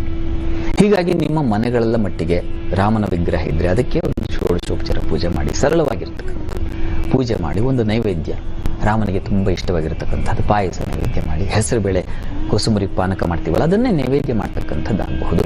ಹೀಗಾಗಿ ರಾಮಚಂದ್ರ ಅಂದರೆ ಆನಂದ ಸ್ವರೂಪ ಅಂತ. ಮನಸ್ಸು ಮಂಗಳವಾಗಬೇಕು ಅಂದರೆ ರಾಮರ ಆರಾಧನೆ ಮಾಡಬೇಕು ಅಂತ, ರಾಮರ ಸೇವೆಯಲ್ಲಿ ತೊಡಕೊಳ್ಬೇಕು ಅಂತ. ಹೀಗಾಗಿ ನಿಮಗೆ ಯಾವ್ದು ಸಾಧ್ಯವಾಗುತ್ತೋ ಆ ರೀತಿಯಲ್ಲಿ ಜನಸ್ತೋಮ ರಾಮ ಸೇವೆಯಲ್ಲಿ ತೊಡಕೊಳ್ಬಹುದು. ಶಾಸ್ತ್ರಿಗಳೇ, ರಾಮನ ಧ್ಯಾನ ಮಾಡಿದ್ರೆ, ರಾಮನ ಗುಣಗಳನ್ನ ಜೀವನದಲ್ಲಿ ಅಳವಡಿಸ್ಕೊಂಡ್ರೆ ಬದುಕು ಆನಂದವಾಗಿರುತ್ತೆ, ಬದುಕು ಬಂಗಾರವಾಗಿರುತ್ತೆ ಅನ್ನೋದನ್ನ ಇವತ್ತಿನ ಈ ಕಾರ್ಯಕ್ರಮದ ಮುಖಾಂತರ ನಮ್ಮ ಎಲ್ಲ ವೀಕ್ಷಕರಿಗೂ ಕೂಡ ತಿಳಿಸ್ಕೊಟ್ಟಿದ್ದೀರಿ. ಧನ್ಯವಾದಗಳು ಶಾಸ್ತ್ರಿಗಳು. ಸರ್ವೇ ಜನಾಃ ಸುಖಿನೋ ಭವಂತು, ಸಮಸ್ತ ಸನ್ಮಂಗಳಾನಿ ಭವಂತು. ಎಲ್ಲರಿಗೂ ಶುಭವಾಗಲಿ. ವೀಕ್ಷಕರೇ, ಇದು ಇವತ್ತಿನ ವಿಶೇಷ ಜಾತಕ ಫಲ ಕಾರ್ಯಕ್ರಮ. ಮತ್ತೊಮ್ಮೆ ನಮ್ಮ ಎಲ್ಲ ವೀಕ್ಷಕರಿಗೂ ರಾಮನವಮಿಯ ರಾಮನ ಹಬ್ಬದ ಶುಭಾಶಯಗಳನ್ನ ತಿಳಿಸ್ತಾ ಈ ಕಾರ್ಯಕ್ರಮವನ್ನ ಮುಗಿಸ್ತಾ ಇದ್ವಿ. ನಮಸ್ಕಾರ.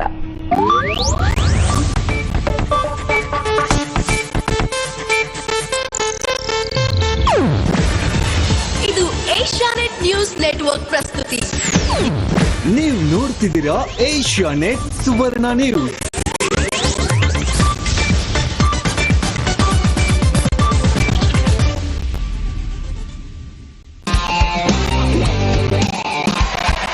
ಹುಣಸೂರಿನ ಬರ್ಸಾರ್ ರೋಡ್ ಅಲ್ಲಿ ನಾನಿದ್ದೀನಿ. ಸಿಕ್ಕಾಪಟ್ಟೆ ಜನಸಂಖ್ಯೆ ಇದ್ದಾರೆ, ಸಿಕ್ಕಾಪಟ್ಟೆ ಅಂಗಡಿ ಮಳಿಗೆಗಳು, ಜನಸಂದಣಿ, ಸಿಕ್ಕಾಪಟ್ಟೆ ಬಿಸಿ ಆಗಿದ್ದಾರೆ ಇಲ್ಲೆಲ್ಲ ಕಡೆ.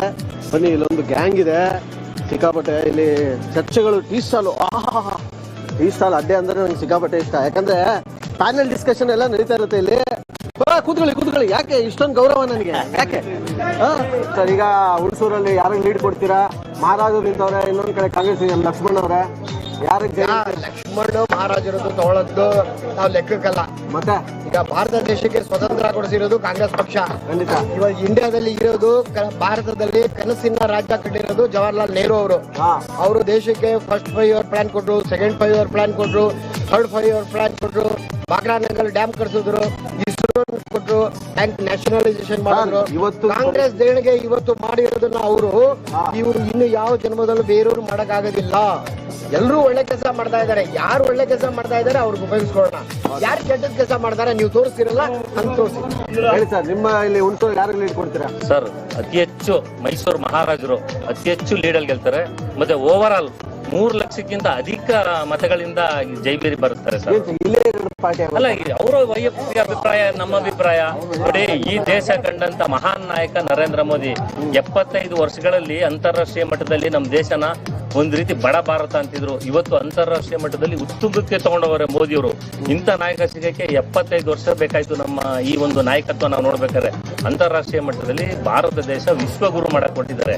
ಇಂಥವ್ರಿಗೆ ನಾವು ಕೈ ಬಲಪಡಿಸ್ಬೇಕು. ಮತ್ತೆ ಈ ಒಂದು ವ್ಯಾಪ್ತಿಯಲ್ಲಿ ಕ್ಷೇತ್ರದಲ್ಲಿ ಮೈಸೂರು ಮಹಾರಾಜರು, ನಾಲ್ವಡಿ ಕೃಷ್ಣರಾಜರು ಒಡೆಯರ್ದು ಕೊಡುಗೆ ಸಾಕಷ್ಟಿದೆ. KRS ಅಣೆಕಟ್ಟೆ ಇರ್ಬೋದು, ಮೈಸೂರು ಯೂನಿವರ್ಸಿಟಿ ಇರ್ಬೋದು, ಸಾಕಷ್ಟು ಅಭಿವೃದ್ಧಿ. ಇಲ್ಲೆಲ್ಲ ನಮ್ಮ ಹುಣಸೂರು ತಾಲೂಕಲ್ಲಿ ಗದ್ದಿಗೆ ಅಂತ ಒಂದು ಭಾಗ ಇದೆ. ಆ ಭಾಗದಲ್ಲಿ ಸಾವಿರಾರು ಎಕರೆ ಭೂಮಿನ ಮಹಾರಾಜರು ಕೊಡುಗೆಯಾಗಿ ಕೊಟ್ಟಿದ್ದಾರೆ, ಉಚಿತವಾಗಿ ಕೊಟ್ಟಿದ್ದಾರೆ. ಅವ್ರ ಹೆಸರು ಹೇಳ್ಕೊಂಡು ಅನ್ನ ತಿಂತಾ ಇದ್ದಾರೆ. ಆ ಒಂದು ಋಣ ತೀರ್ಸಕ್ಕೆ ನಮ್ಗೊಂದು ಸದಾವಕಾಶ ಆಯ್ತು, ಈ ಒಂದು ಋಣ ತೀರ್ಸುವಂತ ಅವಕಾಶ. ಹಾಗಾಗಿ ನರೇಂದ್ರ ಮೋದಿ ಅವ್ರನ್ನ ಬೆಂಬಲ ಮಾಡಬೇಕು. ನಮಗೆ ಸ್ಥಳೀಯವಾಗಿ ಮೈಸೂರು ಮಹಾರಾಜರು ಪಕ್ಷಾತೀತವಾಗಿ ಈ ಒಂದು ಮೈಸೂರು ಮಹಾರಾಜರಿಗೆ ಪಕ್ಷಾತೀತವಾಗಿ ಬೆಂಬಲ ಕೊಡ್ತಾರೆ. ನಾಲ್ವಡಿ ಕೃಷ್ಣರಾಜ ಒಡೆಯರ್ ಕೊಡುಗೆ ಏನು ಅಂತ ಸಾಕಷ್ಟು ನಿಮ್ಮ ಮಾಧ್ಯಮದಲ್ಲೂ ಬಂದಿದೆ. ಆ ಒಂದು ಕಾರಣಕ್ಕಾಗಿ ಈ ಕ್ಷೇತ್ರ, ಅದರಲ್ಲೂ ಹುಣಸೂರಲ್ಲಿ ಹರೀಶ್ ಗೌಡರು ಶಾಸಕರಾಗಿದ್ದಾರೆ. JDS BJP ಮೈತ್ರಿ ಒಂದು ಇದೆ. ಈ JDS BJP ಮೈತ್ರಿ ಇರೋದ್ರಿಂದ ಕಾರಣವಾಗಿ ಇಲ್ಲಿ ಅತಿ ಹೆಚ್ಚು ಲೀಡು ಬಿಜೆಪಿ ಬರುತ್ತೆ ಅಂತ ನಾನು ಹೇಳ್ತೀನಿ. ನಮ್ಮ ಅಭಿವೃದ್ಧಿಗೆ ನಮ್ಮ ಭಾರತ ದೇಶಕ್ಕೆ ನರೇಂದ್ರ ಮೋದಿ ಅವರು ಬೇಕು. ಇನ್ನೂ 5 ವರ್ಷ 10 ವರ್ಷ ಕಾಲ ಅವರೇ ಬೇಕು. ಸಿದ್ದರಾಮಯ್ಯ ಕ್ಷೇತ್ರ ಮೈಸೂರು, ಇಲ್ಲೇ ಕಾಂಗ್ರೆಸ್ಗೆ ಲೀಡ್ ಕೊಡಲ್ಲ. ನಮಗೆ ದೇಶ ಮುಖ್ಯ, ನಮ್ಮ ಅಭಿವೃದ್ಧಿ ಮುಖ್ಯ. ನಮಗೆ ದೇಶ ಬೇಕು, ದೇಶ ಇನ್ನು ಮುಂದರಿಬೇಕು, ಇನ್ನು ಸುಮಾರು ಮುಂದೆ 500 ವರ್ಷದಿಂದ ರಾಮರಾಜ್ಯ ಮಾಡಕ್ ಆಗಿರ್ಲಿಲ್ಲ. ಈಗ ಮೋದಿ ಅವರು ಬಂದ ರಾಮರಾಜ್ಯ ಮಾಡೋರೆ. ಅದರಿಂದ ನಮ್ಮ ಮೋದಿ ಏನಿದ್ರು ಮಹಾರಾಜರ ಮಗನಿಗೆ ಮೋದಿ ಅವ್ರಿಗೆ. ಹೌದಾ? ಈ ಗ್ಯಾರಂಟಿ ಎಲ್ಲ ವರ್ಕೌಟ್ ಆಗಲ್ವಾ? ಹೆಂಗಸರು ಓಟ್ ಎಲ್ಲ ಬೀಳಲ್ವಾ ಕಾಂಗ್ರೆಸ್? 100% ಬೀಳಲ್ಲ. ಯಾಕೆ? ಗಂಡಸರು ತಾವು ದಿವಸಕ್ಕೆ 100 ರೂಪಾಯಿ ಜಾಸ್ತಿ ಮಾಡೋರು ಹೆಂಗಸರು ಕೊಡ್ತಾವ್ರೆ. ಗಂಡ ತಾವ್ಗಿದ್ದು ಎತ್ತಿ ಕೊಡ್ತಾವ್ರೆ. ಅಲ್ಲ ಇನ್ನೇನ್ ಮಾಡ್ತಾವ್ರೆ? ಈಗ ಯೂನಿಟ್ಗೆ ಈಗ ಅಂಗಡಿಯವ್ರಿಗೆಲ್ಲ ಏನ್ ಮಾಡ್ತಾರೆ, 500 ಬರ್ತೈತೆ 3000 ಬರ್ತೈತೆ. ಅದ್ ತೆಗೆದು ಬಡವ್ರು ಕೊಡ್ತಾವ್ರೆ. ಈ ಗಂಡನ್ಗಿದ್ದು ಎತ್ತಿ ಕೊಡ್ತಾರೆ. ನೀವು ಕುಡಿಬೇಡಿ. ಯಾರಿಗೆ? ಯಾಕೆ ಕುಡಿತೀರಿ? ಕುಡಿಯೋರಿಗೆ ಅದು ಕಿತ್ತಲ್ಲಿ ಕೊಡ್ತಾರೆ. ನಾವು ಕುಡಿತಲ್ಲ, ನಾವು ಲಿಕ್ಕರ್ ಬ್ಯಾನ್ ಮಾಡಿ ಸಾರ್. ನಾವು ಕುಡಿತಾರ ನಮ್ಮ ಮೆಟ್ರಿಗೆ ಬರ್ತಾನೆ ಇಲ್ಲ. ದುಡ್ಡೇ ಕೊಡ್ತಾರೆ. ಆದ್ವೆ ನಾವು ಕುಡಿದ್ರೆ ಮೆಟ್ರಿಗೆ ಬರ್ತದೆ. ಆ ದುಡ್ಡು ಬೇಡಕ್ಕೆ ಬೇಡ, ನಾವು ಈಸ್ಕೊತಾನೆ ಇಲ್ಲ. ಈಗ ಹೆಂಗಸುಗಳೆಲ್ಲ ಈ ಗ್ಯಾರಂಟಿ ಎಲ್ಲ ಮನ್ಸಲ್ಲಿ ಇಟ್ಕೊಂಡು ಕಾಂಗ್ರೆಸ್ ಕೊಟ್ ಹಾಕಲ್ವಾ? 100% ಹಾಕಲ್ಲ. ಯಾಕೆ? ಗಂಡೀರ್ ಹಿಂಗೆಲ್ಲ ಮಾಡ್ತಾರಲ್ಲ, ಇದು ಆ ದುಡ್ಡು ಕೈತಿ ನಮಗೆ ಕೊಡ್ತಾರಲ್ಲ ಅಂದ್ಬಿಟ್ಟು ಎಷ್ಟೋ ಜನ ಹಾಕೋದೇ ಇಲ್ಲ. ಎಲ್ಲ ಮೋದಿ ಮೋದಿ ಮೋದಿ. ಸರ್ ನೋಡಿ, ನಾವು ಪ್ರಾಕ್ಟಿಕಲ್ ಆಗಿ ಥಿಂಕ್ ಮಾಡ್ತೀವಿ. ನಾವು ಬೇರೆ ಅವ್ರ ಕಥೆಗಳು ಹೇಳಿದ್ರಲ್ಲ, ಅದರ ಸ್ಟೋರಿ ಕಥೆಗಳೆಲ್ಲ ಹೇಳಲ್ಲ. ನಮಗೆ ದೇಶ ಮುಖ್ಯ. ಮೊದಲು ದೇಶಕ್ಕೆ ಎಲ್ಲಾ ಬೇರೆ ದೇಶದವ್ರಿಗೂ ಇವಾಗ ಮರ್ಯಾದೆ ಕೊಡ್ತಿದ್ದಾರೆ. ಮೊದಲು ಮನಮೋಹನ್ ಸಿಂಗ್ ಅವ್ರು ಇದ್ದಾಗ ಒಳ್ಳೆ ರೋಬೋಟ್ ತರ ಹಿಂಗ್ ನೋಡೋರು ಅಷ್ಟೇ, ಅವ್ರಿಗೆ ಸೈಡ್ ಹಾಕ್ಬಿಡೋರು. ಇವಾಗ ನೋಡಿ ಮೋದಿ ಹುಲಿ ತರ ಎಲ್ಲಾ ಕಡೆ ಹೋಗ್ತಿದ್ದಾರೆ. ಅವರೇ ಎಲ್ಲಾ ಕಡೆ ಗೆದ್ಕೊಂಡ್ ಬರ್ತಿದ್ದಾರೆ. ಇವಾಗ ಕರೋನಾ ಟೈಮಲ್ಲಿ ಆಗಿರ್ಬೋದು, ಇವಾಗ ರಾಮ ಮಂದಿರದಾಗಿರ್ಬೋದು. ಅವ್ರು ಹೇಳಿದ್ರು ರಾಮ ಮಂದಿರ ಕಾಂಗ್ರೆಸ್ ಅವರನ್ನೇ ತೆಗೆಸ್ಬಿಟ್ಟಿದ್ದು, ಬಾಗ್ಲು ತೆಗೆಸ್ಬಿಟ್ಟಿದ್ದು, ಹಂಗೆ ಹಿಂಗೆ ಅಂತ. PV ನರಸಿಂಹರಾವ್ ಇದ್ದಾಗ ಅದೆಲ್ಲ ಆಗಿತ್ತು ಕಥೆಗಳು, ಅದೆಲ್ಲ ಬೇಕಾಗಿಲ್ಲ. ಆದ್ರೆ ರಾಮ ಮಂದಿರ ಕಟ್ಟಿಸಿದವ್ರು ಯಾರು, ಅದು ಮುಖ್ಯ ಇಲ್ಲಿರೋದು. ಇಲ್ಲಿ ನೋಡಿ ಪಕ್ಕ ಯದುವೀರವ್ರೇನೆ ಬರೋದು, ಅದು 100%. ಈ ಕ್ಷೇತ್ರದ ರಾಜ ನಮ್ಮ ಮೈಸೂರು ಮಹಾರಾಜರು. ಹೌದಾ? ವಿಜಯವರ ರಾಜ ಅರಸವರೇ ಬರೋದು. ಮೋದಿ ಉಲ್ಟಾ ಮಾತಾಡಿದ್ರೆ ಮೋದಿ ಅವ್ರು ಯಾಕೆ ಬರಬಾರ್ದು? ಏನ್ ತಪ್ಪು ಮಾಡೋರು ಅವರು? ಮೋದಿ ಮತ್ತೊಮ್ಮೆ ಅಂತೀರಾ? ವರ್ಲ್ಡ್ ಫೇಮಸ್ ಆಗಿ ಈಗ ಎಲ್ಲ ಇಂಡಿಯಾ ಕಡೆ ನೋಡ್ತಾರಂಗ್ ಮಾಡಿರೋ ಮೋದಿ ಅವರು ಬಂದೇ ಬರ್ತಾರೆ. ಮತ್ತೆ ಮಹಾರಾಜರ ಕೊಡುಗೆ ಈಗ ಆಲ್ರೆಡಿ ನಾವು ಎಲ್ಲಾ ಕಡೆ ಗೊತ್ತಿರೋದೆ. ಮಹಾರಾಜರುಗಳು ಆಗಿಂದ ನಾಲ್ವಡಿ ಕೃಷ್ಣರಾಜರು ಯಾರ್ಯಾರು ಏನು ಮಾಡಿದ್ರು ಎಲ್ಲ ಗೊತ್ತಿರೋದೆ. ಇಲ್ಲಿ ಯದುವೀರ ಮಹಾರಾಜರೇ ಬರೋದು. ನಾವು ಮಹಾರಾಜರಿಗೆ ಓಟ್ ಹಾಕೋದು. BJP ಬಂದೇ ಬರೋದು. ಸರ್ ನಮಸ್ತೆ, ನಿಮ್ಮ ಹೆಸರು? ಕಿರಣ್ ಅವರೇ ಹೇಳಿ, ನೀವು ಕಾಂಗ್ರೆಸ್ BJP? ನಾವು BJPನೇ, ಹೊಸ BJPನೇ, ಮೋದಿ ಅವರೇ ಬರೋದು. ಆದ್ರೂ ಈಗೆಲ್ಲ ಹೇಳ್ತಾ ಇದ್ರು ಯೂನಿವರ್ಸಿಟಿ ಅವ್ರು ಮಾಡಿದ್ರು ಇವ್ರು ಮಾಡ್ತಿದ್ರು. ಯೂನಿವರ್ಸಿಟಿ ಇಂಡಿಯಾದಲ್ಲಿ ಫಸ್ಟ್ ತಗೊಬಂದಿದ್ದು ಯಾರು? ಮಹಾರಾಜರು. ನಮ್ಮ ವಿದ್ಯುತ್ ಶಕ್ತಿ ತಗೊಬಂದಿರೋರು ಯಾರು? ನಮ್ಮ ಮಹಾರಾಜರು. ಅದನ್ನ ಜನ ತಿಳ್ಕೊಂಡಿದ್ದಾನೆ, ಮಹಾರಾಜರು ಓಟ್ ಹಾಕಿ ಮತ್ತೊಮ್ಮೆ ಮೋದಿಗೆ ಗೆಲ್ಲಿಸ್ಬೋದು ಅಷ್ಟೇ ನಮ್ಮ ಗ್ಯಾರಂಟಿ ಎಲ್ಲ ವರ್ಕೌಟ್ ಆಗಲ್ವಾ? ಗ್ಯಾರಂಟಿ ಎಲ್ಲ ಹೆಂಗ್ಸರ್ ವರ್ಕೌಟ್ ಆಗೋದು, ಮಲೆ ನಿಲ್ಲಕ್ಕಿಲ್ಲ ಸರ್. ಇಲ್ಲಿ ಹುಣಸೂರು ತಾಲೂಕಲ್ಲಿ ಲಕ್ಷ್ಮಣರು ಪರಿಚಯ ಇಲ್ಲ, ಯದುವೀರು ಪರಿಚಯ ಇಲ್ಲ. ಈ ತಾಲೂಕು ಸ್ಪಂದಿಸೋದು ಎಸ್ ಪಿ ಮಂಜುನಾಥ್. ಅವರು ಇಲ್ಲಿ ಬಡ ಜನತೆಗೆ ಕಷ್ಟ ಸುಖಕ್ಕೆ ಸ್ಪಂದಿಸ್ತಾರೆ. ಅವರ ಒಂದು ಶ್ರಮ, ಅವರ ಹೋರಾಟದ ಮೇಲೆ ಈ ತಾಲೂಕಲ್ಲಿ ಅಭ್ಯರ್ಥಿ ಓಟ್ ಹೆಚ್ಚಾಗುತ್ತೆ. ಮಾಜಿ ಶಾಸಕರು ಯಾರ ಮೇಲೆ ಅವರಷ್ಟೇ ಒಳ್ಳೆಯದಾಗಬಹುದು ನನ್ನ. ಅವ್ರು ಕಾಂಗ್ರೆಸ್ ಬಿಟ್ಟು ಇನ್ಯಾರು ಮಾಡ್ತಾರೆ? ಬಿಜೆಪಿ ಕೂಡ ಸರ್. ಈಗ 25 ಜನ MP ಗಳನ್ನ ಕರ್ನಾಟಕದಿಂದ ಗೆಲ್ಸಿ ಕಳಿಸಿದ್ರು. ಒಂದಿನ ಸೆಷನ್ ಅಲ್ಲಿ ಮಾತಾಡ್ತಾರೆ. ಬ್ಲಡ್ ಬಂದು ಉತ್ತರ ಕನ್ನಡ ಮುರುಗೋಡೋಗಿತ್ತು, ಅಲ್ಲೇ ಹೈಯೆಸ್ಟ್ ಗೆದ್ದಿರೋದು. ಆಯ್ತಾ? ಮತ್ತೆ ಕುಡಿಯಕ್ ನೀರಿಲ್ಲ, ಮಹದಾಯಿ ಯೋಜನೆಗೆ ಇಷ್ಟು ಕಷ್ಟಪಟ್ಟು ನೀರು ಒಂದು ವ್ಯವಸ್ಥೆ ಮಾಡ್ಕೊಳ್ಳಿಲ್ಲ ಮೋದಿ ಅವರು. ಅಲ್ಲ ಸರ್, ಸಿದ್ದರಾಮಯ್ಯ ಬಂದಾಗೆ ನೀರ್ ಬರ್ತಾ ಇಲ್ಲ ಅಂತಾರೆ, ಮಳೆ ಬರ್ತಾ ಇಲ್ಲ ಅಂತ. ಸಿದ್ದರಾಮಯ್ಯ ಅವನು ನಮ್ಮ ಸಾಮಾನ್ಯ ಮನ್ಸಾಲ ಹೋದಾರ ದೇವೇಂದ್ರ ಮಗನ ನಮ್ಮ ನಿಮಗ್ ಮನ್ಸ ಮೇಕೆದಾಟು ಯೋಜನೆ ಕಟ್ಬೇಕು. ಇಡೀ ಇಂಡಿಯಾದ ಜನ ಸಂಪನ್ಮೂಲ ಅಣೆಕಟ್ಟು ಎಲ್ಲಿ ಒಳಪಟ್ಟು ಸರ್ ಕೇಂದ್ರ ಸಂಬಂಧಪಟ್ಟ ಮೋದಿ ಅವರು ಕಂಟಾಣ.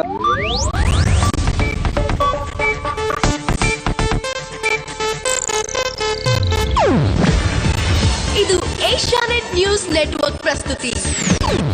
ನೀವು ನೋಡ್ತಿದ್ದೀರಾ ಏಷ್ಯಾನೆಟ್ ಸುವರ್ಣ ನ್ಯೂಸ್.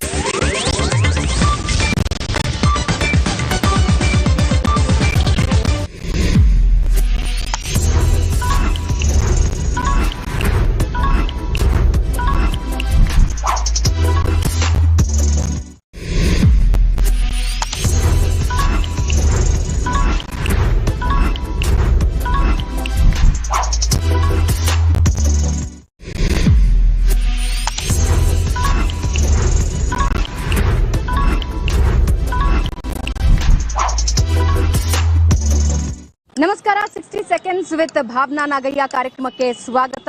ಅಮ್ಮವ್ರೆ, ನಿಮ್ಮ ಹೆಸರು? ಗೌರಮ್ಮ. ಒಂದಷ್ಟು ಪ್ರಶ್ನೆ ಕೇಳಲ್ಲ ನಿಮ್ಮನ್ನ? ಕೇಳಮ್ಮ. ಹೇಳ್ತೀರಾ? ಹೇಳ್ತಂತ. ಪಾಲಿಟಿಕ್ಸ್ ಹೇಳ್ತಂತ. ಈ ಎಲೆಕ್ಷನ್ ಮೋದಿ ಹೆಸರಲ್ಲಿ ನಡೀತಾ ಇದೆಯಾ, ಅಭಿವೃದ್ಧಿ ಹೆಸರಲ್ಲಿ ನಡೀತಾ ಇದೆಯಾ? ಮೋದಿ ಹೆಸರಲ್ಲಿ ನಡೀತೈತೆ. ಮೋದಿ ಮತ್ತೊಂದ್ಸಲ ಯಾಕೆ ಬೇಕು? ಶ್ರೀರಾಮ ಕಟ್ಟಿಸಿತಲ್ಲಮ್ಮ ಅದಕ್ಕೆ. ಕರ್ನಾಟಕದಲ್ಲಿ ಕಾಂಗ್ರೆಸ್ ಬಿಜೆಪಿನ? ಬಿಜೆಪಿ. ಗ್ಯಾರಂಟಿ ನೋಡಿ ಕಾಂಗ್ರೆಸ್ಗೆ ಓಟ್ ಹಾಕ್ತೀರಾ? ಯಾವ್ದು ಒಳ್ಳೇದ್ ಮಾಡ್ಯಾರ ಅಂತ ಅದನ್ನ ನೋಡಿ ಮಾಡೋದು. ಕಾಂಗ್ರೆಸ್ ಸೋತು ಒಂದ್ ವೇಳೆ ಗ್ಯಾರಂಟಿ ನಿಲ್ಲಿಸ್ಬಿಟ್ರೆ? ನಾನು ಫ್ರೀನೇ ತಗೊಂಡಿಲ್ಲ, ಬಸ್ಗೆ ಫ್ರೀ ಹೋಗಿಲ್ಲ, ನಾವು ದುಡ್ಕೊಂಡ್ ತಿನ್ನೋದೇನ್ ತಪ್ಪಿಲ್ಲ. ಇಲ್ಲ ಕೇಂದ್ರದಲ್ಲಿ ಎಷ್ಟು ಗೆಲ್ಬಹುದು? ಮೋದಿ 400 ಗೆಲ್ತೀವಿ ಅಂತಿದ್ದಾರೆ. 400 ಗೆಲ್ಬೋದಮ್ಮ. ಈಗ ಸಿದ್ದರಾಮಯ್ಯ ಸರ್ಕಾರಕ್ಕೆ 10ರಲ್ಲಿ ಎಷ್ಟು ಮಾರ್ಕ್ಸ್ ಕೊಡ್ತೀರಿ? 5 ಕೊಡ್ತಾವ. 5 ಕೊಡ್ತೀರಾ? ಥ್ಯಾಂಕ್ ಯು ಗೌರಮ್ಮ ಅವರೇ. ಇದು 60 ಸೆಕೆಂಡ್ಸ್ ವಿತ್ ಭಾವನಾ ನಾಗಯ್ಯ. ನೇರ ದಿಟ್ಟ ನಿರಂತರ ಸುದ್ದಿಗಾಗಿ ನೋಡ್ತಾ ಇರಿ ಏಷ್ಯಾನೆಟ್ ಸುವರ್ಣ ನ್ಯೂಸ್.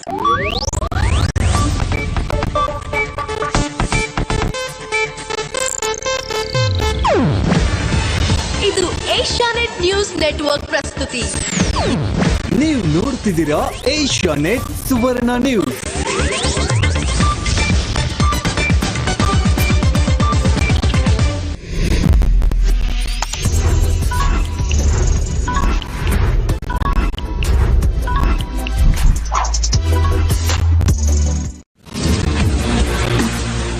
ನಮಸ್ಕಾರ. 60 ಸೆಕೆಂಡ್ಸ್ ವಿತ್ ಭಾವನಾ ನಾಗಯ್ಯ ಕಾರ್ಯಕ್ರಮಕ್ಕೆ ಸ್ವಾಗತ. ಅಣ್ಣರೇ, ನಿಮ್ಮ ಹೆಸರು? ನಮ್ಮ ಹೆಸರು ಆಟೋ ವೀರೇಶ್. ಈ ಎಲೆಕ್ಷನ್ ಮೋದಿ ಹೆಸರಲ್ಲಿ ನಡೀತಾ ಇದೆಯಾ, ಅಭಿವೃದ್ಧಿ ಹೆಸರಲ್ಲಿ ನಡೀತಾ ಇದೆಯಾ? ಇದು ಅಭಿವೃದ್ಧಿ ಹೆಸರಲ್ಲಿ ನಡೀತಾ ಇದೆ. ಓಕೆ. ಮೋದಿ ಮತ್ತೊಂದ್ಸಲ ಪ್ರಧಾನಿ ಆಗ್ಬೇಕಾ? ಆಗ್ಬೇಕು. ರಾಮ ಮಂದಿರ ಕಟ್ಟಿದ್ದಕ್ಕೆ ಮೋದಿ ಸಾಧನೆ ಅಂತೀರಾ? ಸಾಧನೆ ಅದು. ಓಕೆ. ಕರ್ನಾಟಕದಲ್ಲಿ ಕಾಂಗ್ರೆಸ್ ಬಿಜೆಪಿ? ಸಿದ್ದರಾಮಯ್ಯನವರು ಮಾಡಿದ್ದಾರೆ, ಎಲ್ಲ ಫ್ರೀ ಮಾಡಿದ್ದಾರೆ. ಆಟೋ ಡ್ರೈವರ್ಗೆ ಮಾಡಿದ್ದಾರೆ, ಬಸ್ ಫ್ರೀ ಮಾಡಿಟ್ರು. ನಾವು ಆಟೋದವರೆಲ್ಲ ಕೆರ ಹೊಲಿತಾ ಇದೀವಿ ಎಲ್ಲವನ್ನೂ. ಅಣ್ಣ, ನಿಮ್ ಹೆಸರು? ಅಶೋಕ್ ರೀ. ಮೋದಿ ಮತ್ತೊಂದು ಸಲ ಆಯ್ಕೆ ಆಗಿ ಬರ್ಬೇಕಾ? ಇಲ್ರಿ, ನಮಗೇನ್ ಹಂಗ ಅನ್ಸ್ತಾ ಇಲ್ರಿ. ಗಾಡಿದ ವಿಪರೀತ ಬಡ್ಡಿನ ಹಾಕ್ಯಾರಿ. ಕರ್ನಾಟಕದಲ್ಲಿ ಕಾಂಗ್ರೆಸ್ ಬಿಜೆಪಿನ? ಇದಕ್ಕ ಕಾಂಗ್ರೆಸ್ ರೀ. ಗ್ಯಾರಂಟಿ ನೋಡಿ ಕಾಂಗ್ರೆಸ್ ಓಟ್ ಹಾಕ್ತೀರಾ? ಇಲ್ಲ ಹೇಳ್ರಿ, ನಮಗೇನ್ ಗಂಡ್ ಮಕ್ಳ ಗ್ಯಾರಂಟಿ ಬರ್ತತನ್ರಿ. ಕಾಂಗ್ರೆಸ್ ಸೋತು ಗ್ಯಾರಂಟಿ ನಿಲ್ಲಿಸ್ಬಿಟ್ರೆ? ಹಂಗೇನಿಲ್ರಿ, ಅದು ದೇವ್ರಿಚ್ಛೆ. ಈಗ ಹಣ ಹೆಂಡ ಇದ್ರೆ ಓಟ್ ಹಾಕ್ತಾರೆ. ಅಯ್ಯ ಹೇಳ್ರಿ, ಅವೆಲ್ಲ 4 ದಿವಸ ಅಂತ ಬಿಡ್ರಿ. ನರೇಂದ್ರ ಮೋದಿ ನಮ್ಗೆ ಹಾಕ ಮನ್ಸ ಹೋಗೈತಿ vote. Okay. Rahul Gandhi? Rahul Gandhi okay ರೀ. ಸಿದ್ದರಾಮಯ್ಯ? ಸೂಪರ್ ರೀ. D K Shivakumar? ಸೂಪರ್ ರೀ. ಕುಮಾರಸ್ವಾಮಿ ಅವರು? ಇಲ್ರಿ. ದೇವೇಗೌಡರು? ಇಲ್ರಿ. ಯಡಿಯೂರಪ್ಪ? ಇಲ್ರಿ. ಪ್ಯಾಟ್ ಕಮಿನ್ಸ್ಗೆ ಡುಪ್ಲೆಸಿಸಿ ಹೇಳಿದ್ದೇನು? ನಮಸ್ಕಾರ. 60 ಸೆಕೆಂಡ್ಸ್ ವಿತ್ ಭಾವನಾ ನಾಗಯ್ಯ ಕಾರ್ಯಕ್ರಮಕ್ಕೆ ಸ್ವಾಗತ. ಸರ್, ನಿಮ್ಮ ಹೆಸರು? ಗಣೇಶ್ ಮೇಡಮ್. ಈ ಎಲೆಕ್ಷನ್ ಮೋದಿ ಹೆಸರಲ್ಲಿ ನಡೀತಾ ಇದೆಯಾ, ಅಭಿವೃದ್ಧಿ ಹೆಸರಲ್ಲಿ ನಡೀತಾ ಇದೆಯಾ? ಅಭಿವೃದ್ಧಿ ಹೆಸರಲ್ಲಿ ನಡೀತಿದೆ. ಮೋದಿ ಮತ್ತೊಂದು ಸಲ ಪ್ರಧಾನಿ ಆಗ್ಬೇಕಾ? ಸಂತೋಷದಿಂದ ಅವರೇ ಆಗ್ಬೇಕು. ರಾಮ ಮಂದಿರ ಕಟ್ಟಿದ್ದೆ ಮೋದಿ ಸಾಧನೆನಾ? ಸಾಧನೆ ಅಂದ್ರೆ ಅದು ಕಟ್ಟಲೇಬೇಕಾಗಿತ್ತು, ಕಟ್ಟಿದ್ದಾರೆ. ಕರ್ನಾಟಕದಲ್ಲಿ ಕಾಂಗ್ರೆಸ್ ಬಿಜೆಪಿನ? ಭಾರತೀಯ ಜನತಾ ಪಾರ್ಟಿ. ಗ್ಯಾರಂಟಿ ನೋಡಿ ಕಾಂಗ್ರೆಸ್ಗೆ ವೋಟ್ ಹಾಕ್ತಾರಲ್ಲ? ಇಲ್ಲ ಅಂದ್ರೆ ಅವ್ರು ಯಾವಾಗಲೂ ಸೋಲ್ತಿದ್ರು. ಈಗ ಕಾಂಗ್ರೆಸ್ ಲೋಕಸಭೆಯಲ್ಲಿ ಏನಾದ್ರು ಸೋತು ಗ್ಯಾರಂಟಿ ನಿಲ್ಲಿಸ್ಬಿಟ್ರೆ ಪ್ರತಿಯೊಬ್ರು ಕಷ್ಟಪಟ್ಟು ದುಡಿಯೋದು ಕಲಿತಾರೆ. ಮೋದಿ ಗ್ಯಾರಂಟಿನ, ಸಿದ್ದರಾಮಯ್ಯ ಗ್ಯಾರಂಟಿನ? ಮೋದಿನೇ ಗ್ಯಾರಂಟಿ. ಈ ಸಲ 28ರಲ್ಲಿ ಕಾಂಗ್ರೆಸ್ ಎಷ್ಟು ಗೆಲ್ಲುತ್ತೆ, ಬಿಜೆಪಿ ಎಷ್ಟು ಗೆಲ್ಲುತ್ತೆ? ಕಾಂಗ್ರೆಸ್ ಬರಲೇಬಾರ್ದಂತ ನಮ್ಮ ಆಸೆ. ಕೇಂದ್ರದಲ್ಲಿ ಬಿಜೆಪಿ ಎಷ್ಟು ಗೆಲ್ಲುತ್ತೆ? 434 ಸೀಟ್ ಏನಿದಾವಲ್ಲ ಅಷ್ಟು ಕಂಪ್ಲೀಟ್ ಬರಲಿ. ಸಿದ್ದರಾಮಯ್ಯ ಆಡಳಿತಕ್ಕೆ 10ರಲ್ಲಿ ಎಷ್ಟು ಅಂಕ ಕೊಡ್ತೀರಿ? 0.5. ಬಿಜೆಪಿ ಜೆಡಿಎಸ್ ಮೈತ್ರಿ ವರ್ಕ್ ಆಗುತ್ತಾ? ಸಾಧಾರಣವಾಗಿ ಆಗುತ್ತೆ ಅಷ್ಟೇ. ಜಾತಿ ನೋಡಿ ವೋಟ್ ಹಾಕ್ತೀರಾ, ವ್ಯಕ್ತಿ ನೋಡಿ ವೋಟ್ ಹಾಕಿ. ನರೇಂದ್ರ ಮೋದಿ ಉತ್ತಮವಾದ ವ್ಯಕ್ತಿ. ರಾಹುಲ್ ಗಾಂಧಿ ತರಬೇತಿ ಬೇಕಾಗಿದೆ. ಕುಮಾರಸ್ವಾಮಿ ಭಾರತೀಯ ಜನತಾ ಪಾರ್ಟಿ ಜೊತೆ ಕೈ ಜೋಡಿಸಿರೋದಕ್ಕೆ ಪರವಾಗಿಲ್ಲ. Thank you.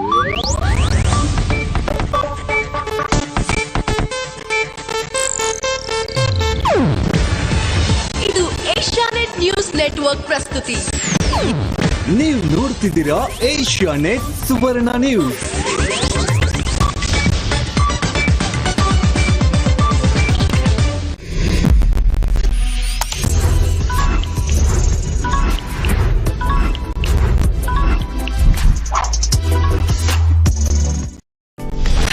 ಹಲೋ, ನಮಸ್ಕಾರ.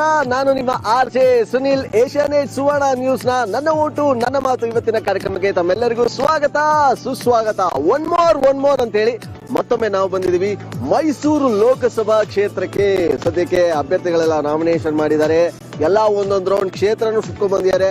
ಬಟ್ ಈಗ ಅಭ್ಯರ್ಥಿಗಳ ಪರವಾಗಿ ಅಥವಾ ಚುನಾವಣಾ ಪಕ್ಷಗಳ ಪರವಾಗಿ ಏನ್ ಹೇಳ್ತಾರೆ ನಮ್ಮ ಮತದಾರ ಬಂಧುಗಳು, ಬನ್ನಿ ಕೇಳೋಣ ಇವತ್ತಿನ ನನ್ನ ಓಟು ನನ್ನ ಮಾತು ಕಾರ್ಯಕ್ರಮದಲ್ಲಿ. Let's go, come on.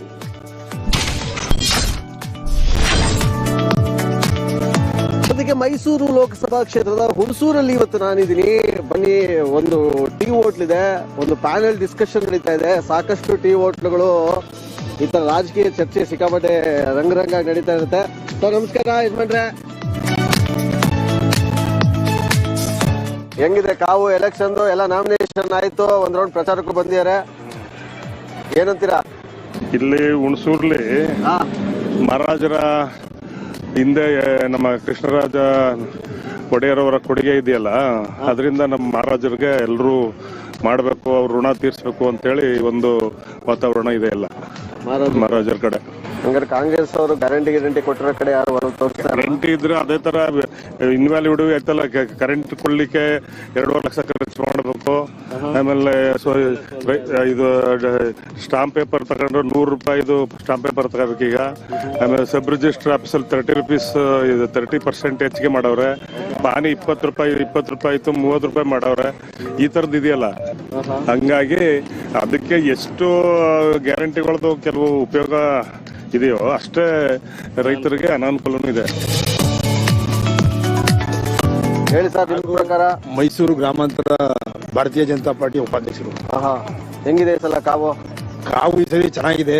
ಭಾರತೀಯ ಜನತಾ ಪಾರ್ಟಿ ಮತ್ತು ಜಾತ್ಯತೀತ ಜನತಾದಳ ಮೈತ್ರಿಕೂಟದಲ್ಲಿ ಚುನಾವಣೆ ಎದುರಿಸ್ತಾರಂಥದ್ದು. ನಮ್ಮ ಯಾರು ಈಗ ಅಭ್ಯರ್ಥಿಯಾಗಿದ್ದಾರೆ ಅವರು ಖಂಡಿತ ಗೆದ್ದೇ ಗೆಲ್ತಾರೆ ಅನ್ನೋ ಭರವಸೆ ನಮಗಿದೆ.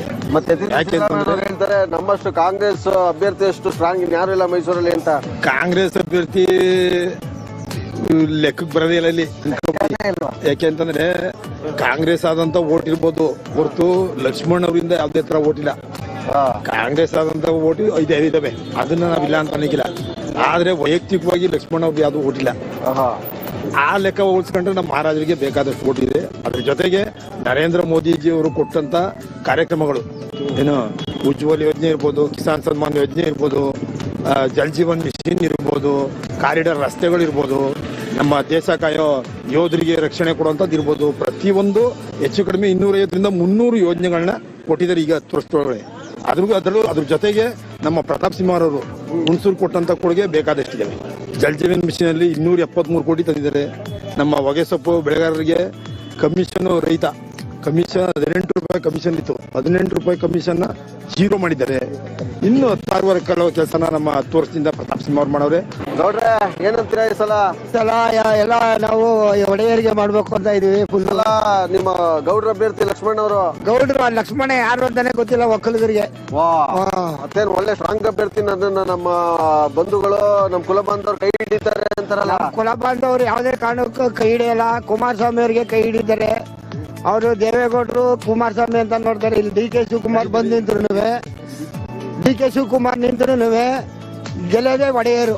20,000 ಲೀಡಿಂಗು, 25,000 ಲೀಡಿಂಗ್ ಉಳಿಸುತ್ತೆ ತಾಲೂಕು. ಲೆಕ್ಕನೇ ಇಲ್ಲ. ಯಾಕಂದ್ರೆ ನಾವು ಎಂಟೇರು ಕೊಡಗು ಮತ್ತು ಮೈಸೂರು ಲೋಕಸಭಾ ಕ್ಷೇತ್ರದಲ್ಲಿ 2 ಲಕ್ಷದ ಮೇಲೆ ನಾವು ಲೀಡಲ್ಲಿ ಗೆಲ್ತೀವಿ ಸರ್. 2 ಲಕ್ಷದ ಮೇಲೆ 2 ಲಕ್ಷದ ಲೀಡಲ್ಲೇ ಗೆಲ್ಲೋದು, ಅದಕ್ಕಿಂತ ಕಡಿಮೆ ಇಲ್ಲ. ಅಲ್ಲ ಸರ್, ಹುಣಸೂರು ಮಾಜಿ ಮೇಲೆ ಮಂಜುನಾಥ್ ಅವ್ರ ಹವಾ ಇಲ್ವಾ ಇಲ್ಲಿ ಕಾಂಗ್ರೆಸ್? ಸರ್ ಮಂಜುನಾಥ್ ಅವರೇ ಸೋತಬಿಟ್ಟವ್ರಲ್ಲ ಸರ್. ಓಕೆ, ಅವ್ರ ಮಾತು ನಡೆಯಲ್ವಾ? ಸೋತೋಗಿದ್ರು ಸರ್. ಇದು ನರೇಂದ್ರ ಮೋದಿ ಅವರ ಚುನಾವಣೆ ಸರ್. ಇದು ದೇಶದ ಚುನಾವಣೆ ಸರ್. ಇದು ದೇಶದ ಭದ್ರತಾ ಚುನಾವಣೆ ಸರ್. ಇಲ್ಲಿ ಯಾವುದೇ ವ್ಯಕ್ತಿಯ ವರ್ಚಸ್ಸಿನ ಮೇಲೆ ಚುನಾವಣೆ ನಡೆಯೋದಿಲ್ಲ. ಹಂಗಾರೆ ಕಾಂಗ್ರೆಸ್ ಬಂದ್ರೆ ದೇಶ ಭದ್ರವಾಗಿರಲ್ವಾ? ಭದ್ರ ಎಲ್ಲಿದೆ ಸರ್? ಭದ್ರ ಎಲ್ಲಿದೆ ಸರ್? ಈಗ ಆಲ್ರೆಡಿ ಈಗ ರಾಜ್ಯದಲ್ಲಿ ಬಂದ್ಮೇಲೆ ನೀವು ಅಲ್ಲೇ ಇದು ಬಾಂಬ್ ಬ್ಲಾಸ್ಟ್ ನೋಡಿದ್ರಿ, ಮಂಗಳೂರು ಬಾಂಬ್ ಬ್ಲಾಸ್ಟ್ ನೋಡಿದ್ರಿ, ಆಗ್ಲೇ ದೊಂಬಿ ಗಲಾಟೆಗಳು ನೋಡ್ತಾ ಇದ್ರಿ, ಎಷ್ಟೆಷ್ಟು ಕೊಲೆಗಳು ನಡೀತಾ ಇದೆ ನೋಡ್ತಾ ಇದ್ರಿ. ಕಾಂಗ್ರೆಸ್ ಅಂತಂದ್ರೆ ಅದು ಒಂದು ಕುಂಭಕ್ಕಿನ ಪಕ್ಷ. ಕಾಂಗ್ರೆಸ್ ಅಂತಂದ್ರೆ ಒಂದು ಕೋಮಿನ ಪರವಾಗಿರತಕ್ಕಂಥ ಪಕ್ಷ. ಈ ದೇಶದ ಭಾವನಾತ್ಮಕವಾಗಿ ಸಂವಿಧಾನದ ವಿರುದ್ಧವಾಗಿರ್ತಕ್ಕಂಥ ಪಕ್ಷ ಅದು. ಸಂವಿಧಾನ ಹೆಸರು ಹೇಳ್ತಾರೆ, ಸಂವಿಧಾನ ವಿರೋಧಿ ಅಂತ ಬಿಜೆಪಿ ಮೇಲೆ ಗೂಬೆ ಕೂರಿಸ್ತಾರೆ. ಆದ್ರೆ ಅವರಷ್ಟು ಕೆಟ್ಟ ಮನಸ್ಥಿತಿಯ ರಾಜಕೀಯ ವ್ಯವಸ್ಥೆ ಇರ್ತಕ್ಕಂಥದ್ದು ಕಾಂಗ್ರೆಸ್ನಲ್ಲಿ. ಅಲ್ಲ ಸರ್, ಮೈಸೂರು ಸಿದ್ದರಾಮಯ್ಯನವರ ತವರು ಕ್ಷೇತ್ರ, ಇಲ್ಲೇ ಕಾಂಗ್ರೆಸ್ ಬಿದ್ದೋಗುತ್ತೆ. ಹೌದು ಸರ್, ಬಿದ್ದೋಗುತ್ತೆ ಸರ್. ಅದು ಏನಿದ್ರು ವ್ಯಕ್ತಿ ಮೇಲೆ ಬರ್ತಿತ್ತು ಅವಾಗ. ಈಗ ಜಾತಿ ರಾಜಕಾರಣ ಏನು ನಡೆಯಲ್ಲ. ಈಗ ಮೋದಿ ಇದ್ರ ಮೇಲೆ ವರ್ಚಸ್ ಮೇಲೆ ಬರೋದು ಸರ್. ಈಗ ಸಾಮಾನ್ಯವಾಗಿ ಇಲ್ಲಿ ಮೋದಿ ಅವ್ರದ್ದು ಏನ್ ಕಾರ್ಯಕ್ರಮ ಇದೆ ಹೇಳಿಲ್ವಾ, ಯೋಜನೆಗಳು ಹೇಳಿಲ್ವಾ, ಆ ರೀತಿ ಅದೇ ಯೋಜನೆಗಳು ಯಾವುದೇ ತರದಲ್ಲೂ ಮಿಸ್ ಆಗಲ್ಲ ಸರ್. ಕೈ ಹಿಡಿದೇ ಹಿಡಿತದೆ. ಇಲ್ಲಿ ಬಿಜೆಪಿ ಗೆಲ್ಲೋದು ಕಡೆ ಸಾಧಿತ್ತು ಸರ್.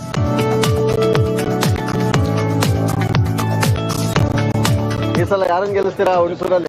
ಸರ್, ಹುಣಸೂರಲ್ಲಿ ಜನಗಳು ಪ್ರಜ್ಞಾವಂತರು, ಎಲ್ಲರೂ ಜನಗಳು ಮಹಾರಾಜರು ಮಾಡೋ ಕೊಡುಗೆಗಳಲ್ಲಿ ಬಹಳ ಜನ ನೆನೆಸ್ತಾರೆ. ಸಿದ್ದರಾಮಯ್ಯ ಅವರು ಸ್ಥಳೀಕರಾಗಿ ಮಹಾರಾಜರ ಮೇಲೆ ದ್ವೇಷ ಸಾಧಿಸ್ತಾರೆ. ಯಾಕೋ ಏನೋ ಗೊತ್ತಿಲ್ಲಪ್ಪ. ಅವರು ಮಹಾರಾಜರು ಅಂದ್ರೆ ದೊಡ್ಡದ ಅಂತಾರೆ. ಚಾಮುಂಡೇಶ್ವರಿಗೆ ಬಗ್ಗೆ ಗೌರವ ಇಲ್ಲ. ನಮ್ಮ ಮೋದಿ ಅವರ ಸರ್ಕಾರ ಇರೋದ್ರಿಂದ 370 ಕ್ಯಾನ್ಸಲ್ ಆಗಿದೆ. ಯಾಕೆ? ಅಖಂಡ ಭಾರತ ಒಂದಾಗಿರ್ಲಿ ಅಂತ. ಅವತ್ತಿನ ದಿನ ಅಂಬೇಡ್ಕರ್ನೇ ಅದನ್ನ ವಿರೋಧ ಮಾಡಿದ್ರು. 370 ಇರಬಾರ್ದು, ಅದನ್ನ ಕೊಟ್ಟಿರೋದು ಕಾನೂನಾತ್ಮಕ ಕೊಟ್ಟಿದ್ವಿ ಹೊರತು ಅದನ್ನ ಯಾರು ದುರುಪಯೋಗ ಮಾಡ್ಕೋಬಾರ್ದು ಅಂತ. ಕಾಶ್ಮೀರಕ್ಕೆ ಕಾಂಗ್ರೆಸ್ ಸರ್ಕಾರನೇ 370 ಘೋಷಣೆ ಮಾಡಿದ್ದು. ಅವೆಲ್ಲ ಮಾಡಿದ್ ಯಾಕೆ ಅಂದ್ರೆ ಆ ರಾಜ್ಯದಲ್ಲಿ, ನಮ್ಮ ದೇಶದಲ್ಲಿ ಇದ್ರು ಆ ರಾಜ್ಯ ಬೇರೆ ಬೇರೆ ದೇಶದ ತರ ಇತ್ತು. ಇವೆಲ್ಲ ಇರೋದ್ರಿಂದ ಕರ್ನಾಟಕ ಇಡೀ ದೇಶದಲ್ಲಿ ರಾಮ ರಾಜ್ಯ ಆಗ್ಬೇಕು ಅಂತ ಶ್ರೀರಾಮನ್ ಮಂದಿರನ ಮಾಡಿದ್ದಾರೆ. ಅದು ನಮ್ಮ ಅಜೆಂಡಾದಲ್ಲಿ ಅದು ಒಂದಿತ್ತು. ಅಜೆಂಡಾ ನಾವ್ ಏನ್ ಕೊಟ್ಟಿದ್ದೋ ಬಿಜೆಪಿಯವರು ಅವ್ರು ಒಂದೊಂದಾಗಿ ಮಾಡ್ಕೊ ಬಂದಿದ್ದಾರೆ. ಮುಂದೆ ರಾಮ ರಾಜ್ಯ ಆಗೋದ್ರಲ್ಲಿ ಯಾವುದೇ ಸಂಶಯ ಇಲ್ಲ. ಇವತ್ತು ಇಡೀ ರಾಜ್ಯದಲ್ಲಿ ಕಾಂಗ್ರೆಸ್ ಬರೀ 3 ರಾಜ್ಯದಲ್ಲಿದೆ. ಅವರು ಆಯ್ತೀವಿ ಅಂತ ಈಗ 25 ಗ್ಯಾರಂಟಿಗಳು ಕೊಟ್ಟವ್ರು, ಅವೆಲ್ಲ ಬೋಗಸು. ಒಬ್ಬೊಬ್ಬ ಮಹಿಳೆಗೆ 1 ಲಕ್ಷ ಕೊಡ್ತಾರೆ ಅಂದ್ರೆ ಆರ್ಥಿಕ ಪರಿಸ್ಥಿತಿ ಎಲ್ಲಿಗೆ ಹೋಗುತ್ತೆ ದೇಶದ್ದು? ರಕ್ಷಣೆಗೆ ದುಡ್ಡು ಇಲ್ದಿದಂಗಾಗುತ್ತೆ, ಶಿಕ್ಷಣಕ್ಕೆ ದುಡ್ಡು ಇಲ್ದಂಗಾಗುತ್ತೆ, ಆರೋಗ್ಯಕ್ಕೆ ದುಡ್ಡು ಇಲ್ದಿದಂಗಾಗುತ್ತೆ. ಇವೆಲ್ಲ ಇರೋದೆಲ್ಲ ಬೋಗಸ್ ಮಾಡಿದ್ದಾರೆ. ಆದ್ರೆ ನಮ್ಮ ರಾಜ್ಯದಲ್ಲಿ ಮಂಡ್ಯದಲ್ಲಿ ಮತ್ತೆ ನಾವು ದಳ ಮತ್ತು ಬಿಜೆಪಿ ಒಂದಾಗಿರೋದ್ರಿಂದ ನಾವೆಲ್ಲರೂ ಕಾರ್ಯಕರ್ತರು ಒಗ್ಗಟ್ಟಿಂದ ಕೆಲಸ ಮಾಡಿ ಅಧಿಕ ಮತದಿಂದ ಹುಣಸೂರಲ್ಲಿ, ಈಗಾಗಲೇ ಹುಣಸೂರಲ್ಲಿ ಕಾಂಗ್ರೆಸ್ ಮೂಲೆ ಗುಂಪಾಗಿದೆ.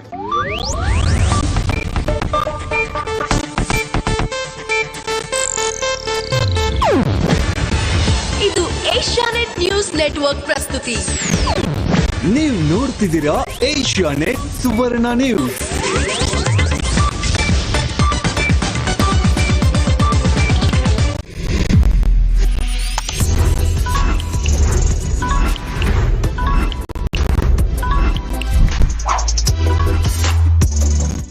ಅಲ್ಲ, ಮಹಾರಾಜರಿಗೆ ಬೇಕಾಗಿದ್ದ ರಾಜಕೀಯ ಅಂತಾರೆ ಮೊದಲನೇ ಸರ್.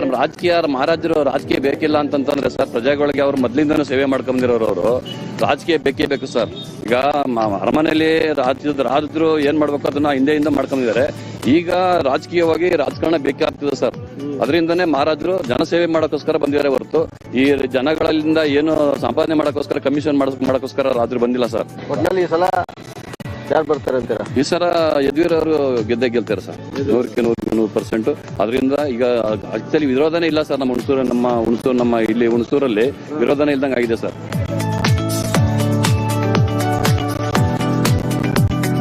ಮೈಸೂರು ಮತ್ತು ಕೊಡಗು ಲೋಕಸಭಾ ಚುನಾವಣೆಯಲ್ಲಿ ನಾವು ಮಹಾರಾಜರ ಮುಖಾನು ನೋಡ್ತೀವಿ, ಮೋದಿ ಮುಖಾನು ನೋಡ್ತೀವಿ. ಇಬ್ಬರ ಮುಖ ನೋಡ್ಕೊಂಡು ಮಹಾರಾಜರಿಗೆ ಸಿದ್ದರಾಮಯ್ಯ ಮುಖ ನೋಡೋಣ ಇಲ್ಲ.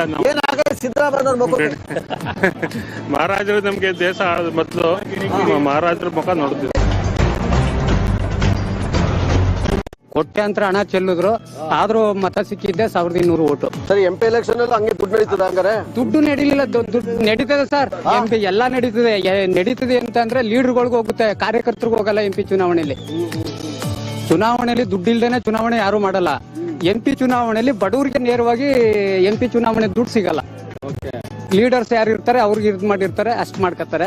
ಮಂಜುನಾಥ್ ಎಲ್ಲ ಇಡೀ ಇವತ್ತು 1200 ಓಟಲ್ಲಿ ಗೆದ್ದಿದ್ರೆ ಇವತ್ತು ಹುಣಸೂರು ಗುಂಡಿ ಮುಚ್ಚಕ್ಕಾಯ್ತಾ ಇಲ್ಲ. ಈಗ ಅದೇ ಮಂಜುನಾಥ್ ಗೆದ್ದಿದ್ರೆ ಸರ್ಕಾರ ಇತ್ತು, ಸಿದ್ದರಾಮಯ್ಯ ಅವರಿದ್ರು, ಅದ್ಭುತವಾಗಿ ಕೆಲಸ ಆಗೋದು.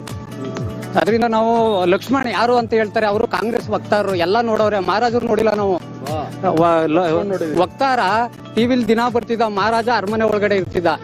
ಆಮೇಲೆ ಮಹಾರಾಜರು ಜಮೀನ್ ಕೊಟ್ಟವ್ರೆ ಅಂದ್ರೆ ಅವ್ರ ತಂದೆಗೂ ಇಲ್ಲಿ ಚುನಾವಣೆ ನಿಲ್ಸಿ ಗೆಲ್ಸವ್ರೆ. ಆ ತರ ಆದ್ರೆ ಪ್ರತಾಪ್ ಸಿಂಹ ಬರಂಗಿಲ್ಲ, ಯಾರು ಚುನಾವಣೆಗೆ ಬರಂಗಿಲ್ಲ. ಮಹಾರಾಜರನ್ನೇ ವಿರೋಧ ಆಯ್ಕೆ ಮಾಡ್ಬೇಕಾಗಿತ್ತು. ಚುನಾವಣೆಗೆ ಬಂದ್ಮೇಲೆ ರಾಜರೋ ಬಡವನು ಅಷ್ಟೇ, ಬಡವನ್ಗೂ ಓಟ್ ಹಾಕ್ತಾರೆ, ರಾಜನ್ಗೂ ಓಟ್ ಹಾಕ್ತಾರೆ.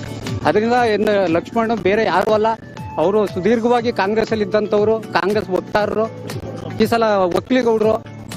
ಚುನಾವಣೆ ಮಾಮೂಲಿ ಸಹಜ ಸರ್. ಹಂಗಾರೆ ಗ್ಯಾರಂಟಿಗಳೆಲ್ಲ ಕೈ ಹಿಡಿತವೆ ಕಾಂಗ್ರೆಸ್ಗೆ? 90% ಹಿಡಿತದೆ, 90% ಹಿಡಿತದೆ. ಎಷ್ಟೇ ಚುನಾವಣೆ ಜಾತಿ ನಡೆದ್ರು ಒಂದು 5-10% ಮತಗಳು ಇನ್ನೂ ಹೆಚ್ಚಿಗೆ ಕ್ರೋಢೀಕರಣ ಆಗುತ್ತೆ. ಹೇಳಿ ಸರ್. ಏನ್ ಗೊತ್ತಾ ಸರ್, ನಮ್ಗೆ ಪಾಪ ಬೇಜಾರಾಗಿರೋದು ಅದಕ್ಕೆ ಅಂದ್ರೆ ರಾಜರಾಗಿ ಇರ್ಬೇಕು ಸರ್. ನಮ್ಗೆಲ್ಲ ತುಂಬಾ ಅಭಿಮಾನ. ಅವ್ರು ಮಂತ್ರಿ ಆಗಕ್ ಬಂದ್ರಲ್ಲ ಸರ್, ಅದು ದೊಡ್ಡ ಚಿಂತೆ ಆಗಿದೆ ಸರ್ ನಮ್ಗೆ. ಯಾಕೆ ರಾಜರಾಗಿರ್ಬೇಕು? ನಮ್ಮಂತ ಜನಗಳಿಗೆ ಅವರು ರಾಜರಾಗಿರ್ಬೇಕು ಸರ್. ಅವರು ಮಂತ್ರಿ ಆಗ್ಬಾರ್ದು ಸರ್. ರಾಜನೇ ಅಲ್ವಾ ಸರ್, ಅವ್ರು ಮಂತ್ರಿ ಆಗ್ಬೋದು ಸರ್. ರಾಜಕೀಯ ಸೂಟ್ ಆಗಲ್ಲ ಅಂತ? ರಾಜಕೀಯ ಬೇಡ ಸರ್ ಅವ್ರಿಗೆ. ಅವ್ರೇ ರಾಜರಾಗಿರುವಾಗ ಅವ್ರಿಗೆ ರಾಜಕೀಯ ಆಗ ಸರ್. ಅವ್ರು ರಾಜರಾಗಿರುವಾಗ ರಾಜಕೀಯ ಹಾಕ ಅವ್ರಿಗೆ. ಅವ್ರ ಮಂತ್ರಿ ಯಾಕೆ ಆಗ್ಬೇಕು? ರಾಜರಂಗೆ ಇರ್ಬೇಕು ಸರ್.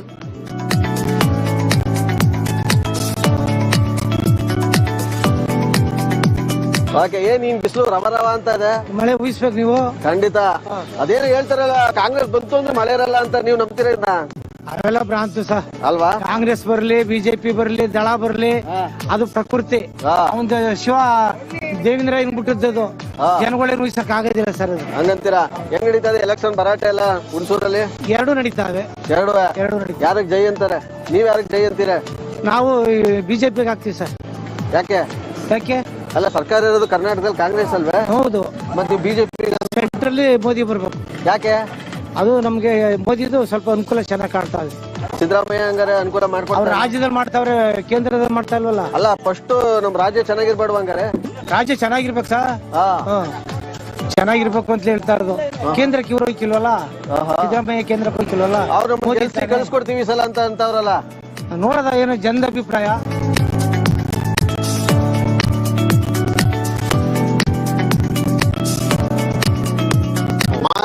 ಬೇಕಾಗಿತ್ತ ರಾಜ ತರ ಇರ್ಬೇಕಾಗಿತ್ತು ಸರ್. ರಾಜರು ಅಂದ್ರೆ ಅವ್ರಿಗೂ ಒಂದು ರಾಜಕೀಯದಲ್ಲಿ ಒಂದು ಅನುಭವ ಇದಿರ್ಲಿ ಅಂತ ನಾವು ಕೊಟ್ಟಿರೋದು ಸರ್ ಮಹಾರಾಜರಿಗೆ. ಹೇಳ್ತಾರೆ ಒಂದ್ ಮದ್ವೆ ಆದ್ರೆ ನಾವು ಹೋಗಕ್ಕಾಗತ್ತಾ? ಒಂದು ಸರ್ ಯಾರು ಸರ್ ಹೇಳಿದ್ದು ಮದ್ವೆ ಆದ್ರೆ ಹೋಗೇ ಹೋಗ್ತಾರೆ ಸರ್. ಮಹಾರಾಜರು ಅಂದ್ರೆ ಒಂದು ಪಾರ್ಟ್ ಆಫ್ ದಿ ಅಷ್ಟೇ ಸರ್ ಮಹಾರಾಜರದು. ಅದ್ ಬಿಟ್ಟು ಸೋಷಿಯಲಿಸಮ್ಗೆಲ್ಲ ಬರ್ಲೇಬೇಕಲ್ಲ ಸರ್ ಮಹಾರಾಜರು. ಕೈಗೆ ಸಿಗ್ತಾರೆ ಅಂತ? ಕೈ ಖಂಡಿತ ಸಿಗ್ತಾರೆ ಸರ್ ಮಹಾರಾಜರು. ಮತ್ತೆ ಲಕ್ಷ್ಮಣ್ ಅವ್ರು ಯಾರಿಗಾದ್ರೂ ಕೇಳಿ ನೋಡಿ ಸರ್, ಲಕ್ಷ್ಮಣ್ ಯಾರು ಅಂತ ಯಾರಿಗಂತ ಗೊತ್ತಿಲ್ಲ ಸರ್. ಕಾಂಗ್ರೆಸ್ ಅಭಿವೃದ್ಧಿ ಆಗಿಲ್ವಾ ಸರ್? ಕಾಂಗ್ರೆಸ್ ಅವರು ಅಭಿವೃದ್ಧಿ ಅಂದ್ರೆ ಏನ್ ಅಭಿವೃದ್ಧಿ ಆಗಿದೆ ಹೇಳಿ ಸರ್ ನೀವೇನೆ. ಆ ಜನಗಳಿಗೆ ಭಾಗ್ಯಲಕ್ಷ್ಮಿ, ಗೃಹಲಕ್ಷ್ಮಿ ಅದ್ ಬಿಟ್ರೆ ಬೇರೆ ಏನ್ ಇದಾಗಿದೆ ಸರ್ ಜನಗಳಿಗೆ ಹೇಳಿ. ಹೆಣ್ಮಕ್ಳು ಮಾಡಿರೋದು ಸರ್, ಹೆಣ್ಮಕ್ಳಿಗೆ ಬರೀ ಹೆಣ್ಮಕ್ಳು ಹಂಗಾರೆ ಗಂಡಸರು ಯಾರು ಇಲ್ವಾ ಸರ್? ಬಡವರು ಯಾರು ಇಲ್ವಾ ಸರ್? ಬೇರೆ ಜನಾಂಗದವ್ರು ಯಾರು ಇಲ್ವಾ ಬಡವರು? ಅಲ್ಲ, ಗಂಡ್ಮಕ್ಳು ದುಡಿತಾರೆ, ಹೆಣ್ಮಕ್ಳು ಸರ್ ಅದೆಲ್ಲ. ಹಂಗಾದ್ರೆ ಇವಾಗ ಇವ್ರು ಇಷ್ಟು ವರ್ಷ ಇದ್ ಮಾಡಿದ್ರಲ್ಲ, ಇವ್ರು ನಂಬ್ಕೊಂಡೆ ನಾವ್ ಇದ್ ಮಾಡಿದ್ವಾ ಸರ್? ಏನು ಕುಟುಂಬ ಎಲ್ಲ ನಡ್ಸ್ಕೊ ಹೋಗ್ತಾ ಇದ್ವಾ? ಇವ್ರು ಕೊಡೋ ದುಡ್ಡಲ್ಲೇ ಎಲ್ಲ ನಡ್ಸ್ಕೊ ಹೋಗ್ತಾ ಇದ್ವಾ? ನಾವು ಓಟ್ ಹಾಕಿರೋರು ನಮ್ಗಿಲ್ಲ ಬೆಲೆ ಇಲ್ಲ, ನಿಮ್ಗೆ ಬೆಲೆ ಇಲ್ಲ. ಹೆಂಗಸರಿಗೆ ಅಧಿಕಾರ ಜಾಸ್ತಿ. ಯಾಕೋ ತುಂಬಾ ನೊಂದ್ಕೊಂಡು ಹೇಳ್ತಾ ಇದೀರಿ? ಏನ್ ತೊಂದ್ರೆ ಇಲ್ಲ ಬಿಡ, ಎಲ್ಲ ಅವ್ರಿಗೆ ಕೊಡ್ಬಿಟ್ರೆ ನಾವೇನ್ ಮಾಡೋದು? ನಮ್ಮಂದ್ರೆ ಎಲ್ಗೋದು ನಾವು ಓಟ್ ಹಾಕಿರೋ ನಾವ್ ಎಲ್ಗೋದು ಏನ್ ಮನೇಲಿ ಹೆಂಗಸ್ರು ಏನಾರು ಅವಾಜ್ ಹಾಕ್ಬಿಟ್ರೆ ಹೆಂಗೆ ಏನ್ ಅವಾಜ್ ಹಾಕಿರೋ ಎಲ್ಲ ಅವ್ರದೇ ಎಲ್ಲ ಅಧಿಕಾರ ನೀವೇನ್ ತರ್ಬೇಡಿ ನಾನು ಬೆಳೆ ಅಕ್ಕಿ ಎಲ್ಲ ನಮ್ಗೆ ಬರ್ತದೆ ನಾನೇ ಕೊಡ್ತೀನಿ ಅಂತ. ಹೌದು. ನೀವೇನ್ ಡಿಸೈಡ್ ಮಾಡಿದ್ರೆ ಅದಕ್ಕೆ ಎಲೆಕ್ಷನ್ ಅಲ್ಲಿ ನಮ್ಮ ಮೋದಿ ಅವ್ರಿಗೆ ವೋಟ್ ಮಾಡ್ಬೇಕು, ಅವ್ರ ಹತ್ರ ಅವಕಾಶ ಪಡ್ಕೋಬೇಕು ಅಂತ ನಾವು ತೀರ್ಮಾನ ಮಾಡಿದ್ವಿ.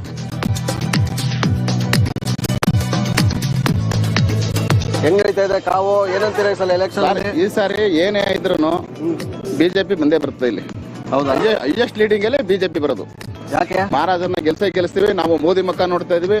ಮೋದಿ 10 ವರ್ಷದಿಂದ ಮಾಡಿರೋಂತ ಒಳ್ಳೆ ಕೆಲಸದಲ್ಲಿ ನಾವು ಪ್ರತಾಪ್ ಸಿಂಹ ಟಿಕೆಟ್ ಕೊಟ್ಟಿದ್ರು, ಪ್ರತಾಪ್ ಸಿಂಹಗೆ ಮಾಡ್ತಿದ್ದೋ ನಾವು.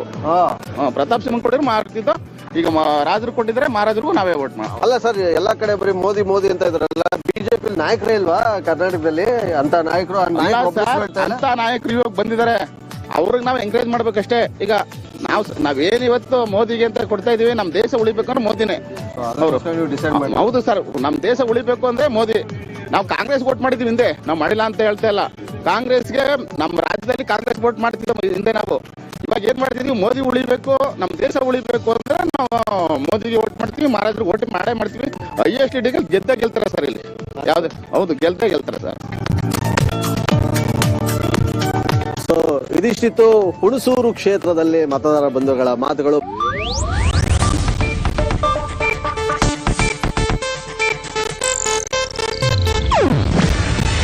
ಇದು ಏಷ್ಯಾನೆಟ್ ನ್ಯೂಸ್ ನೆಟ್ವರ್ಕ್ ಪ್ರಸ್ತುತಿ. ನೀವು ನೋಡ್ತಿದ್ದೀರಾ ಏಷ್ಯಾನೆಟ್ ಸುವರ್ಣ ನ್ಯೂಸ್.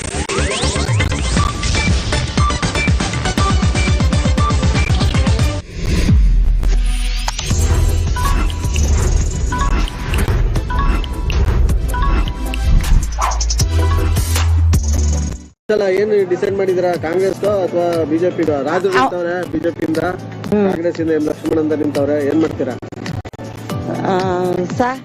ಇರೋದ್ ಹೇಳ್ತೀನಿ, ಬೈಬೇಡಿ. ನಾವ್ಯಾರು ನಿಮ್ ಬೈಯಕ್ಕೆ?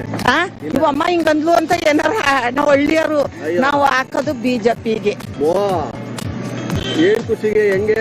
ಏನ್ ಖುಷಿ ಅಂದ್ರೆ ನನ್ ಜಾತಿಲಿ ನಡೆದಿರೋದೇ ಬಿಜೆಪಿ. ನಾವು ಲಿಂಗಾಯ್ತರು. ಹಂಗಾರೆ ನೀವು ಜಾತಿ ನೋಡ್ಕೊಂಡು ವೋಟ್ ಮಾಡೋದು? ನಾನು ವೋಟ್ ಹಾಕಕ್ ಹೇಳ್ತಿ 30 ವರ್ಷದಿಂದ ಬಿಜೆಪಿ ಒಂದ್ಬಿಟ್ಟು ಯಾವತ್ತೂ ಹಾಕಿಲ್ಲ. ಹಂಗಾರೆ ನೀವು ಜಾತಿ ನೋಡ್ಕೊಂಡು ವೋಟ್ ಹಾಕ್ತೀರಾ? ಜಾತಿ ಅಲ್ಲ, ವ್ಯಕ್ತಿ ಅಲ್ಲ, ಆದಾಯ ಯಾರಿಂದದೆ ಅವರಿಂದ. ನಾನು ಬಿಜೆಪಿಗೆ ಹಾಕ್ದಾಗ 1,000 ಕೊಟ್ಟಿದ್ರು, ಈ ಹಸ್ತಕ್ಕೆ ಹಾಕ್ದಾಗ 5 ರೂಪಾಯಿ ಇಲ್ಲ. ಮಾತ್ರ ಹಾಕಿದ್ದು ಹೋದ ವರ್ಷ ನಾನು ಕರೆಕ್ಟ್ ಆಗಿ ಸತ್ಯದಿಂದ ಹೇಳ್ತೀನಿ, ನಾನು ಹಾಕಿದ್ದು ಹಸ್ತಕ್ಕೆ 5 ರೂಪಾಯಿ ಆದಾಯ ಇಲ್ಲ. ಹೆಂಗೆ ಈಗ ಎಲೆಕ್ಷನ್ ಹೆಂಗಿದೆ ಡಿಮ್ಯಾಂಡ್ ಈ ಸಲ? ಎಲೆಕ್ಷನ್ ನಡೀತಾ ಇದೆ ಚೆನ್ನಾಗಿ. ಯಾರು ಗೆಲ್ತಾರೆ ಈ ಸಲ? ಹೇಳಕ್ಕೆ ಆಗಲ್ಲ ಸರ್. ಹೇಳಕ್ಕೆ ಆಗಲ್ಲ, ಅಷ್ಟೊಂದು ಫೈಟ್ ಐತಾ? ಯಾರು ಬರ್ತಾರೆ ಯಾರು ಬಿಡ್ತಾರೆ ಅಂತ ಯಾರು ಗೊತ್ತು. ನಿಮ್ಮ ಓಟ್ ಯಾರಿಗೆ? ನಾವು ಅವಕ್ಕೆ ರಾಜಕೀಯ ಏನಿಲ್ಲ. ಈಗ ಎಂ ಲಕ್ಷ್ಮಣ್ ನಿಂತವ್ರೆ, ಬಿಜೆಪಿಯಿಂದ ಈಗ ಯದುವೀರವ್ರು ನಿಂತವ್ರೆ, ರಾಜರು. ಈಗ ನಾವು ರಾಜಕೀಯದಲ್ಲಿ ಏನಾತರ ಇಲ್ಲ, ನಮ್ಗೆ ಯಾವ್ದೋ ಮನಸ್ಸಿಗೆ ಯಾವ್ದು ಹೋಗ್ತದೆ ಮನ್ಸಿಗೆ ಯಾವ್ದು ಬರ್ತದೆ ಅದು. ನಾವು ಆತರ ಏನ್ ರಾಜಕೀಯ ಮನ್ಸಿಗೆ ನಾವು ಅಲ್ಲಿ ಒಳಗಡೆ ಹೋದಾಗ ಏನಾರು ಹಾಕಿರ ಒಳಗಡೆ ಯಾವ್ದು ಇಲ್ಲ. ಹೆಂಗ್ ಮಾಡ್ತೀರಾ ಮನ್ಸ್ ಹೆಂಗ್ ಮಾಡ್ತೀರಾ ಒಳಗೆ ಹೋದ್ಮೇಲೆ ಅಂತ? ಅದೇ ಚೇಂಜ್ ಆಗೋಯ್ತದೆ. ಈಗ ಕೆಲವರು ಎಕ್ಸಾಮ್ ನಾಳೆ ಅನ್ನಂಗ್ ನೈಟ್ ಓದ ಕೂತ್ಕೋತಾರಲ್ಲ, ಹಂಗೆ ನಾವ್ ಅದು ಇಲ್ಲ, ನಮ್ಗೆ ಅದಕ್ಕೆ ಇರ್ಕಂತ ಏನಿಲ್ಲ. ನಮ್ಗೆ ಯಾವ್ದೋ ಮನ್ಸಿಗೆ ಇಷ್ಟವಾಯ್ತದ ಸಾಕು, ಅದಕ್ಕೆ ಹಾಕ್ತೀರಾ? ಓಕೆ ಸರ್, ನಮಸ್ಕಾರ. ನಿಮ್ಮ ಹೆಸರು? ಭಗವಂತರಾವ್ ಅಂತ. ಭಗವಂತ? ಅಯ್ಯೋ ಸರ್, ಇಲ್ಲೇ ಇವರಲ್ಲ, ಹುಣಸೂರಿಲ್ಲ ಭಗವಂತ. ಹೇಳಿ ಸರ್. ನಾವು ಮೋದಿನೇ ಹಾಕೋದು, ಯಾಕಂದ್ರೆ ದೇಶಕ್ಕೋಸ್ಕರ ಅವ್ರು ಬಾರಿ ಇದು ಮಾಡ್ತಾ ಇದಾರೆ. ಅದಕ್ಕೋಸ್ಕರ ನಾವು ಮೋದಿಗೆ ಕೊಡೋದು. ಹೌದಾ? ಮೋದಿ ಮುಖ ನೋಡ್ಕೊಂಡಲ್ಲ, ಅವ್ರ ಅಭಿವೃದ್ಧಿನೂ ಚೆನ್ನಾಗಿ ಮಾಡವ್ರೆ, ದೇಶಕ್ಕೂ ಒಳ್ಳೆ ಪ್ರಧಾನಿ ಆಗಿದ್ದಾರೆ. ಅಂತವ್ರಿಗೆ ನಾವು ಕೊಡಬೇಕು ಅಂತ ನಾವು ತುಂಬಾ ಆಸೆ ಇದೆ. ಕಾಂಗ್ರೆಸ್ ಇಂದ ಏನು ಅಭಿವೃದ್ಧಿ ಆಗಿಲ್ಲ? ಕಾಂಗ್ರೆಸ್ ಮೊದಲು 50 ವರ್ಷ ಆಳಿ ಏನೂ ಮಾಡಿಲ್ಲ ಸರ್, ಅವ್ರಿಗೆ ಬೇರೆ ಮಾಡಿಲ್ಲ. ಆದ್ರಿಂದ ನಮ್ಮ ಇದರಲ್ಲಿ ನಮ್ಮ ಒಳ್ಳೆ ಪ್ರಧಾನಿ ಸಿಕ್ಕಿದ್ದಾರೆ ನಮ್ಮ ದೇಶಕ್ಕೆ, ನಮ್ಮ ಭಾರತಕ್ಕೆ. ಅದಕ್ಕೋಸ್ಕರ ನಾವು ಅವ್ರಿಗೆ ಕೊಟ್ಟು ಇದೊಂದ್ಸರಿ ಪ್ರಧಾನಿ ಮಾಡಬೇಕು, ದೇಶ ಮುಂದುವರಿಬೇಕು ಅನ್ನೋದೇ ನಮ್ಮ ಆಸೆ. ಮತ್ತೆ 3 ಸಲ ಮೋದಿ ಆಗ್ಬೇಕು ಅಂತ. ಮೋದಿ ಬಿಟ್ಟರೆ ಬಿಜೆಪಿ ಇನ್ಯಾವ ನಾಯಕರು ಪ್ರಧಾನಿ ಆಗುವಂತ ಕ್ಯಾಂಡಿಡೇಟ್ ಇದ್ದಾರೆ ಅಂತೀರಾ? ಅದು ಅವರು ಹೈಕಮಾಂಡ್ ಇದರಲ್ಲಿ ತೀರ್ಮಾನ. ಯಾರಾಗ್ಬೋದು ಅಂತ ಒಳ್ಳೆ ಅಭ್ಯರ್ಥಿ? ಆದ್ರೆ ಅಮಿತ್ ಶಾ ಆಗ್ಬೋದು ಅಂತ. ಅಮಿತ್ ಶಾ ಏನಂತೀರಿ ಸರ್? ಎಲೆಕ್ಷನ್ ಫೈಟ್ ಇದೆ. ಹೌದಾ? ರಾಜ್ರಿಗೂ ಮತ್ತೆ ಲಕ್ಷ್ಮಣ್ ಫೈಟ್. ಏನಕ್ಕೆ ಅಷ್ಟೊಂದು ಫೈಟ್ ಅಂತೀರಾ? ರಾಜನಿಗೆ ಮೋದಿ ಅಭಿಮಾನಿಗಳು ಆಗ್ತಾರೆ, ರಾಜ ಮನೆತನದ ಅಂತ ಫಸ್ಟ್ ಪ್ರಿಫರೆನ್ಸ್. ಲಕ್ಷ್ಮಣ್ ಲಕ್ಷ್ಮಣ್ ಅವ್ರಿಗೆ ಒಕ್ಕಲಿಗ ಜನಾಂಗದ ಓಟ್ ಐತೆ, SC ST ಇದೆ, ಮುಸ್ಲಿಮ್ಸ್ ಇದೆ. ಆಮೇಲೆ ಸಿದ್ದರಾಮಯ್ಯ 2,000 ಕೊಡ್ತಾ ಇದ್ದಾರೆ, ಅದರಿಂದ ಜನಗಳು ಅವ್ರನ್ನೂ ಲೈಕ್ ಮಾಡ್ತಾರೆ. ಸ್ವಲ್ಪ ಟಫ್ ಇದೆ. ಸುಲಭವಾಗಿ ಗೆಲ್ಲಕ್ಕಾಗಲ್ಲ ಅಂತೀರಾ? ಇಲ್ಲ 60% BJP ಆದ್ರೂ ಹೇಳಕ್ ಆಗಲ್ಲ. ನಿಮ್ಮ ಓಟು ಯಾರಿಗೆ? ಮೋದಿ ಅವರು. ರಾಷ್ಟ್ರ ಬೇಕು ನಮ್ಗೆ, ದೇಶ ಸುಭದ್ರವಾಗಿರ್ಬೇಕು. ಏನ್ ಸರ್? ರಾಹುಲ್ ಗಾಂಧಿ ಬೇಡವಾ? ಗಾಂಧಿ ಅವ್ರು ಇನ್ನೂ ಅನುಭವಿಸ್ಬೇಕು. ಓಕೆ, ಈಗ ಅನುಭವದ ಮೇಲೆ ನೀವು ಹೇಳೋದಾಯ್ತು ಅಂತಂದ್ರೆ ಈಗ ಯದುವೀರ್ ಅವರು ಹೊಸಬ್ರು. ಚಾಮರಾಜಪೇಟೆಯಲ್ಲಿ ಅಂತಿಮ ವಿಧಿವಿಧಾನ 11 ಗಂಟೆಯವರೆಗೂ ರವೀಂದ್ರ ಕಲಾಕ್ಷೇತ್ರದಲ್ಲಿ ದರ್ಶನಕ್ಕೆ ವ್ಯವಸ್ಥೆ.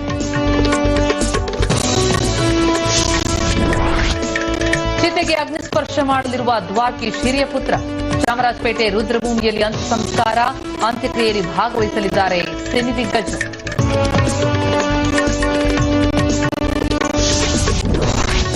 ಪ್ರಧಾನಿ ಮೋದಿ ಬಳಿಕ ಕರ್ನಾಟಕ ಕದನ ಕಣಕ್ಕೆ ರಾಹುಲ್ ಗಾಂಧಿ ಎಂಟ್ರಿ. ಇಂದು ಮಂಡ್ಯ, ಕೋಲಾರದಲ್ಲಿ ರಾಗ ಮತಬೇಟೆ. ಕೋಲಾರ ಬಣದ ಬಡಿದಾಟಕ್ಕೆ ಬ್ರೇಕ್ ಹಾಕ್ತಾರ ಕಾಂಗ್ರೆಸ್ ನಾಯಕ.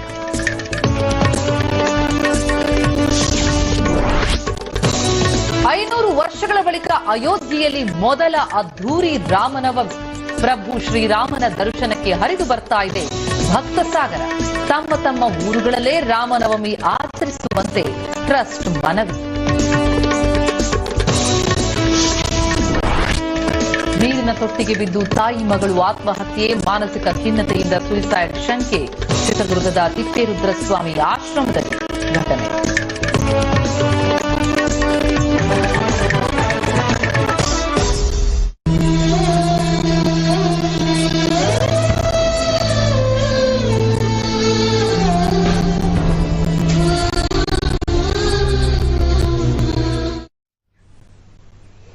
ನಮಸ್ಕಾರ.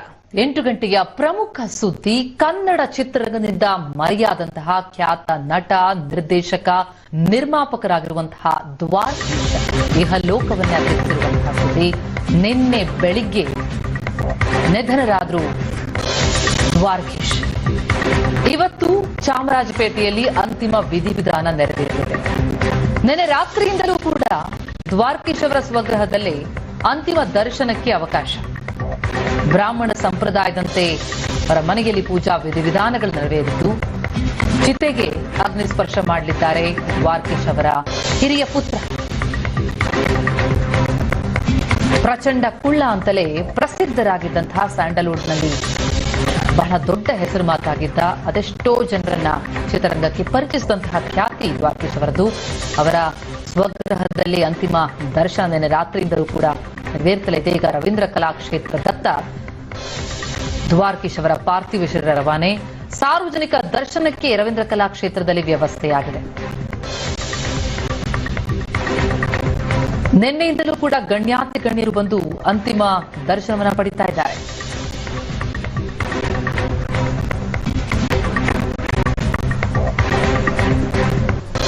ಅದರಲ್ಲೂ ಅವರ ಮಡದಿ ಅಂಬುಜಾ ಅವರು ತೀರಿಕೊಂಡಿದ್ದ ದಿನವೇ, ಅದೇ ಸಮಯಕ್ಕೆ, ಅಂದ್ರೆ 3 ವರ್ಷಗಳ ಹಿಂದೆ ನಿನ್ನೆ ದಿನವೇ ಅದೇ ಸಮಯಕ್ಕೆ 9:45ಕ್ಕೆ ತೀರ್ಕೊಂಡಿದ್ರು ದ್ವಾರಕೀಶ್ ಅವರ ಪತ್ನಿ ಅಂಬುಜಾಕ್ಷಿ.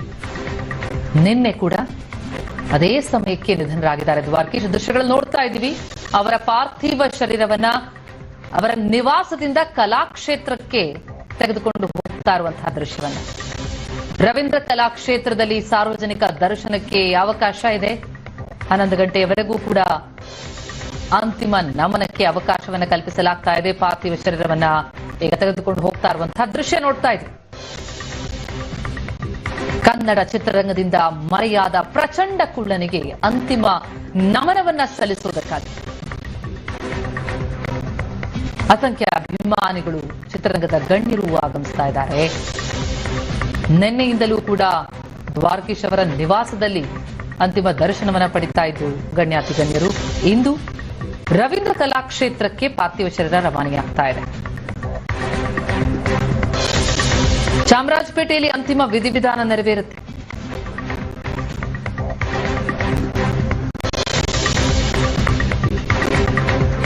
ನಟರಾಗಿ ಅಷ್ಟೇ ಅಲ್ಲ, 50 ಚಿತ್ರಗಳಿಗೆ ನಿರ್ಮಾಪಕರಾಗಿ 15ಕ್ಕೂ ಹೆಚ್ಚು ಚಿತ್ರಗಳ ನಿರ್ದೇಶಕರಾಗಿ ಅದೆಷ್ಟೋ ಕಲಾವಿದರನ್ನ ಚಿತ್ರರಂಗಕ್ಕೆ ಪರಿಚಯಿಸಿದಂತಹ ಖ್ಯಾತಿ ದ್ವಾರಕೀಶ್ ಅವರದ್ದು. ಅಂತಹ ನಟ ನಿರ್ದೇಶಕರ ಅಂತಿಮ ನಮನಕ್ಕಾಗಿ ಈಗ ಕಲಾಕ್ಷೇತ್ರದ ಜನ ಬರ್ತಿದ್ದಾರೆ. ಈ ಬಗ್ಗೆ ಡೀಟೇಲ್ಸ್ ಪಡೆಯೋಣ. ನಮ್ಮ ರಿಪೋರ್ಟರ್ ವಿಜಯ್ ಈಗ ಸಂಪರ್ಕದಲ್ಲಿದ್ದಾರೆ. ವಿಜಯ್, ದ್ವಾರಕೀಶ್ ಇನ್ನಿಲ್ಲ ಅನ್ನುವಂಥದ್ದು ಬಹಳ ದೊಡ್ಡ ಆಘಾತ ಸ್ಯಾಂಡಲ್ವುಡ್ ಪಾಲಿಗೆ, ಕನ್ನಡ ಚಿತ್ರರಂಗದ ಪಾಲಿಗೆ. ಅವರ ಅಂತಿಮ ನಮನಕ್ಕಾಗಿ ಏನೆಲ್ಲ ವ್ಯವಸ್ಥೆಗಳಾಗಿದೆ, ಸದ್ಯದ ಅಪ್ಡೇಟ್ಸ್ ಕೊಡೋದಾದ್ರೆ? ಖಂಡಿತ ಪ್ರತಿಮಾ, ದ್ವಾರಕೀಶ್ ಅವರ ಪಾರ್ಥಿವ ಶರೀರ ಇವಾಗ ಎಲೆಕ್ಟ್ರಾನಿಕ್ ಸಿಟಿಯಲ್ಲಿರುವಂತಹ ಅವರ ನಿವಾಸದಿಂದ ರವೀಂದ್ರ ಕಲಾಕ್ಷೇತ್ರಕ್ಕೆ ಹೊರಟಿರುವಂತದ್ದು. ಎಲೆಕ್ಟ್ರಾನಿಕ್ ಸಿಟಿಯ ಬಳಿ ಈಗ ಅವರ ಪಾರ್ಥಿವ ಶರೀರ ಇರುವಂತದ್ದು. ಸುಮಾರು ಒಂದು 9 ಗಂಟೆ ಸುಮಾರಿಗೆ ಅವರ ಪಾರ್ಥಿವ ಶರೀರ ರವೀಂದ್ರ ಕಲಾಕ್ಷೇತ್ರವನ್ನ ತಲುಪಲಿದೆ. ಅಲ್ಲಿ ಸಾರ್ವಜನಿಕರು ಹಾಗೆ ಸಿನಿಮಾ ರಂಗದ ಅಥವಾ ರಾಜಕೀಯ ರಂಗದ ಗಣ್ಯರಿಗೆ ನೋಡೋದಕ್ಕೆ ವ್ಯವಸ್ಥೆಯನ್ನು ಕೂಡ ಮಾಡಿಕೊಳ್ಳಲಾಗಿರುವಂತದ್ದು. ಆ ನಂತರ ಮಧ್ಯಾಹ್ನ 2 ಗಂಟೆ ನಂತರ ರವೀಂದ್ರ ಕಲಾಕ್ಷೇತ್ರದಿಂದ ಅವರ ಪಾರ್ಥಿವ ಶರೀರವನ್ನ TR ಮಿಲ್ ನಲ್ಲಿರುವಂತಹ ಚಿತ್ರಾಗಾರದಲ್ಲಿ ಅಂತಿಮ ಸಂಸ್ಕಾರಕ್ಕೆ ತೆಗೆದುಕೊಂಡು ಹೋಗೋದಕ್ಕೆ ಕುಟುಂಬಸ್ಥರು ನಿರ್ಧಾರ ಮಾಡಿರುವಂತದ್ದು. ಇನ್ನು ನಿನ್ನೆಯಿಂದಲೂ ಕೂಡ ಅವರ ನಿವಾಸದಲ್ಲಿ ಹಲವಾರು ಜನ ಕಲಾವಿದರುಗಳು ಅವರ ಅಂತಿಮ ದರ್ಶನ ಪಡ್ಕೊಂಡಿದ್ದಾರೆ ಮತ್ತು ಅವರಿಗೆ ನಮನ ಸಲ್ಲಿಸುವಂತಹ ಕೆಲಸವನ್ನ ಮಾಡಿದ್ದಾರೆ. ನಿನ್ನೆ ನಾವು ನೋಡ್ಬೋದು ಗುರುಕಿರಣರು ಅಥವಾ ಶ್ರೀನಾಥ್ ಅವರು, ಹಾಗೆ ಶ್ರೀನಿವಾಸ ಮೂರ್ತಿ ಅವರು, ಹಾಗೆ ಹಿರಿಯ ಕಲಾವಿದರು ಭವ್ಯ ಅವರು, ಈ ತರ ಹಲವಾರು ಜನರು ದರ್ಶನ್ ಅವರು ಕೂಡ ಬಂದು ಅಂತಿಮ ದರ್ಶನ ಪಡೆದು ಹೋಗಿದ್ರು. ಇವತ್ತು ಶಿವರಾಜ್ ಕುಮಾರ್ ಅವರು ಕೂಡ ಬಂದು ಅಂತಿಮ ದರ್ಶನ ಬೆಳಿಗ್ಗೆ ಪಡ್ಕೊಂಡು ಹೋಗಿರುವಂತದ್ದು. ಮತ್ತೆ ಈಗ ಏನು ರವೀಂದ್ರ ಕಲಾಕ್ಷೇತ್ರದಲ್ಲಿ ಸಿಎಂ ಸಿದ್ದರಾಮಯ್ಯರು ಕೂಡ ಬರ್ತಾರೆ ಅಂತ ಹೇಳಿ ಮಾಹಿತಿ ಇರುವಂತದ್ದು. ಹಾಗೆ ಕನ್ನಡ ಚಿತ್ರ ಇನ್ನೂ ಹಿರಿಯ ಹಲವು ಕಲಾವಿದರುಗಳು ಅವರ ದರ್ಶನ ಪಡಬೇಕಾಗಿದೆ. ಹಾಗೆ ಅವರು ಎಲ್ಲರೂ ಕೂಡ ಅಲ್ಲಿಗೆ ಬಂದು ಅಂತಿಮ ದರ್ಶನ ನಮನವನ್ನ ಸಲ್ಲಿಸಿ ಹೋಗ್ತಾರೆ ಅಂತ ಹೇಳಿ ಮಾಹಿತಿ ಇರುವಂತದ್ದು. ಮತ್ತೆ ಬ್ರಾಹ್ಮಣ ಸಂಪ್ರದಾಯದಂತೆ ಅವರ ಅಂತಿಮ ಕಾರ್ಯ ವಿಧಿವಿಧಾನಗಳು ನಡೆಯಲಿವೆ ಅಂತ ಹೇಳಿ ಮಾಹಿತಿ ಇರುವಂತದ್ದು. ಪ್ರತಿಮಾ, ಸರ್ಕಾರಿ ಗೌರವವನ್ನು ಸಲ್ಲಿಸೋದಕ್ಕೂ ವ್ಯವಸ್ಥೆಗಳಾಗ್ತಾ ಇದೆಯಾ? ಜೊತೆಗೆ ಚಿತ್ರರಂಗದಿಂದಾಗಿ ಈಗ ಚಿತ್ರ ಪ್ರದರ್ಶನ ಇರಬಹುದು ಅದರದ್ದಾಗತ್ತೆ ಅನ್ನುವಂಥದ್ದು, ಜೊತೆಗೆ ಶೂಟಿಂಗ್ ಅನ್ನು ನಿಲ್ಲಿಸಲಾಗ್ತದೆ ಅನ್ನುವಂಥ ಮಾಹಿತಿಗಳೇನು ಬರ್ತಾ ಇತ್ತು, ಆ ಬಗ್ಗೆ ಏನೇನು ಅಪ್ಡೇಟ್ಸ್ ಲಭ್ಯ ಆಗ್ತಾ ಇದೆ? ಖಂಡಿತವಾಗೂ ಸರ್ಕಾರಿ ಗೌರವ ಸಲ್ಲಿಸೋದ್ರ ಬಗ್ಗೆ ಸ್ವಲ್ಪ ಹೊತ್ತಿನಲ್ಲೇ ಮಾಹಿತಿ ಕೂಡ ಹೊರಗೆ ಬೀಳಿದೆ. ಜೊತೆಗೆ ಇನ್ನು ಚಿತ್ರರಂಗದ ಬಗ್ಗೆ ವಿಚಾರ ಬಗ್ಗೆ ಹೇಳ್ಬೇಕು ಅಂತಂದ್ರೆ ಇವತ್ತು ಒಂದರ ಮಟ್ಟಿಗೆ ಮಧ್ಯಾಹ್ನದವರೆಗೂ ಶೂಟಿಂಗ್ ಅನ್ನ ನಿಲ್ಲಿಸೋಕೆ ಬಗ್ಗೆ ಫಿಲ್ಮ್ ಚೇಂಬರ್ ಅವರು ಮಾಹಿತಿಯನ್ನ ಕೊಟ್ಟಿದ್ರು. ಹಾಗೆ ಸಿನಿಮಾ ಪ್ರದರ್ಶನ ಕೂಡ ಮೊದಲ ಶೋ ಏನಿದೆ ಅದನ್ನ ನಿಲ್ಲಿಸಿ ಅವರಿಗೆ ಒಂದು ಗೌರವನ ಕೊಡಬೇಕು ಅನ್ನೋ ದೃಷ್ಟಿಯಲ್ಲಿ ಪ್ರದರ್ಶಕರು ಕೂಡ ಒಂದು ನಿರ್ಧಾರ ತೆಗೆದುಕೊಂಡಿದ್ರು. ಆದ್ರೆ ಅವರ ಮನೆಯವರು ಯೋಗಿ ಏನಿದ್ರು, ಅವರ ಮಗ ಏನಿದ್ರೆ ಅವರು ಮಾತನ್ನು ಹೇಳಿದ್ರು, ನಮ್ಮ ತಂದೆಯವರು ಯಾವಾಗ್ಲೂ ಸಿನಿಮಾ ರಂಗದಲ್ಲಿ ಆಕ್ಟಿವ್ ಆಗಿರ್ಬೇಕು, ಚಿತ್ರರಂಗ ಯಾವಾಗ್ಲೂ ರನ್ನಿಂಗ್ ಆಗಿರ್ಬೇಕು ಅನ್ನೋ ದೃಷ್ಟಿಯಿಂದಾಗಿ ಆಸೆ ಪಟ್ಟಂದ್ರು. ಹಾಗಾಗಿ ಯಾರು ಕೂಡ ಸಿನಿಮಾದ ಶೂಟಿಂಗ್ ಅನ್ನ ಅಥವಾ ಪ್ರದರ್ಶನ ನಿಲ್ಲಿಸಬೇಡಿ ಅನ್ನುವಂತ ಒಂದು ಮನವಿಯನ್ನು ಕೂಡ ಮಾಡಿದ್ರು. ನಿಮ್ಗೆ ಅನುಕೂಲಕ್ಕೆ ತಕ್ಕ ಹಾಗೆ ನೀವು ನಿರ್ಧಾರ ತೆಗೆದುಕೊಳ್ಳಿ ಅಂತ ಮಾಹಿತಿಯನ್ನು ಕೊಟ್ಟಿದ್ರು. ಹಾಗಾಗಿ ಅವರ ಅನುಕೂಲಕ್ಕೆ ತಕ್ಕ ಹಾಗೆ ಅವರು ಇವತ್ತು ಸಿನಿಮಾದ ಶೂಟಿಂಗ್ ಅನ್ನು ಕೂಡ ನಿಲ್ಲಿಸಬಹುದು, ಹಾಗೆ ಸಿನಿಮಾದ ಶೋಗಳನ್ನು ಕೂಡ ಕಡಿತವನ್ನ ಮಾಡಬಹುದು. ಆದ್ರೆ ಕೆಲವು ಚಿತ್ರಮಂದಿರಗಳು ಈಗಾಗಲೇ ಶೋನ ಕಡಿತ ಮಾಡಿರುವಂತದ್ದು ಒಂದು ಮಾಡಿದ್ದಾರೆ. ಹಾಗಾಗಿ ಅವರಿಗೊಂದು ಈ ಮೂಲಕ ಅವರಿಗೊಂದು ಗೌರವ ಸಲ್ಲಿಸುವಂತ ಒಂದು ಕೆಲಸ ಕೂಡ ಆಗ್ತಾ ಇರುತ್ತದೆ. Pratima, thank you so much Vijay ತಮ್ಮ ಮಾಹಿತಿಗೆ. ರವೀಂದ್ರ ಕಲಾಕ್ಷೇತ್ರದತ್ತ ದ್ವಾರಕೀಶ್ ಅವರ ಪಾರ್ಥಿವ ಶರೀರ ತೆಗೆದುಕೊಂಡು ಹೋಗಲಾಗ್ತಾ ಇದೆ. ಅಲ್ಲೇ ಅಂತಿಮ ದರ್ಶನಕ್ಕೆ ವ್ಯವಸ್ಥೆಯಾಗಿದ್ದು 12 ಗಂಟೆಯವರೆಗೂ ಕೂಡ ಸಾರ್ವಜನಿಕ ದರ್ಶನಕ್ಕೆ ವ್ಯವಸ್ಥೆ ಇದೆ.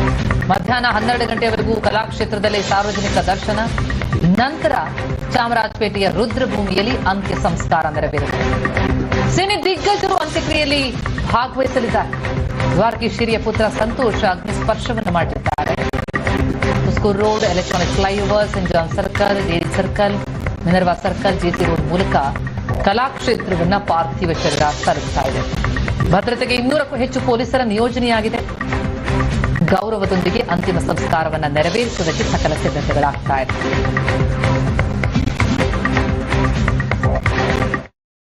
ಹಿರಿಯ ನಟ, ನಿರ್ದೇಶಕ, ನಿರ್ಮಾಪಕರಾಗಿರುವಂತಹ ದ್ವಾರಕೀಶ್ ಅವರು ಸಾವನ್ನಪ್ಪಿರುವಂತದ್ದು. ಅವರ ಅಂತಿಮ ದರ್ಶನಕ್ಕೆ ಎಲ್ಲ ರೀತಿಯ ಸಿದ್ಧತೆಯನ್ನ ಮಾಡಿಕೊಳ್ಳಲಾಗಿದೆ. ರವೀಂದ್ರ ಕಲಾಕ್ಷೇತ್ರದಲ್ಲಿ ಈಗಾಗಲೇ ಅವರ ಅಂತಿಮ ಪಾರ್ಥಿವ ಶರೀರವನ್ನು ಇಡೋದಿಕ್ಕೆ ಅಂತೇಳಿ ಈಗಾಗಲೇ ತಯಾರಿಯನ್ನ ಮಾಡಿಕೊಂಡಿರುವಂತದ್ದು. ಇನ್ನೇನು ಕೆಲವೇ ಹೊತ್ತಿನಲ್ಲಿ ಅವರ ಪಾರ್ಥಿವ ಶರೀರವನ್ನು ಕೂಡ ಇಲ್ಲಿಗೆ ಕರೆತರಲಾಗುತ್ತೆ. ಇಲ್ಲಿ ಇದಕ್ಕೆ ಬೇಕಾಗಿರುವಂತಹ ಸಿದ್ಧತೆಯನ್ನ ಮಾಡಿಕೊಳ್ಳಲಾಗಿದೆ. ಒಂದು ಅಂದ್ರೆ ಈ ಕಡೆ ಟೌನ್ ಹಾಲ್ ಕಡೆಯಿಂದ ವಿಐಪಿಗಳಿಗೆ ಬರೋದಕ್ಕೂ ಕೂಡ ವ್ಯವಸ್ಥೆಯನ್ನ ಮಾಡಿಕೊಳ್ಳಲಾಗಿದೆ. ಅದರ ಜೊತೆಗೆ ಬರುವಂತಹ ಏನು ಅಭಿಮಾನಿಗಳು, ಸಾರ್ವಜನಿಕರು ಏನಿದ್ದಾರೆ ಅವರಿಗೂ ಕೂಡ ಒಂದು ಈ ಕಡೆಯಿಂದ ರವೀಂದ್ರ ಕಲಾಕ್ಷೇತ್ರ ಕಡೆಯ ಅಂದ್ರೆ ಹಿಂಬದಿ ಗೇಟ್ ನಿಂದ ಕೂಡ ವ್ಯವಸ್ಥೆ ಮಾಡಿರುವಂತದ್ದು. ಅಂದ್ರೆ ಯಾರೂ ಕೂಡ ಇಲ್ಲಿ ನುಗ್ಗಲಾಗಬಾರ್ದು ಅನ್ನುವಂತಹ ರೀತಿಯಲ್ಲಿ ವ್ಯವಸ್ಥೆಯನ್ನ ಮಾಡಿಕೊಳ್ಳಲಾಗಿದೆ. ಇವತ್ತು ಬೆಳಗ್ಗೆ 8:30-9 ಗಂಟೆಯಿಂದ ಅವರ ಏನು ಪಾರ್ಥಿವ ಶರೀರದ ಅಂತಿಮ ದರ್ಶನಕ್ಕೆ ವ್ಯವಸ್ಥೆಯನ್ನ ಮಾಡಿಕೊಂಡಿರುವಂತದ್ದು. ಸುಮಾರು ಮಧ್ಯಾಹ್ನ ಏನು 12 ಗಂಟೆವರೆಗೂ ಕೂಡ ಆ ಒಂದು ದ್ವಾರಕೀಶ್ ಅವರ ಪಾರ್ಥಿವ ಶರೀರದ ಅಂತಿಮ ದರ್ಶನವನ್ನ ಇಲ್ಲಿ ಮಾಡಬಹುದು. ಬಂದಂತಹ ಏನು ವಿಐಪಿಗಳಿರ್ಬಹುದು ಅಥವಾ ಸ್ಯಾಂಡಲ್ವುಡ್ ನಟ ನಟಿಯರು ಕೂಡ ಬರುವಂತದ್ದು. ಎಲ್ಲರಿಗೂ ಕೂಡ ವಿಶೇಷವಾದ ಅಂದ್ರೆ ಅವರಿಗೆ ಯಾವ ರೀತಿ ವ್ಯವಸ್ಥೆಯನ್ನ ಮಾಡಬೇಕು ಆ ರೀತಿಯಲ್ಲಿ ವ್ಯವಸ್ಥೆಯನ್ನು ಕೂಡ ಮಾಡಲಾಗಿದೆ. ಜೊತೆಗೆ ಎಲ್ಲೂ ಕೂಡ ಸಮಸ್ಯೆ ಆಗಬಾರ್ದು ಅನ್ನುವಂತಹ ನಿಟ್ಟಿನಲ್ಲಿ ಬ್ಯಾರಿಕೇಡ್ಗಳನ್ನು ಕೂಡ ಹಾಕಿರುವಂತದ್ದು ನಾವಿಲ್ಲಿ ನೋಡಬಹುದು. ಪೊಲೀಸರು ಸಾಕಷ್ಟು ಜನ ಪೊಲೀಸರ ವ್ಯವಸ್ಥೆಯನ್ನು ಕೂಡ ಮಾಡಿಕೊಳ್ಳಲಾಗಿದೆ. ಎಲ್ಲೂ ಕೂಡ ಸಮಸ್ಯೆ ಆಗಬಾರ್ದು ಅನ್ನುವಂತಹ ನಿಟ್ಟಿನಲ್ಲಿ ಬರುವಂತಹ ಏನು ಸ್ಯಾಂಡಲ್ವುಡ್ ನಟ ನಟಿಯರಿರ್ಬೋದು, ಅಂದ್ರೆ ಅಪಾರ ಅಭಿಮಾನಿಗಳಿದ್ದಾರೆ. ಒಂದು ಕಡೆ ದ್ವಾರಕೀಶ್ ಅವ್ರ ಜೊತೆಗೆ ಏನು ನಟನೆ ಮಾಡಿರುವಂತಹವರು ಎಲ್ಲರೂ ಕೂಡ ಇವತ್ತು ಅದರ ಜೊತೆಗೆ ಸಿಎಂ ಕೂಡ ಅವರ ಏನು ಪಾರ್ಥಿವ ಶರೀರದ ಅಂತಿಮ ದರ್ಶನವನ್ನು ಕೂಡ ಮಾಡಲಿದ್ದಾರೆ. ಹಾಗಾಗಿ ಇದಕ್ಕೆ ಬೇಕಾಗಿರುವಂತಹ ಒಂದು ವ್ಯವಸ್ಥೆಯನ್ನು ಕೂಡ ಈಗಾಗಲೇ ಪೊಲೀಸ್ ಇಲಾಖೆಯಿಂದ ಕೂಡ ಮಾಡಿಕೊಂಡಿರುವಂತದ್ದು. ಹಾಗಾಗಿ ಏನು 12 ಗಂಟೆವರೆಗೂ ಕೂಡ ದ್ವಾರಕೀಶ್ ಅವರ ಅಂತಿಮ ಪಾರ್ಥಿವ ಶರೀರದ ಅಂತಿಮ ದರ್ಶನವನ್ನ ಇಲ್ಲಿ ರವೀಂದ್ರ ಕಲಾಕ್ಷೇತ್ರದ ಮುಂಭಾಗದಲ್ಲಿ ಇಡಲಾಗುತ್ತೆ, ಅಲ್ಲಿ ಮಾಡಬಹುದು. ಅದಾದ ಬಳಿಕ ಚಾಮರಾಜಪೇಟೆಯ TR ಮಿಲ್ನಲ್ಲಿ ಅವರ ಅಂತ್ಯಕ್ರಿಯೆ ಕೂಡ ನಡೆಯಲಿದೆ. ಬೆಂಗಳೂರಿನಿಂದ ಕ್ಯಾಮರಾ ಪರ್ಸನ್ ಸತೀಶ್ ಜೊತೆಗೆ ಮಮತಾ ಮರದಾಳ, ಏಷ್ಯಾನೆಟ್ ಸುವರ್ಣ ನ್ಯೂಸ್. ಇನ್ನೇನು ಕೆಲವೇ ಕ್ಷಣಗಳಲ್ಲಿ ದ್ವಾರಕೀಶ್ನ ಅಂತಿಮ ದರ್ಶನಕ್ಕೆ ರವೀಂದ್ರ ಕಲಾಕ್ಷೇತ್ರದಲ್ಲಿ ಸಕಲ ಸಿದ್ಧತೆಗಳನ್ನ ಮಾಡಿಕೊಳ್ಳಲಾಗ್ತಾ ಇದೆ. ಸದ್ಯಕ್ಕೆ ನಾನು ಇದೀಗ ರವೀಂದ್ರ ಕಲಾಕ್ಷೇತ್ರದ ಆವರಣದಲ್ಲಿದೆ, ನೋಡ್ತಾ ಇರ್ಬೋದು. ಈಗಾಗಲೇ ಒಂದು ದ್ವಾರಕೀಶ್ ಅವರ ಒಂದು ಪಾರ್ಥಿವ ಶರೀರವನ್ನ ಇಡೋದಕ್ಕೆ ಒಂದು ವೇದಿಕೆಯನ್ನ ನಿರ್ಮಾಣ ಮಾಡಿರುವಂತದ್ದು. ಜೊತೆಗೆ ಈ ಒಂದು ದ್ವಾರಕೀಶ್ ಅವರ ದರ್ಶನ ಪಡೆಯೋದಕ್ಕೆ ಸಾವಿರಾರು ಅಭಿಮಾನಿಗಳು ಬರುವಂತಹ ನಿರೀಕ್ಷೆ ಇದೆ. ಹೀಗಾಗಿ ಸಾಕಷ್ಟು ಪೊಲೀಸ್ ಬಂದೋಬಸ್ತ್ ಅನ್ನ ಹಾಕಿರುವಂತದ್ದು. ಕೇಂದ್ರ ವಿಭಾಗದ DCP ಶೇಖರ್ ಅವರ ನೇತೃತ್ವದಲ್ಲಿ 200ಕ್ಕೂ ಅಧಿಕ ಪೊಲೀಸರನ್ನ ಇಲ್ಲಿ ಭದ್ರತೆಗೆ ನಿಯೋಜನೆಯನ್ನ ಮಾಡಿರುವಂತದ್ದು. ಜೊತೆಗೆ ಬರುವಂತಹ ಅಭಿಮಾನಿಗಳಿಗಾಗಿ ಒಂದು ಪ್ರತ್ಯೇಕವಾದಂತಹ ಬ್ಯಾರಿಕೇಡ್ ವ್ಯವಸ್ಥೆಯನ್ನ ಮಾಡಿ ಪೊಲೀಸರು ಸಿದ್ಧತೆಯನ್ನ ಮಾಡಿಕೊಂಡಿರುವಂತದ್ದು. ಏನು ರವೀಂದ್ರ ಕಲಾಕ್ಷೇತ್ರದ ಗೇಟ್ ನಿಂದ ಅಭಿಮಾನಿಗಳಿಗೆ ಅವಕಾಶವನ್ನ ಕೊಟ್ರೆ ಅವರಿಗೆ ಎಕ್ಸಿಟ್ ಅನ್ನ ಈ ಟೌನ್ ಹಾಲ್ ಗೇಟ್ ಬಳಿ ಕೊಡಲಾಗಿದೆ. ಜೊತೆಗೆ ಟೌನ್ ಹಾಲ್ ಗೇಟ್ ನ ಬಳಿಯಿಂದ VVIPಗಳು ಅಂದ್ರೆ ನಟರಾಗಿರ್ಬೋದು, ಯಾರ್ಯಾರೆಲ್ಲ VIPಗಳು ಬರ್ತಾರೆ ಅವರ ಎಲ್ರಿಗೂ ಸಹ ಟೌನ್ ಹಾಲ್ ಗೇಟ್ ಕಡೆಯಿಂದ ಅವಕಾಶವನ್ನ ಕಲ್ಪಿಸಿಕೊಳ್ಳಲಾಗಿದೆ. ಈಗಾಗಲೇ ಸಾಕಷ್ಟು ಜನ ಏನು ಈಗ ರವೀಂದ್ರ ಕಲಾಕ್ಷೇತ್ರದ ಕಡೆ ಈಗಾಗಲೇ ಆಗಮಿಸ್ತಾ ಇರುವಂತದ್ದು. ಇನ್ನೇನು ಕೆಲವೇ ಕ್ಷಣಗಳಲ್ಲಿ ದ್ವಾರಕೀಶ್ ಅವರ ಪಾರ್ಥಿವ ಶರೀರ ಈ ಒಂದು ರವೀಂದ್ರ ಕಲಾಕ್ಷೇತ್ರಕ್ಕೆ ಬರಲಾಗುತ್ತೆ. ಅದಾದ ನಂತರ ದರ್ಶನಕ್ಕೆ ಅವಕಾಶವನ್ನ ಮಾಡಿಕೊಳ್ಳಲಾಗ್ತಾ ಇದೆ. ಜೊತೆಗೆ ನೋಡ್ತಾ ಇರ್ಬೋದು, ಈ ಒಂದು ವೇದಿಕೆಯ ಪಕ್ಕದಲ್ಲೇ VIPಗಳು ಕೂರೋದಕ್ಕೆ ಒಂದಷ್ಟು ಆಸನಗಳ ವ್ಯವಸ್ಥೆಯನ್ನ ಸಹ ಮಾಡಿರುವಂತದ್ದು. ಒಟ್ಟಾರೆಯಾಗಿ ಇನ್ನೇನು ಕೆಲವೇ ಕ್ಷಣಗಳಲ್ಲಿ ದ್ವಾರಕೀಶ್ ಅವರ ಅಂತಿಮ ದರ್ಶನಕ್ಕೆ ರವೀಂದ್ರ ಕಲಾಕ್ಷೇತ್ರದಲ್ಲಿ ಸಕಲ ಸಿದ್ಧತೆಗಳನ್ನ ಈಗಾಗಲೇ ಮಾಡಿಕೊಳ್ಳಲಾಗಿದೆ. ಇನ್ನೇನು ಕೆಲವೇ ಕ್ಷಣಗಳಲ್ಲಿ ಅವರ ಪಾರ್ಥಿವ ಶರೀರ ರವೀಂದ್ರ ಕಲಾಕ್ಷೇತ್ರಕ್ಕೆ ಆಗಮಿಸಲಿದ್ದು ಅಭಿಮಾನಿಗಳವರ ದರ್ಶನವನ್ನ ಪಡೆಯಲಿದ್ದಾರೆ. ಕ್ಯಾಮರಾ ಪರ್ಸನ್ ನಾಗರಾಜ್ ಜೊತೆ ಹರೀಶ್ ರಾಮಸ್ವಾಮಿ, ಏಷ್ಯಾನೆಟ್ ಸುವರ್ಣ ನ್ಯೂಸ್, ಬೆಂಗಳೂರು.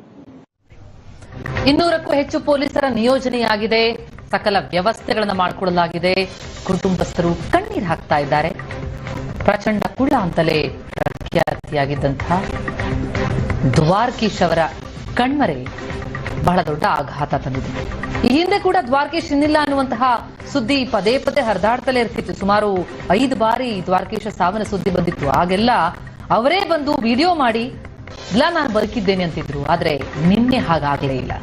ದ್ವಾರಕೀಶ್ ಮಲಗಿದ್ದವರು ಮಲಗಿದ್ದಲ್ಲೇ ಚಿರನಿದ್ರೆಗೆ ಜಾರಬಿಟ್ರು. ರವೀಂದ್ರ ಕಲಾ ಕ್ಷೇತ್ರದಲ್ಲಿ ಅವರ ಅಂತಿಮ ದರ್ಶನಕ್ಕೆ, ಅವರಿಗೆ ಅಂತಿಮ ನಮನವನ್ನು ಸಲ್ಲಿಸುವುದಕ್ಕೆ ಸಕಲ ವ್ಯವಸ್ಥೆಯಾಗಿದೆ. ಮಧ್ಯಾಹ್ನ 12 ಗಂಟೆಯವರೆಗೂ ಕೂಡ ಸಾರ್ವಜನಿಕ ದರ್ಶನಕ್ಕೆ ಅವಕಾಶ ಇರುತ್ತೆ. ನಂತರ ಚಾಮರಾಜಪೇಟೆಯ ರುದ್ರಭೂಮಿಯಲ್ಲಿ ಅಂತ್ಯ ಸಂಸ್ಕಾರ ನೆರವೇರಲಿದೆ.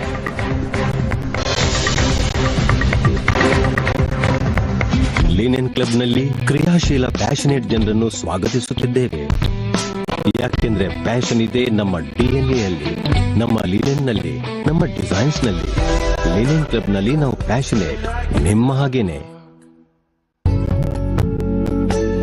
ಅಮ್ಮ ಮಾಡಿದಲ್ಲ, ಅಮ್ಮನಿಗಾಗಿ ಮಾಡಿದ ಸ್ಪೆಷಲ್ ಚಪಾತಿಯಲ್ಲಿ ಹುಣಸೂರಿನ ಬರ್ಸಾರ್ ರೋಡ್ ಅಲ್ಲಿ ನಾನಿದ್ದೀನಿ. ಸಿಕ್ಕಾಪಟ್ಟೆ ಜನಸಂಖ್ಯೆ ಇದ್ದಾರೆ, ಸಿಕ್ಕಾಪಟ್ಟೆ ಅಂಗಡಿ ಮಳಿಗೆಗಳು, ಜನಸಂದಣಿ, ಸಿಕ್ಕಾಪಟ್ಟೆ ಬಿಸಿ ಆಗಿದ್ದಾರೆ ಇಲ್ಲೆಲ್ಲ ಕಡೆ. ಬನ್ನಿ, ಇಲ್ಲೊಂದು ಗ್ಯಾಂಗ್ ಇದೆ. ಸಿಕ್ಕಾಪಟ್ಟೆ ಇಲ್ಲಿ ಚರ್ಚೆಗಳು, ಟೀ ಸ್ಟಾಲು. ಟೀ ಸ್ಟಾಲ್ ಅಡ್ಡೆ ಅಂದ್ರೆ ನನಗೆ ಸಿಕ್ಕಾಪಟ್ಟೆ ಇಷ್ಟ. ಯಾಕಂದ್ರೆ ಪ್ಯಾನಲ್ ಡಿಸ್ಕಷನ್ ಎಲ್ಲ ನಡೀತಾ ಇರುತ್ತೆ ಇಲ್ಲಿ. ಕೂತ್ಕೊಳ್ಳಿ. ಯಾಕೆ ಇಷ್ಟೊಂದು ಗೌರವ ನನಗೆ? ಯಾಕೆ ಸರ್? ಈಗ ಹುಣಸೂರಲ್ಲಿ ಯಾರು ಲೀಡ್ ಕೊಡ್ತೀರಾ? ಮಹಾರಾಜರು ನಿಂತವ್ರೆ, ಇನ್ನೊಂದ್ ಕಡೆ ಕಾಂಗ್ರೆಸ್ ಲಕ್ಷ್ಮಣ್ ಅವರ. ಯಾರಿಗೆ ಲಕ್ಷ್ಮಣ್ ಮಹಾರಾಜರದು ತಗೊಳ್ಳೋದು ನಾವು ಲೆಕ್ಕಕ್ಕಲ್ಲ. ಮತ್ತೆ ಈಗ ಭಾರತ ದೇಶಕ್ಕೆ ಸ್ವತಂತ್ರ ಕೊಡಿಸಿರೋದು ಕಾಂಗ್ರೆಸ್ ಪಕ್ಷ. ಖಂಡಿತ. ಇವಾಗ ಇಂಡಿಯಾದಲ್ಲಿ ಇರೋದು, ಭಾರತದಲ್ಲಿ ಕನಸಿನ ರಾಜ್ಯ ಕಟ್ಟಿರೋದು ಜವಾಹರ್ಲಾಲ್ ನೆಹರು ಅವರು. ಅವರು ದೇಶಕ್ಕೆ ಫಸ್ಟ್ 5 year ಪ್ಲಾನ್ ಕೊಟ್ರು, ಸೆಕೆಂಡ್ 5 year ಪ್ಲಾನ್ ಕೊಟ್ರು, ಥರ್ಡ್ 5 year ಪ್ಲಾನ್ ಕೊಟ್ರು, ಬಾಗ್ರಾನಂಗಲ್ ಡ್ಯಾಮ್ ಕಟ್ಸಿದ್ರು, ಇಸ್ರೋನ್ ಕೊಟ್ರು, ಬ್ಯಾಂಕ್ ನ್ಯಾಷನಲೈಸೇಷನ್ ಮಾಡಿದ್ರು. ಇವತ್ತು ಕಾಂಗ್ರೆಸ್ ದೇಣಿಗೆ ಇವತ್ತು ಮಾಡಿರೋದನ್ನ ಅವರು ಇನ್ನು ಯಾವ ಜನ್ಮದಲ್ಲೂ ಬೇರೆಯವ್ರು ಮಾಡಕ್ ಆಗೋದಿಲ್ಲ. ಎಲ್ಲರೂ ಒಳ್ಳೆ ಕೆಲಸ ಮಾಡ್ತಾ ಇದ್ದಾರೆ. ಯಾರು ಒಳ್ಳೆ ಕೆಲಸ ಮಾಡ್ತಾ ಇದ್ದಾರೆ ಅವ್ರಿಗೆ ಉಪಯೋಗಿಸ್ಕೊಳ್ಳೋಣ. ಯಾರು ಕೆಟ್ಟ ಕೆಲಸ ಮಾಡ್ತಾರೆ ನೀವು ತೋರಿಸ್ತಿರಲ್ಲ ಅಂತ ತೋರಿಸಿ. ಹೇಳಿ ಸರ್, ನಿಮ್ಮ ಇಲ್ಲಿ ಹುಣಸೂರು ಯಾರಿಗೆ ಲೀಡ್ ಕೊಡ್ತೀರಾ? ಸರ್, ಅತಿ ಹೆಚ್ಚು ಮೈಸೂರು ಮಹಾರಾಜರು ಅತಿ ಹೆಚ್ಚು ಲೀಡಲ್ಲಿ ಗೆಲ್ತಾರೆ.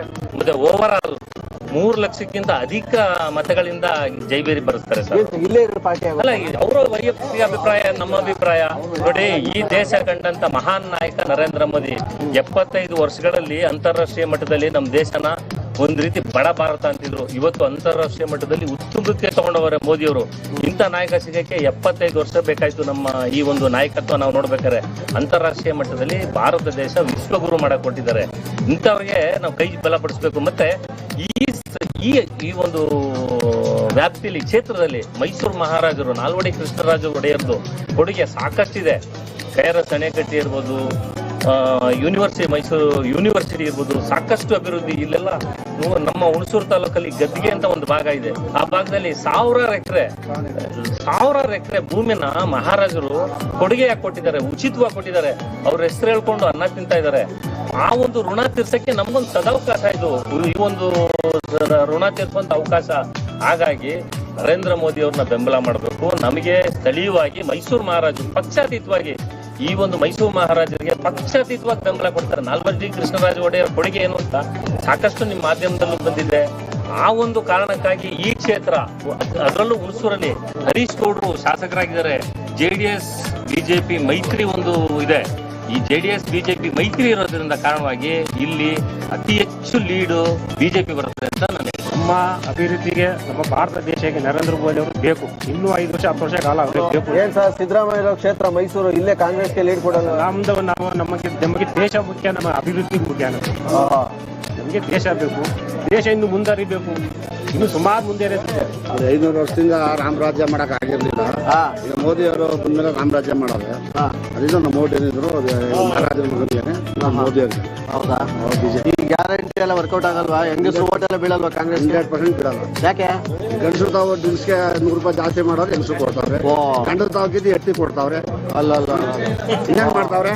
ಈಗ ಯೂನಿಟ್ಗೆ ಈಗ ಅಂಗಡಿಯವ್ರಿಗೆಲ್ಲ ಏನ್ ಮಾಡೋರೆ, 500 ಬರ್ತಿದ್ದು 3000 ಬರ್ತೈತೆ. ಅದ್ ತೆಗೆದು ಬಡವ್ರು ಕೊಡ್ತಾವ್ರೆ. ಈಗ ಗಂಡನ್ಗಿಂತ ಎತ್ತಿ ಕೊಡ್ತಾರೆ. ನೀವು ಕುಡಿಬೇಡಿ. ಯಾಕೆ ಕುಡಿತೀರಿ? ಕುಡಿಯೋರಿಗೆ ಅದು ಕಿತ್ತಲ್ಲಿ ಕೊಡ್ತಾರೆ. ನಾವು ಕುಡಿತಲ್ಲ, ನಾವು ಲಿಕ್ಕರ್ ಬ್ಯಾನ್ ಮಾಡಿ ಸಾರ್. ನಾವು ಕುಡಿತಾರ ಮೆಡ್ತಿಗೆ ಬರ್ತಾನೆ ಇಲ್ಲ. ನಾವು ಮುಡ್ತಾನೆ ಆದ್ರೆ ಕುಡಿದ್ರೆ ಮೆಡ್ತಿಗೆ ಬರ್ತದೆ. ಆ ದುಡ್ಡು ಬೇಡಕ್ಕೆ ಬೇಡ, ನಾವು ಈಸ್ಕೊತಾನೆ ಇಲ್ಲ. ಈಗ ಹೆಂಗಸರುಗಳೆಲ್ಲ ಈ ಗ್ಯಾರಂಟಿ ಎಲ್ಲ ಮನಸ್ಸಲ್ಲಿ ಇಟ್ಕೊಂಡು ಕಾಂಗ್ರೆಸ್ ಕೊಡ್ ಹಾಕಲ್ವಾ? 100% ಹಾಕಲ್ಲ. ಯಾಕೆ? ಗಂಟೆ ಹಿಂಗೆಲ್ಲ ಮಾಡ್ತಾರಲ್ಲ, ಇದು ಆ ದುಡ್ಡು ಕೈತಿ ನಮಗೆ ಕೊಡ್ತಾರಲ್ಲ. ದೇಶದಲ್ಲೂ ಎತ್ತಿದ ಕೈಯಾಗಿದ್ದ ಅಪರೂಪದ ಈ ಸಾಧಕ ಈಗ ಚಿರನಿದ್ರೆಗೆ ಜಾರಿದ್ದಾರೆ. ಅವರ ಪಾರ್ಥಿವ ಶರೀರವನ್ನ ಅವರ ನಿವಾಸದಿಂದ ರವೀಂದ್ರ ಕಲಾ ಕ್ಷೇತ್ರಕ್ಕೆ ತರಲಾಗ್ತಾ ಇದ್ದು, ಅಲ್ಲಿ ಸಾರ್ವಜನಿಕ ದರ್ಶನಕ್ಕೆ ಸಿದ್ಧತೆಯಾಗಿದೆ. ಅವರ ಕುಟುಂಬಸ್ಥರು ಕಣ್ಣೀರು ಹಾಕ್ತಾ ಇದ್ದಾರೆ. ನಟ ಡಿಂಗ್ರಿ ನಾಗರಾಜ್ ಅವರು ಮಾತನಾಡಿದ್ದಾರೆ, ದ್ವಾರಕೀಶ್ ಅವರನ್ನ ಸ್ಮರಿಸಿದ್ದಾರೆ. ಕೇಳೋಣ ಬನ್ನಿ. ಕನ್ನಡ ಚಿತ್ರರಂಗ ದ್ವಾರಕೀಶ್ ಅವರನ್ನ ಕಳೆದುಕೊಂಡು ಸಾಕಷ್ಟು ದುಃಖದಲ್ಲಿದ್ದಾರೆ. ಸದ್ಯಕ್ಕೆ ರವೀಂದ್ರ ಕಲಾಕ್ಷೇತ್ರದಲ್ಲಿ ಅವರ ಅಂತಿಮ ದರ್ಶನಕ್ಕೆ ಸಕಲ ಸಿದ್ಧತೆಗಳು ನಡೀತಾ ಇದೆ. ಅವರ ದರ್ಶನ ಪಡೆಯುವ ಸಲುವಾಗಿ ಹಾಸ್ಯ ಕಲಾವಿದರಾದಂತಹ ಡಿಂಗ್ರಿ ನಾಗರಾಜ್ ಅವರು ಬಂದಿದ್ದಾರೆ. ಅವರನ್ನ ಮಾತಾಡಿಸ್ತಾ ಹೋಗ್ತೇನೆ. ಸರ್, ದ್ವಾರಕೀಶ್ ಅವರು ಕನ್ನಡ ಚಿತ್ರರಂಗಕ್ಕೆ ಕೊಟ್ಟಂತಹ ಕೊಡುಗೆ ಅಪಾರ. ಈಗ ಎಷ್ಟು ಮಿಸ್ ಮಾಡ್ಕೊತಾರೆ ಸರ್? ದ್ವಾರಕೀಶ್ ಅವರು ಚಲನಚಿತ್ರರಂಗಕ್ಕೆ ಸಾಕಷ್ಟು ಕೊಟ್ಟಿದ್ದಾರೆ ಸರ್. ಅವರ 60 ವರ್ಷಗಳ ಸರ್ವಿಸ್ನಲ್ಲಿ ಎಂತೆಂಥವ್ರು ಡಾಕ್ಟರ್ ರಾಜ್ಕುಮಾರ್, ಕಲ್ಯಾಣ್ ಕುಮಾರ್, ಉದಯ್ ಕುಮಾರ್, ನರಸಿಂಹರಾಜ್, ಬಾಲಕೃಷ್ಣ ಅವರು, ಆಮೇಲೆ ಹೊಸ ಹೊಸ ನಟಗಳನ್ನ ತಗೊಂಡು ತೋರಿಸಿದ್ದಾರೆ. ವಿಷ್ಣುವರ್ಧನ್ ಅವರಿಬ್ಬರು ಎಷ್ಟೊಂದು ಗಳಸಿಗಂಟ ಅಷ್ಟೊಂದು ಫ್ರೆಂಡ್ಲಿ ಆಗಿರ್ತಿದ್ರು. ಅಂಥವ್ರನ್ನೆಲ್ಲ ಕರ್ಕೊಂಡು ಪಿಕ್ಚರ್ ಮಾಡಿ ಒಳ್ಳೊಳ್ಳೆ ಪಿಕ್ಚರ್ ಮಾಡಿ ಒಂದು ಕರ್ನಾಟಕ ಚಲನಚಿತ್ರ ರಂಗದಲ್ಲಿ ಒಂದು ಧ್ರುವ ನಕ್ಷತ್ರವಾಗಿ ಉಳ್ಕೊಂಡಿದ್ದಾರೆ. ನೀವು ದ್ವಾರಕೀಶ್ ಅವರನ್ನ ಕೊನೆದಾಗಿ ಭೇಟಿಯಾಗಿದ್ದ ಹೇಗೆ, ಅವರ ನಿಮ್ಮ ಒಡನಾಟ ಯಾವ ರೀತಿಯಾಗಿರ್ತಿತ್ತು? ದ್ವಾರಕೀಶ್ ಅವ್ರನ್ನ ಭೇಟಿ ಮಾಡಿದ ಒಂದು 6 ತಿಂಗಳು 1 ವರ್ಷದ ಕೆಳಗಡೆ ಒಂದು ತರುಣ್ ಸೂದಿರ್ ಅವರು ಗುರು ಶಿಷ್ಯರು ಅಂತ ಮಾಡಿದ್ರು, ಶರಣ್ ಹಾಕೊಂಡು ಇವ್ರು ತೆಗೆದಂಥ ಗುರು ಶಿಷ್ಯರು. ಆ ಗುರು ಶಿಷ್ಯ ಸಂದರ್ಭದಲ್ಲಿ ಅದೇ ವೇದಿಕೆ ಮೇಲೆ ಅವ್ರಿಗೆ ನನಗೆ ಎಲ್ಲ ಸನ್ಮಾನ ಇಟ್ಕೊಂಡಿದ್ರು. ಅದು ಲಾಸ್ಟ್. ಅದಾದ್ಮೇಲೆ ಅವ್ರನ್ನ ನೋಡಲಿಲ್ಲ, ನಾನು ಎಲ್ಲೂ ಮೀಟ್ ಮಾಡಲಿಲ್ಲ. ಬಟ್ ಅವರು ಚೌಕಾನ ಪಿಕ್ಚರ್ ನಾನು ಒಂದು ಪಾರ್ಟ್ ಮಾಡಿದ್ದೆ. ಅವ್ರಿಗೆ ಗೊತ್ತಾಯ್ತು ನಾನು ಮಾಡಿದ್ದೆ. ಅವ್ರ ಮಗನ ಕೇಳಿದ್ರು, ಯಾಕೆ ಡಿಗ್ರಿ ನಂಬರ್ ಕೊಡೋ ಅಂದೆ. ಡಿಗ್ರಿ ಫೋನ್ ಮಾಡಿದ್ರು, ಏನಮ್ಮ ಡಿಗ್ರಿ ನೀನು ನಮ್ಮ ಪಿಕ್ಚರ್ ಪಾರ್ಟ್ ಮಾಡಿಬಿಟ್ಟಿದ್ದೀನಿ ಸರ್. ಅವಕಾಶ ಕೊಟ್ಟರು ಮಾಡಿದ್ದೀನಿ ಸರ್. ಡಿಗ್ರಿಗೆ ಒಳ್ಳೆ ಪೇಮೆಂಟ್ ಕೊಡ್ರು ಅಂದ್ಬಿಟ್ಟಿದೆ. ಅವ್ರ ಮಗನಿಗೆ ಹೇಳಿ ಒಳ್ಳೆ ಪೇಮೆಂಟ್ ಕೊಡ್ತಿದ್ದಾರೆ. ಅದರ ಅಂಥ ವ್ಯಕ್ತಿತ್ವ ಹುಡುಕಿ ಎಷ್ಟು 100 ಜನರ ಮಧ್ಯದಲ್ಲಿದ್ದರು. ಏನಮ್ಮ ಡಿಗ್ರಿ ಚೆನ್ನಾಗಿದೆಯೇನಮ್ಮ, ಅಷ್ಟು ಪ್ರೀತಿ ವಿಶ್ವಾಸದಿಂದ ಮಾತಾಡೋ, ಏನೋ ಅವ್ರ ಕುಟುಂಬದವ್ರ ಥರ ಮಾತಾಡ್ತಾರೆ. ಅಷ್ಟು ಅಭಿಯಾನ ಒಬ್ಬರಿಗೆ ಹರ್ಟ್ ಮಾಡ್ತಿಲ್ಲ, ಬೈದು ಮಾಡಿ ಅವ್ರ ನೋವಾಗುವಂಥ ಒಂದು ಮಾತು ಯಾವತ್ತು ಅಂದಿಲ್ಲ. ಎಲ್ಲರೂ ನಗ್ನಗ್ತಾ ಸಂತೋಷವಾಗಿರ್ತಾ ಇದ್ರು. ಸರ್, ದ್ವಾರಕೀಶ್ ಅವರು ಕೇವಲ ನಟನೆ ಅಷ್ಟೇ ಅಲ್ಲ, ನಿರ್ದೇಶನದಲ್ಲಿ ಗೆದ್ದವರು, ನಿರ್ಮಾಪಕರಾಗಿ ಗೆದ್ದಂಥವ್ರು. ಅಂಥವ್ರಿಗೆ ಒಂದಷ್ಟು ಸೋಲುಗಳಿತ್ತು ಕಾಡಿತವ್ರು. ಸೋಲು ಎಲ್ಲರಿಗೂ ಇದ್ದೇ ಇರ್ತದ. ಸೋಲು ಗೆಲುವು ಜೀವನದಲ್ಲಿ ಏಳು ಬೀಡು ಇದ್ದೇ ಇರ್ತದೆ. ಅಂಥವ್ರಲ್ಲಿ ಅವ್ರಿಗೂ ಒಂದ್ಸತಿ ಒಳ್ಳೆ ಪೀಕ್ ಅವರ್ಗೂ ಇದ್ರು. ಏನು ಮೇರ್ ಮುತ್ತಣ್ಣ ಇವೆಲ್ಲ ಪಿಕ್ಚರ್ ಮಾಡಿ ವಿಷ್ಣುವರ್ಧನ್ ಕಳ್ಳ ಕುಳ್ಳ ಹಾಫ್ರೆ ನಮಗೆ ಇಡೀ ನಮ್ಮ ಕರ್ನಾಟಕ ಜನತೆಗೆ ಒಬ್ಬ ಅಪೂರ್ವವಾದಂಥ ಸಿಂಗರ್ ಕಿಶೋರ್ ಕುಮಾರ್ ಅವ್ರಿಗೆ ಬರೋ ಸಾಧ್ಯವೋ. ಆಗಿನ ಕಾಲಕ್ಕೆ ಒಂದು ಮೇರು ನಟರು ಸಿಂಗರು ಅವ್ರು ಕರ್ಕೊಂಬಂದು ಒಂದು ಹಾಡು ಆಡ್ಸಿದ್ರು. ಆಡು ಆಟ ಆಡು ನೀ ಆಟ ಆಡಿ ನೋಡು, ಏ ರಾಣಿ ಏ ಜಾಕಿ ಏ ಜೋಕರ್ ಎದುರಲ್ಲಿ ನಿಗಾ. ಈ ಹಾಡನ್ನ ಕಿಶೋರ್ ಕುಮಾರ್ ಕೈ ಆಡ್ಸೋದ್ರಲ್ಲ, ಅದೊಂದು ಒಂದು ಪ್ಲಸ್ ಪಾಯಿಂಟು. ಎಲ್ಲೋ ಇದ್ದಂಥ ದೊಡ್ಡ ಸಿಂಗರ್ ಕರ್ಕೊಂಬಂದು ಆಡ್ಸೋದ್ರಲ್ಲ ಅಂತ. ಹೀಗೆ ಅವ್ರು ಏನೇನೋ ಒಂದು ವಿಷಯ ಮಿರಾಕಲ್ ಮಾಡ್ತಾನೆ ಇರ್ತಾರೆ ಒಂದಲ್ಲ ಒಂದೊಂದು ಪಿಕ್ಚರ್ನಲ್ಲಿ. ಶ್ರುತಿಯವರೆಲ್ಲೋ ಇದ್ದರು, ಶ್ರುತಿಯವ್ರು ಕರ್ಕೊಂಬಂದು ಶ್ರುತಿ ಪಿಕ್ಚರ್ ಮಾಡಿದ್ರು. ಶ್ರುತಿಯಿಂದ ತಿರುಗಿ ಅವರ ಸೆಕೆಂಡ್ ಲೈಫ್ ಚಲನಚಿತ್ರರಂಗದ 2ನೇ ಜೀವನ ಪ್ರಾರಂಭ ಆಯಿತು. ಅಲ್ಲಿಂದ ಆಪ್ತಮೇತ ಈಪ್ತ ಎಲ್ಲ ಮಾಡಿದ್ರು. ಎಲ್ಲ ಸಖತ್ ದುಡ್ಡು ಬಂತು, ಮಾಡಿದ್ರು, ದೊಡ್ಡ ವ್ಯಕ್ತಿ ಆದರು. ಈಗ ಒಂದು ಮಿನುಗುತ್ತಾರೆ, ಧ್ರುವದ ನಕ್ಷತ್ರ ಆಗಿ ಉಳ್ಕೊಂಡಿದ್ದಾರೆ. ಕನ್ನಡ ಚಲನಚಿತ್ರರಂಗ ಸೂರ್ಯಚಂದ್ರ ಇರೋವರೆಗೂ ದ್ವಾರಕೀಶ್ ಅವ್ರನ್ನ ಮರೆಯೋಕ್ಕಾಗದಿಲ್ಲ ಅಂತ ಒಂದು ಘಟನೆ. ಇದಿಷ್ಟು ಡಿಂಗ್ರಿ ನಾಗರಾಜ್ ಅವರ ಮಾತು. ಕ್ಯಾಮ್ರಾ ಪರ್ಸನ್ ನಾಗರಾಜ್ ಜೊತೆ ಹರೀಶ್ ರಾಮಸ್ವಾಮಿ, ಏಷ್ಯಾನೆಟ್ ಸುವರ್ಣ ನ್ಯೂಸ್, ಬೆಂಗಳೂರು. ಶೃಂಗರಿಸಿದ ಕೈಯಲ್ಲಿ ಮೆಹಂದಿ, ಕಾವೇರಿ ಕಾವೇರಿ ಮೆಹಂದಿ. ಕಾವೇರಿ ಮೆಹಂದಿ ಕೋನ್ ಕೈಗಳಿಗೆ ಹರಡುತ್ತೆ ಪ್ರೀತಿಯ ಗಾಢವಾದ ಬಣ್ಣ. ಅಜ್ಜಿ ಮಾಡಿದ ವಡೆಯಲ್ಲಿ ಒಂದು ಮಾಯೆ ಇದೆ, ಕೈ ರುಚಿ ಇದೆ. ನಿಮ್ಮ ಕೈ ರುಚಿಗೆ ಸಹಕರಿಸುವುದಕ್ಕಾಗಿ ಸೂಕ್ಷ್ಮವಾಗಿ ಆಯ್ಕೆ ಮಾಡಿದ ಇಂಗ್ರೀಡಿಯೆಂಟ್ಸ್ ನಿಂದ ತಯಾರಿಸಲಾಗಿದೆ ಫಾರ್ಚೂನ್ ಗೋಧಿ ಹಿಟ್ಟು, ಎಣ್ಣೆ, ಅಕ್ಕಿ ಮತ್ತೆ ಸಕ್ಕರೆ. ಮನೆ ಊಟ ಮನೆ ಊಟನೇ. ನಾವು ಹೆಲ್ದಿ ಆಗಿರ್ಬೇಕು ಅಂದ್ರೆ ನಮಗೆ ಪ್ಯೂರ್ ವಾಟರ್ ಬೇಕು. ನಮ್ಮ ಕಟ್ಟಡ ಹೆಲ್ದಿ ಆಗಿರ್ಬೇಕು ಅಂದ್ರೆ ಪ್ಯೂರ್ ಇಂಡಸ್ 555D TMT ಬೇಕು. ಇಂಡಸ್ 555D TMT, ಇಂಡಸ್ ಒಳಗೆ ನೆಮ್ಮದಿ ಹೊರಗೆ.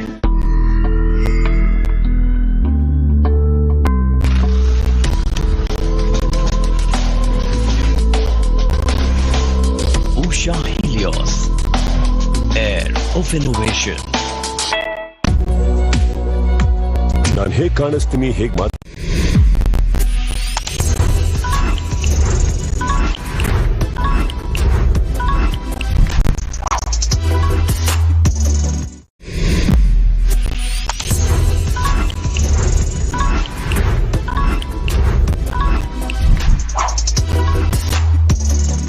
ನಮಸ್ಕಾರ. 60 ಸೆಕೆಂಡ್ಸ್ ವಿತ್ ಭಾವನಾ ನಾಗಯ್ಯ ಕಾರ್ಯಕ್ರಮಕ್ಕೆ ಸ್ವಾಗತ. ಅಮ್ಮವ್ರೆ, ನಿಮ್ಮ ಹೆಸರು? ಗೌರಮ್ಮ. ಒಂದಷ್ಟು ಪ್ರಶ್ನೆ ಕೇಳಲ್ಲ ನಿಮ್ಮನ್ನ? ಕೇಳಮ್ಮ. ಹೇಳ್ತೀರಾ? ಹೇಳ್ತಂತ. ಪಾಲಿಟಿಕ್ಸ್ ಹೇಳ್ತಂತ. ಈ ಎಲೆಕ್ಷನ್ ಮೋದಿ ಹೆಸರಲ್ಲಿ ನಡೀತಾ ಇದೆಯಾ, ಅಭಿವೃದ್ಧಿ ಹೆಸರಲ್ಲಿ ನಡೀತಾ ಇದೆಯಾ? ಮೋದಿ ಹೆಸರಲ್ಲಿ ನಡೀತೈತೆ. ಮೋದಿ ಮತ್ತೊಂದ್ಸಲ ಯಾಕೆ ಬೇಕು? ಶ್ರೀರಾಮ ಕಟ್ಟಿಸತಲ್ಲಮ್ಮ ಅದಕ್ಕೆ. ಕರ್ನಾಟಕದಲ್ಲಿ ಕಾಂಗ್ರೆಸ್ ಬಿಜೆಪಿನ? ಬಿಜೆಪಿ. ಗ್ಯಾರಂಟಿ ನೋಡಿ ಕಾಂಗ್ರೆಸ್ಗೆ ವೋಟ್ ಹಾಕ್ತೀರಾ? ಯಾರ್ದು ಒಳ್ಳೇದ್ ಮಾಡ್ಯಾರ ಅಂತ ಅದನ್ನ ನೋಡಿ ಮಾಡೋದು. ಕಾಂಗ್ರೆಸ್ ಸೋತು ಒಂದ್ ವೇಳೆ ಗ್ಯಾರಂಟಿ ನಿಲ್ಲಿಸ್ಬಿಟ್ರೆ? ನಾನು ಫ್ರೀನೇ ತಗೊಂಡಿಲ್ಲ, ಬಸ್ಗೆ ಫ್ರೀ ಹೋಗಿಲ್ಲ, ನಾವು ದುಡ್ಕೊಂಡ್ ತಿನ್ನೋದೇನು ತಪ್ಪಿಲ್ಲ. ಕೇಂದ್ರದಲ್ಲಿ ಎಷ್ಟು ಗೆಲ್ಬಹುದು? ಮೋದಿ 400 ಗೆಲ್ತೀವಿ ಅಂತಿದ್ದಾರೆ. 400 ಗೆಲ್ಬೋದಮ್ಮ. ಈಗ ಸಿದ್ದರಾಮಯ್ಯ ಸರ್ಕಾರಕ್ಕೆ 10ರಲ್ಲಿ ಎಷ್ಟು ಮಾರ್ಕ್ಸ್ ಕೊಡ್ತೀರಿ? 5 ಕೊಡ್ತೀರಾ? ಥ್ಯಾಂಕ್ ಯು ಗೌರಮ್ಮ ಅವರೇ. ಇದು 60 ಸೆಕೆಂಡ್ಸ್ ವಿತ್ ಭಾವನಾ ನಾಗಯ್ಯ. ನೇರ ದಿಟ್ಟ ನಿರಂತರ ಸುದ್ದಿಗಾಗಿ ನೋಡ್ತಾ ಇರಿ ಏಷ್ಯಾನೆಟ್ ಸುವರ್ಣ ನ್ಯೂಸ್. ಇದು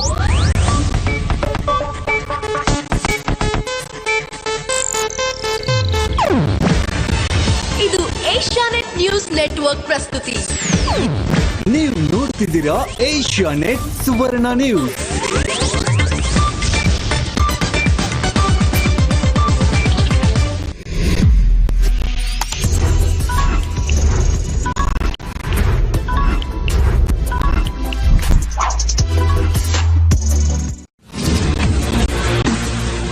ನಮಸ್ಕಾರ. 60 ಸೆಕೆಂಡ್ಸ್ ವಿತ್ ಭಾವನಾ ನಾಗಯ್ಯ ಕಾರ್ಯಕ್ರಮಕ್ಕೆ ಸ್ವಾಗತ.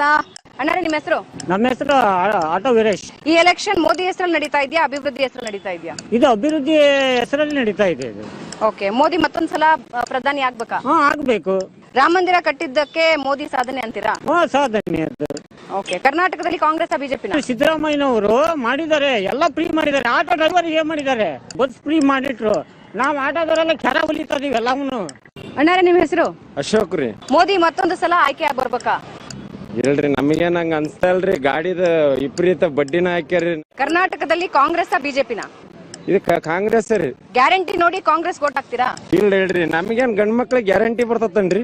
ಕಾಂಗ್ರೆಸ್ ಸೋತು ಗ್ಯಾರಂಟಿ ನಿಲ್ಲಿಸ್ಬಿಟ್ರೆ? ಹಂಗೇನಿಲ್ರಿ, ಅದು ದೇವ್ರಿಚ್ಛೆ. ಈಗ ಹಣ ಹೆಂಡ ಇದ್ರೆ ವೋಟ್ ಹಾಕ್ತಾರೆ. ಅಯ್ಯ ಹೇಳ್ರಿ, ಅವೆಲ್ಲ 4 ದಿವಸ ಅಂತ ಬಿಡ್ರಿ. ನರೇಂದ್ರ ಮೋದಿ ನಮ್ಗೆ ಹಾಕ ಮನ್ಸ ಹೋಗೈತಿ ಓಟ್. ಓಕೆ. ರಾಹುಲ್ ಗಾಂಧಿ? ಬಣ್ಣ ಬಿಸಿಲು ಧೂಳು ಮತ್ತು ಮಳೆಯೊಂದಿಗೆ ಫೈಟ್ ಮಾಡುತ್ತೆ. It's colourful, it's powerful.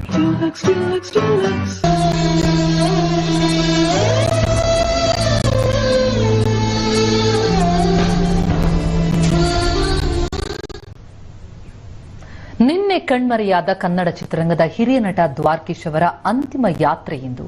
ಸಾವಿನಲ್ಲೂ ಕೂಡ ಸಾರ್ಥಕತೆಯನ್ನು ಮೆರೆದಿದ್ದಾರೆ ಕನ್ನಡದ ಪ್ರಚಂಡ ಕುಲ. ಹಿರಿಯ ನಟ ದ್ವಾರಕೀಶ್ ನೇತ್ರದಾನ ಮಾಡಿ ಸಾವಿನಲ್ಲೂ ಸಾರ್ಥಕತೆಯನ್ನು ತೋರಿದ. ನಿನ್ನೆಯೇ ದ್ವಾರಕೀಶ್ ಅವರ ಕಣ್ಣನ್ನು ಸಂಗ್ರಹಿಸಿದಂತಹ ನಾರಾಯಣ ಶಾಲೆಯ ವೈದ್ಯರು ಸುಮಾರು 10 ಜನರಿಗೆ ಉಪಯೋಗವಾಗುವಂತೆ ಇದನ್ನು ಬಳಸಿಕೊಳ್ಳುವ ಸಾಧ್ಯತೆ. ನೇತ್ರದಾನ ಮಾಡಿ ಸಾವಿನಲ್ಲೂ ಸಾರ್ಥಕತೆಯನ್ನ ಮೆರೆದಿದ್ದಾರೆ ದ್ವಾರಕೀಶ್. ನಿನ್ನೆ ಬೆಳಗ್ಗೆ 9:45ಕ್ಕೆ ಕಾಲವಾದರು ದ್ವಾರಕೀಶ್. ಇಂದು ಅವರ ಅಂತಿಮ ದರ್ಶನಕ್ಕೆ ಕಲಾಕ್ಷೇತ್ರದಲ್ಲಿ ವ್ಯವಸ್ಥೆಯಾಗಿದೆ. ಇನ್ನು ಕೆಲವೇ ಕ್ಷಣಗಳಲ್ಲಿ ಪಾರ್ಥಿವ ಶರೀರ ರವೀಂದ್ರ ಕಲಾಕ್ಷೇತ್ರವನ್ನು ತಲುಪುತ್ತೆ. ಮಧ್ಯಾಹ್ನ 12 ಗಂಟೆಯವರೆಗೂ ಕೂಡ ಸಾರ್ವಜನಿಕ ದರ್ಶನಕ್ಕೆ ವ್ಯವಸ್ಥೆಯಾಗಿದೆ. ನೇತ್ರದಾನ ಮಾಡುವ ಮೂಲಕ ಸಾವಿನಲ್ಲೂ ಕೂಡ ಸಾರ್ಥಕತೆಯನ್ನು ತೋರಿದ್ದಾರೆ. ಅದೆಷ್ಟೋ ಪ್ರತಿಭೆಗಳಿಗೆ ಚಿತ್ರರಂಗಕ್ಕೆ ಪಾದಾರ್ಪಣೆ ಮಾಡೋದಕ್ಕೆ ಅವಕಾಶವನ್ನ ಮಾಡಿಕೊಟ್ಟಂತಹ ಸಾಧಕ. ಅಂತಿಮ ದರ್ಶನಕ್ಕೆ ಕಲಾಕ್ಷೇತ್ರದಲ್ಲಿ ಸಿದ್ಧತೆಗಳಾಗಿದ್ದು ಆ ಬಗ್ಗೆ ಇನ್ನಷ್ಟು ಅಪ್ಡೇಟ್ಸ್ ಅನ್ನ ನೀಡ್ತಾರೆ ನಮ್ಮ ಪ್ರತಿನಿಧಿ ಮಮತಾ. ಈಗ ಸ್ಥಳದಿದ್ದಾರೆ, ಸಂಪರ್ಕದಲ್ಲಿದ್ದಾರೆ. ಮಮತಾ, ದ್ವಾರಕೀಶ್ ಇನ್ನಿಲ್ಲ ಎನ್ನುವಂಥದ್ದು ಬಹಳ ದೊಡ್ಡ ಆಘಾತ. ಸಾಕಷ್ಟು ಅಭಿಮಾನಿಗಳನ್ನ, ಬಹಳಷ್ಟು ಅದರಲ್ಲೂ ಚಿತ್ರರಂಗದ ಗಣ್ಯರು ಅತಿ ಹೆಚ್ಚಿನ ಸಂಖ್ಯೆಯಿಂದಲೂ ಕೂಡ ಬರ್ತಲೇ ಇದ್ದಾರೆ. ಕಲಾಕ್ಷೇತ್ರದಲ್ಲಿ ಎಷ್ಟು ಹೊತ್ತಿಗೆ ಪಾರ್ಥಿವ ಶರೀರ ತಲುಪಬಹುದು? ಏನೇನು ಸಿದ್ಧತೆಗಳು, ವ್ಯವಸ್ಥೆ ಅಲ್ಲಿ ಕಂಡು ಬರ್ತಾ ಇದೆ? ಪ್ರತಿಮಾ, ಹೌದು, ದ್ವಾರಕೀಶ್ ಅವರ ಅಂತಿಮ ಯಾತ್ರೆ ಅಂದ್ರೆ ಅಂತಿಮ ದರ್ಶನಕ್ಕೂ ಕೂಡ ಈಗಾಗಲೇ ಸಿದ್ಧತೆಯನ್ನ ಮಾಡಿಕೊಂಡಿರುವಂತದ್ದು. ಈಗಾಗಲೇ ಅವರ ಪಾರ್ಥಿವ ಶರೀರ ಈಗಾಗಲೇ ಕೆಲವೇ ಕ್ಷಣಗಳಲ್ಲಿ ರವೀಂದ್ರ ಕಲಾಕ್ಷೇತ್ರಕ್ಕೆ ತಲುಪೋದಿಕ್ಕೆ ಇದೆ. ಅದಕ್ಕೆ ಬೇಕಾಗಿರುವಂತಹ ಸಿದ್ಧತೆಯನ್ನು ಕೂಡ ಮಾಡಿಕೊಳ್ಳಲಾಗಿದೆ. ರವೀಂದ್ರ ಕಲಾಕ್ಷೇತ್ರದ ಮುಂಭಾಗದಲ್ಲಿ ನಾವು ನೋಡಬಹುದು. ಅದಕ್ಕೆ ಅಂದ್ರೆ ಅವರ ಪಾರ್ಥಿವ ಶರೀರವನ್ನ ಇಡೋದಿಕ್ಕೆ ಅಂತ ಹೇಳಿ ಹೂವಿನ ಅಲಂಕಾರವನ್ನು ಕೂಡ ಮಾಡಲಾಗಿದೆ. ಅದಕ್ಕೆ ಅಂತ ಹೇಳಿ ಒಂದು ವೇದಿಕೆಯನ್ನು ಕೂಡ ನಿರ್ಮಾಣ ಮಾಡಲಾಗಿದೆ. ಇಲ್ಲಿ ಹೂವಿನ ಅಲಂಕಾರದ ಮೂಲಕ ಅಲ್ಲಿ ಪಾರ್ಥಿವ ಶರೀರವನ್ನು ಇಡಲಾಗುತ್ತೆ. ಈಗಾಗಲೇ ಸಿನಿಮಾ ರಂಗದ ಹಲವಾರು ಸ್ಯಾಂಡಲ್ವುಡ್ ನಟರು ಕೂಡ ಈಗಾಗಲೇ ಬಂದಿರುವಂತದ್ದು. ಅಂದ್ರೆ ಹಾಸ್ಯ ಕಲಾವಿದ ಡಿಗ್ರಿ ನಾಗರಾಜ್ ಇರಬಹುದು, ಅದ್ರ ಜೊತೆ ಸುಂದರಾಜ್ ಇರಬಹುದು, ಅದರ ಜೊತೆಗೆ ಒಂದಷ್ಟು ಜನರು ಈಗಾಗಲೇ ಪಾರ್ಥಿವ ಶರೀರವನ್ನ ಬರಮಾಡಿಕೊಳ್ಳೋದಿಕ್ಕೆ ಅಂತ ಹೇಳಿ ಈಗಾಗಲೇ ಬಂದು ಅವ್ರು ಕಾಯ್ತಾ ಇರುವಂತದ್ದು. ಅದರ ಜೊತೆಗೆ ಪ್ರತಿಮಾ, ಮುಖ್ಯವಾಗಿ ಸಿಎಂ ಕೂಡ ಇವತ್ತು ಇಲ್ಲಿಗೆ ಬರ್ತಾರೆ, ಅವರ ಪಾರ್ಥಿವ ಶರೀರದ ಅಂತಿಮ ದರ್ಶನವನ್ನ ಮಾಡ್ತಾರೆ ಅನ್ನುವಂತಹ ಮಾಹಿತಿ ಕೂಡ ಇರುವಂತದ್ದು. ಹಾಗಾಗಿ ಒಂದು ಕಡೆ ವಿವಿಐಪಿಗಳಿಗೆ ಅಂತ ಹೇಳಿ ದರ್ಶನ ಪಡೆಯೋದಿಕ್ಕೆ ಅಂತ ಹೇಳಿ ಸಪರೇಟ್ ಒಂದು ವ್ಯವಸ್ಥೆಯನ್ನ ಮಾಡ್ಕೊಳ್ಳಲಾಗಿದೆ. ಅದಕ್ಕೂ ಕೂಡ ನಾವು ಅಂದ್ರೆ ದೃಶ್ಯವನ್ನು ಕೂಡ ನಾವು ನೋಡಬಹುದು. ಅಂದ್ರೆ ಟೌನ್ ಹಾಲ್ ಮುಂಭಾಗದಿಂದ ವಿಐಪಿಗಳಿಗೆ ಅಂತ ಹೇಳಿ ಪ್ರತ್ಯೇಕ ವ್ಯವಸ್ಥೆಯನ್ನ ಮಾಡಲಾಗಿದೆ. ಅವರು ನೇರವಾಗಿ ಬಂದು ಇಲ್ಲಿ ಪಾರ್ಥಿವ ಶರೀರವನ್ನು ನೀಡ್ತಾರೆ, ಅಲ್ಲಿಗೆ ಬಂದು ಆ ಪಾರ್ಥಿವ ಶರೀರ ದರ್ಶನವನ್ನ ಮಾಡ್ಕೊಂಡು ಮುಂದೆ ಸಾಗಬಹುದು. ಅದರ ಜೊತೆಗೆ ದ್ವಾರಕೀಶ್ ದ್ವಾರಕೀಶ್ ಅವರಿಗೆ ಸಾಕಷ್ಟು ಅಪಾರ ಪ್ರಮಾಣದಲ್ಲಿ ಅಭಿಮಾನಿಗಳಿರುವಂಥದ್ದು. ಅವರ ಸಾವನ್ನ ಈಗಾಗಲೇ ಜನ ಕೂಡ ಬೇಸರದಲ್ಲಿರುವಂಥದ್ದು. ಹಾಗಾಗಿ ಅವರ ಒಂದು ಪಾರ್ಥಿವ ಶರೀರವನ್ನ ನೋಡೋದಿಕ್ಕೆ ಅಂತ ಹೇಳಿ, ದರ್ಶನವನ್ನ ಪಡೆಯೋದಿಕ್ಕೆ ಅಂತ ಹೇಳಿ ಸಾಕಷ್ಟು ಸಂಖ್ಯೆಯಲ್ಲಿ ಅಭಿಮಾನಿಗಳು ಕೂಡ ಬರುವಂತಹ ನಿರೀಕ್ಷೆ ಇರುವಂಥದ್ದು. ಹಾಗಾಗಿ ಅವರಿಗೆ ಅಂದ್ರೆ ರವೀಂದ್ರ ಕಲಾಕ್ಷೇತ್ರದ ಹಿಂದ್ಗಡೆ ಗೇಟ್ ನಿಂದ ಅದಕ್ಕೆ ಪ್ರತ್ಯೇಕವಾದಂತಹ ವ್ಯವಸ್ಥೆಯನ್ನು ಕೂಡ ಮಾಡಲಾಗಿದೆ. ಬರುವಂತಹವರು ಅಂದ್ರೆ ಸಾರ್ವಜನಿಕರು, ಅಭಿಮಾನಿಗಳಿರಬಹುದು, ಅವರಿಗೆ ಪ್ರತ್ಯೇಕ ವ್ಯವಸ್ಥೆ, ಜೊತೆಗೆ ವಿಐಪಿಗಳಿಗೂ ಕೂಡ ಪ್ರತ್ಯೇಕ ವ್ಯವಸ್ಥೆಯನ್ನ ಮಾಡಿರುವಂತದ್ದು. ಅಂದ್ರೆ ನಿನ್ನೆ ಕೂಡ ಅವರ ಮನೆಗೆ ಹೋಗಿ ತೆರಳಿ ಏನು ಶಿವರಾಜ್ ಕುಮಾರ್ ಇರ್ಬೋದು, ದರ್ಶನ್ ಇರ್ಬೋದು, ಎಲ್ಲರೂ ಕೂಡ ಅಲ್ಲಿ ಅವರ ಪಾರ್ಥಿವ ಶರೀರದ ಅಂತಿಮ ದರ್ಶನವನ್ನು ಕೂಡ ಮಾಡಿದ್ರು. ಅದರ ಜೊತೆಗೆ ಇವತ್ತು ಕೂಡ ಸಾಕಷ್ಟು ಸಂಖ್ಯೆಯಲ್ಲಿ ಅಭಿಮಾನಿಗಳು, ಜೊತೆಗೆ ಸ್ಯಾಂಡಲ್ವುಡ್ ನ ನಟನಟಿಯರು ಕೂಡ ಬರುವಂತಹ ಸಾಧ್ಯತೆ ಇರುವಂತಹ ನಿರೀಕ್ಷೆ ಇರುವಂತದ್ದು. ಹಾಗಾಗಿ ಅದಕ್ಕೆ ಬೇಕಾಗಿರುವಂತಹ ಎಲ್ಲಾ ತಯಾರಿಯನ್ನು ಕೂಡ ಮಾಡಿಕೊಳ್ಳಲಾಗಿದೆ ಪ್ರತಿಮಾ. ಜೊತೆಗೆ ಸುಮಾರು ಯಾವುದೇ ರೀತಿಯಲ್ಲೂ ಕೂಡ ಸಮಸ್ಯೆ ಆಗಬಾರದು ಅನ್ನುವಂತಹ ನಿಟ್ಟಿನಲ್ಲಿ ಸುಮಾರು 200ಕ್ಕೂ ಹೆಚ್ಚು ಪೊಲೀಸರನ್ನು ಕೂಡ ಭದ್ರತೆಯನ್ನು ಕೂಡ ನೀಡಿರುವಂತಹದ್ದು. Pratima, thank you so much Mamata.